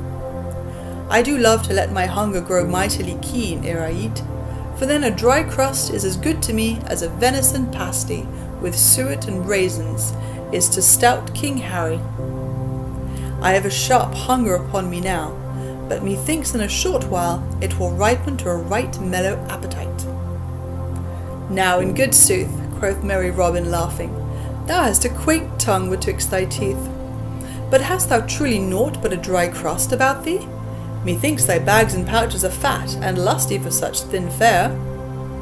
Why, mayhap there is some other cold fare therein, said the beggar slyly. And hast thou naught to drink but cold water? Said Robin. Never so much as a drop, quoth the beggar.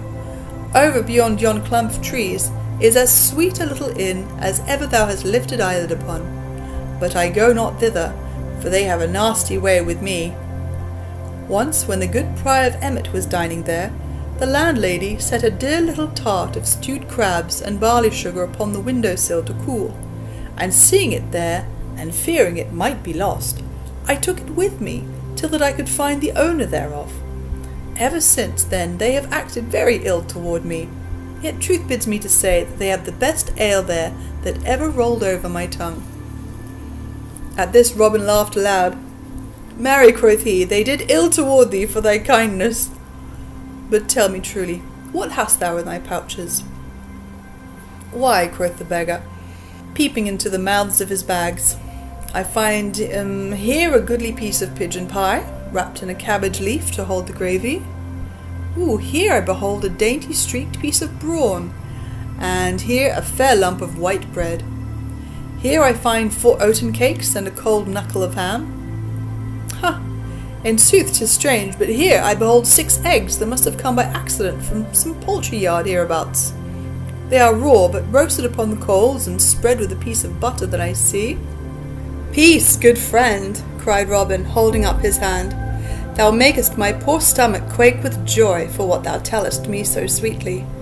If thou wilt give me to eat, I will straightway hie me to that little inn thou didst tell but now, and will bring a skin of ale for thy drinking, and mine. Friend, thou hast said enough, said the beggar, getting down from the stile. I will feast thee with the best that I have, and bless Saint Cedric for thy company. But, sweet chuck, I pry thee bring 3 quarts of ale at least, 1 for thy drinking, and 2 for mine. For my thirst is such, that methinks I can drink ale as the sands of the river Dee drink salt water. So Robin straightway left the beggar, who, upon his part, went to a budding lime bush back of the hedge, and there spread his feast upon the grass, and roasted his eggs upon a little faggot fire, with a deftness gained by long labour in that line. After a while back came Robin, bearing a goodly skin of ale upon his shoulder, which he laid upon the grass. Then, looking upon the feast spread upon the ground, and a fair sight it was to look upon, he slowly rubbed his hand over his stomach, for to his hungry eyes it seemed the fairest sight that he had beheld in all his life. Friend, said the beggar, let me feel the weight of that skin. Yea, truly, quoth Robin, help thyself, sweet chuck, and meantime let me see whether thy pigeon pie is fresh or no. So the one seized upon the ale, and the other upon the pigeon pie, and nothing was heard for a while but the munching of food and the gurgle of ale as it left the skin. At last, after a long time had passed thus, Robin pushed the food from him and heaved a great sigh of deep content, for he felt as though he had been made all over anew. And now, good friend, quoth he, leaning upon one elbow, I would have at thee about that other matter of seriousness, of which I spoke not long since. How, said the beggar reproachfully, thou wouldst surely not talk of things appertaining to serious affairs upon such ale as this. Nay, quoth Robin, laughing, I would not check thy thirst, sweet friend. Drink while I talk to thee. Thus it is, I would have thee know that I have taken a liking to thy craft, and would fain have a taste of a beggar's life mine own self.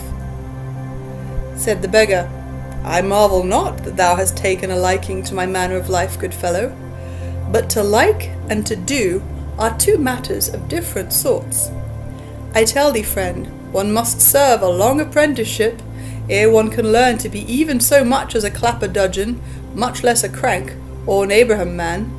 I tell thee, lad, thou art too old to enter upon that which it may take thee years to catch the hang of. Mayhap that may be so, quoth Robin, for I bring to mind that Gaffer Swanthold saith Jack Shoemaker maketh ill bread, Tom Baker maketh ill shoon. Nevertheless, I have a mind to taste a beggar's life, and need but the clothing to be as good as any. I tell thee, fellow, said the beggar, if thou wert clad as sweetly as good Saint Wainton, the patron of our craft, thou wouldst never make a beggar.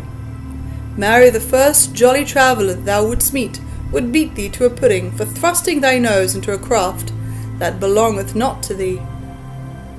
Nevertheless, quoth Robin, I would have a try at it, and methinks I shall change clothes with thee, for thy garb seemeth to be pretty, not to say gay. So not only will I change clothes, but I will give thee 2 golden angels to boot. I have brought my stout staff with me, thinking that I might have to rap some one of the brethren of thy cloth over the head by way of argument in this matter. But I love thee so much for the feast thou hast given me, that I would not lift even my little finger against thee, so that thou needst not have a crumb of fear. To this the beggar listened with his knuckles resting against his hips, and when Robin had ended, he cocked his head on one side, and thrust his tongue into his cheek. Marry, come up, quoth he at last. Lift thy finger against me, forsooth. Art thou out of thy wits, man? My name is Rickon Hazel, and I come from Holywell, in Flintshire, over by the River Dee. I tell thee, knave, I have cracked the head of many a better man than thou art, and even now I would scold thy crown for thee, but for the ale thou hast given me. Now thou shalt have not so much as one tag-rag of my coat, even could it save thee from hanging. Now, fellow, said Robin, it would ill suit me to spoil thy pretty head for thee, but I tell thee plainly, that but for this feast, I would do that to thee would stop thy travelling the country for many a day to come. Keep thy lips shut, lad, or thy luck will tumble out of thy mouth with thy speech. Now out, and alas for thee, man, for thou hast bred thyself ill this day, cried the beggar, rising and taking up his staff. Take up thy club, and defend thyself, fellow, for I will not only beat thee, but I will take from thee thy money, and leave thee not so much as a clipped groat to buy thyself a lump of goose grease to rub thy cracked crown withal. So, defend thyself, I say. Then up leapt merry Robin, and snatched up his staff also. Take my money, if thou canst, quoth he. I promise freely to give thee every farthing if thou dost touch me. And he twirled his staff in his fingers till it whistled again. Then the beggar swung his staff also, and struck a mighty blow at Robin, which the yeoman turned. 3 blows the beggar struck, yet never one touched so much as a hair of Robin's head. Then stout Robin saw his chance, and ere you could count 3, Rickon's staff was over the hedge, and Rickon himself lay upon the green grass, with no more motion than you could find in an empty pudding bag. How now, quoth merry Robin, laughing, wilt thou have my hide or my money, sweet Chug? But to this the other answered never a word. Then Robin, seeing his plight, and that he was stunned with the blow, ran, still laughing, and brought the skin of ale, and poured some of it on the beggar's head, and some down his throat, so that presently he opened his eyes, and looked around as though wondering why he lay upon his back. Then Robin, seeing that he had somewhat gathered the wits which had just been rapped out of his head, said, Now, good fellow, wilt thou change clothes with me, or shall I have to tap thee again? Here are 2 golden angels, if thou wilt give me freely all thy rags and bags and thy cap and things. if thou givest them not freely, I much fear I shall have to—" and he looked up and down his staff. Then Rickon sat up and rubbed the bump on his crown. "Now out upon it," quoth he. "I did think to drub thee sweetly, fellow. I know not how it is, but I seem, as it were, to have bought more beer than I can drink. If I must give up my clothes, I must. But first promise me, by thy word as a true yeoman, that thou wilt take naught from me but my clothes." "I promise on the word of a true yeoman," quoth Robin, thinking that the fellow had a few pennies that he would save. Thereupon the beggar drew a little knife that hung at his side, and ripping up the lining of his coat, drew thence 10 bright golden pounds, which he laid upon the ground beside him, with a cunning wink at Robin. "Now thou mayst have my clothes, and welcome," said he, "and thou mightest had them in exchange for thine without the cost of a single farthing, far less 2 golden angels." "Marry," quoth Robin, laughing, "thou art a sly fellow. And I tell thee truly, had I known thou hadst so much money by thee, maybe thou mightst not have carried it away, for I warrant thou didst not come honestly by it." Then each stripped off his clothes and put on those of the other, and as lusty a beggar was Robin Hood as ever you could find of a summer's day. But stout Rickon of Holywell skipped and leapt and danced for joy of the fair suit of Lincoln green that he had so gotten. Quoth he, "I am a gay feathered bird now. Truly, my dear Moll Peacegood would never know me in this dress. Thou mayest keep the cold pieces of the feast, friend, for I mean to live well and lustily while my money lasts and my clothes are gay." So he turned and left Robin, and, crossing the stile, was gone. But Robin heard him singing from beyond the hedge as he strode away. "For Polly is smiling and Molly is glad when the beggar comes in at the door, and Jack and Dick call him a fine lusty lad, and the hostess runs up a great score.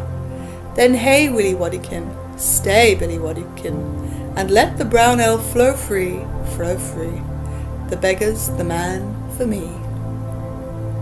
Robin listened till the song ended in the distance. Then he also crossed the stile into the road, but turned his toes away from where the beggar had gone. The road led up a gentle hill, and up the hill Robin walked, 60 or more of bags dangling about his legs. Onward he strolled for a long time, but other adventure he found not.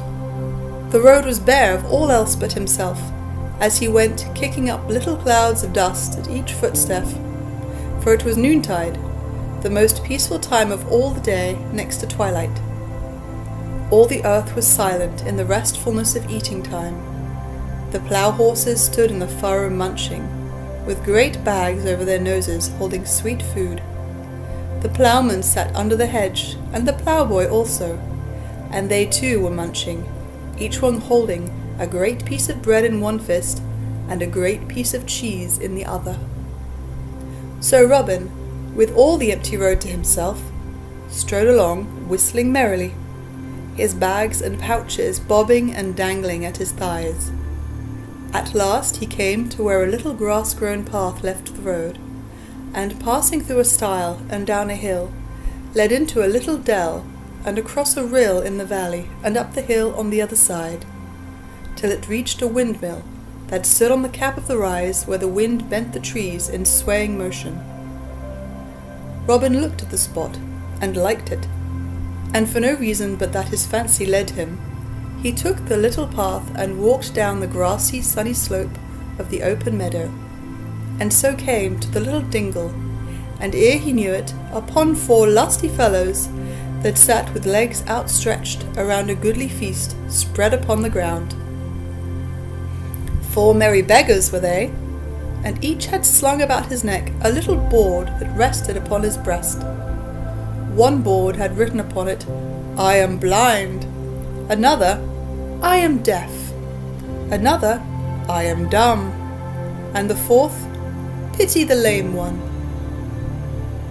But although all these troubles written upon the boards seemed so grievous, the 4 stout fellows sat around feasting as merrily as though Cain's wife had never opened the pottle that held misfortunes, and let them forth like a cloud of flies to pester us. The deaf man was the first to hear Robin, for he said, "Hark, brothers, I hear someone coming." And the blind man was the first to see him, for he said, "He is an honest man, brothers, and one of like craft to ourselves." Then the dumb man called to him in a great voice, and said, "Welcome, brother, come and sit while there is still some of the feast left, and a little malmsey in the pottle." At this, the lame man, who had taken off his wooden leg, and unstrapped his own leg, and was sitting with it stretched out upon the grass so as to rest it, made room for Robin among them. "We are glad to see thee, brother," said he, holding out the flask of malmsey. "Marry," quoth Robin, laughing, and weighing the flask in his hands ere he drank, "methinks it is no more than seemly of you all to be glad to see me, seeing that I bring sight to the blind, speech to the dumb, hearing to the deaf, and such a lusty leg to a lame man. I drink to your happiness, brothers, as I may not drink to your health, seeing you are already healed, wind and limb."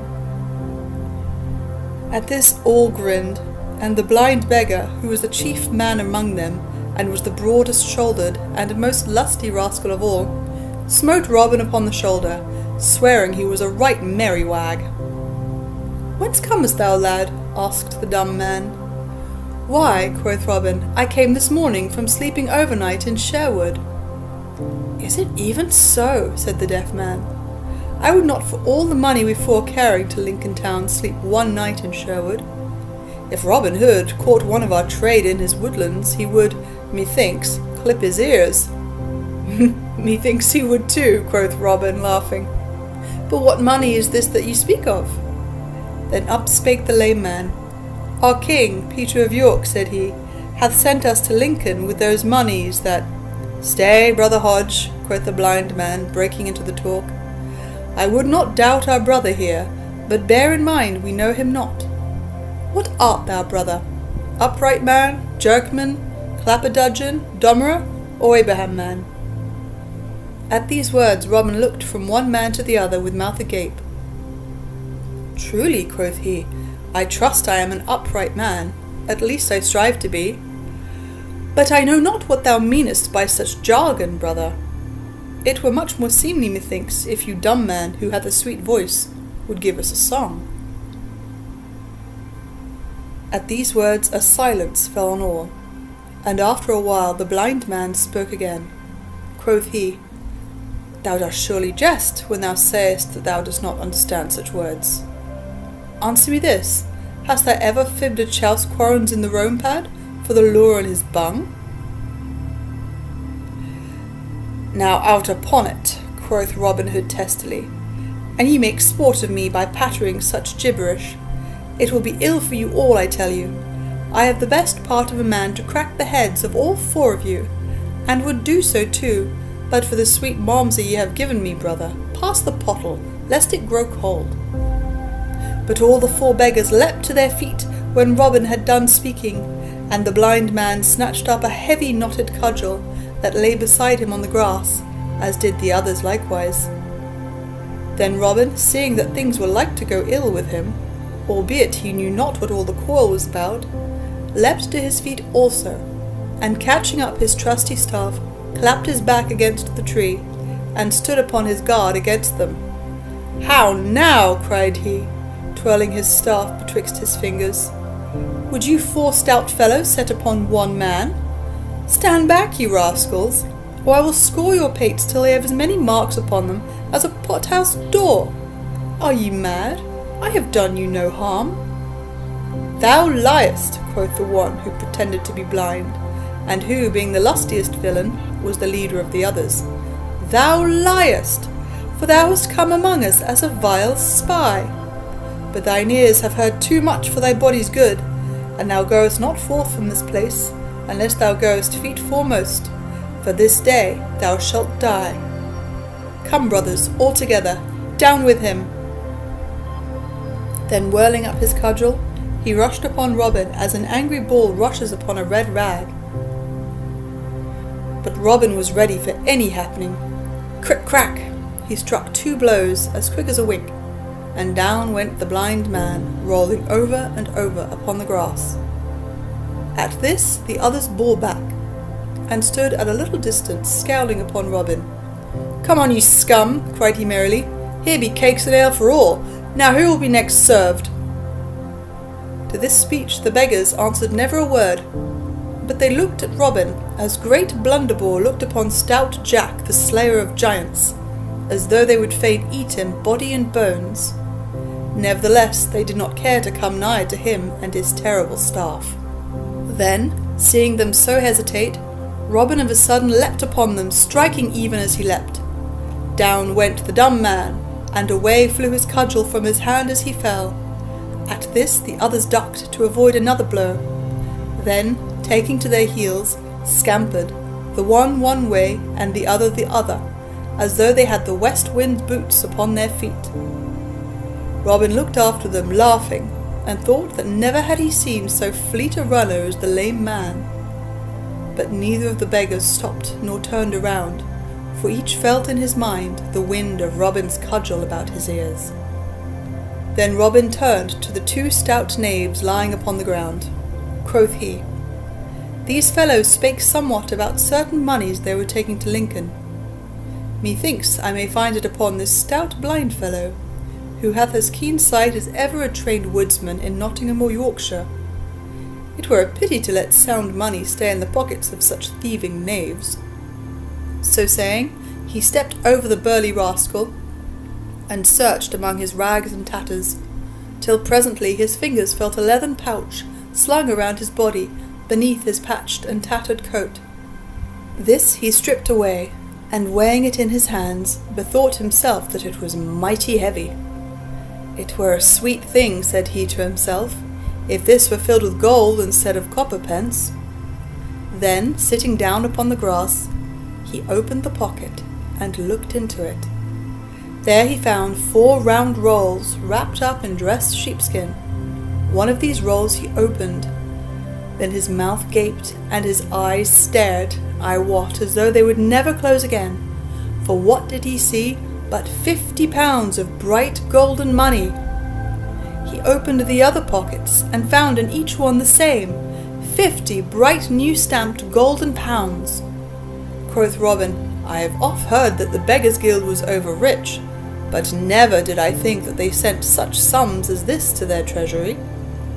I shall take it with me, for it will be better used for charity and the good of my merry band than in the enriching of such knaves as these." So saying, he rolled up the money in the sheepskin again, and putting it back in the purse, he thrust the pouch into his own bosom. Then taking up the flask of Malmsey, he held it toward the 2 fellows lying on the grass, and quoth he, "Sweet friends, I drink your health, and thank you dearly for what you have so kindly given me this day, and so I wish you good den." Then taking up his staff, he left the spot, and went merrily on his way. But when the 2 stout beggars that had been rapped upon the head roused themselves, and sat up, and when the others had gotten over their fright and come back, they were as sad and woebegone as 4 frogs in dry weather. For 2 of them had cracked crowns, their Malmsey was all gone, and they had not so much as a farthing to cross their palms withal. But after Robin left the little dell, he strode along merrily, singing as he went, and so blithe was he, and such a stout beggar, and withal so fresh and clean, that every merry lass he met had a sweet word for him, and felt no fear, while the very dogs, that most times hate the sight of a beggar, snuffed at his legs in friendly wise, and wagged their tails pleasantly. For dogs know an honest man by his smell, and an honest man Robin was, in his own way. Thus he went along, till at last he had come to the wayside cross nigh Ollerton, and being somewhat tired, he sat him down to rest upon the grassy bank in front of it. "It groweth night time," quoth he to himself, "that I were getting back again to Sherwood. Yet it would please me well to have one more merry adventure ere I go back again to my jolly band." So he looked up the road and down the road to see who might come, until at last he saw someone drawing near, riding upon a horse.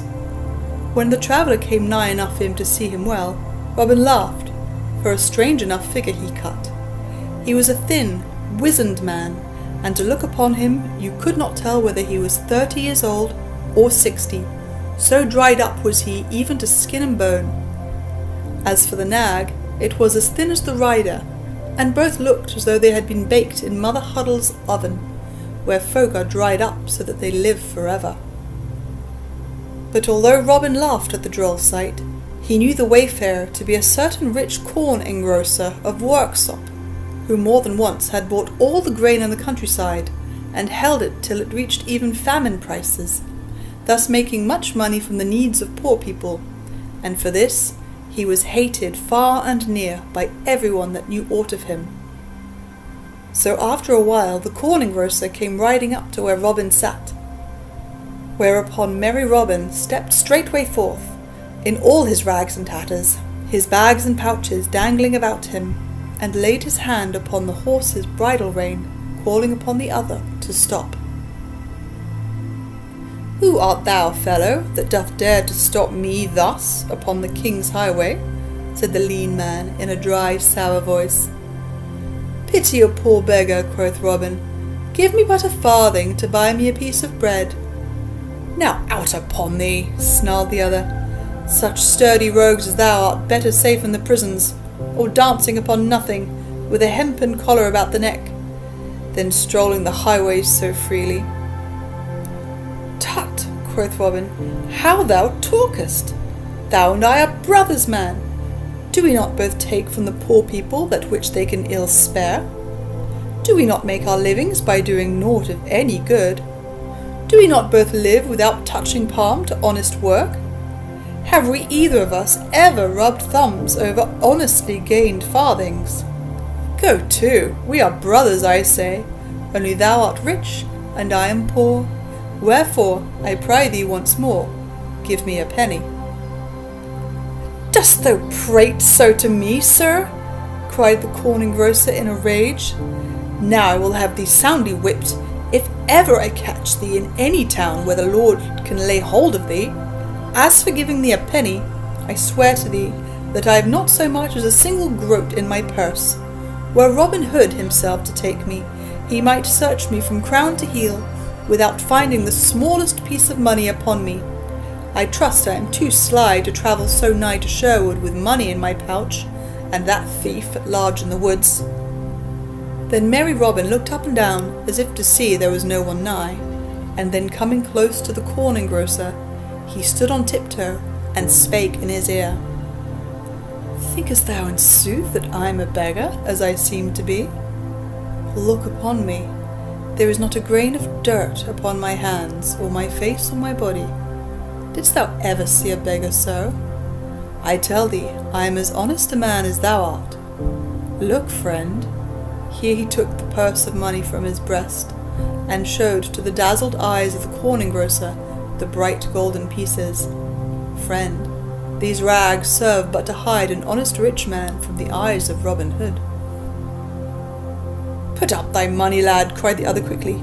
"Art thou a fool to trust to beggars' rags to shield thee from Robin Hood? If he caught thee, he would strip thee to the skin, for he hates a lusty beggar as he doth a fat priest, all those of my kind." "Is it indeed so?" quoth Robin. "Had I known this, mayhap I had not come hereabouts in this garb. But I must go forward now, as much depends upon my journeying. Where goest thou, friend?"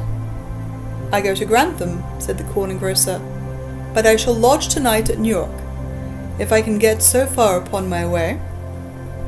"Why, I myself am on the way to Newark," quoth merry Robin. "So that, as two honest men are better than one in roads beset by such a fellow as this Robin Hood, I will jog along with thee, if thou hast no dislike to my company."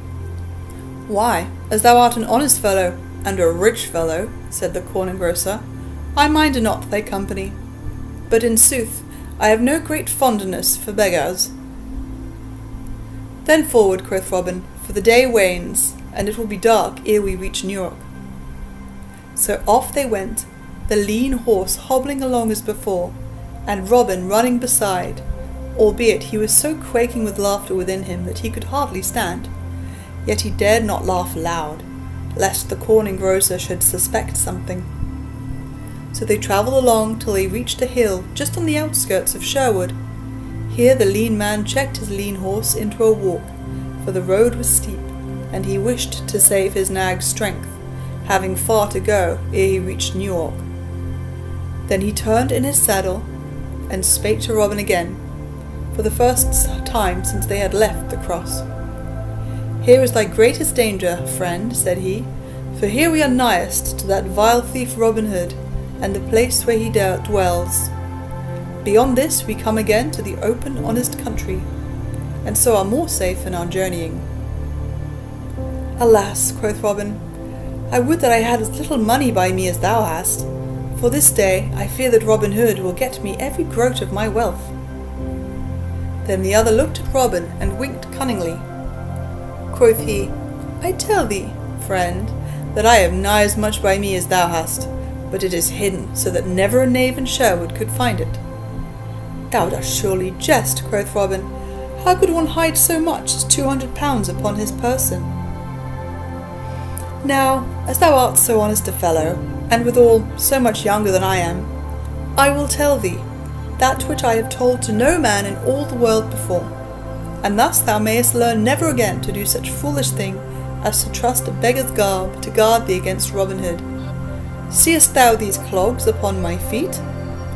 "Yea," quoth Robin, laughing, "truly they are large enough for any man to see, even were his sight as foggy as those of Peter Patter, who never could see when it was time to go to work." "Peace, friend," said the corn engrosser, "for this is no matter for jesting. The soles of these clogs are not what they seem to be, for each one is a sweet little box, and by twisting the second nail from the toe, the upper of the shoe and part of the sole lifts up like a lid, and in the spaces within are 80 bright golden pounds in each shoe, all wrapped in hair to keep them from clinking, and so telling tales of themselves." When the corn engrosser had told this, Robin broke into a roar of laughter, and laying his hands upon the bridle rein, stopped the sad-looking nag. "Stay, good friend," quoth he, between bursts of merriment. "Thou art the slyest old fox that ever I saw in all my life. In the soles of his shoes, quotha! If ever I trust a poor seeming man again, shave my head and paint it blue. A corn factor, a horse jockey, an estate agent, and a jackdaw for cunningness, say I." And he laughed again till he shook in his shoes with mirth. All this time the corn engrosser had been staring at Robin, his mouth agape with wonder. "Art thou mad," quoth he, "to talk in this way, so loud and in such a place? Let us forward, and save thy mirth till we are safe and sound at Newark." "Nay," quoth Robin, the tears of merriment wet on his cheeks. "On second thoughts, I go no farther than here, for I have good friends hereabouts. Thou mayest go forward if thou dost list, thou sweet pretty fellow, but thou must go forward barefoot, for I am afraid that thy shoes must be left behind. Off with them, friend, for I tell thee I have taken a great fancy to them." At these words the corn factor grew pale as a linen napkin. "Who art thou that talkest so?" said he. Then merry Robin laughed again, and quoth he, "Men hereabouts call me Robin Hood. So, sweet friend, thou hadst best do my bidding, and give me thy shoes. Wherefore hasten, I pray thee, or else thou wilt not get to fair Newark town till after dark." At the sound of the name of Robin Hood, the corn factor quaked with fear, so that he had to seize his horse by the mane to save himself from falling off its back. Then straightway, and without more words, he stripped off his clogs and let them fall upon the road. Robin, still holding the bridle rein, stooped and picked them up. Then he said, "Sweet friend, I am used to ask those that I am dealing with to come and feast with at Sherwood with me. I will not ask thee, because of our pleasant journey together. For I tell thee, there be those in Sherwood that would not be so gentle with thee as I have been. The name of corn engrosser leaves a nasty taste upon the tongue of all honest men. Take a fool's advice of me, and come no more so nigh to Sherwood, or mayhap some day thou mayest of a sudden find a cloth-yard shaft between thy ribs. So with this I give thee good den." Hereupon he clapped his hand to the horse's flank, and off went nag and rider. But the man's face was all bedewed with the sweat of fright, and never again, I wot, was he found so close to Sherwood Forest as he had been this day. Robin stood and looked after him, and when he was fairly gone, turned, laughing, and entered the forest carrying the shoes in his hand. That night in sweet Sherwood the red fires glowed brightly in wavering light on tree and bush, and all around sat or lay the stout fellows of the band to hear Robin Hood and Little John tell their adventures. All listened closely, and again the woods rang with shouts of laughter. When all was told, Friar Tuck spoke up. "Good master," said he, "thou hast had a pretty time, but still I hold to my saying that the life of the barefoot friar is the merrier of the two." "Nay," quoth Will Stutely, "I hold with our master that he hath had the pleasanter doings of the two, for he hath had 2 stout bouts at quarterstaff this day." So some of the band held with Robin Hood, and some with Little John. As for me, I think... But I leave it with you to say for yourselves which you hold with.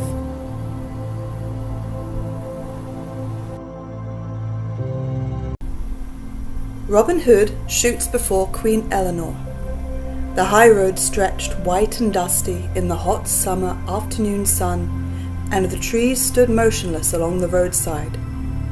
All across the meadowlands the hot air danced and quivered, and in the limpid waters of the lowland brook, spanned by a little stone bridge, the fish hung motionless above the yellow gravel, and the dragonfly sat quite still, perched upon the sharp tip of a spike in the rushes, with its wings glistening in the sun. Along the road a youth came riding upon a fair milk-white barb, and the folk that he passed stopped and turned and looked after him, for never had so lovely a lad, or one so gaily clad, been seen in Nottingham before. He could not have been more than 16 years of age, and was as fair as any maiden. His long yellow hair flowed behind him as he rode along, all clad in silk and velvet, with jewels flashing and dagger jingling against the pommel of his saddle. Thus came the Queen's page, young Richard Partington, from famous London town down into Nottinghamshire, upon Her Majesty's bidding, to seek Robin Hood in Sherwood Forest. The road was hot and dusty, and his journey had been long, for that day he had come all the way from Leicester town, a good 20 miles and more, wherefore young Partington was right glad when he saw before him a little inn, all shady and cool beneath the trees, in front of the door of which a sign hung pendant, bearing the picture of a blue boar. Here he drew rein, and called loudly for a pottle of Rhenish wine to be brought him, for stout country ale was too coarse a drink for this young gentleman. 5 lusty fellows sat upon the bench, beneath the pleasant shade of the wide-spreading oak in front of the inn door, drinking ale and beer, and all stared amain at this fair and gallant lad. 2 of the stoutest of them were clothed in Lincoln green, and a great heavy oaken staff leaned against the gnarled oak tree trunk beside each fellow. The landlord came and brought a pottle of wine and a long narrow glass upon a salver, which he held up to the page as he sat upon his horse.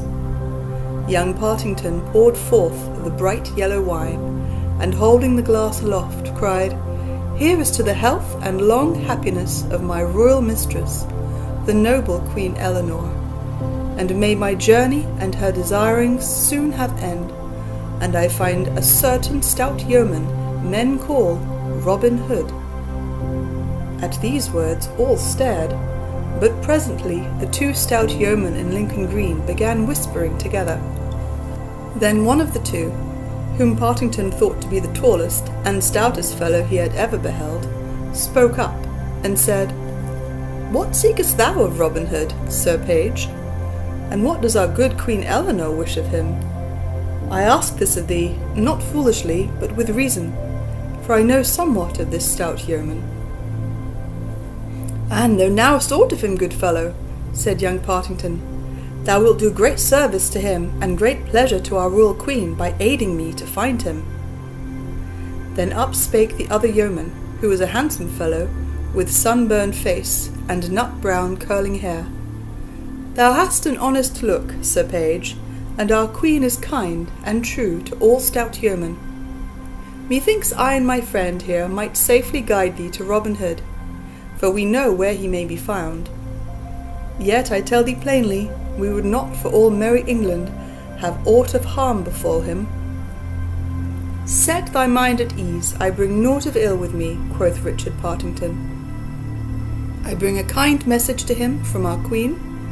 Therefore, an ye know where he is to be found, I pray you to guide me thither." Then the two yeomen looked at one another again, and the tall man said, "Surely it was safe to do this thing, Will," whereat the other nodded. Thereupon both arose, and the tall yeoman said, "We think thou art true, Sir Page, and meanest no harm, therefore we will guide thee to Robin Hood, as thou dost wish." Then Partington paid his score, and the yeoman coming forward, they all straightway departed upon their way. Under the greenwood tree, in the cool shade that spread all around upon the sward, with flickering lights here and there, Robin Hood and many of his band lay upon the soft green grass, while Allan a Dale sang and played upon his sweetly sounding harp. All listened in silence, for young Allan's singing was one of the greatest joys in all the world to them. But as they so listened, there came of a sudden the sound of a horse's feet, and presently Little John and Will Stutely came forth from the forest path into the open glade, young Richard Partington riding between them upon his milk-white horse. The three came toward where Robin Hood sat, all the band staring with might and main, for never had they seen so gay a sight as this young page, nor one so richly clad in silks and velvets and gold and jewels. Then Robin arose and stepped forward to meet him, and Partington leapt from his horse, and doffing his cap of crimson velvet, met Robin as he came. "Now welcome," cried Robin, "now welcome, fair youth, and tell me, I pray thee, what bringeth one of so fair a presence, and clad in such noble garb, to our poor forest of Sherwood?" Then young Partington said, "If I err not, thou art the famous Robin Hood, and these thy stout band of outlawed yeomen. To thee I bring greetings from our noble Queen Eleanor. Oft hath she heard thee spoken of, and thy merry doings hereabouts, and fain would she behold thy face. Therefore she bids me tell thee, that if thou wilt presently come to London town, she will do all in her power to guard thee against harm, and will send thee back safe to Sherwood Forest again. 4 days hence, in Finsbury Fields, our good King Henry, of great renown, holdeth a grand shooting match, and all the most famous archers of merry England will be there. Our queen would fain see thee strive with these, knowing that if thou wilt come, thou wilt, with little doubt, carry off the prize. Therefore she hath sent me with this greeting, and furthermore sends thee, as a sign of great goodwill, this golden ring from off her own fair thumb, which I will give herewith into thy hands." Then Robin Hood bowed his head, and taking the ring, kissed it right loyally, and then slipped it upon his little finger. Quoth he, "Sooner would I lose my life than this ring, and ere it departs from me, my hand shall be cold in death, or stricken off at the wrist. Fair Sir Page, I will do our queen's bidding, and will presently hie with thee to London." But ere we go, I will feast thee here in the woodlands with the very best we have." "It may not be," said the page. "We have no time to tarry. Therefore get thyself ready straightway, and if there be any of thy band that thou wouldst take with thee, our queen bids me say that she will make them right welcome likewise." "Truly thou art right," quoth Robin, "and we have but short time to stay. Therefore I will get me ready presently. I will choose 3 of my men only to go with me, and these 3 shall be Little John, mine own true right-hand man, Will Scarlet, my cousin, and Alan a Dale, my minstrel. Go, lads, and get ye ready straightway, and we will presently off with all speed that we may.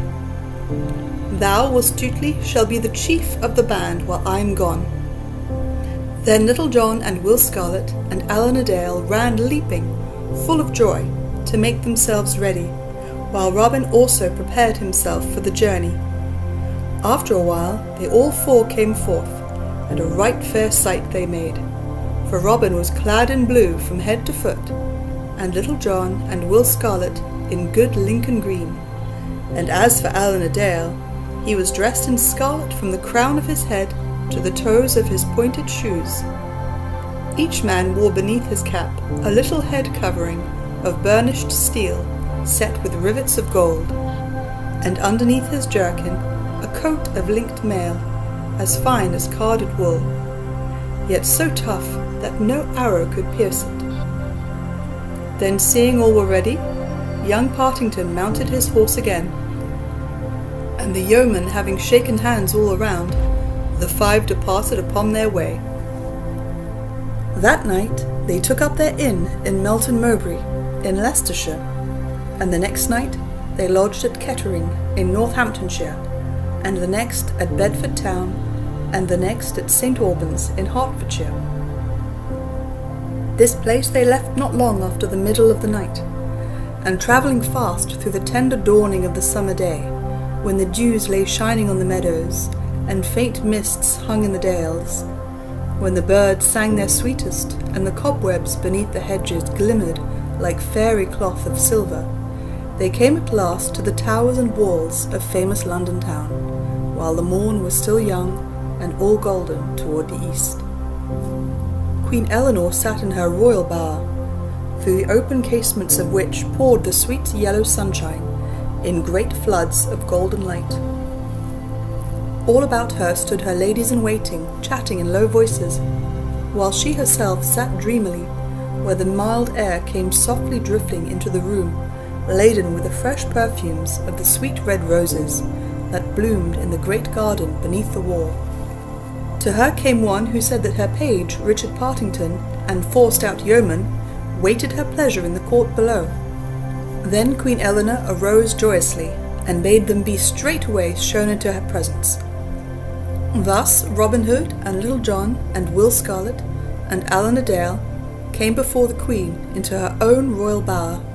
Then Robin kneeled before the Queen with his hands folded upon his breast, saying in simple phrase, "Here am I, Robin Hood. Thou didst bid me come, and lo, I do thy bidding. I give myself to thee as thy true servant, and will do thy commanding, even if it be to the shedding of the last drop of my life's blood." But good Queen Eleanor smiled pleasantly upon him, bidding him to arise. Then she made them all be seated, to rest themselves after their long journey. Rich food was brought them, and noble wines, and she had her own pages to wait upon the wants of the yeomen. At last, after they had eaten all they could, she began questioning them of their merry adventures. Then they told her all of the lusty doings herein spoken of, and among others that concerning the Bishop of Hereford and Sir Richard of the Lee, and how the bishop had abided 3 days in Sherwood Forest. At this the Queen and the ladies about her laughed again and again, for they pictured to themselves the stout bishop abiding in the forest and ranging the woods in lusty sport with Robin and his band. Then, when they had told all that they could bring to mind, the Queen asked Alan to sing to her, for his fame as a minstrel had reached even to the court at London town. So straightway Alan took up his harp in his hand, and without more asking, touched the strings lightly till they all rang sweetly. Then he sang thus: gentle river, bright thy crystal waters flow, sliding where the aspens shiver, gliding where the lilies blow, singing over pebbled shallows, kissing blossoms bending low, breaking 'neath the dipping swallows, purpling where the breezes blow.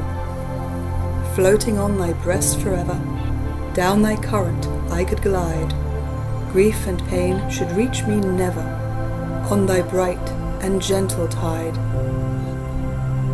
So my aching heart seeks thine, love, there to find its rest and peace, for through loving bliss is mine, love, and my many troubles cease.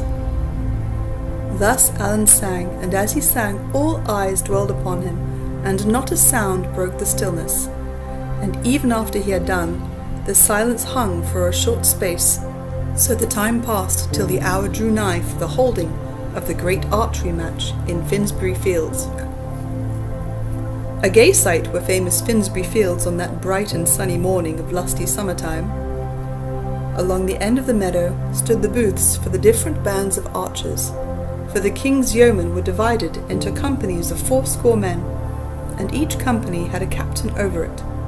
So, on the bright greensward stood 10 booths of striped canvas, a booth for each band of the royal archers, and at the peak of each fluttered a flag in the mellow air. And the flag was the colour that belonged to the captain of each band. From the centre booth hung the yellow flag of Tepus, the famous bearer of the king. Next to it, on one hand, was the blue flag of Gilbert of the White Hand, and on the other the blood-red pennant of stout young Clifton of Buckinghamshire. The 7 other archer captains were also men of great renown. Among them were Egbert of Kent and William of Southampton, but those first named were the most famous of all. The noise of many voices in talk and laughter came from within the booths, and in and out ran the attendants like ants about an ant-hill. Some bore ale and beer, and some bundles of bowstrings or sheaves of arrows.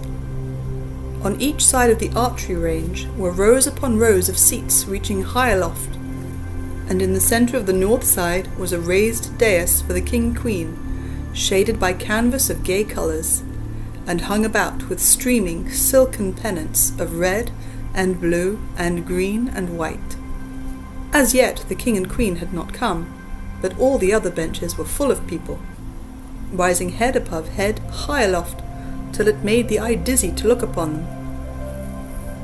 80 yards distant from the mark from which the archers were to shoot stood 10 fair targets, each target marked by a flag of the colour belonging to the band that was to shoot thereat.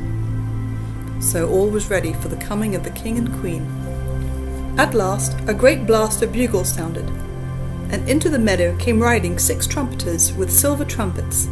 From each hung velvet banners heavy with rich workings of silver and gold thread.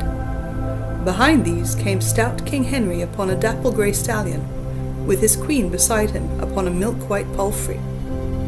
On either side of them walked the yeomen of the guard, the bright sunlight flashing from the polished blades of the steel halberds they carried. Behind these came the court in a great crowd, so that presently all the lawn was alive with bright colours, with silk and velvet, with waving plumes and gleaming gold, with flashing jewels and sword hilts, a gallant sight on that bright summer day. Then all the people arose and shouted, so that their voices sounded like the storm upon the Cornish coast, when the dark waves run upon the shore and leap and break, surging amid the rocks. So, amid the roaring and the surging of the people, and the waving of scarves and kerchiefs, the king and queen came to their place, and getting down from their horses, mounted the broad stairs that led to the raised platform, and there took their seats on 2 thrones bedecked with purple silks and cloths of silver and gold. When all was quiet, a bugle sounded, and straightway the archers came marching in order from their tents. 40 score they were in all, as stalwart a band of yeomen as could be found in all the wide world. So they came in orderly fashion, and stood in front of the dais where King Henry and his queen sat. King Henry looked up and down their ranks right proudly, for his heart warmed within him at the sight of such a gallant band of yeomen. Then he bade his herald Sir Hugh de Mowbray stand forth, and proclaim the rules governing the game. So Sir Hugh stepped to the edge of the platform and spoke in a loud, clear voice, and thus he said, that each man should shoot 7 arrows at the target that belonged to his band, and of 80 yeomen of each band, the 3 that shot the best should be chosen. These 3 should shoot 3 arrows apiece, and the one that shot the best should again be chosen. Then each of these should again shoot 3 arrows apiece, and the one that shot the best should have the first prize, the one that shot the next best should have the second, and the one that shot the next best should have third prize. Each of the others should have 80 silver pennies for his shooting. The first prize was to be 20 golden pounds, a silver bugle horn inlaid with gold, and a quiver with 10 white arrows tipped with gold, and feathered with the white swan's wing therein. The second prize was to be 50 of the fattest bucks that run on Dallin Lee, to be shot when the yeomen had won them chose. The third prize was to be 2 tons of good Rhenish wine. So Sir Hugh spoke, and when he had done, all the archers waved their bows aloft and shouted. Then each band turned and marched in order back to its place. And now the shooting began, the captains first taking stand and speeding their shafts, and then making room for the men who shot, each in turn after that. 280 shafts were shot in all, and so deftly were they sped, that when the shooting was done, each target looked like the back of a hedgehog when the farm dog snuffs at it. A long time was taken in this shooting, and when it was over the judges came forward, looked carefully at the targets, and proclaimed in a loud voice which 3 had shot the best from the separate bands. Then a great hubbub of voices arose, each man among the crowd that looked on calling for his favourite archer. Then 10 fresh targets were brought forward, and every sound was hushed as the archers took their places once more. This time the shooting was more speedily done, for only 9 shafts were shot by each band. Not an arrow missed the targets, but in that of Gilbert of the White Hand, 5 arrows were in the small white spot that marked the centre.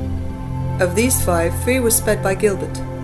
Then the judges came forward again, and looking at the targets, called aloud the names of the archer chosen as the best bowman of each band. Of these, Gilbert of the White Hand led, for 6 of the 10 arrows he had shot had lodged in the centre, but stout Tepus and young Clifton trod close upon his heels. Yet the others stood a fair chance for the second or third place. And now, amid the roaring of the crowd, those 10 stout fellows that were left went back to their tents to rest for a while, and change their bowstrings, for naught must fail at this next round, and no hand must tremble, or eye grow dim because of weariness. Then while the deep buzz and hum of talking sounded all around, like the noise of the wind in the leafy forest, Queen Eleanor turned to the king, and quoth she, Thinkest thou that these yeomen so chosen are the very best archers in all merry England? Yea, truly, said the king, smiling, for he is well pleased with the sport he had seen. And I tell ye, not only are they the best archers in all merry England, but in all the wide world beside. But what wouldst thou say, quoth Queen Eleanor, if I were to find 3 archers to match the best 3 yeomen of all thy guard? I would say thou hast done what I could not do, said the king laughing, for I tell thee there lives not in all the world 3 archers to match Tepus and Gilbert and Clifton of Buckinghamshire. Now, said the queen, I know of 3 yeomen, and in truth I have seen them not long since, that I would not fear to match against any 3 that thou canst choose from among all thy 40 archers.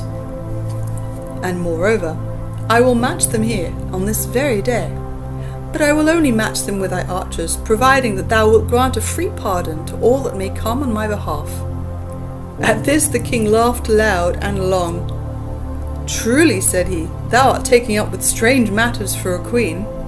If thou wilt bring those 3 fellows that thou speakest of, I will promise faithfully to give them free pardon for 40 days, to come or to go wheresoever they please, nor will I harm a hair of their heads in all that time. Moreover, if these that thou bringest shoot better than my yeomen, man for man, they shall have the prizes for themselves, according to their shooting. But as thou hast so taken up of a sudden with sports of this kind, hast thou a mind for a wager? Why, in sooth, said Queen Eleanor, laughing, I know naught of such matters. But if thou hast a mind to do somewhat in that way, I will strive to pleasure thee. What wilt thou wager upon thy men? Then the merry king laughed again, for he dearly loved goodly jest. So he said amidst his laughter, I will wager 3 10-tons of Rhenish wine, 10 tons of the stoutest ale, and 10 score bows of tempered Spanish yew, with quivers and arrows to match. All that stood around smiled at this, for it seemed a merry wager for a king to give to a queen. But Queen Eleanor bowed her head quietly. I will take thy wager, said she, for I know right well where to place those things that thou hast spoken of. Now, who will be on my side in this matter? And she looked around upon them that stood about, but no one spake or cared to wager upon the queen's side against such archers as Tepus and Gilbert and Clifton. Then the queen spoke again. Now who will back me in this wager? Wilt thou, my lord bishop of Hereford? Nay, quoth the bishop hastily, it ill befits one of my cloth to deal in such matters. Moreover, there are no such archers at his majesty's in all the world. Therefore I would but lose my money. Methinks the thought of thy gold weigheth more heavily with thee than the wrong to thy cloth, said the queen, smiling, and at this a ripple of laughter went around, for everyone knew how fond the bishop was of his money. Then the queen turned to a knight who stood near, whose name was Sir Robert Lee.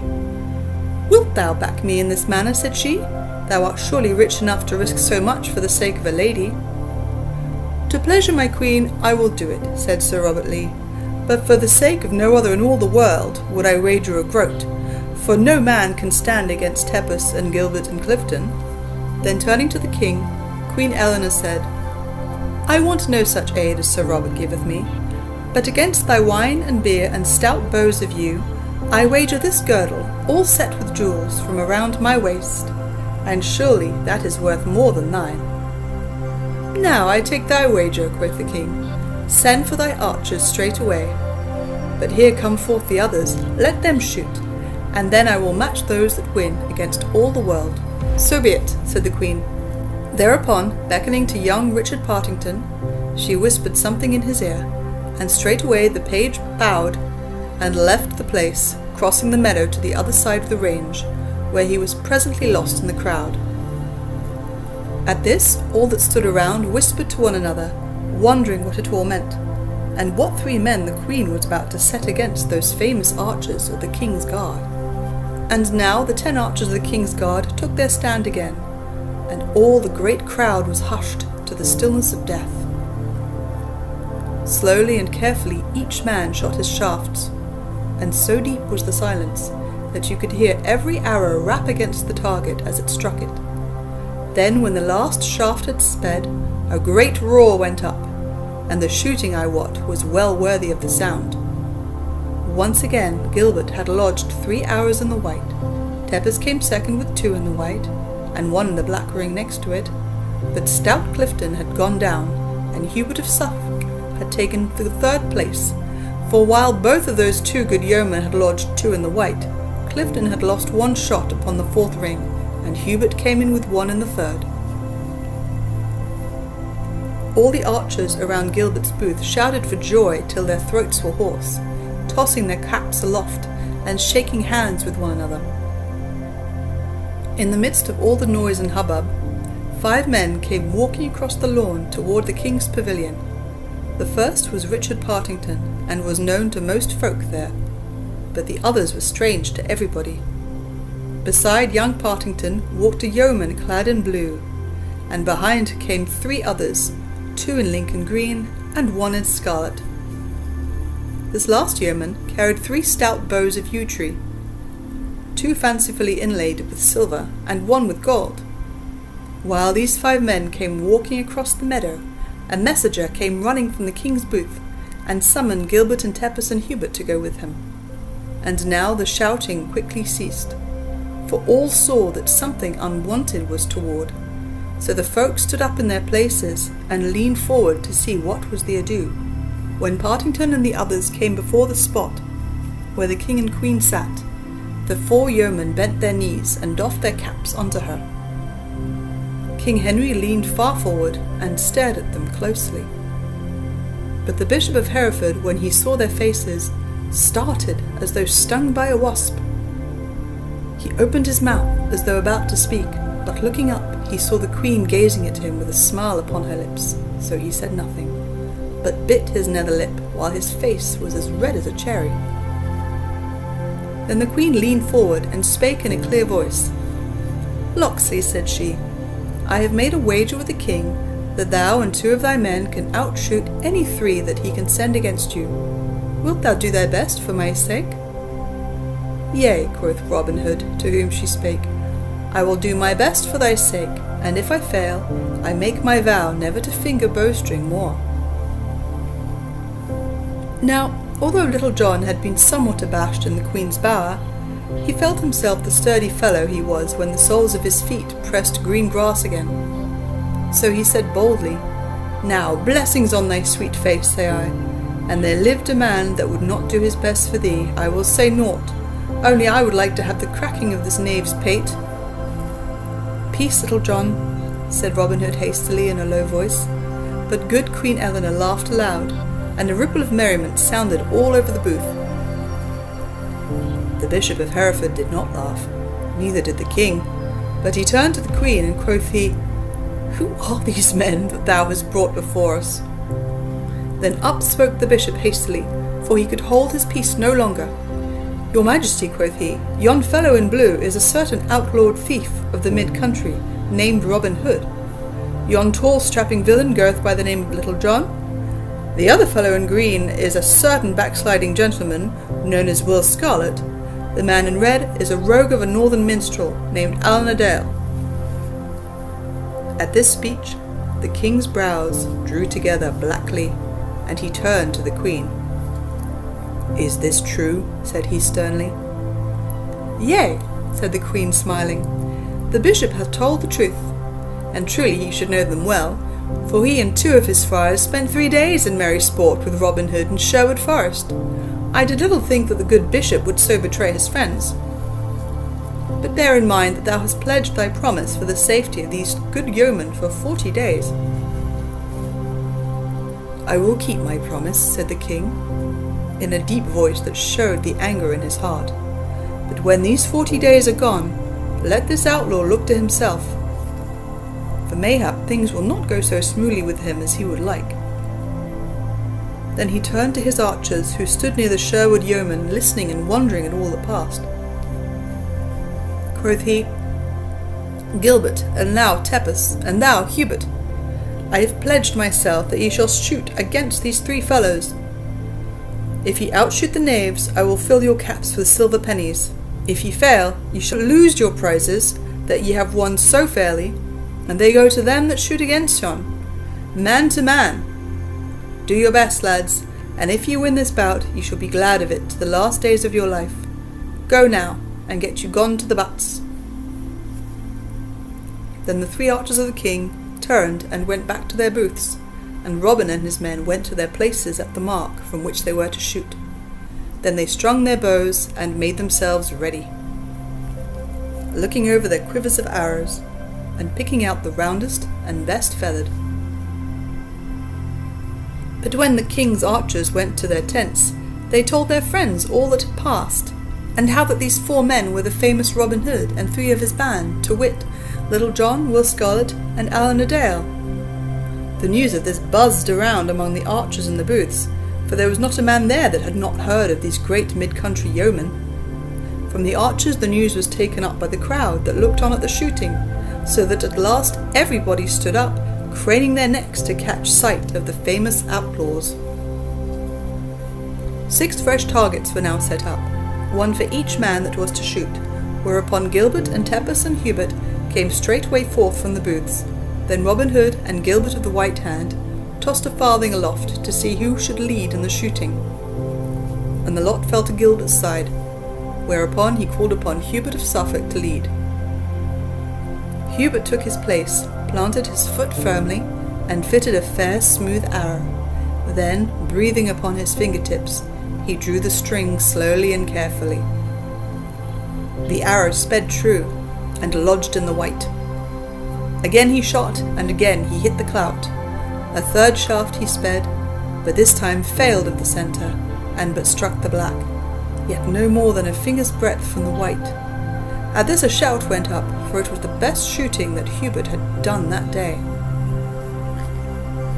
Merry Robin laughed, and quoth he, "Thou wilt have an ill time bettering that round, Will, for it is thy turn next. Brace thy thews, lad, and bring not shame upon Sherwood."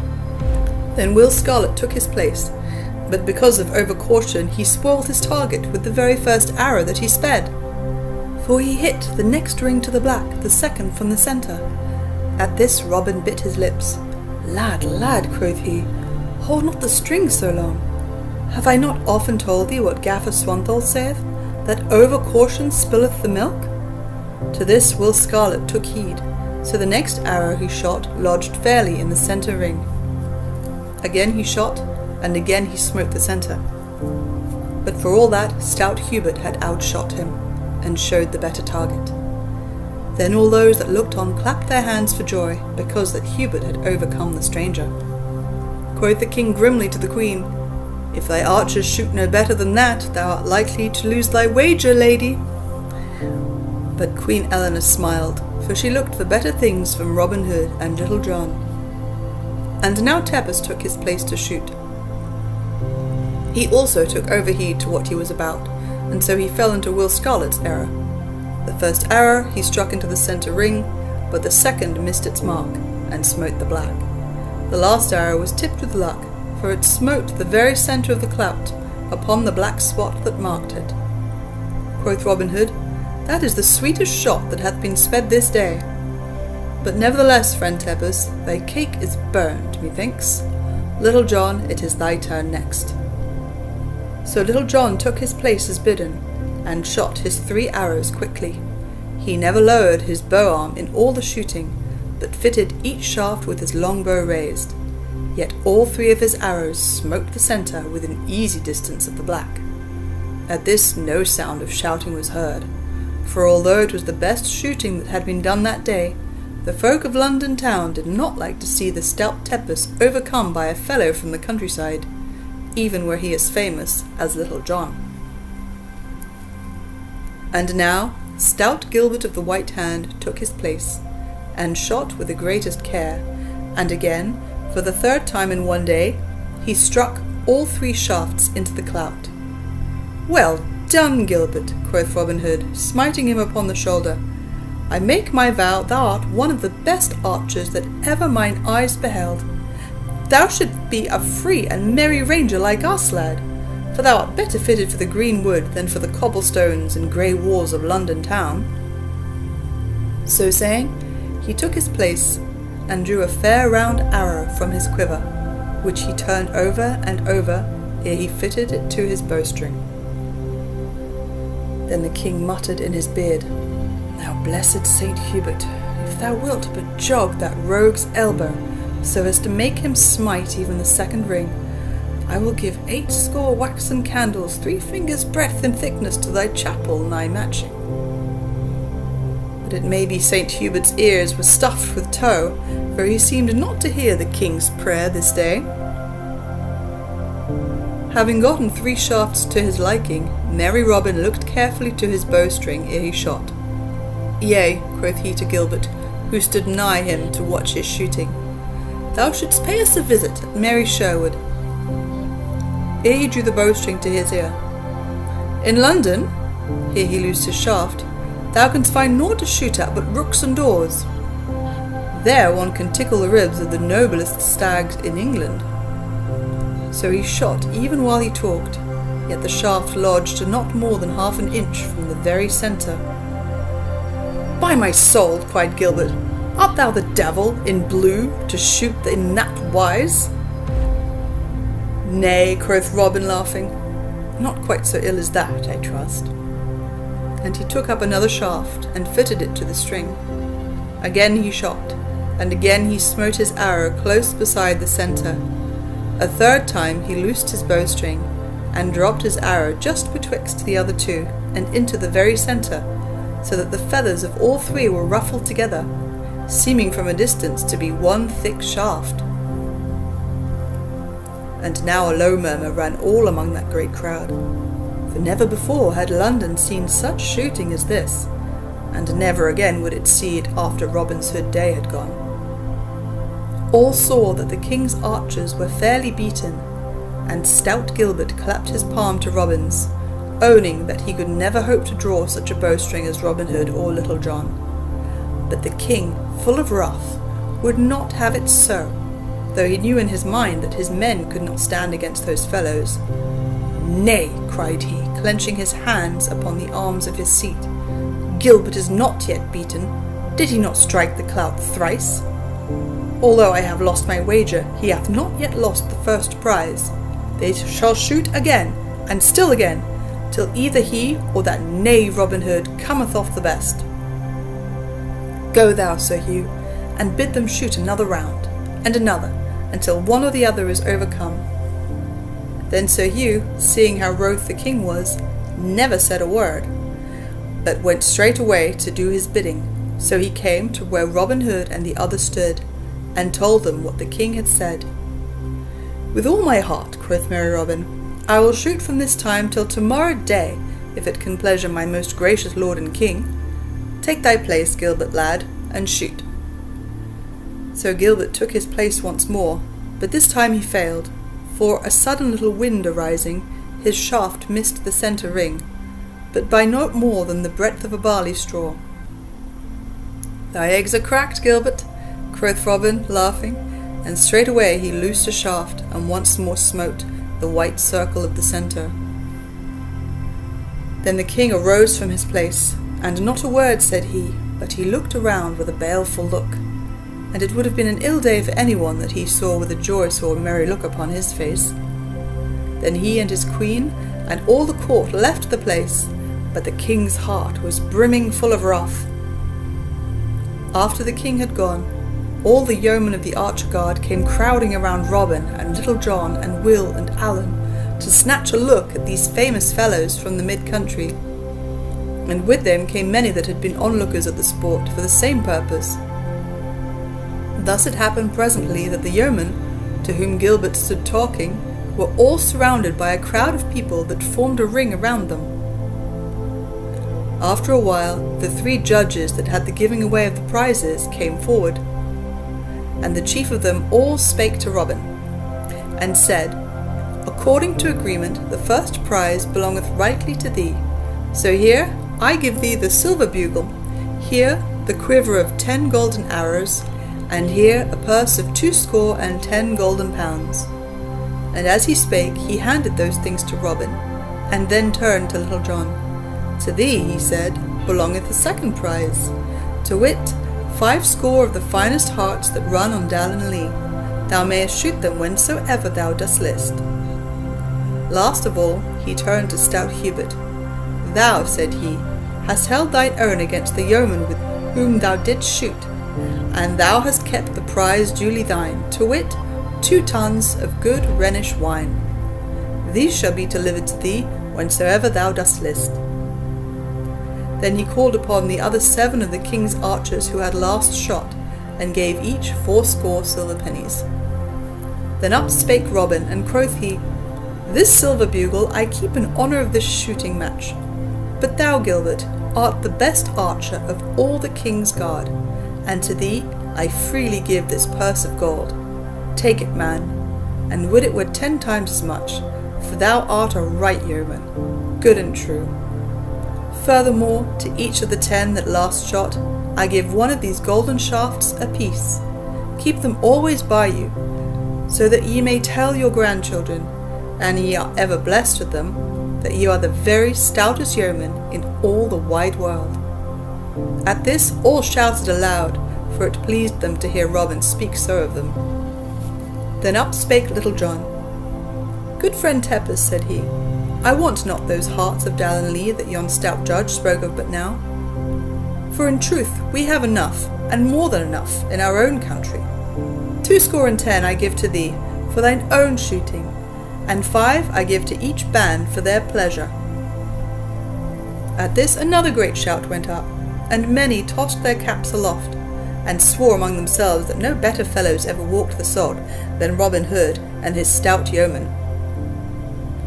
While they so shouted with loud voices, a tall burly yeoman of the King's Guard came forward and plucked Robin by the sleeve.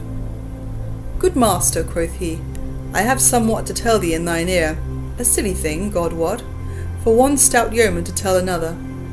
But a young peacock of a page, one Richard Partington, was seeking thee without avail in the crowd, and not being able to find thee, told me that he bore a message to thee from a certain lady that thou wottest of.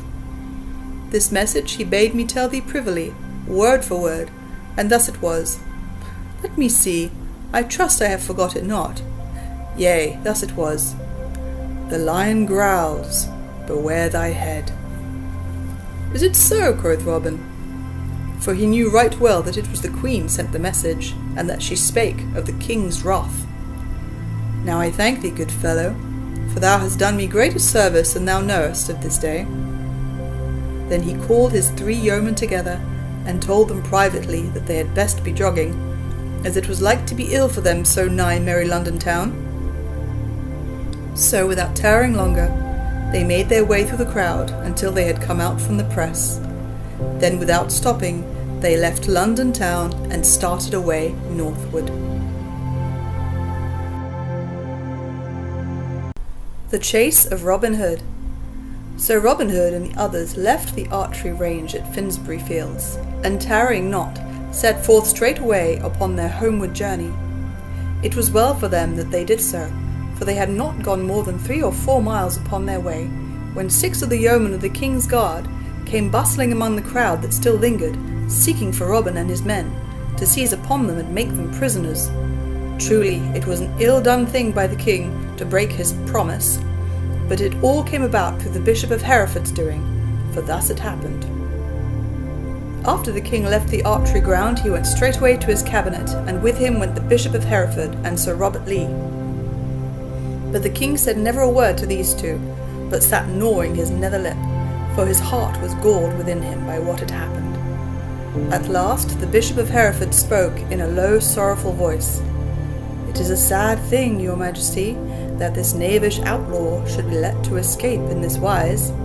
For let him but get back to Sherwood Forest safe and sound, and he may snap his fingers at King and King's men."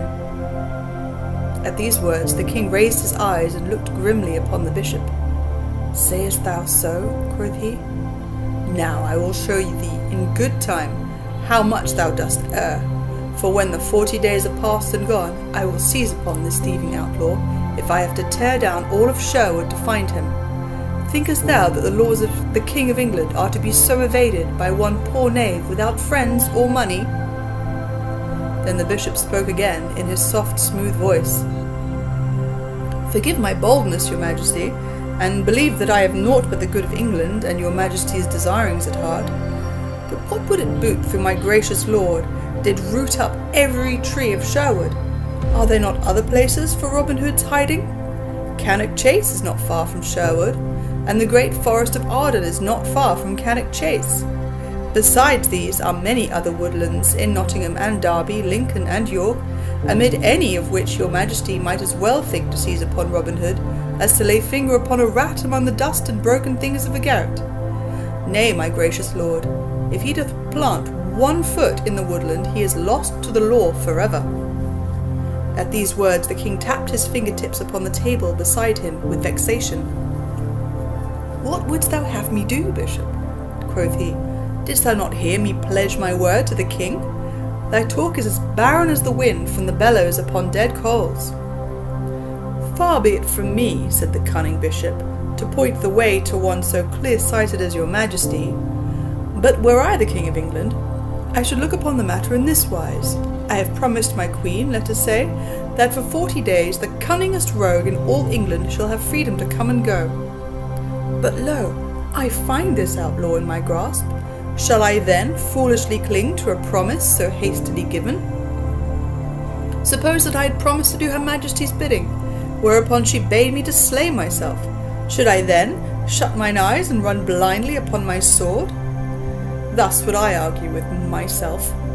Moreover, I would say unto myself, a woman knoweth nothing of the great things appertaining to state government, and likewise I know a woman is ever prone to take up a fancy, even as she would pluck a daisy from the roadside, and then throw it away when the savour is gone. Therefore, though she hath taken a fancy to this outlaw, it will soon wane away and be forgotten. As for me, I have the greatest villain in all England in my grasp. Shall I then open my hand and let him slip betwixt my fingers? Thus, your Majesty, would I say to myself, were I the King of England.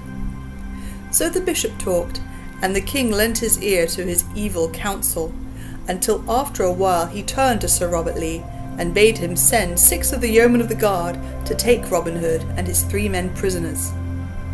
Now Sir Robert Lee was a gentle and noble knight, and he felt grieved to the heart to see the king so break his promise. Nevertheless he said nothing, for he saw how bitterly the king was set against Robin Hood. But he did not send the yeomen of the guard at once, but went first to the queen, and told her all that had passed, and bade her send word to Robin of his danger. This he did not for the well-being of Robin Hood, but because he would save his lord's honour if he could. And thus it came about that, when, after a while, the yeomen of the guard went to the archery field, they found not Robin and the others, and so got no cakes at that fair.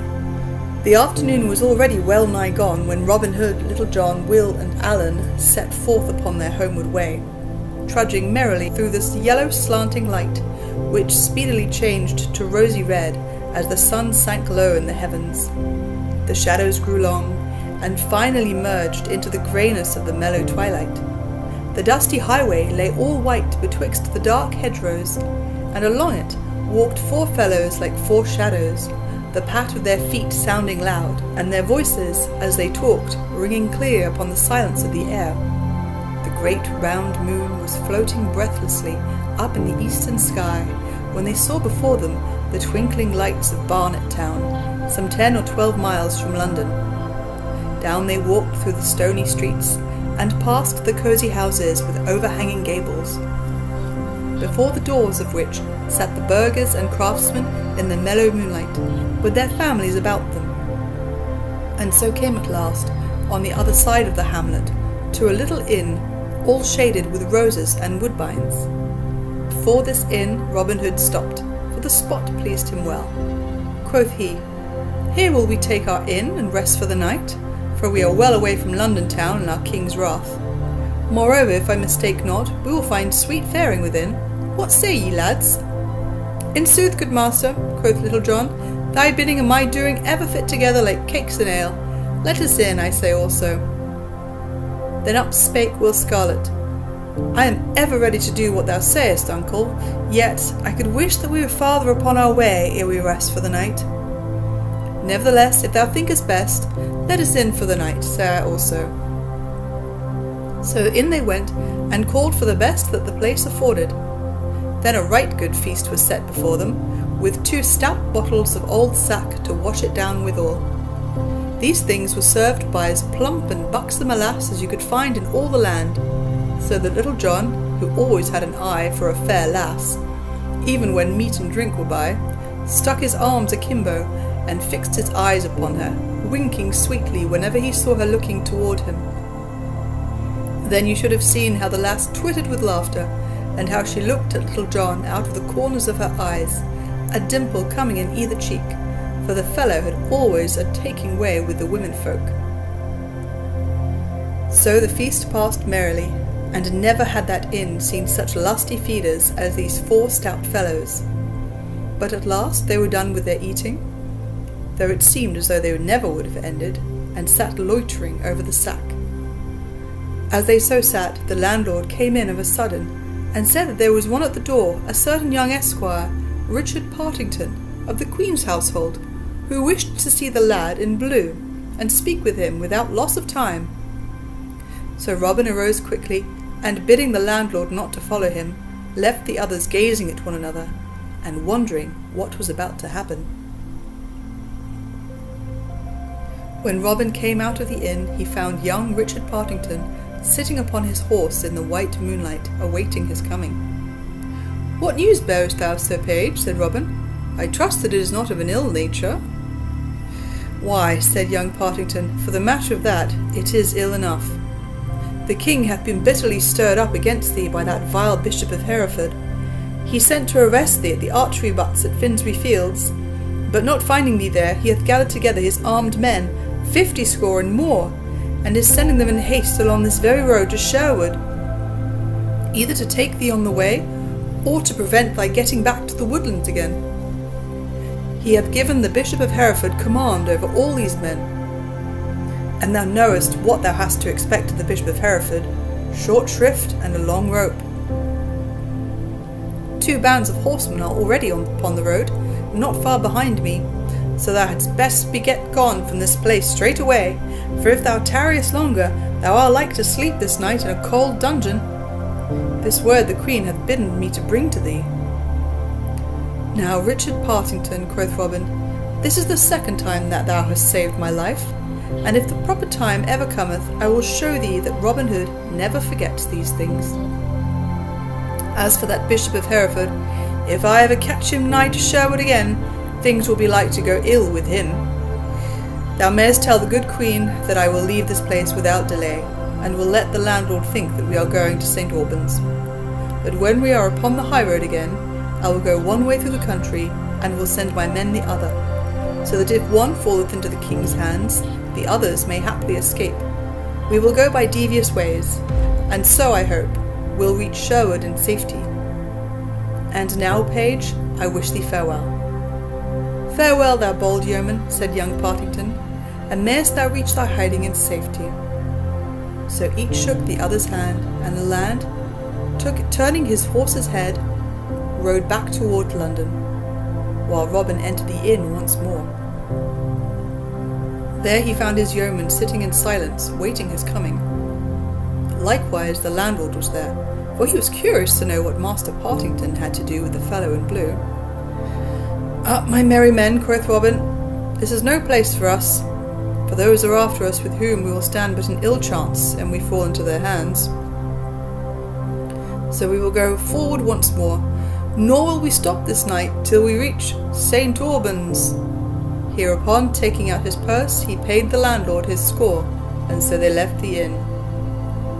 When they had come to the high road without the town, Robin stopped and told them all that had passed between young Partington and himself, and how that the king's men were after them with hot heels. Then he told them that they should part company, they 3 going to the eastward, and he to the westward, and so, skirting the main high roads, would come by devious paths to Sherwood. "So, be ye wily," said Robin Hood, "and keep well away from the north roads, till ye have gotten well to the eastward. And thou, Will Scarlet, take the lead of the others, for thou hast a cunning turn to thy wits." Then Robin kissed the 3 upon the cheeks, and they kissed him, and so they parted company. Not long after this, a score or more of the king's men came clattering up to the door of the inn at Barnet Town. Here they leapt from their horses and quickly surrounded the place, the leader of the band and 4 others entering the room where the yeoman had been. But they found that their birds had flown again, and that the king had been balked a 2nd time. "Methought that they were naughty fellows," said the host, when he heard whom the men-at-arms sought. "But I heard that blue-clad knave say that they would go straight forward to St. Albans. So, an ye hurry forward, ye may, perchance, catch them on the high road betwixt here and there." For this news the leader of the band thanked mine host right heartily, and, calling his men together, mounted and set forth again, galloping forward to St. Albans upon a wild goose chase. After Little John and Will Scarlet and Allan a Dale had left the highway near Garnet, they travelled toward the eastward without stopping, as long as their legs could carry them, until they came to Chelmsford in Essex. Thence they turned northward, and came through Cambridge and Lincolnshire to the good town of Gainsborough. Then, striking to the westward and the south, they came at last to the northern borders of Sherwood Forest, without in all that time having met so much as a single band of the king's men. 8 days they journeyed thus, ere they reached the woodlands in safety. But when they got to the greenwood glade, they found that Robin had not yet returned. For Robin was not as lucky in getting back to his men as they had been, as you shall presently hear. After having left the great northern road, he turned his face to the westward, and so came past Aylesbury to fair Woodstock in Oxfordshire. Thence he turned his footsteps northward, travelling for a great distance by way of Warwick town, till he came to Dudley in Staffordshire. 7 days it took him to journey thus far, and then he thought he had gotten far enough to the north, so turning toward the eastward, shunning the main roads, and choosing byways and grassy lanes, he went, by way of Lichfield and Ashby de la Zouche, towards Sherwood, until he came to a place called Stanton. And now Robin's heart began to laugh aloud, for he thought that his danger had gone by, and that his nostrils would soon snuff the spicy air of the woodlands once again. But there is many a slip twixt the cup and the lip, and this Robin was to find, for thus it was. When the king's men found themselves foiled at St. Albans, and that Robin and his men were not to be found high nor low, they knew not what to do. Presently another band of horsemen came, and another, until all the moonlit streets were full of armed men. But twixt midnight and dawn another band came to the town, and with them came the Bishop of Hereford. When he heard that Robin Hood had once more slipped out of the trap, he stayed not a minute, but gathering his bands together, he pushed forward to the northward with speed, leaving orders for all the troops that came to St. Albans to follow after him without tarrying. On the evening of the 4th day, he reached Nottingham town, and there straightway divided his men into bands of 6 or 7, and sent them all through the countryside, blocking every highway and byway to the eastward and the southward and the westward of Sherwood. The Sheriff of Nottingham called forth all his men likewise, and joined with the bishop, for he saw that this was the best chance that had ever befallen of paying back his score in full to Robin Hood. Will Scarlet and Little John and Allen a Dale had just missed the king's men to the eastward, for the very next day after they had passed the line and entered Sherwood, the roads through which they had travelled were blocked, so that, had they tarried in their journeying, they would surely have fallen into the bishop's hands. But of all this Robin knew not a whit, so he whistled merrily as he trudged along the road beyond Stanton, with his heart as free from care as the yolk of an egg is from cobwebs. At last he came to where a little stream spread across the road in a shallow sheet, tinkling and sparkling as it fretted over its bed of golden gravel.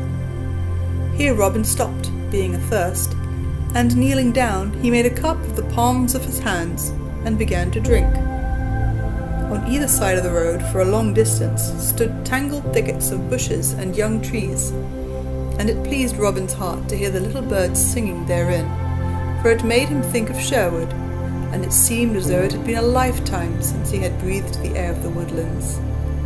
But of a sudden, as he thus stooped drinking, something hissed past his ear, and struck with a splash into the gravel and water beside him. Quick as a wink, Robin sprang to his feet, and at one bound crossed the stream and the roadside, and plunged headlong into the thicket, without looking around, for he knew right well that which had hissed so venomously beside his ear was a grey goose shaft, and that to tarry so much as a moment meant death. Even as he leapt into the thicket, 6 more arrows rattled among the branches after him, one of which pierced his doublet, and would have struck deeply into his side but for the tough coat of steel that he wore. Then up the road came riding some of the king's men at headlong speed, They leapt from their horses and plunged straight away into the thicket after Robin. But Robin knew the ground better than they did, so crawling here, stooping there and anon, running across some little open, he soon left them far behind, coming out at last upon another road about 800 paces distant from the one he had left. Here he stood for a moment, listening to the distant shouts of the 7 men, as they beat up and down in the thickets, like hounds that had lost the scent of the quarry. Then, buckling his belt more tightly around his waist, he ran fleetly down the road toward the eastward and Sherwood. But Robin had not gone more than 3 furlongs in that direction when he came suddenly to the brow of a hill, and saw beneath him another band of the king's men seated in the shade along the roadside in the valley beneath.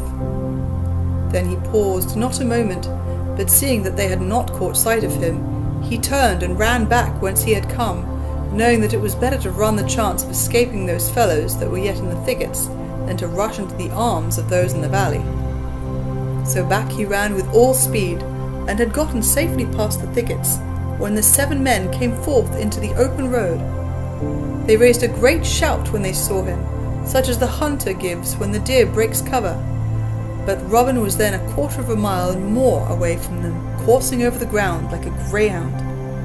He never slackened his pace, but ran along, mile after mile, till he had come nigh to Mackworth, over beyond the Derwent River, nigh to Derby town.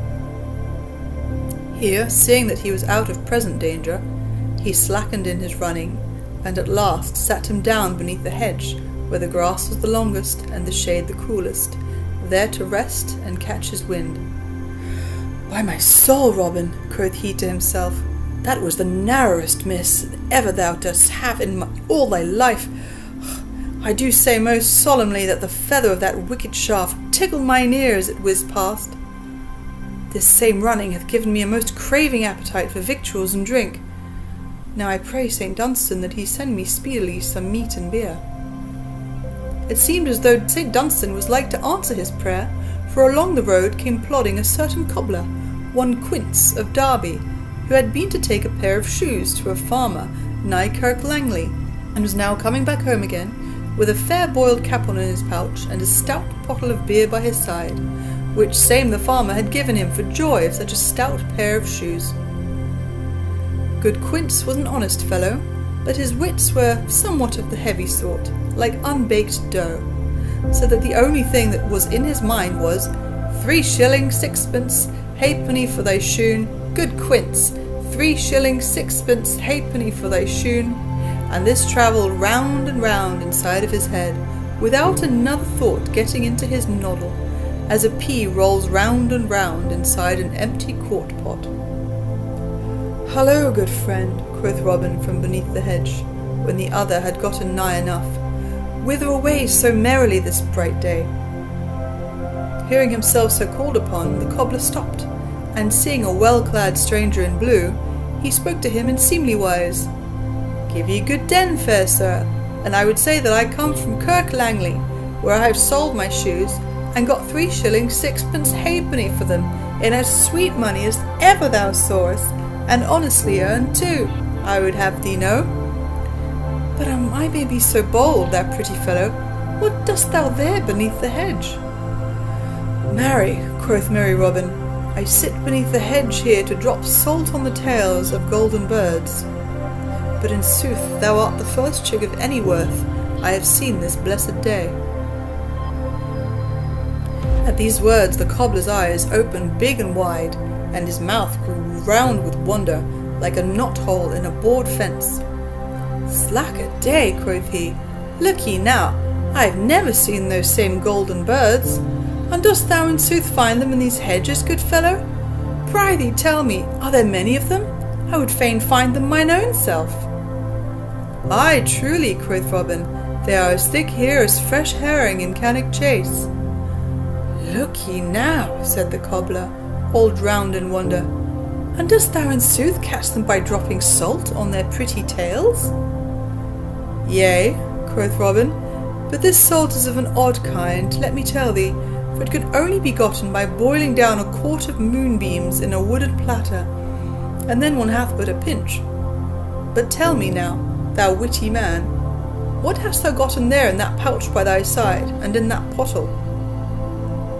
At these words the cobbler looked down at those things of which merry Robin spoke, for the thoughts of the golden bird had driven them from his mind, and it took him some time to scrape the memory of them back again. "Why," said he at last, "in the one is good March beer, and in the other is a fat capon. Truly, Quint the cobbler will have a fine feast this day, and I mistake it not." "But tell me, good Quint," said Robin, "hast thou a mind to sell those things to me? For the hearing of them sounds sweet in mine ears.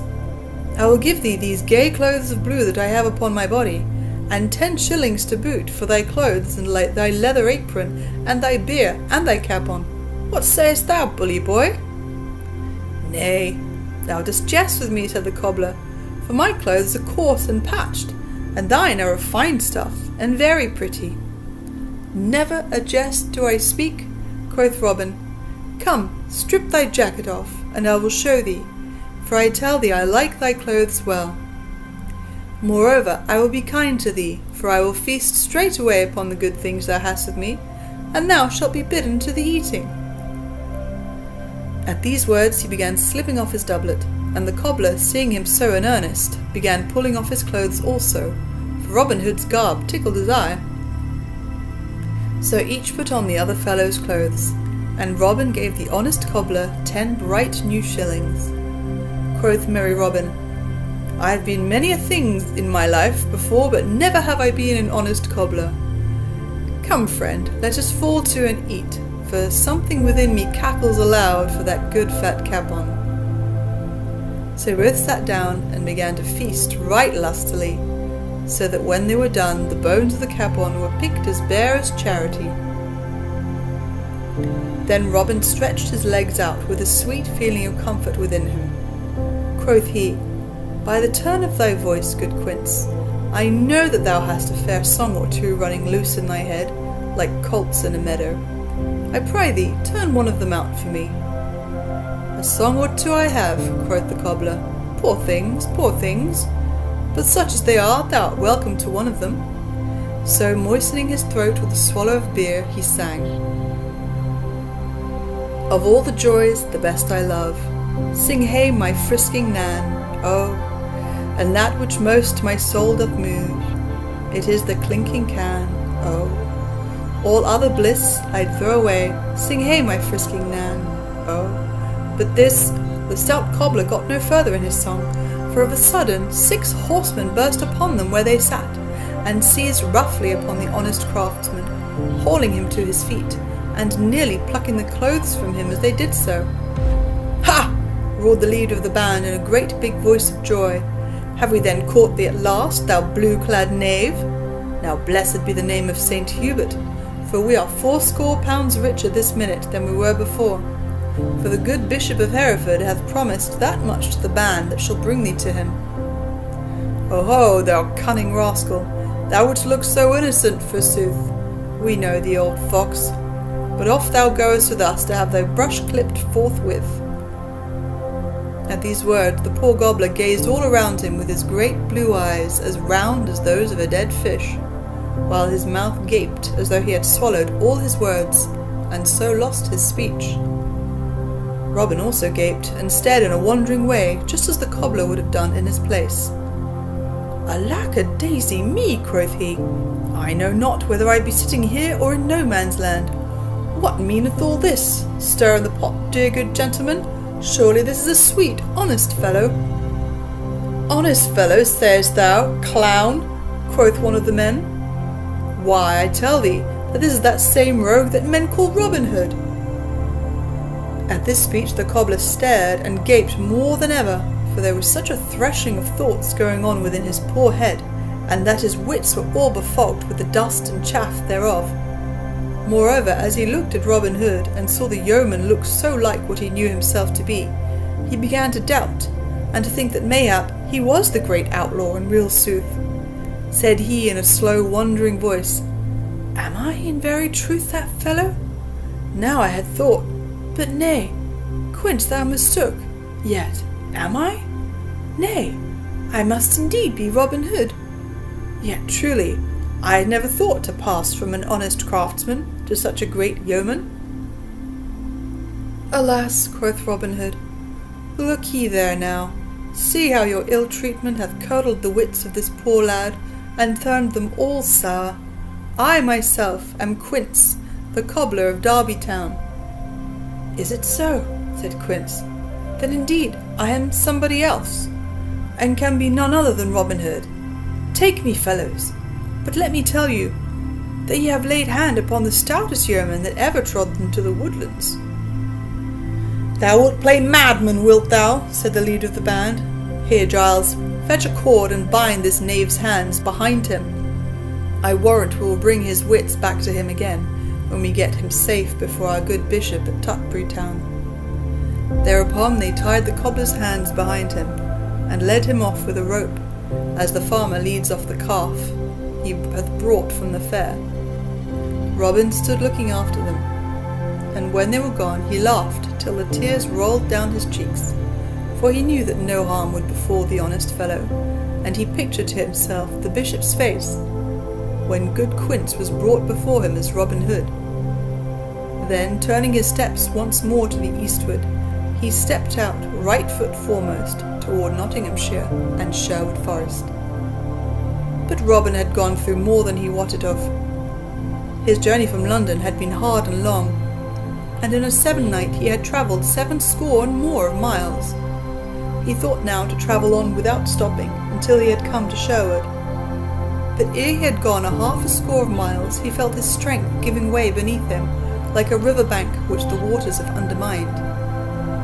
He sat him down and rested, but he knew within himself that he could go no farther that day, for his feet felt like lumps of lead, so heavy were they with weariness. Once more he arose and went forward, but after travelling a couple of miles he was fain to give the matter up. So coming to an inn just then, he entered, and calling the landlord, bade him show him to a room, although the sun was only then just sinking in the western sky. There were but 3 bedrooms in the place, and to the meanest of these the landlord showed Robin Hood. But little Robin cared for the looks of the place, for he could have slept that night upon a bed of broken stones. So stripping off his clothes without more ado, he rolled into the bed and was asleep almost ere his head touched the pillow. Not long after Robin had so gone to his rest, a great cloud peeped blackly over the hills to the westward. Higher and higher it arose, until it piled up into the night like a mountain of darkness. All around beneath it came ever and anon a dull red flash, and presently a short grim mutter of the coming thunder was heard. Then up rode 4 stout burghers of Nottingham town, for this was the only inn within 5 miles distance, and they did not care to be caught in such a thunderstorm as this that was coming upon them. Leaving their nags to the stablemen, they entered the best room of the inn, where fresh green rushes lay all spread upon the floor, and there called for the goodliest fare that the place afforded. After having eaten heartily, they bade the landlord show them to their rooms, for they were aweary, having ridden all the way from Dronfield that day. So off they went, grumbling at having to sleep 2 in a bed, but their troubles on this score, as well as all others, were soon lost in the quietness of sleep. And now came the first gust of wind, rushing past the place, clapping and banging the doors and shutters, smelling of the coming rain, and all wrapped in a cloud of dust and leaves. As though the wind had brought a guest along with it, the door opened of a sudden, and in came a friar of Emmet Priory, and one in high degree, as was shown by the softness and sleekness of his robes, and the richness of his rosary. He called to the landlord, and bade him first have his mule well fed and bedded in the stable, and then to bring in the very best there was in the house. So presently a savoury stew of tripe and onions, with sweet little fat dumplings, was set before him. Likewise a good stout pottle of malmsey, and straightway the holy friar fell to with great courage and heartiness, so that in a short time naught was left but a little pool of gravy in the centre of the platter, not large enough to keep the life in a starving mouse. In the meantime the storm broke. Another gust of wind went rushing by, and with it fell a few heavy drops of rain, which presently came rattling down in showers, beating against the casements like 100 little hands. Bright flashes of lightning lit up every raindrop, and with them came cracks of thunder that went away rumbling and bumping, as though St. Swithin was busy rolling great casks of water across rough ground overhead. The women folks screamed, and the merry wags in the tap room put their arms around their waists to soothe them into quietness. At last, the holy friar bade the landlord show him to his room, but when he heard that he was to bed with a cobbler, he was as ill-contented a fellow as you could find in all England. Nevertheless, there was nothing for it, and he must sleep there or nowhere. So taking up his candle, he went off, grumbling like the now distant thunder. When he came to the room where he was to sleep, he held the light over Robin, and looked at him from top to toe. Then he felt better pleased, for instead of a rough, dirty, bearded fellow, he beheld as fresh and clean a lad as one could find in a week of Sundays. So, slipping off his clothes, he also huddled into the bed, where Robin, grunting and grumbling in his sleep, made room for him. Robin was more sound asleep, I wot, than he had been for many a day, else he would never have rested so quietly with one of the friar's sort so close beside him. As for the friar, had he known who Robin Hood was, you may well believe he would almost as soon have slept with an adder as with the man who he had for a bedfellow. So the night passed comfortably enough. But at the first dawn of day Robin opened his eyes and turned his head upon the pillow. Then how he gaped and how he stared, for there beside him lay one all shaven and shorn, so that he knew that it must be a fellow in holy orders. He pinched himself sharply, but finding he was awake, sat up in bed, while the other slumbered as peacefully as though he was safe and sound at home in Emmet Priory. Now, quoth Robin to himself, I wonder how this thing hath dropped into my bed during the night. So saying, he arose softly, so as not to waken the other, and looked about the room. He espied the friar's clothes lying upon a bench near the wall. First he looked at the clothes with his head on one side, and then he looked at the friar, and slowly winked one eye. Quoth he, Good brother, whatever thy name may be, as thou hast borrowed my bed so freely, I'll even borrow thy clothes in return. So saying, he straightway donned the holy man's garb, but kindly left the cobbler's clothes in the place of it.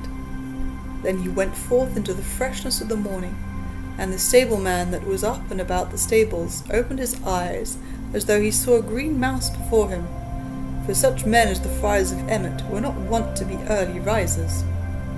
But the man bottled his thoughts, and only asked Robin whether he wanted his mule brought from the stable. Yea, my son, quoth Robin, albeit he knew none of the mule, and bring it forth quickly, I pry thee, for I am late, and must be jogging. So presently the stableman brought forth the mule, and Robin mounted it, and went on his way, rejoicing. As for the holy friar, when he arose, he was in as pretty a stew as any man in all the world, for his rich soft robes were gone, likewise his purse with 10 golden pounds in it, and naught was left but patched clothes and a leathern apron. He raged and swore like any layman, but as his swearing mended nothing, and the landlord could not aid him, and as, moreover, he was forced to be at Emmet Priory that very morning upon matters of business, he was fain either to don the cobbler's clothes or travel the road in nakedness. So he put on the clothes, and still raging and swearing vengeance against all the cobblers in Derbyshire, he set forth upon his way afoot. But his ills had not yet done with him, for he had not gone far ere he fell into the hands of the king's men, who marched him off willy-nilly to Tutbury town and the Bishop of Hereford. In vain he swore he was a holy man, and showed his shaven crown. Off he must go, for nothing would do but that he was Robin Hood. Meanwhile, merry Robin rode along contentedly, passing safely by 2 bands of the king's men, until his heart began to dance within him because of the nearness of Sherwood. So he travelled ever on to the eastward, till of a sudden he met a noble knight in a shady lane. Then Robin checked his mule quickly and leapt from off its back. "Now well met, Sir Richard of the Lee," cried he, "for rather than any other man in England would I see thy good face this day." Then he told Sir Richard all the happenings that had befallen him, and that now at last he felt himself safe, being so nigh to Sherwood again. But when Robin had done, Sir Richard shook his head sadly. "Thou art in greater danger now, Robin, than thou hast yet been," said he, "for before thee lie bands of the sheriff's men blocking every road, and letting none pass through the lines without examining them closely. I myself know this, having passed them but now. Before thee the sheriff's men, and behind thee the king's men, and thou canst not hope to pass either way, for by this time they will know of thy disguise, and will be in waiting to seize upon thee. My castle and everything within it are thine, but naught could be gained there, for I could not hope to hold it against such a force as is now in Nottingham, of the king's and the sheriff's men." Having so spoken, Sir Richard bent his head and thought, and Robin felt his heart sink within him like that of the fox that hears the hounds at his heels, and finds his den blocked with earth, so that there is no hiding for him. But presently Sir Richard spoke again, saying, "One thing thou canst do, Robin, but one only. Go back to London, and throw thyself upon the mercy of our good Queen Eleanor. Come with me straightway to my castle, doff these clothes, and put on such as my retainers wear. Then I will hie me to London town, with a troop of men behind me, and thou shalt mingle with them, and thus will I bring thee to where thou mayest see and speak with the Queen. Thy only hope is to get to Sherwood, for there none can reach thee, and thou wilt never get to Sherwood but in this way." So Robin went with Sir Richard of Lee, and did as he said, for he saw the wisdom of that which the knight advised, and that this was his only chance of safety. Queen Eleanor walked in her royal garden, amid the roses that bloomed sweetly, and with her walked 6 of her ladies-in-waiting, chattering blithely together. Of a sudden a man leapt up to the top of the wall from the other side, and then hanging for a moment, dropped lightly upon the grass within. All the ladies-in-waiting shrieked at the suddenness of his coming, but the man ran to the Queen and kneeled at her feet, and she saw that it was Robin Hood. "Why, how now, Robin?" cried she. "Dost thou dare to come into the very jaws of the raging lion? Alas, poor fellow, thou art lost indeed if the king finds thee here. Dost thou not know that he is seeking thee through all the land?" "Yea," quoth Robin, "I do know right well that the king seeks me, and therefore I have come, for surely no ill can befall me when he hath pledged his royal word to your majesty for my safety. Moreover, I know your majesty's kindness and gentleness of heart, and so I lay my life freely in your gracious hands." "I take thy meaning, Robin Hood," said the Queen, "and that thou dost convey reproach to me, as well thou mayest, for I know that I have not done by thee as I ought to have done. I know right well that thou must have been hard pressed by peril to leap so boldly into one danger to escape another. Once more I promise thee mine aid, and will do all I can to send thee back in safety to Sherwood Forest. Bide thou here till I return." So saying, she left Robin in the garden of roses, and was gone a long time. When she came back, Sir Robert Lee was with her, and the Queen's cheeks were hot, and the Queen's eyes were bright, as though she had been talking with high words. Then Sir Robert came straight forward to where Robin Hood stood, and he spoke to the yeoman in a cold, stern voice. Quoth he, Our gracious sovereign the king hath mitigated his wrath toward thee, fellow, and hath once more promised that thou shalt depart in peace and safety. Not only hath he promised this, but in 3 days he will send one of his pages to go with thee, and see that none arrest thy journey back again. Thou mayest thank thy patron saint that thou hast such a good friend in our noble queen, for, but for her persuasion and arguments, thou hadst been a dead man, I can tell thee.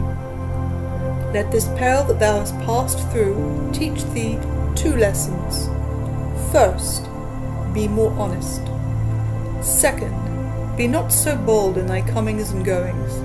A man that walketh in the darkness as thou dost may escape for a time, but in the end he will surely fall into the pit. Thou hast put thy head in the angry lion's mouth, and yet thou hast escaped by a miracle. Try it not again. So saying, he turned and left Robin and was gone. For 3 days Robin abided in London, in the Queen's household, and at the end of that time the King's head page, Edward Cunningham, came, and taking Robin with him, departed northward upon his way to Sherwood. Now and then they passed bands of the King's men, coming back again to London, but none of these bands stopped him, and so at last they reached the sweet, leafy woodlands.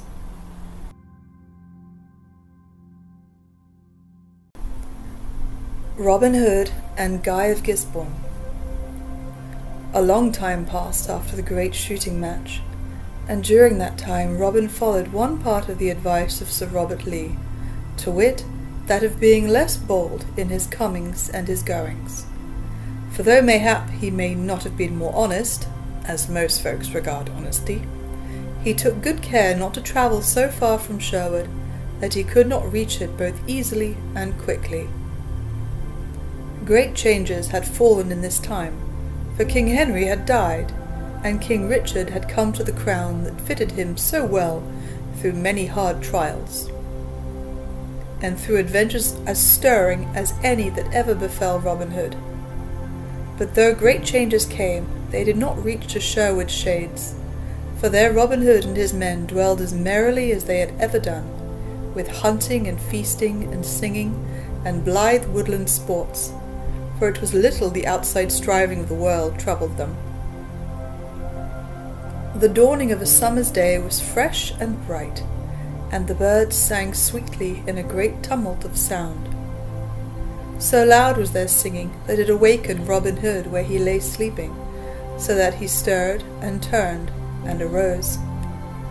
Up rose Little John also, and all the merry men.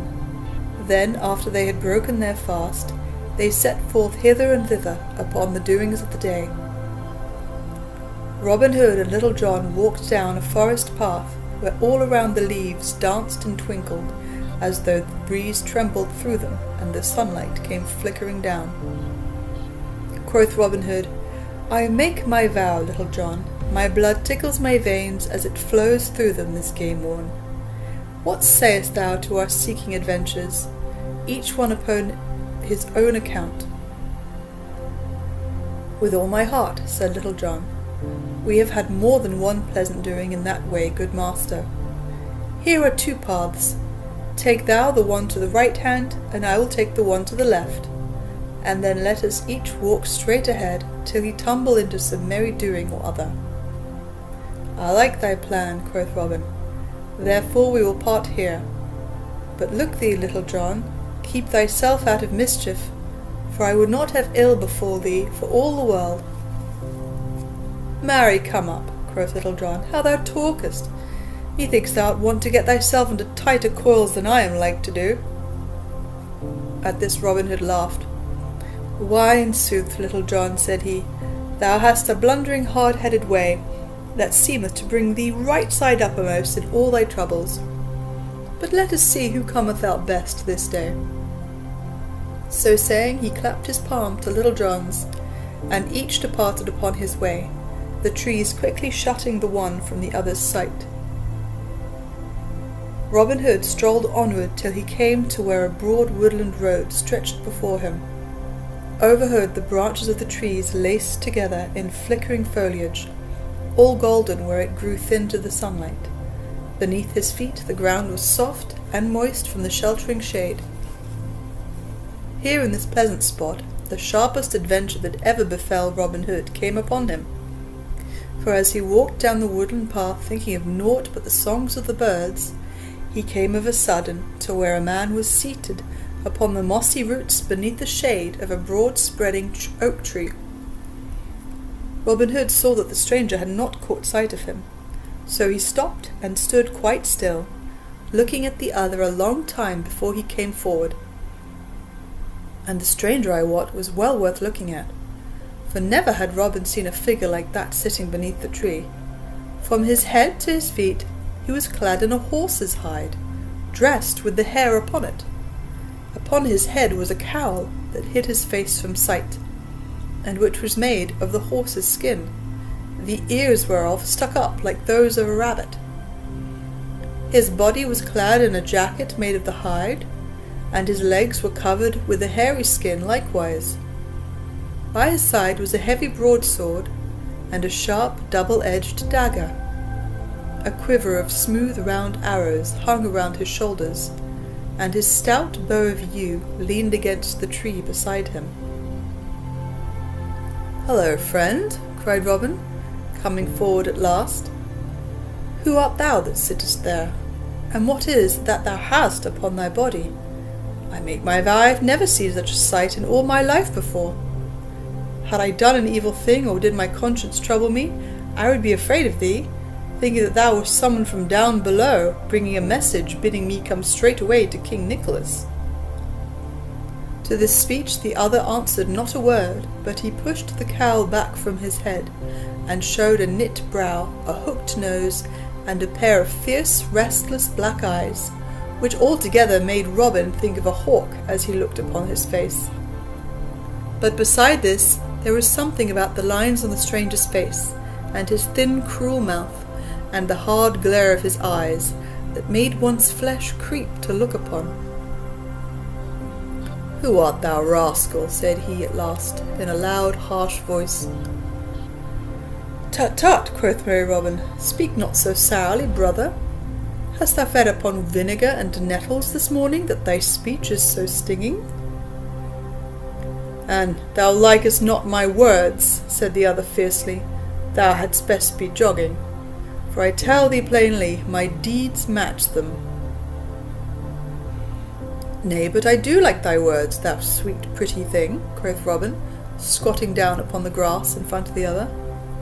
"Moreover, I tell thee thy speech is witty and gamesome, as any I ever heard in all my life." The other said not a word, but he glared upon Robin with a wicked and baleful look, such as a fierce dog bestows upon a man ere it springs at his throat. Robin returned the gaze with one of wide-eyed innocence, not a shadow of a smile twinkling in his eyes, or twitching at the corners of his mouth. So they sat, staring at one another for a long time, until the stranger broke the silence suddenly. "What is thy name, fellow?" said he. "Now," quoth Robin, "I am right glad to hear thee speak, for I began to fear the sight of me had stricken thy dumb. As for my name, it may be this, or it may be that, but methinks it is more meet for thee to tell me thine, seeing that thou art the greater stranger in these parts. Prithee tell me, sweet chuck, why wearest thou that dainty garb upon thy pretty body?" At these words the other broke into a short, harsh roar of laughter. "By the bones of the demon Odin," said he, "thou art the boldest spoken man that ever I have seen in all my life. I know not why I do not smite thee down where thou sittest, for only 2 days ago I skewered a man over back of Nottingham town for saying not half so much to me as thou hast done. I wear this garb, thou fool, to keep my body warm. Likewise, it is near as good as a coat of steel against a common sword thrust. As for my name, I care not who knoweth it. It is Guy of Gisborne, and thou mayst have heard it before. I come from the woodlands over in Herefordshire, upon the lands of the bishop of that ilk. I am an outlaw, and get my living by hook and by crook in a manner it boots not now to tell of. Not long since the bishop sent for me, and said that if I would do a certain thing that the Sheriff of Nottingham would ask of me, he would get me a free pardon, and give me 10 pounds to boot.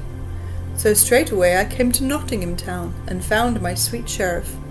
And what thinkest thou he wanted of me? Why, forsooth, to come here to Sherwood to hunt up one Robin Hood, also an outlaw, and to take him, alive or dead. It seemeth that they have no one here to face that bold fellow, and so sent all the way to Herefordshire, and to me, for thou knowest the old saying, set a thief to catch a thief. As for the slaying of this fellow, it galleth me not a whit, for I would shed the blood of my own brother for the half of 200 pounds.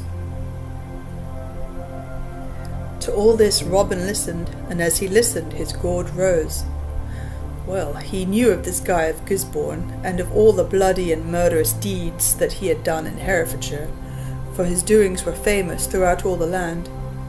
Yet, although he loathed the very presence of the man, he held his peace, for he had an end to serve. Truly, quoth he, I have heard of thy gentle doings. Methinks there is no one in all the world that Robin Hood would rather meet than thee. At this Guy of Gisborne gave another harsh laugh. Why, quoth he, it is a merry thing to think of one stout outlaw like Robin Hood meeting another stout outlaw like Guy of Gisborne. Only in this case it will be an ill happening for Robin Hood, for the day he meets Guy of Gisborne he shall die. But thou gentle merry spirit, quoth Robin, dost thou not think that mayhap this same Robin Hood may be the better man of the two? I know him right well, and many think that he is one of the stoutest men hereabouts. He may be the stoutest of men hereabouts, quoth Guy of Gisborne, yet I tell thee, fellow, this sty of yours is not the wide world. I lay my life upon it, I am the better man of the two. He is an outlaw, forsooth. Why, I hear that he hath never let blood in all his life, saving when he first came to the forest. Some call him a great archer. Marry, I would not be afraid to stand against him all the days of the year with a bow in thy hand. Why, truly, some folk do call him a great archer, said Robin Hood. But we of Nottinghamshire are famous hands with the longbow. Even I, though but a simple hand at the craft, would not fear to try a bout with thee. At these words Guy of Gisborne looked upon Robin with wondering eyes, and then gave another roar of laughter till the woods rang. Now, quoth he, thou art a bold fellow to talk to me in this way. I like thy spirit in so speaking up to me, for few men have dared to do so. Put up a garland, lad, and I will try a bout with thee. Tut tut, quoth Robin, only babes shoot at garlands hereabouts. I will put up a good Nottingham mark for thee. So saying, he arose, and going to a hazel thicket not far off, he cut a wand about twice the thickness of a man's thumb. From this he peeled the bark, and sharpening the point, stuck it up in the ground in front of a great oak tree. Thence he measured off 80 paces, which brought him beside the tree where the other sat. There, quoth he, is the kind of mark that Nottingham yeomen shoot at. Now let me see thee split that wand, if thou art an archer. Then Guy of Gisborne arose. Now out upon it, cried he, the devil himself could not hit such a mark as that. Mayhap he could, and mayhap he could not, quoth merry Robin, but that we shall never know till thou hast shot thereat. At these words Guy of Gisborne looked upon Robin with knit brows. But as the yeoman still looked innocent of any ill meaning, he bottled his words and strung his bow in silence.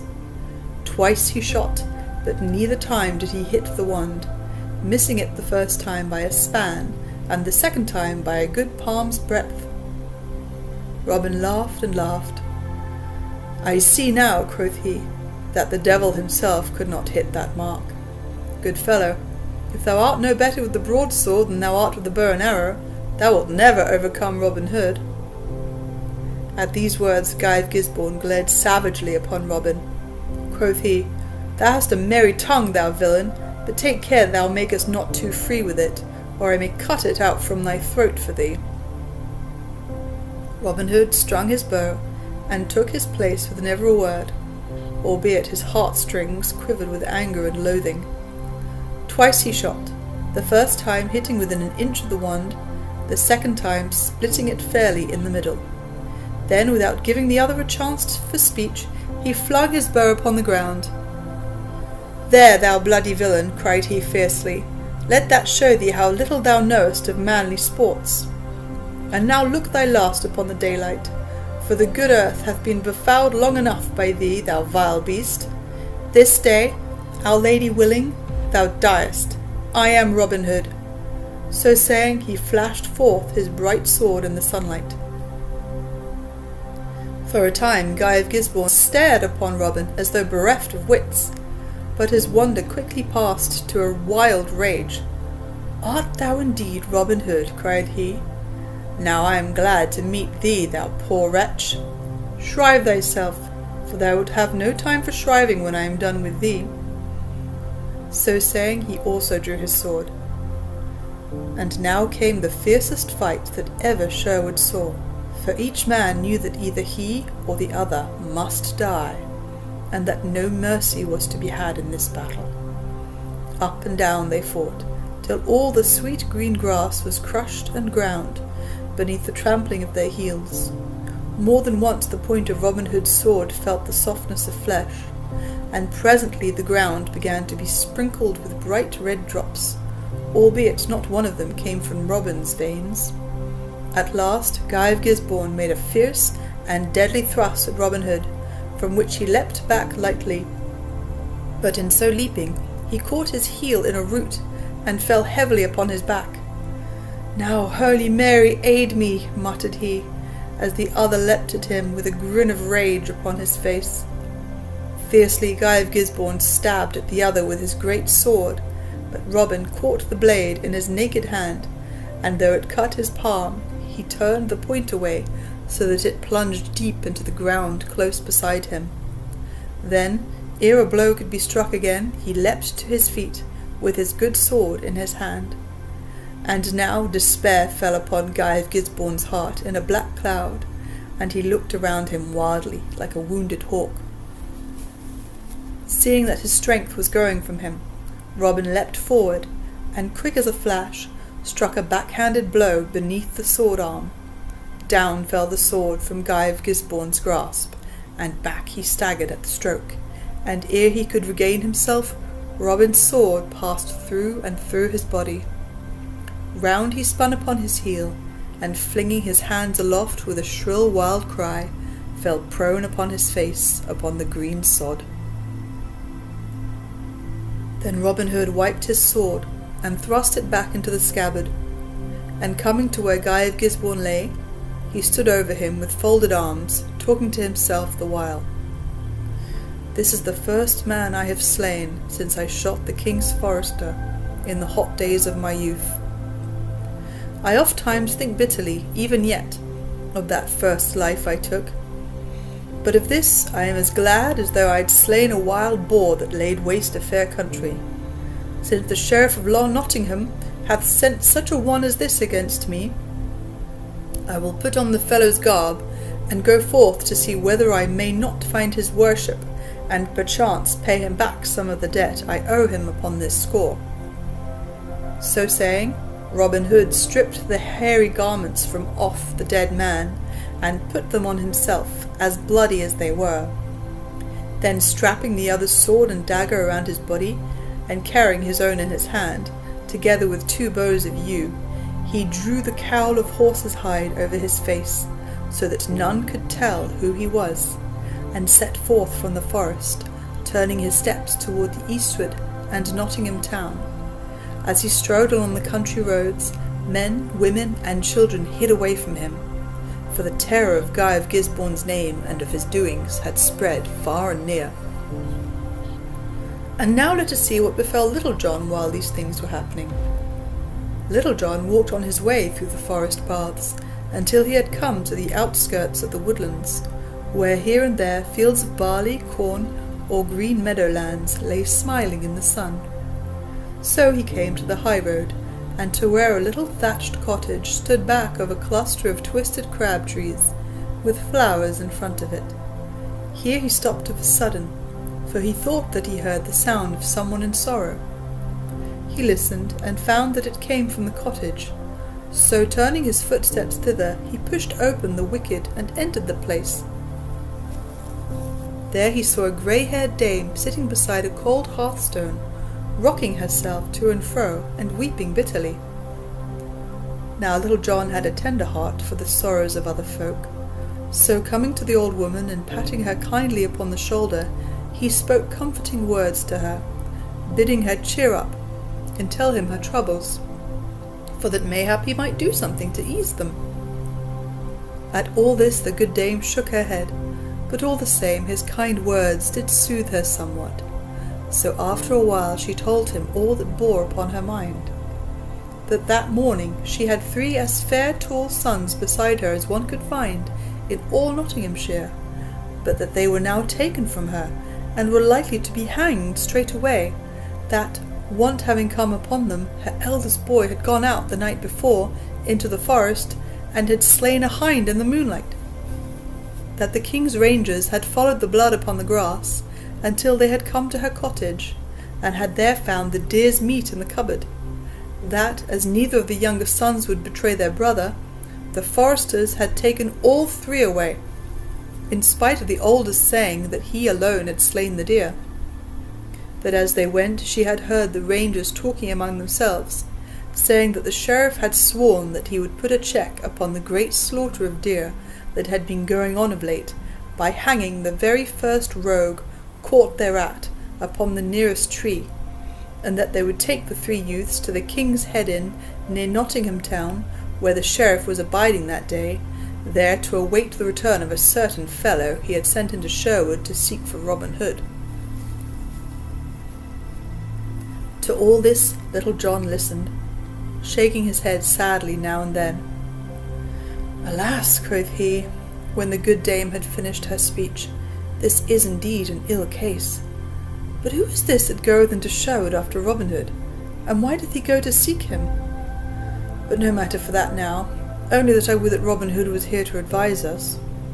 Nevertheless, no time may be lost in sending for him at this hour, if we would save the lives of thy 3 sons. Tell me, hast thou any clothes hereabout, that I may put on in place of these of Lincoln Green? Marry, if our stout sheriff catches me without disguise, I am like to be run up more quickly than thy sons, let me tell thee, dame." Then the old woman told him that she had in the house some of the clothes of her good husband, who had died only 2 years before. These she brought to Little John, who, doffing his garb of Lincoln Green, put them on in its stead. Then, making a wig and false beard of uncarded wool, he covered his own brown hair and beard, and putting on a great tall hat that had belonged to the old peasant, he took his staff in one hand and his bow in the other, and set forth with all speed to where the sheriff had taken up his inn. A mile or more from Nottingham town, and not far from the southern borders of Sherwood Forest, stood the cosy inn bearing the sign of the King's Head. Here was a great bustle and stir on this bright morning, for the sheriff and a score of his men had come to stop there and await Guy of Gisborne's return from the forest. Great hiss and fuss of cooking was going on in the kitchen, and great rapping and tapping of wine kegs and beer barrels was going on in the cellar. The sheriff sat within, feasting merrily of the best the place afforded, and the sheriff's men sat upon the bench before the door, quaffing ale, or lay beneath the shade of the broad-spreading oak trees, talking and jesting and laughing. All around stood the horses of the band, with a great noise of stamping feet and a great switching of tails. To this inn came the King's Rangers, driving the widow's 3 sons before them. The hands of the 3 youths were tied tightly behind their backs, and a cord from neck to neck fastened them all together. So they were marched to the room where the sheriff sat at meat, and stood trembling before him as he scowled sternly upon them. "So," quoth he in a great loud angry voice, "ye have been poaching upon the king's deer, have you?" Now I will make short work of you this day, for I will hang up all 3 of you as a farmer would hang up 3 crows to scare others of the kind from the field. Our fair county of Nottingham hath been too long a breeding place for such naughty knaves as ye are.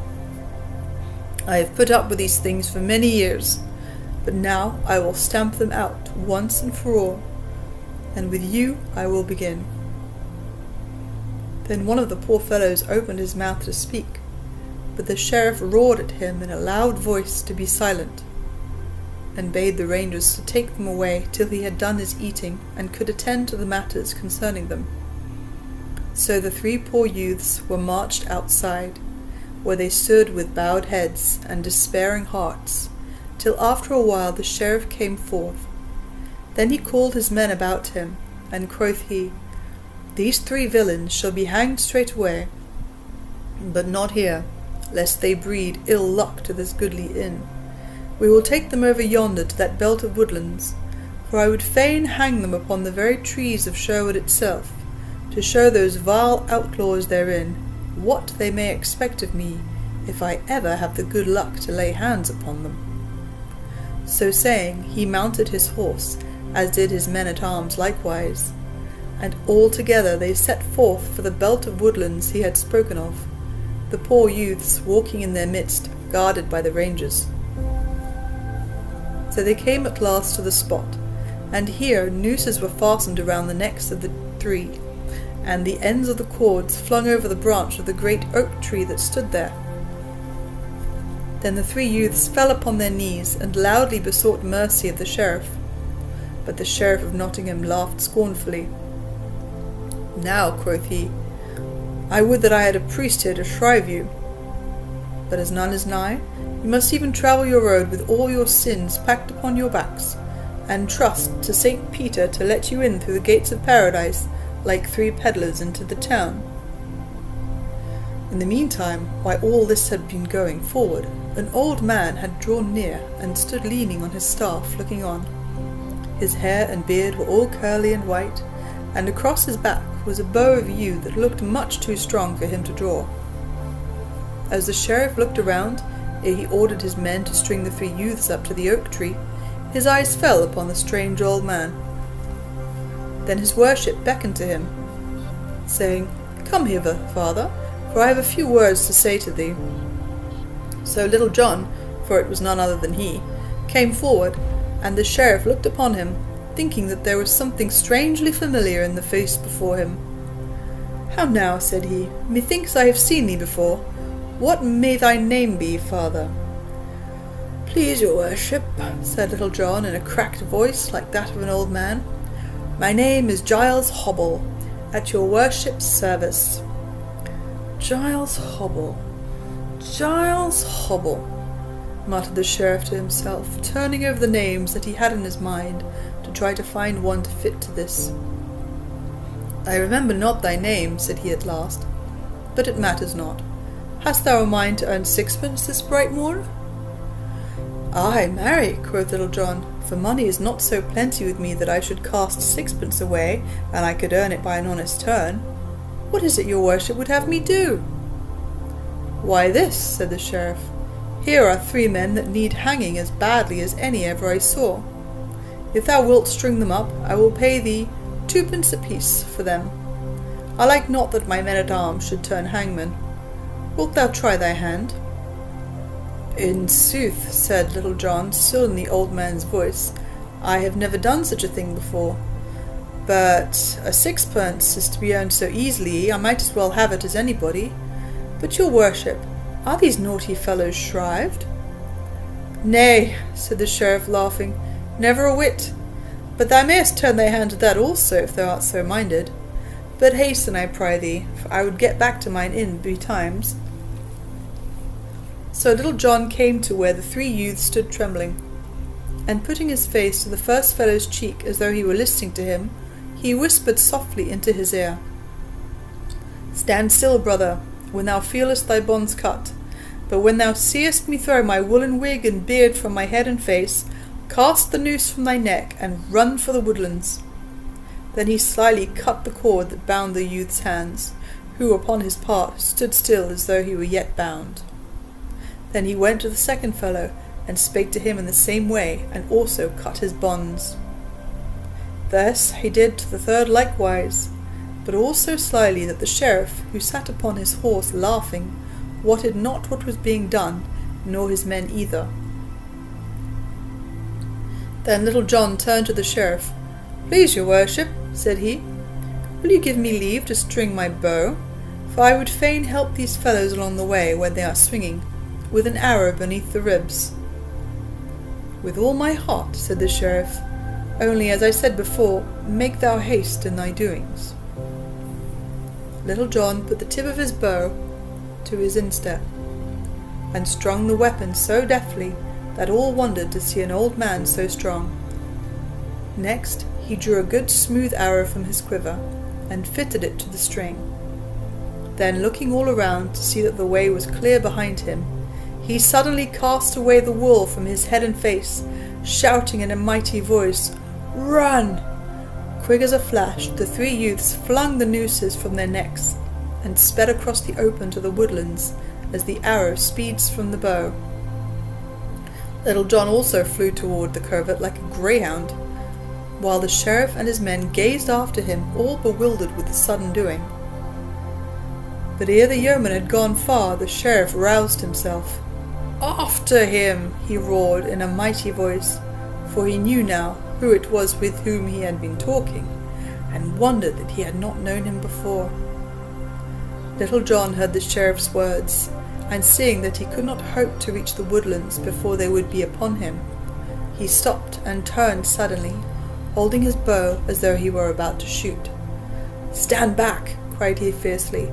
"The first man that cometh a foot forward, or toucheth finger to bowstring, dieth." At these words the sheriff's men stood as still as stocks, for they knew right well that Little John would be as good as his word, and that to disobey him meant death. In vain the sheriff roared at them, calling them cowards, and urging them forward in a body. They would not budge an inch, but stood and watched Little John as he moved slowly away toward the forest, keeping his gaze fixed upon them. But when the sheriff saw his enemy thus slipping betwixt his fingers, he grew mad with rage, so that his head swam, and he knew not what he did. Then of a sudden he turned his horse's head, and plunging his spurs into his sides, he gave a great shout, and rising in his stirrups, came down upon Little John like the wind. Then Little John raised his deadly bow, and drew the grey goose feather to his cheek. But alas for him! For ere he could loose the shaft, the good bow that had served him so long split in his hands, and the arrow fell harmless at his feet. Seeing what had happened, the sheriff's men raised a shout, and following their master, came rushing down upon Little John. But the sheriff was ahead of the others, and so caught up with the yeoman before he reached the shelter of the woodlands. Then leaning forward, he struck a mighty blow. Little John ducked, and the sheriff's sword turned in his hand, but the flat of the blade struck the other upon the head, and smote him down, stunned and senseless. "Now I am right glad," said the sheriff, when the men came up and found that Little John was not dead, "that I have not slain this man in my haste. I would rather lose £500 than have him die, thus, instead of hanging, as such a vile thief should do. Go, get some water from yonder fountain, William, and pour it over his head." The man did as he was bidden, and presently Little John opened his eyes and looked around him, all dazed and bewildered with the stun of the blow. Then they tied his hands behind him, and lifting him up, set him upon the back of one of the horses, with his face to its tail, and his feet strapped beneath its belly. So they took him back to the King's Head Inn, laughing and rejoicing as they went along. But in the meantime, the widow's 3 sons had gotten safely away, and were hidden in the woodlands. Once more the Sheriff of Nottingham sat within the King's Head Inn. His heart rejoiced within him, for he had at last done that which he had sought to do for years, taking Little John prisoner. quoth he to himself, this time tomorrow the rogue shall hang upon the gallows tree, in front of the great gate of Nottingham town, and thus shall I make my long score with him even. So saying, he took a deep draught of canary. But it seemed as if the sheriff had swallowed a thought with his wine, for he shook his head and put the cup down hastily. Now, he muttered to himself, I would not for £1,000 have this fellow slip through my fingers. Yet, should his master escape that foul Guy of Gisborne, there is no knowing what he may do, for he is the cunningest knave in all the world, this same Robin Hood. Belike I had better not wait until tomorrow to hang the fellow. So saying, he pushed his chair back hastily, and going forth from the inn, called his men together. Quoth he, I will wait no longer for the hanging of this rogue, but it shall be done forthwith, and that from the very tree whence he saved those 3 young villains, by stepping betwixt them and the law. So get ye ready straightway. Then once more they sat Little John upon the horse, with his face to the tail, and so, one leading the horse whereon he sat, and the others riding around him, they went forward to that tree, from the branches of which they had thought to hang the poachers. On they went, rattling and jingling across the road, till they came to the tree. Here one of the men spake to the sheriff of a sudden. Your worship, cried he, is not yon fellow coming along us, that same Guy of Gisborne, whom thou didst send into the forest to seek Robin Hood? At these words the sheriff shaded his eyes, and looked eagerly. Why, cert, quoth he, yon fellow is the same. Now heaven send that he hath slain the master thief, as we will presently slay the man. When Little John heard this speech, he looked up, and straightway his heart crumbled away within him. For not only were the man's garments all covered with blood, but he wore Robin Hood's bugle horn, and carried his bow and broadsword. How now, cried the sheriff, when Robin in Guy of Gisborne's clothes had come nigh to them, what luck hath befallen thee in the forest? Why, man, thy clothes are all over blood. Ah, thou likest not my clothes, said Robin, in a harsh voice, like that of Guy of Gisborne, thou mayest shut thine eyes. Marry, the blood upon me is that of the vilest outlaw that ever trod the woodlands, and one whom I have slain this day, albeit not without wound to myself. Then out spake Little John, for the first time since he had fallen into the sheriff's hands. O thou vile bloody wretch, I know thee, Guy of Gisborne, for who is there that hath not heard of thee, and cursed thee for thy vile deeds of blood and rapine? Is it by such a hand as thine that the gentlest heart that ever beat is stilled in death? Truly, thou art a fit tool for this coward sheriff of Nottingham. Now I die joyfully, nor do I care how I die, for life is naught to me. So spake Little John, the salt tears rolling down his brown cheeks. But the sheriff of Nottingham clapped his hands for joy. Now, Guy of Gisborne, cried he, if what thou tellest me is true, it will be the best day's doings for thee that ever thou hast done in all thy life. What I have told thee is sooth, and I lie not, said Robin, still in Guy of Gisborne's voice. Look, is not this Robin Hood's sword? And is not this his good bow of yew? And is not this his bugle horn? Thinkest thou he would have given them to Guy of Gisborne of his own free will? Then the sheriff laughed aloud for joy. This is a good day, cried he, the great outlaw dead, and his right-hand man in my hands. Ask what thou wilt of me, Guy of Gisborne, and it is thine. Then this I ask of thee, said Robin. As I have slain the master, I would now kill the man. Give this fellow's life into my hands, Sir Sheriff. Now thou art a fool, cried the sheriff. Thou mightst have had money enough for a knight's ransom, if thou had asked for it. I like ill to let this fellow pass from my hands, but as I have promised, thou shalt have him. I thank thee right heartily for thy gift, cried Robin. Take the rogue down from the horse, men, and lean him against yonder tree, while I show you how we stick a porker whence I come. At these words some of the sheriff's men shook their heads, for though they cared not a whit whether Little John was hanged or not, they hated to see him butchered in cold blood. But the sheriff called to them in a loud voice, ordering them to take the yeoman down from the horse and lean him against the tree as the other bade. While they were doing this, Robin Hood strung both his bow and that of Guy of Gisborne, albeit none of them took notice of his doing so. Then, when Little John stood against the tree, he drew Guy of Gisborne's sharp, double-edged dagger. Fall back! Fall back!" cried he. "Would ye crowd so on my pleasure, ye unmannerly knaves? Back, I say! Farther yet!"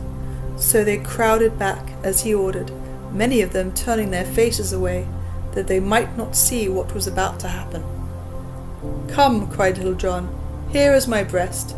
It is meet that the same hand that slew my dear master should butcher me also. I know thee, Guy of Gisborne." "Peace, Little John," said Robin in a low voice. "Twice thou hast said thou knowest me, and yet thou knowest me not at all. Couldst thou not tell me beneath this wild beast's hide? Yonder, just in front of thee, lie my bow and arrows, likewise my broadsword. Take them when I cut thy bonds. Now, get them quickly." So saying, he cut the bonds, and Little John, quick as a wink, leapt forward and caught up the bow and arrows and the broadsword. At the same time Robin Hood threw back the cowl of horse's hide from his face, and bent Guy of Gisborne's bow with a keen barbed arrow fitted to the string. "Stand back!" cried he sternly. "The first man that touches finger to bowstring dieth. I have slain thy man, sheriff. Take heed that it is not thy turn next." Then, seeing that Little John had armed himself, he clapped his bugle horn to his lips, and blew 3 blasts, both loud and shrill. Now when the Sheriff of Nottingham saw whose face it was beneath Guy of Gisborne's hood, and when he heard those bugle notes ring in his ear, he felt as if his hour had come. "Robin Hood!" roared he, and without another word he wheeled his horse in the road and went off in a cloud of dust.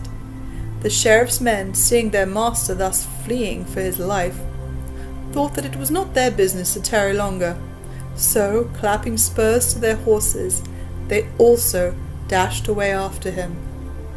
But though the Sheriff of Nottingham went fast, he could not outstrip a cloth-yard arrow. Little John twanged his bowstring with a shout, and when the sheriff dashed in through the gates of Nottingham town at full speed, a grey goose shaft stuck out behind him like a moulting sparrow with one feather in its tail. For a month afterward, the poor sheriff could sit upon naught but the softest cushions that could be gotten for him. Thus the sheriff and a score of men ran away from Robin Hood and Little John, so that when Will Stutely and a dozen or more of stout yeomen burst from out the covert, they saw naught of their master's enemies, for the sheriff and his men were scouring away in the distance, hidden within a cloud of dust like a little thunderstorm. Then they all went back into the forest once more, where they found the widow's 3 sons, who ran to Little John and kissed his hands. But it would not do for them to roam the forest at large any more, so they promised that, after they had gone and told their mother of their escape, they would come that night to the greenwood tree, and thenceforth become men of the band. King Richard comes to Sherwood Forest. Not more than 2 months had passed and gone since these stirring adventures befell Robin Hood and Little John, when all Nottinghamshire was a mighty stir and tumult, for King Richard of the Lion's Heart was making a royal progress through merry England, and everyone expected him to come to Nottingham town in his journeying. Messengers went riding back and forth between the sheriff and the king, until at last the time was fixed upon when his majesty was to stop in Nottingham as the guest of his worship. And now came more bustle than ever. A great running hither and thither, a rapping of hammers, and a babble of voices sounded everywhere through the place, for the folk were building great arches across the streets, beneath which the king was to pass, and were draping these arches with silken banners and streamers of many colours. great hubbub was going on in the Guildhall of the same town, for here a grand banquet was to be given to the king and the nobles of his train, and the best master carpenters were busy building a throne, where the king and the sheriff were to sit at the head of the table, side by side. It seemed to many of the good folk of the place as if the day should bring the king into the town would never come. But all the same it did come into his own season, and bright shone the sun down into the stony streets, which were all alive with a restless sea of people. On either side of the way great crowds of town and country folk stood packed as close together as dried herring in a box, so that the sheriff's men, halberds in hands, could hardly press them back to leave space for the king's riding. "Take care whom thou pushest against," cried a great burly friar to one of these men.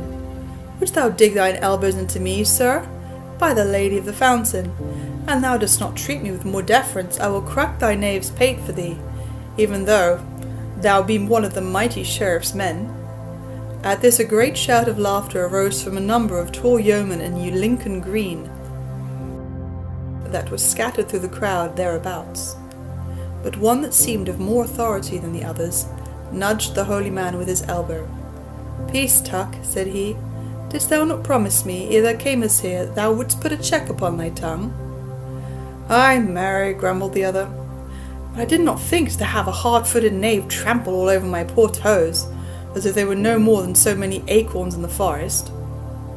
But of a sudden all this bickering ceased, for a clear sound of many bugle horns came winding down the street. Then all the people craned their necks, and gazed in the direction whence the sound came, and the crowding and the pushing and the swaying grew greater than ever. And now a gallant array of men came gleaming into sight, and the cheering of the people ran down the crowd, as the fire runs in dry grass. 28 heralds in velvet and cloth of gold came riding forward. Over their heads fluttered a cloud of snow-white feathers, and each herald bore in his hand a long silver trumpet, which he blew musically. From each trumpet hung a heavy banner of velvet and cloth of gold, with the royal arms of England emblazoned thereon. After these came riding 50 noble knights, 2 by 2, all fully armed, saving that their heads were uncovered. In their hands they bore tall lances, from the tops of which fluttered pennons of many colours and devices. By the side of each knight walked a page clad in rich clothes of silk and velvet, and each page bore in his hands his master's helmet, from which waved long floating plumes of feathers. Never had Nottingham seen a fairer sight than those 50 noble knights, from whose armour the sun blazed in dazzling light as they came riding on their great war horses, with clashing of arms and jingling of chains. Behind the knights came the barons and the nobles of the mid-country, in robes of silk and cloth of gold, with golden chains about their necks and jewels at their girdles. Behind these again came a great array of men-at-arms, with spears and halberds in their hands, and in the midst of these 2 riders side by side. One of these horsemen was the Sheriff of Nottingham in his robes of office. The other, who was a head taller than the sheriff, was clad in a rich but simple garb, with a broad heavy chain about his neck. His hair and beard were like threads of gold, and his eyes were as blue as the summer sky. As he rode along, he bowed to the right hand and to the left, and a mighty roar of voices followed him as he passed, for this was King Richard. Then above the tumult and the shouting a great voice was heard roaring, "Heaven its saints bless thee, our gracious King Richard! And likewise our Lady of the Fountain bless thee." Then King Richard, looking toward the spot whence the sound came, saw a tall, burly, strapping priest, standing in front of all the crowd with his legs wide apart as he backed against those behind. "By my soul, Sheriff," said the king, laughing, "ye have the tallest priest in Nottinghamshire that ever I saw in all my life. If heaven never answered prayers because of deafness, methinks I would nevertheless have blessings bestowed upon me, for that man yonder would make the great stone image of St. Peter rub its ears and hearken unto him. I would that I had such an army as he." To this the sheriff answered never a word, but all the blood left his cheeks, and he caught at the pommel of his saddle to keep himself from falling. For he also saw the fellow that so shouted, and knew him to be Friar Tuck. And moreover, behind Friar Tuck he saw the faces of Robin Hood, and Little John, and Will Scarlet, and Will Stutely, and Allan a Dale, and others of the band. "How now," said the king hastily, "art thou ill, sheriff, that thou growest so white?" "Nay, your majesty," said the sheriff, "it was naught but a sudden pain that will soon pass by." Thus he spake, for he was ashamed that the king should know that Robin Hood feared him so little that he thus dared to come within the very gates of Nottingham town. Thus rode the king into Nottingham town on that bright afternoon in the early fall season, and none rejoiced more than Robin Hood and his merry men to see him come so royally unto his own. Eventide had come. The great feast in the Guild Hall at Nottingham town was done, and the wine passed freely. 1,000 waxen lights gleamed along the board, at which sat lord and noble and knight and squire in goodly array. At the head of the table, upon a throne all hung with cloth of gold, sat King Richard with the Sheriff of Nottingham beside him. Quoth the king to the sheriff, laughing as he spoke, "I have heard much spoken concerning the doings of certain fellows hereabouts, one Robin Hood and his band, who are outlaws and abide in Sherwood Forest. Canst thou not tell me somewhat of them, Sir Sheriff? For I hear that thou hast had dealings with them more than once." At these words the Sheriff of Nottingham looked down gloomily, and the Bishop of Hereford, who was present, gnawed his nether lip. Quoth the sheriff, "I can tell your majesty but little concerning the doings of those naughty fellows, saving that they are the boldest lawbreakers in all the land." Then up spake Sir Henry of the Lee, a great favourite with the king, under whom he had fought in Palestine. "May it please your majesty," said he, "when I was away in Palestine, I heard oft times from my father, and in most cases I heard of this very fellow Robin Hood. If your majesty would like, I will tell you a certain adventure of this outlaw." Then the king laughingly bade him tell his tale, whereupon he told how Robin Hood had aided Sir Richard of the Lee with money that he had borrowed from the Bishop of Hereford. Again and again the king and those present roared with laughter, while the poor bishop waxed cherry red in the face with vexation, for the matter was a sore thing with him. When Sir Henry of the Lee was done, others of those present, seeing how the king enjoyed this merry tale, told other tales concerning Robin and his merry men. "By the hilt of my sword," said stout King Richard, "this is as bold and merry a knave as ever I heard tell of. Marry, I must take this matter in hand, and do what thou couldst not do, sheriff, to wit, clear the forest of him and his band." That night the king sat in the place that was set apart for his lodging while in Nottingham town. With him were young Sir Henry of the Lee, and 2 other knights and 3 barons of Nottinghamshire, but the king's mind still dwelled upon Robin Hood. "Now," quoth he, "I would freely give 100 pounds to meet this roguish fellow Robin Hood, and to see somewhat of his doings in Sherwood Forest." Then up spake Sir Hubert of Gingham, laughing, "If your majesty hath such a desire upon you, it is not so hard to satisfy. If your majesty is willing to lose 100 pounds, I will engage you to cause not only meet this fellow, but to feast with him in Sherwood." "Marry, Sir Hubert," quoth the king, "this pleaseth me well. But how wilt thou cause me to meet Robin Hood?" "Why thus," said Hubert, "let your majesty and us here present put on the robes of 7 of the order of Black Friars, and let your majesty hang a purse of 100 pounds beneath your gown. Then let us undertake to ride from here to Mansfield town tomorrow, and, without I am much mistaken, we will both meet with Robin Hood, and dine with him before the day be past." "I like thy plan, Sir Hubert," quoth the king merrily, "and tomorrow we will try it, and see whether there be virtue in it." So it happened that when early the next morning the sheriff came to where his liege lord was abiding, to pay his duty to him, the king told him what they had talked of the night before, and what merry adventure they were set upon undertaking that morning. But when the sheriff heard this, he smote his forehead with his fist. "Alas," said he, "what evil counsel is this that hath been given thee? "O my gracious lord and king, you know not what you do. This villain that you thus go to seek hath no reverence either for king or king's laws." "But did I not hear aright when I was told that this Robin Hood hath shed no blood since he was outlawed, saving only that of the vile Guy of Gisborne, for whose death all honest men should thank him?" "Yea, your majesty," said the sheriff, "you have heard aright. Nevertheless—" "Then," quoth the king, breaking in on the sheriff's speech, "what have I to fear in meeting him, having done him no harm? Truly there is no danger in this. But mayhap thou wilt go with us, Sir Sheriff." "Nay," quoth the sheriff hastily, "heaven forbid." But now 7 habits such as Black Friars wear were brought, and the king and those about him having clad themselves therein, and his majesty having hung a purse with 100 gold pounds in it beneath his robes, they all went forth and mounted the mules that had been brought to the door for them. Then the king bade the sheriff be silent as to their doings, and so they set forth upon their way. Onward they travelled, laughing and jesting, until they passed through the open country, between bare harvest fields whence the harvest had been gathered home, through scattered glades that began to thicken as they went farther along, till they came within the heavy shade of the forest itself.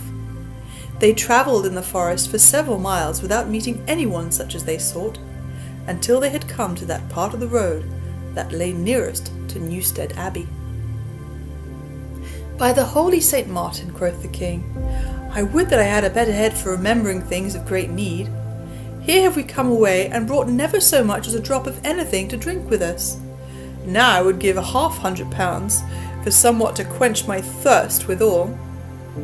No sooner had the king so spoken, than out from the covert at the roadside stepped a tall fellow with yellow beard and hair, and a pair of merry blue eyes. "Truly, holy brother," said he, laying his hand upon the king's bridle rein, "it were an unchristian thing to not give fitting answer to so fair a bargain. We keep an inn hereabouts, and for £50 we will not only give thee a good draught of wine, but we will give thee as noble a feast as ever thou didst tickle thy gullet withal." So saying, he put his fingers to his lips and blew a shrill whistle. Then straightway the bushes and branches on either side of the road swayed and crackled, and 60 broad-shouldered yeomen in Lincoln green burst out of the covert. "How now, fellow," quoth the king, "who art thou, thou naughty rogue? Hast thou no regard for such holy men as we are?" "Not a whit," quoth merry Robin Hood, for the fellow was he. "For in sooth all the holiness belonging to rich friars such as ye are, one could drop into a thimble, and the good wife would never feel it with the tip of her finger. As for my name, it is Robin Hood, and thou mayest have heard it before." "Now out upon thee," quoth King Richard, "thou art a bold and naughty fellow, and a lawless one withal, as I have often heard tell. Now prithee let me and these brethren of mine travel forward in peace and quietness." "It may not be," said Robin, "for it would look but ill of us to let such holy men travel onward with empty stomachs. But I doubt not that thou hast a fat purse to pay thy score at our inn, since thou offerest freely so much for a poor draught of wine. Show me thy purse, reverend brother, or I may perchance have to strip thy robes from thee to search it for myself." "Nay, use no force," said the king sternly. "Here is my purse, but lay not thy lawless hands upon our person." "Hut, tut," quoth merry Robin, "what proud words are these? Art thou the King of England to talk so to me? Here, we'll take this purse, and see what there is within." Will Scarlet took the purse, and counted out the money. Then Robin bade him keep £50 for himself, and put 50 back into the purse. This he handed to the king. "Here, brother," quoth he, "take this half of thy money, and thank St. Martin, on whom thou didst call before, that thou hast fallen into the hands of such gentle rogues, that they will not strip thee bare, as they might do. But wilt thou not put back thy cowl? For I would fain see thy face." "Nay," said the king, drawing back, "I may not put back my cowl, for we 7 have vowed that we will not show our faces for 24 hours." "Then keep them covered in peace," said Robin, "and far be it from me to make you break your vows." So he called 7 of his yeomen, and bade them each take a mule by the bridle. Then turning their faces toward the depths of the woodlands, they journeyed onward until they came to the open glade and the greenwood tree. Little John, with 80 yeomen at his heels, had also gone forth that morning to wait along the roads, and bring a rich guest to Sherwood Glade, if such might be his luck, for many with fat purses must travel the roads at this time, when such great doings were going on in Nottinghamshire. But though Little John and so many others were gone, Friar Tuck and 20 or more stout yeomen were seated or lying around beneath the great tree, and when Robin and the others came, they leapt to their feet to meet them. "By my soul," quoth merry King Richard, when he had gotten down from his mule, and stood looking about him, "thou hast in very truth a fine lot of young men about thee, Robin. Methinks King Richard himself would be glad of such a bodyguard." "These are not all of my fellows," said Robin proudly, "for 80 more of them are away on business with my good right-hand man, Little John. But as for King Richard, I tell thee, brother, there is not a man of us all who would not pour out our blood like water for him. Ye churchmen cannot rightly understand our king, but we yeomen love him right loyally for the sake of his brave doings, which are so like our own." But now Friar Tuck came bustling up. "Give ye good den, brothers," said he. "I am right glad to welcome some of my cloth in this naughty place. Truly, methinks these rogues of outlaws would stand but an ill chance, were it not for the prayers of holy Tuck, who laboureth so hard for their well-being." Here he winked one eye slyly, and stuck his tongue into his cheek. "Who art thou, mad priest?" said the king in a serious voice, albeit he smiled beneath his cowl.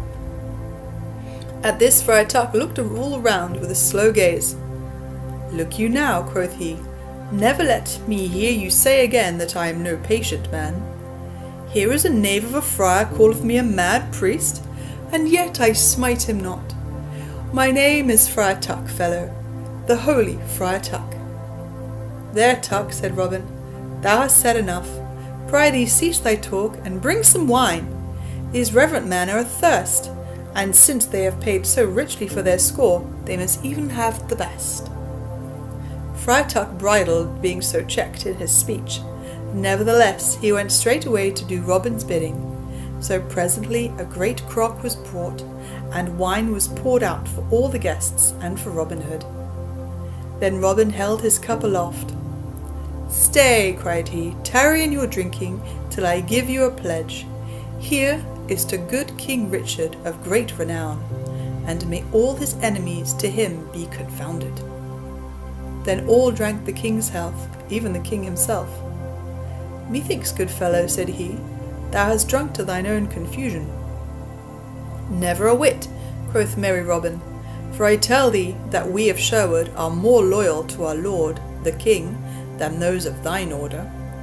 We would give up our lives for his benefiting, while ye are content to lie snug in your abbeys and priories, let reign who will." At this the king laughed. Quoth he, "Perhaps King Richard's welfare is more to me than thou wottest of, fellow. But enough of that matter. We have paid well for our fare, so canst thou not show us some merry entertainment? I have oft heard that ye are wondrous archers. Wilt thou not show us somewhat of your skill?" "With all my heart," said Robin. "We are always pleased to show our guests all the sport that is to be seen. As Gaffer Swanthold saith, "'Tis a hard heart that will not give a caged starling of the best, and caged starlings ye are with us. Ho, lads, set up a garland at the end of the glade." Then as the yeomen ran to do their master's bidding, Tuck turned to one of the mock friars. "Hearest thou our master?" quoth he with a sly wink.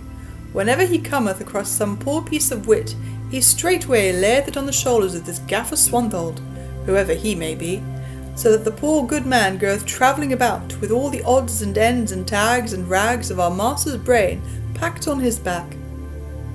Thus spake Friar Tuck, but in a low voice that Robin could not hear him, for he felt somewhat nettled at Robin's cutting his talk so short. In the meantime, the mark at which they were to shoot was set up at 60 paces distant. It was a garland of leaves and flowers 2 spans in width, which same was hung upon a stake in front of a broad tree trunk. "There," quoth Robin, "yon is a fair mark, lads. Each of you shoot 3 arrows thereat, and if any fellow misseth by so much as 1 arrow, he shall have a buffet of Will Scarlet's fist." "Hearken to him," quoth Friar Tuck. "Why, master, thou dost bestow buffets from thy strapping nephew as though they were love-taps from some bouncing lass. I warrant thou art safe to hit the garland thyself, or thou wouldst not be so free of his cuffing." First David of Doncaster shot, and lodged all 3 of his arrows within the garland. "Well done, David," cried Robin. "Thou hast saved thine ears from a warming this day." Next Midge the miller shot, and he also lodged his arrows in the garland. Then followed Wat the tinker, but alas for him, for one of his shafts missed the mark by the breadth of 2 fingers. "Come hither, fellow," said Will Scarlet in his soft, gentle voice. "I owe thee somewhat that I would pay forthwith." Then Wat the tinker came forward and stood in front of Will Scarlet, screwing up his face and shutting his eyes tightly, as though he already felt his ears ringing with the buffet. Will Scarlet rolled up his sleeve, and standing on tiptoe to give the greatest swing to his arm, he struck with might and main. Woof! Came his palm against the tinker's head, and down went stout Wat to the grass, heels over head, as the wooden image at the fair goes down when the skilful player throws a cudgel at it. Then, as the tinker sat up upon the grass, rubbing his ear and winking and blinking at the bright stars that danced before his eyes, the yeoman roared with mirth till the forest rang. As for King Richard, he laughed till the tears ran down his cheeks. Thus the band shot, each in turn, some getting off scot-free, and some winning a buffet that always sent them to the grass. And now, last of all, Robin took his place, and all was hushed as he shot. The first shaft he shot split a piece from the stake on which the garland was hung. The second lodged within an inch of the other. "By my halidom," said King Richard to himself, "I would give £1,000 for this fellow to be one of my guard." And now for the 3rd time Robin shot, but alas for him, the arrow was ill-feathered, and wavering to one side, it smote an inch outside the garland. At this a great roar went up, those of the yeomen who sat upon the grass rolling over and over and shouting with laughter, for never before had they seen their master so miss his mark. But Robin flung his bow upon the ground with vexation. "Now out upon it," cried he, "that shaft had an ill feather to it, for I felt it as it left my fingers. Give me a clean arrow, and I will engage to split the wand with it." At these the yeoman laughed louder than ever. "Nay, good uncle," said Will Scarlet in his soft, sweet voice, "thou hast had thy fair chance, and hast missed thine aim out and out. I swear the arrow was as good as any that hath been loosed this day. Come hither, I owe thee somewhat, and would fain pay it." "Go, good master," roared Friar Tuck, "and may my blessing go with thee. Thou hast bestowed these love-taps of Will Scarlet's with great freedom. It were pity an thou gottest not thine own share." "It may not be," said merry Robin. "I am king here, and no subject may raise hand against the king. But even our great King Richard may yield to the holy Pope without shame, and even take a tap from him by way of penance. Therefore I will yield myself to this holy friar, who seemeth to be one in authority, and will take my punishment from him." Thus saying, he turned to the king. "I pry thee, brother, wilt thou take my punishing into thy holy hands?" "With all my heart," quoth merry King Richard, rising from where he was sitting. "I owe thee somewhat for having lifted a heavy weight of £50 from my purse. So make room for him on the green, lads." "And thou makest me tumble," quoth Robin. "I will freely give thee back thy £50. But I tell thee, brother, if thou makest me not feel grass all along my back, I will take every farthing thou hast for thy boastful speech." "So be it," said the king. "I am willing to venture it." Thereupon he rolled up his sleeve and showed an arm that made the yeoman stare. But Robin, with his feet wide apart, stood firmly planted, waiting the others, smiling. Then the king swung back his arm, and balancing himself a moment, he delivered a buffet at Robin that fell like a thunderbolt. Down went Robin headlong upon the grass, for the stroke would have felled a stone wall. Then how the yeomen shouted with laughter till their sides ached, for never had they seen such a buffet given in all their lives. As for Robin, he presently sat up, and looked all around him, as though he had dropped from a cloud, and had lit in a place he had never seen before. After a while, still gazing about him at his laughing yeomen, he put his finger-tips softly to his ear, and felt all around it tenderly. "Will Scarlet," said he, "count this fellow out his 50 pounds, and want nothing more either of his money or of him. A murrain seize him and his buffeting. I would that I had taken my dues from thee, for I verily believe he hath deafened mine ear from ever hearing again." Then while gusts of laughter still broke from the band, Will Scarlet counted out the 50 pounds, and the king dropped it back into his purse again. "I give thee thanks, fellow," said he, "and if ever thou shouldst wish for another box of the ear to match the one thou hast, come to me, and I will fit thee with it for naught." So spake the merry king, but even as he ended, there came suddenly the sound of many voices, and out from the covert burst Little John and 80 men, with Sir Richard of the Lea in his midst. Across the glade they came running, and as they came, Sir Richard shouted to Robin, "Make haste, dear friend, gather thy band together, and come with me. King Richard left Nottingham town this very morning, and cometh to seek thee in the woodlands. I know not how he cometh, for it was but a rumour of this that reached me. Nevertheless, I know that it is the truth. Therefore hasten with all thy men, and come to Castle Lea, for there thou mayest lie hidden till thy present danger passeth. Who are these strangers that thou hast with thee?" "Why," quoth merry Robin, rising from the grass, "these are certain gentle guests that come with us from the high road over by Newstead Abbey. I know not their names, but I have become right well acquainted with this lusty rogue's palm this morning. Marry, the pleasure of this acquaintance hath cost me a deaf ear, and 50 pounds to boot." Sir Richard looked keenly at the tall friar, who, drawing himself up to his full height, looked fixedly back at the knight. Then of a sudden Sir Richard's cheeks grew pale, for he knew who it was that he looked upon. Quickly he leapt from off his horse's back, and flung himself upon his knees before the other.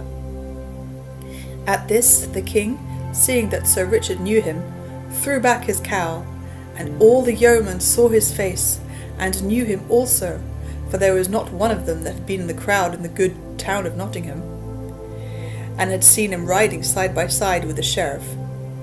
Down they fell upon their knees, nor could they say a word. Then the king looked all around right grimly, and last of all his glance came back, and rested again upon Sir Richard of the Lea.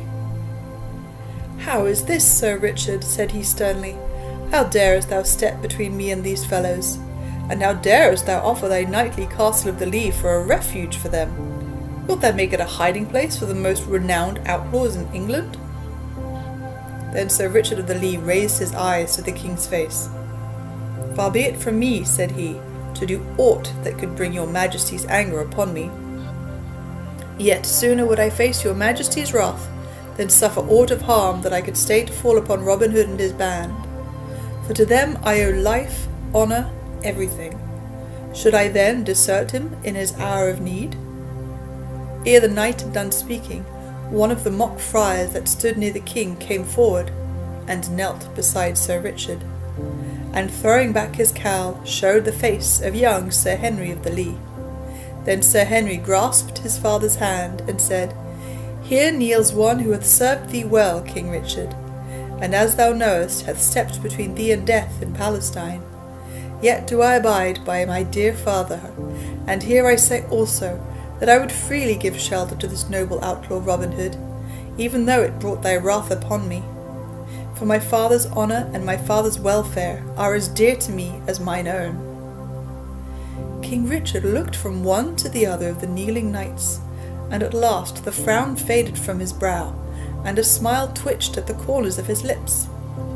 "Marry, Sir Richard," quoth the king, Thou art a bold-spoken knight, and thy freedom of speech weigheth not heavily against thee with me. This young son of thine taketh after his sire, both in boldness of speech and of deed. For, as he saith, he stepped one time betwixt me and death, wherefore I would pardon thee for his sake, even if thou hadst done more than thou hast. Rise, all of you, for ye shall suffer no harm through me this day. For it were pity that a merry time should end in a matter as to mar its joyousness. Then all arose, and the king beckoned Robin Hood to come to him. How now, quoth he, is thine ear still too deaf to hear me speak? Mine ears would be deafened and deaf ere they would cease to hear your majesty's voice, said Robin. As for the blow that your majesty struck me, I would say that though my sins are happily many, methinks they have been paid up in full thereby. Thinkest thou so? Said the king, with somewhat of sternness in his voice. Now I tell thee but for 3 things, to wit, my mercifulness, my love for a stout woodsman, and the loyalty thou hast avowed for me, thine ears mayhap might have been more tightly closed than ever a buffet from me could have shut them. Talk not lightly of thy sins, good Robin, but come, look up, thy danger is past, for hereby I give thee and all thy band free pardon. But in sooth I cannot let you roam the forest as ye have done in the past. Therefore I will take thee at thy word, when thou didst say thou wouldst give thy service to me, and thou shalt go back to London with me. We will take that bold knave Little John also, and likewise thy cousin Will Scarlet, and thy minstrel Alan a Dale. As for the rest of thy band, we will take their names and have them duly recorded as Royal Rangers, for methinks it were wiser to have them changed to law-abiding caretakers of our deer in Sherwood than to leave them to run at large as outlawed slayers thereof. But now, get a feast ready. I would see how ye live in the woodlands. So Robin bade his men make ready a grand feast. Straightway great fires were kindled and burned brightly, at which savoury things roasted sweetly. While this was going forward, the king bade Robin call Alan a Dale, for he would hear him sing. So word was passed for Alan, and presently he came, bringing his harp. Marry, said King Richard, if thy singing match thy looks, it is fair enough. Prithee, strike up a ditty, and let us have a taste of thy skill. Then Alan touched his harp lightly, and all words were hushed while he sang thus. O where hast thou been, my daughter? O where hast thou been this day, daughter, my daughter? O I have been to the river's side, where the waters lie all grey and wide, and the grey sky broods over the leaden tide, and the shrill wind sighs a straining. What sawest thou there, my daughter? What sawest thou there this day, daughter, my daughter?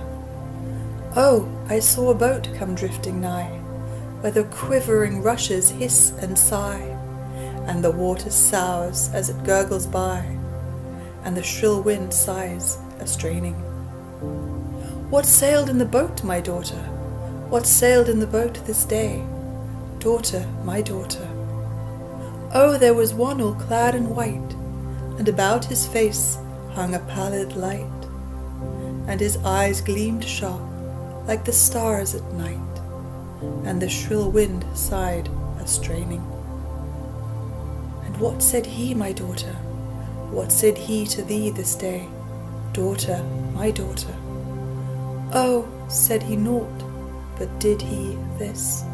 Thrice on my lips did he press a kiss, and my heartstrings shrunk with an awful bliss, and the shrill wind sighed a straining. Why growest thou so cold, my daughter? Why growest thou so cold and white, daughter, my daughter? Oh, never a word the daughter said, but she sat all straight with a drooping head, for her heart was stilled and her face was dead, and the shrill wind sighed a straining. All listened in silence, and when Alan a Dale had done, King Richard heaved a sigh. By the breath of my body, Alan, quoth he, Thou hast such a wondrous sweet voice that it strangely moves my heart. But what doleful ditty is this for the lips of a stout yeoman? I would rather hear thee sing a song of love and battle than a sad thing like that. Moreover, I understand it not. What meanest thou by the words?" "I know not, your majesty," said Allen, shaking his head, "for ofttimes I sing that which I do not clearly understand, mine own self." "Well, well," quoth the king, "let it pass. Only I tell thee this, Allen, thou shouldst turn thy songs to such matters as I spoke of, to wit, love or war, for in sooth thou hast a sweeter voice than Blondel, and methought he was the best minstrel that ever I heard." But now one came forward, and said that the feast was ready. So Robin Hood brought King Richard and those with him to where it lay all spread out on a fair white linen cloth, which lay upon the soft green grass. Then King Richard sat him down, and feasted and drank, and when he was done he swore roundly that he had never sat at such a lusty repast in all his life before. That night he lay in Sherwood Forest upon a bed of sweet green leaves, and early in the morning he set forth from the woodlands for Nottingham town, Robin Hood and all of his band going with him. You may guess what a stir there was in the good town when all these famous outlaws came marching into the streets. As for the sheriff, he knew not what to say nor where to look when he saw Robin Hood in such high favour with the king, while all his heart was filled with gall because of the vexation that lay upon him. The next day the king took leave of Nottingham town, so Robin Hood and Little John and Will Scarlet and Allen a Dale shook hands with all the rest of the band, kissing the cheeks of each man, and swearing that they would come often to Sherwood and see them.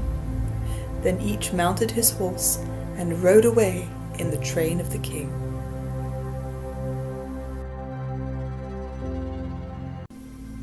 Epilogue. Thus end the merry adventures of Robin Hood, for, in spite of his promise, it was many a year ere he saw Sherwood again. After a year or two at court, Little John came back to Nottinghamshire, where he lived in an orderly way, though within sight of Sherwood, and where he achieved great fame as the champion of all England with the quarterstaff. Will Scarlet after a time came back to his own home, whence he had been driven by his unlucky killing of his father's steward.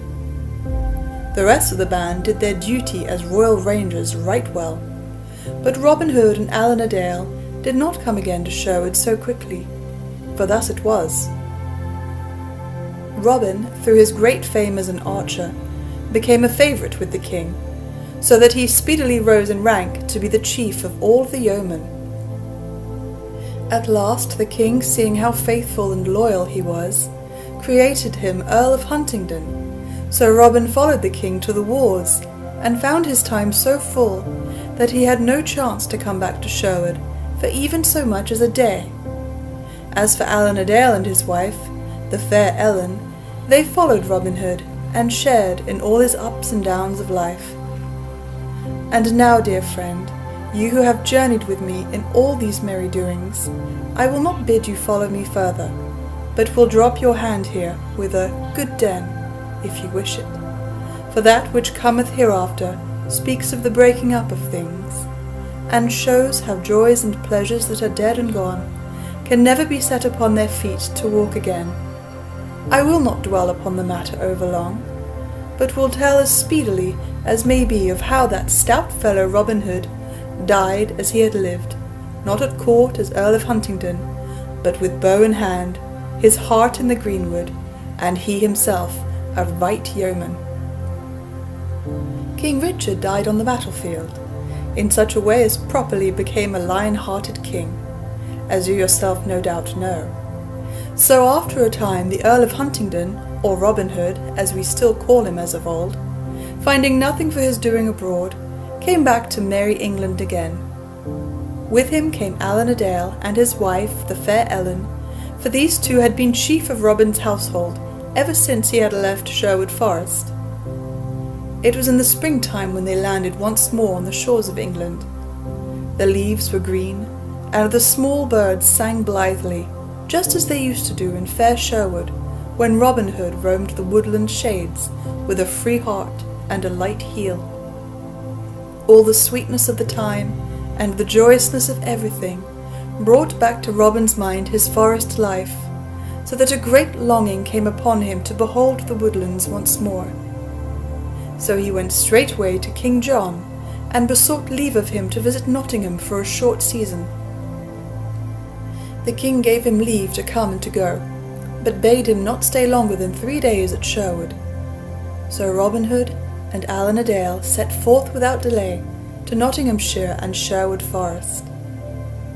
The first night they took up their inn at Nottingham town, yet they did not go to pay their duty to the sheriff, for his worship bore many a bitter grudge against Robin Hood, which grudges had not been lessened by Robin's rise in the world. The next day at an early hour they mounted their horses and set forth for the woodlands. As they passed along the road, it seemed to Robin that he knew every stick and stone that his eyes looked upon. Yonder was a path that he had ofttimes trod of a mellow evening, with Little John beside him. Here was one, now nigh choked with brambles, along which he and a little band had walked when they went forth to seek a certain curtal friar. Thus they rode slowly onward, talking about these old familiar things, old and yet new, for they found more in them than they had ever thought of before. Thus at last they came to the open glade, and the broad, wide-spreading greenwood tree, which was their home for so many years. Neither of the two spoke when they stood beneath that tree. Robin looked all about him at the well-known things, so like what they used to be, and yet so different. For where once was the bustle of many busy fellows, was now the quietness of solitude, and as he looked, the woodlands, the greensward, and the sky all blurred together in his sight through salt tears, for such a great yearning came upon him as he looked on these things, as well known to him as the fingers of his right hand, that he could not keep back the water from his eyes. That morning he had slung his good old bugle horn over his shoulder, and now with the yearning came a great longing to sound his bugle once more. He raised it to his lips, he blew a blast. Tirilla, lirilla, the sweet clear notes went winding down the forest paths, coming back again from the more distant boxy shades in faint echoes of sound. Tirilla, lirilla, tirilla, lirilla, until it faded away and was lost. Now it chanced on that very morn Little John was walking through a spur of the forest upon certain matters of business, and as he paced along, sunk in meditation, the faint clear notes of a distant bugle horn came to his ear. As leaps the stag when it feels the hour at his heart, so leapt Little John when that distant sound met his ear. All the blood in his body seemed to rush like a flame into his cheeks as he bent his head and listened. Again came the bugle note, thin and clear, and yet again it sounded. Then Little John gave a great, wild cry of yearning, of joy, and yet of grief, and putting down his head he dashed into the thicket. Onward he plunged, crackling and rending as the wild boar rushes through the underbrush. Little recked he of thorns and briars that scratched his flesh and tore his clothing, for all he thought of was to get by the shortest way to the greenwood glade whence he knew the sound of the bugle horn came. Out he burst from the covert, at last, a shower of little broken twigs falling about him, and without pausing a moment, rushed forward and flung himself at Robin's feet. Then he clasped his arms around the master's knees, and all his body was shaken with great sobs. Neither could Robin nor Allen a Dale speak, but stood looking down at Little John, the tears rolling down their cheeks. While thus they stood, 7 royal rangers rushed into the open glade, and raised a great shout of joy at the sight of Robin, and at their head was Will Stutely. Then after a while came 4 more, panting with their running, and 2 of these 4 were Will Scathelocke and Midge the miller, for all of these had heard the sound of Robin Hood's horn. All these ran to Robin and kissed his hands and his clothing, with great sound of weeping. After a while, Robin looked around him with tear-dimmed eyes, and said in a husky voice, "Now I swear that never again will I leave these dear woodlands. I have been away from them and from you too long. Now do I lay by the name of Robert, Earl of Huntingdon, and take upon me once again that nobler title, Robin Hood the Yeoman." At this a great shout went up, and all the yeomen shook one another's hands for joy. The news that Robin Hood had come back again to dwell in Sherwood, as of old, spread like wildfire all over the countryside, so that ere 7 nights had passed, nearly all of his old yeomen had gathered about him again. But when the news of all this reached the ears of King John, he swore both loud and deep, and took a solemn vow that he could not rest until he had Robin Hood in his power, dead or alive. Now there was present at court a certain knight, Sir William Dale, as gallant a soldier as ever donned harness. Sir William Dale was well acquainted with Sherwood Forest, for he was head keeper over that part of it that lay nigh to good Mansfield town. So to him the king turned, and bade him take an army of men, and go straightway to seek Robin Hood. Likewise the king gave Sir William his signet ring, to show to the sheriff, that he might raise all his armed men to aid the others in their chase of Robin. So Sir William and the sheriff set forth to do the king's bidding, and to search for Robin Hood, and for 7 days they hunted up and down, yet found him not. Now, had Robin Hood been as peaceful as of old, everything might have ended in smoke, as other such ventures had always done before. But he had fought for years under King Richard, and was changed from what he used to be. It galled his pride to thus flee away before those sent against him, as a chased fox flees from the hounds. So thus it came about at last that Robin Hood and his yeomen met Sir William and the sheriff and their men in the forest, and a bloody fight followed. The first man slain in that fight was the Sheriff of Nottingham, for he fell from his horse with an arrow in his brain, ere 50 of shafts had been sped. Many a better man than the sheriff kissed the sod that day, but at last, Sir William Dale being wounded, and most of his men slain, he withdrew, beaten, and left the forest. But scores of good fellows were left behind him, stretched out all stiff beneath the sweet green boughs. But though Robin Hood had beaten off his enemies in fair fight, all this lay heavily upon his mind, so that he brooded over it until a fever seized upon him. For 3 days it held him, and though he strove to fight it off, he was forced to yield at last. Thus it came that, on the morning of the 4th day, he called Little John to him, and told him that he could not shake the fever from him, and that he would go to his cousin, the prioress of the nunnery near Kirklees in Yorkshire, who was a skilful leech, and he would have her open a vein in his arm, and take a little blood from him, for the bettering of his health. Then he bade Little John make ready to go also, for he might perchance need aid in his journeying. So Little John and he took their leave of the others, and Robin Hood bade Will Stutely be the captain of the band until they should come back. Thus they came by easy stages and slow journeying until they reached the nunnery of Kirklees. Now Robin had done much to aid this cousin of his, for it was through King Richard's love of him that she had been made prioress of the place. But there is naught in the world so easily forgot as gratitude. So, when the prioress of Kirklees had heard how her cousin, the Earl of Huntingdon, had thrown away his earldom and gone back again to Sherwood, she was vexed to the soul, and feared lest her cousinship with him should bring the king's wrath upon her also. Thus it happened that when Robin came to her, and told her how he wished her services as leech, she began plotting ill against him in her mind, thinking that by doing evil to him she might find favour with his enemies. Nevertheless she kept this well to herself, and received Robin with seeming kindness.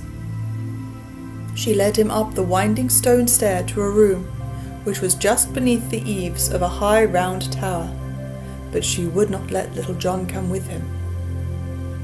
So the poor yeoman turned his feet away from the door of the nunnery, and left his master in the hands of the women. But though he did not come in, neither did he go far away, for he laid down in a little glade near-by, where he could watch the place that Robin abided, like some great faithful dog turned away from the door where his master has entered. After the women had gotten Robin Hood to the room beneath the eaves, the prioress sent all of the others away. Then, taking a little cord, she tied it tightly about Robin's arm, as though she were about to bleed him. And so she did bleed him, but the vein she opened was not one of those that lie close and blue beneath the skin. Deeper she cut than that, for she opened one of those veins through which the bright red blood runs leaping from the heart. Of this Robin knew not, for though he saw the blood flow, it did not come fast enough to make him think that there was anything ill in it. Having done this vile deed, the prioress turned and left her cousin, locking the door behind her. All that livelong day the blood ran from Robin's arm, nor could he check it, though he strove in every way to do so. Again and again he called for help, but no help came, for his cousin had betrayed him, and Little John was too far away to hear his voice. So he bled and bled until he felt his strength slipping away from him. Then he arose, tottering, and bearing himself up by the palms of his hands against the wall, he reached his bugle horn at last. Thrice he sounded it, but weakly and faintly, for his breath was fluttering through sickness and loss of strength.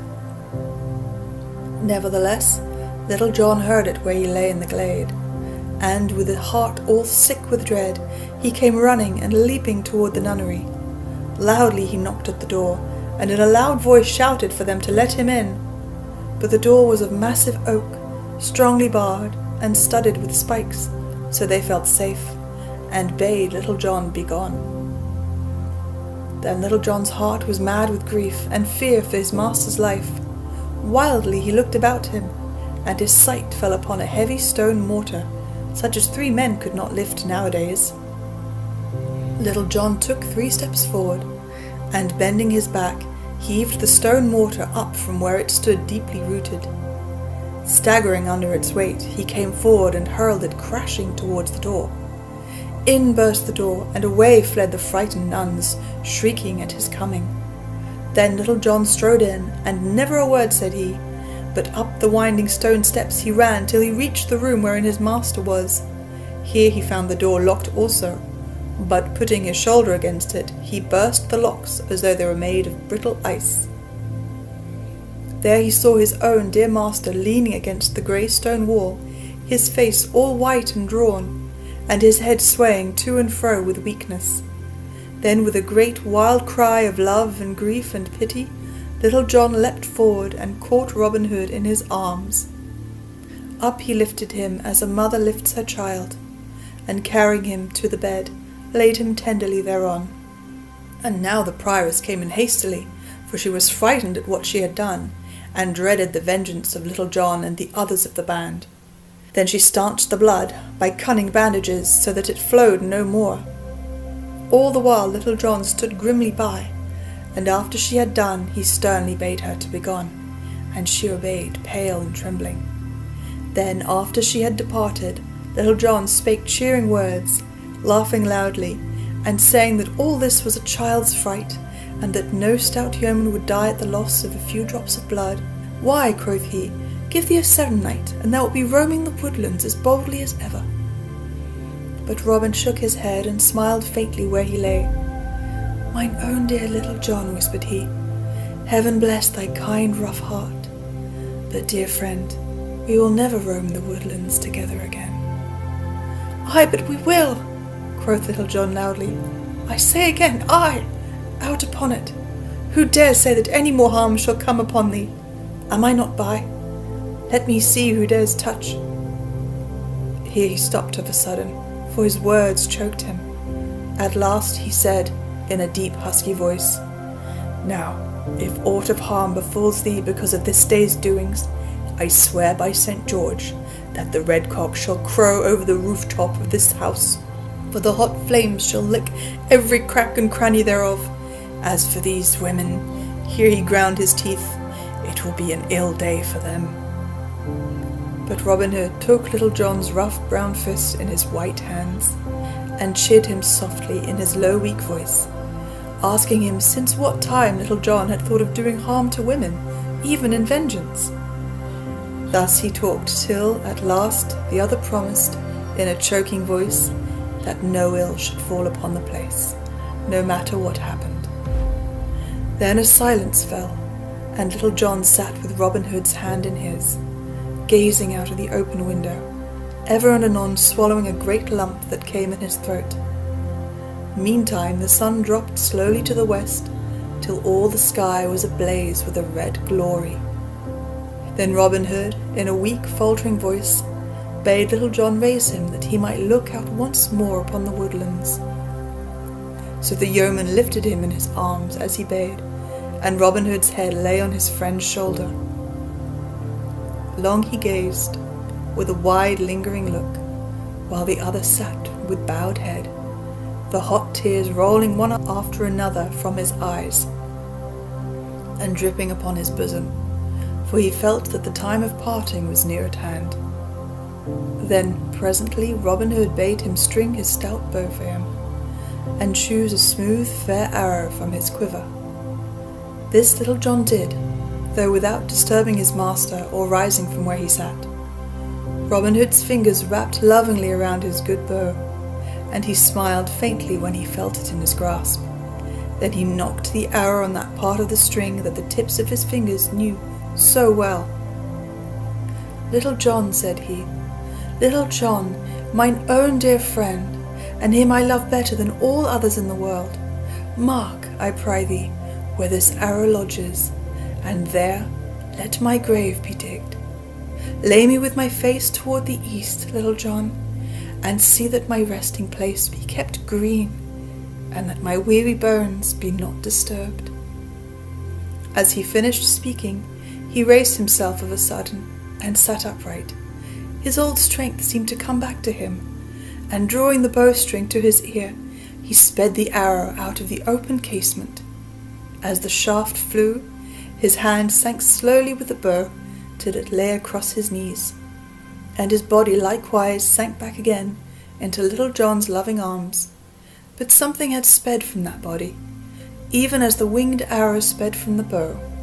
For some moments Little John sat motionless, but presently he laid that which he held gently down. Then folding the hands upon the breast, and covering up the face, he turned upon his heel and left the room, without a word or a sound. Upon the steep stairway he met the prioress and some of the chief among the sisters. To them he spoke in a deep quivering voice, and said, "An ye go within a score feet of yonder room, I will tear down your rookery over your heads, so that not one stone shall be left upon another. Bear my words well in mind, for I mean them." So saying, he turned and left them, and they presently saw him running rapidly across the open, through the falling of the dusk, until he was swallowed up by the forest. The early grey of the coming morn was just beginning to lighten the black sky toward the eastward, when Little John and 6 more of the band came rapidly across the open toward the nunnery. They saw no one, for the sisters were all hidden away from sight, having been frightened by Little John's words. Up the stone stair they ran, and a great sound of weeping was presently heard. After a while this ceased, and then came the scuffling and shuffling of men's feet, as they carried a heavy weight down the steep and winding stairs.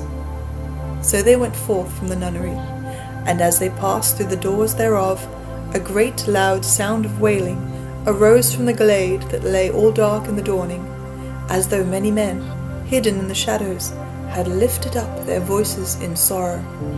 Thus died Robin Hood, at Kirklees nunnery in fair Yorkshire, with mercy in his heart toward those that had been his undoing. For thus he showed mercy for the erring, and pity for the weak, through all the time of his living. His yeomen were scattered henceforth, but no great ill befell them thereafter, for a more merciful sheriff, and one who knew them not so well, succeeding the one that had gone, and they being separated here and there throughout the countryside, they abided in peace and quietness, so that many lived to hand down these tales to their children and their children's children. A certain one saith that upon a stone at Kirklees is an old inscription. This I give in the ancient English, in which it was written, and thus it runs. Here underneath this little stone lays Robert Earl of Huntingdon, ne archer dear as he so good, and people called him Robin Hood. Sic outlaws as he and his men, will England never see again. And now, dear friend, we also must part, for our merry journeyings have ended, and here, at the grave of Robin Hood, we turn, each going his own way.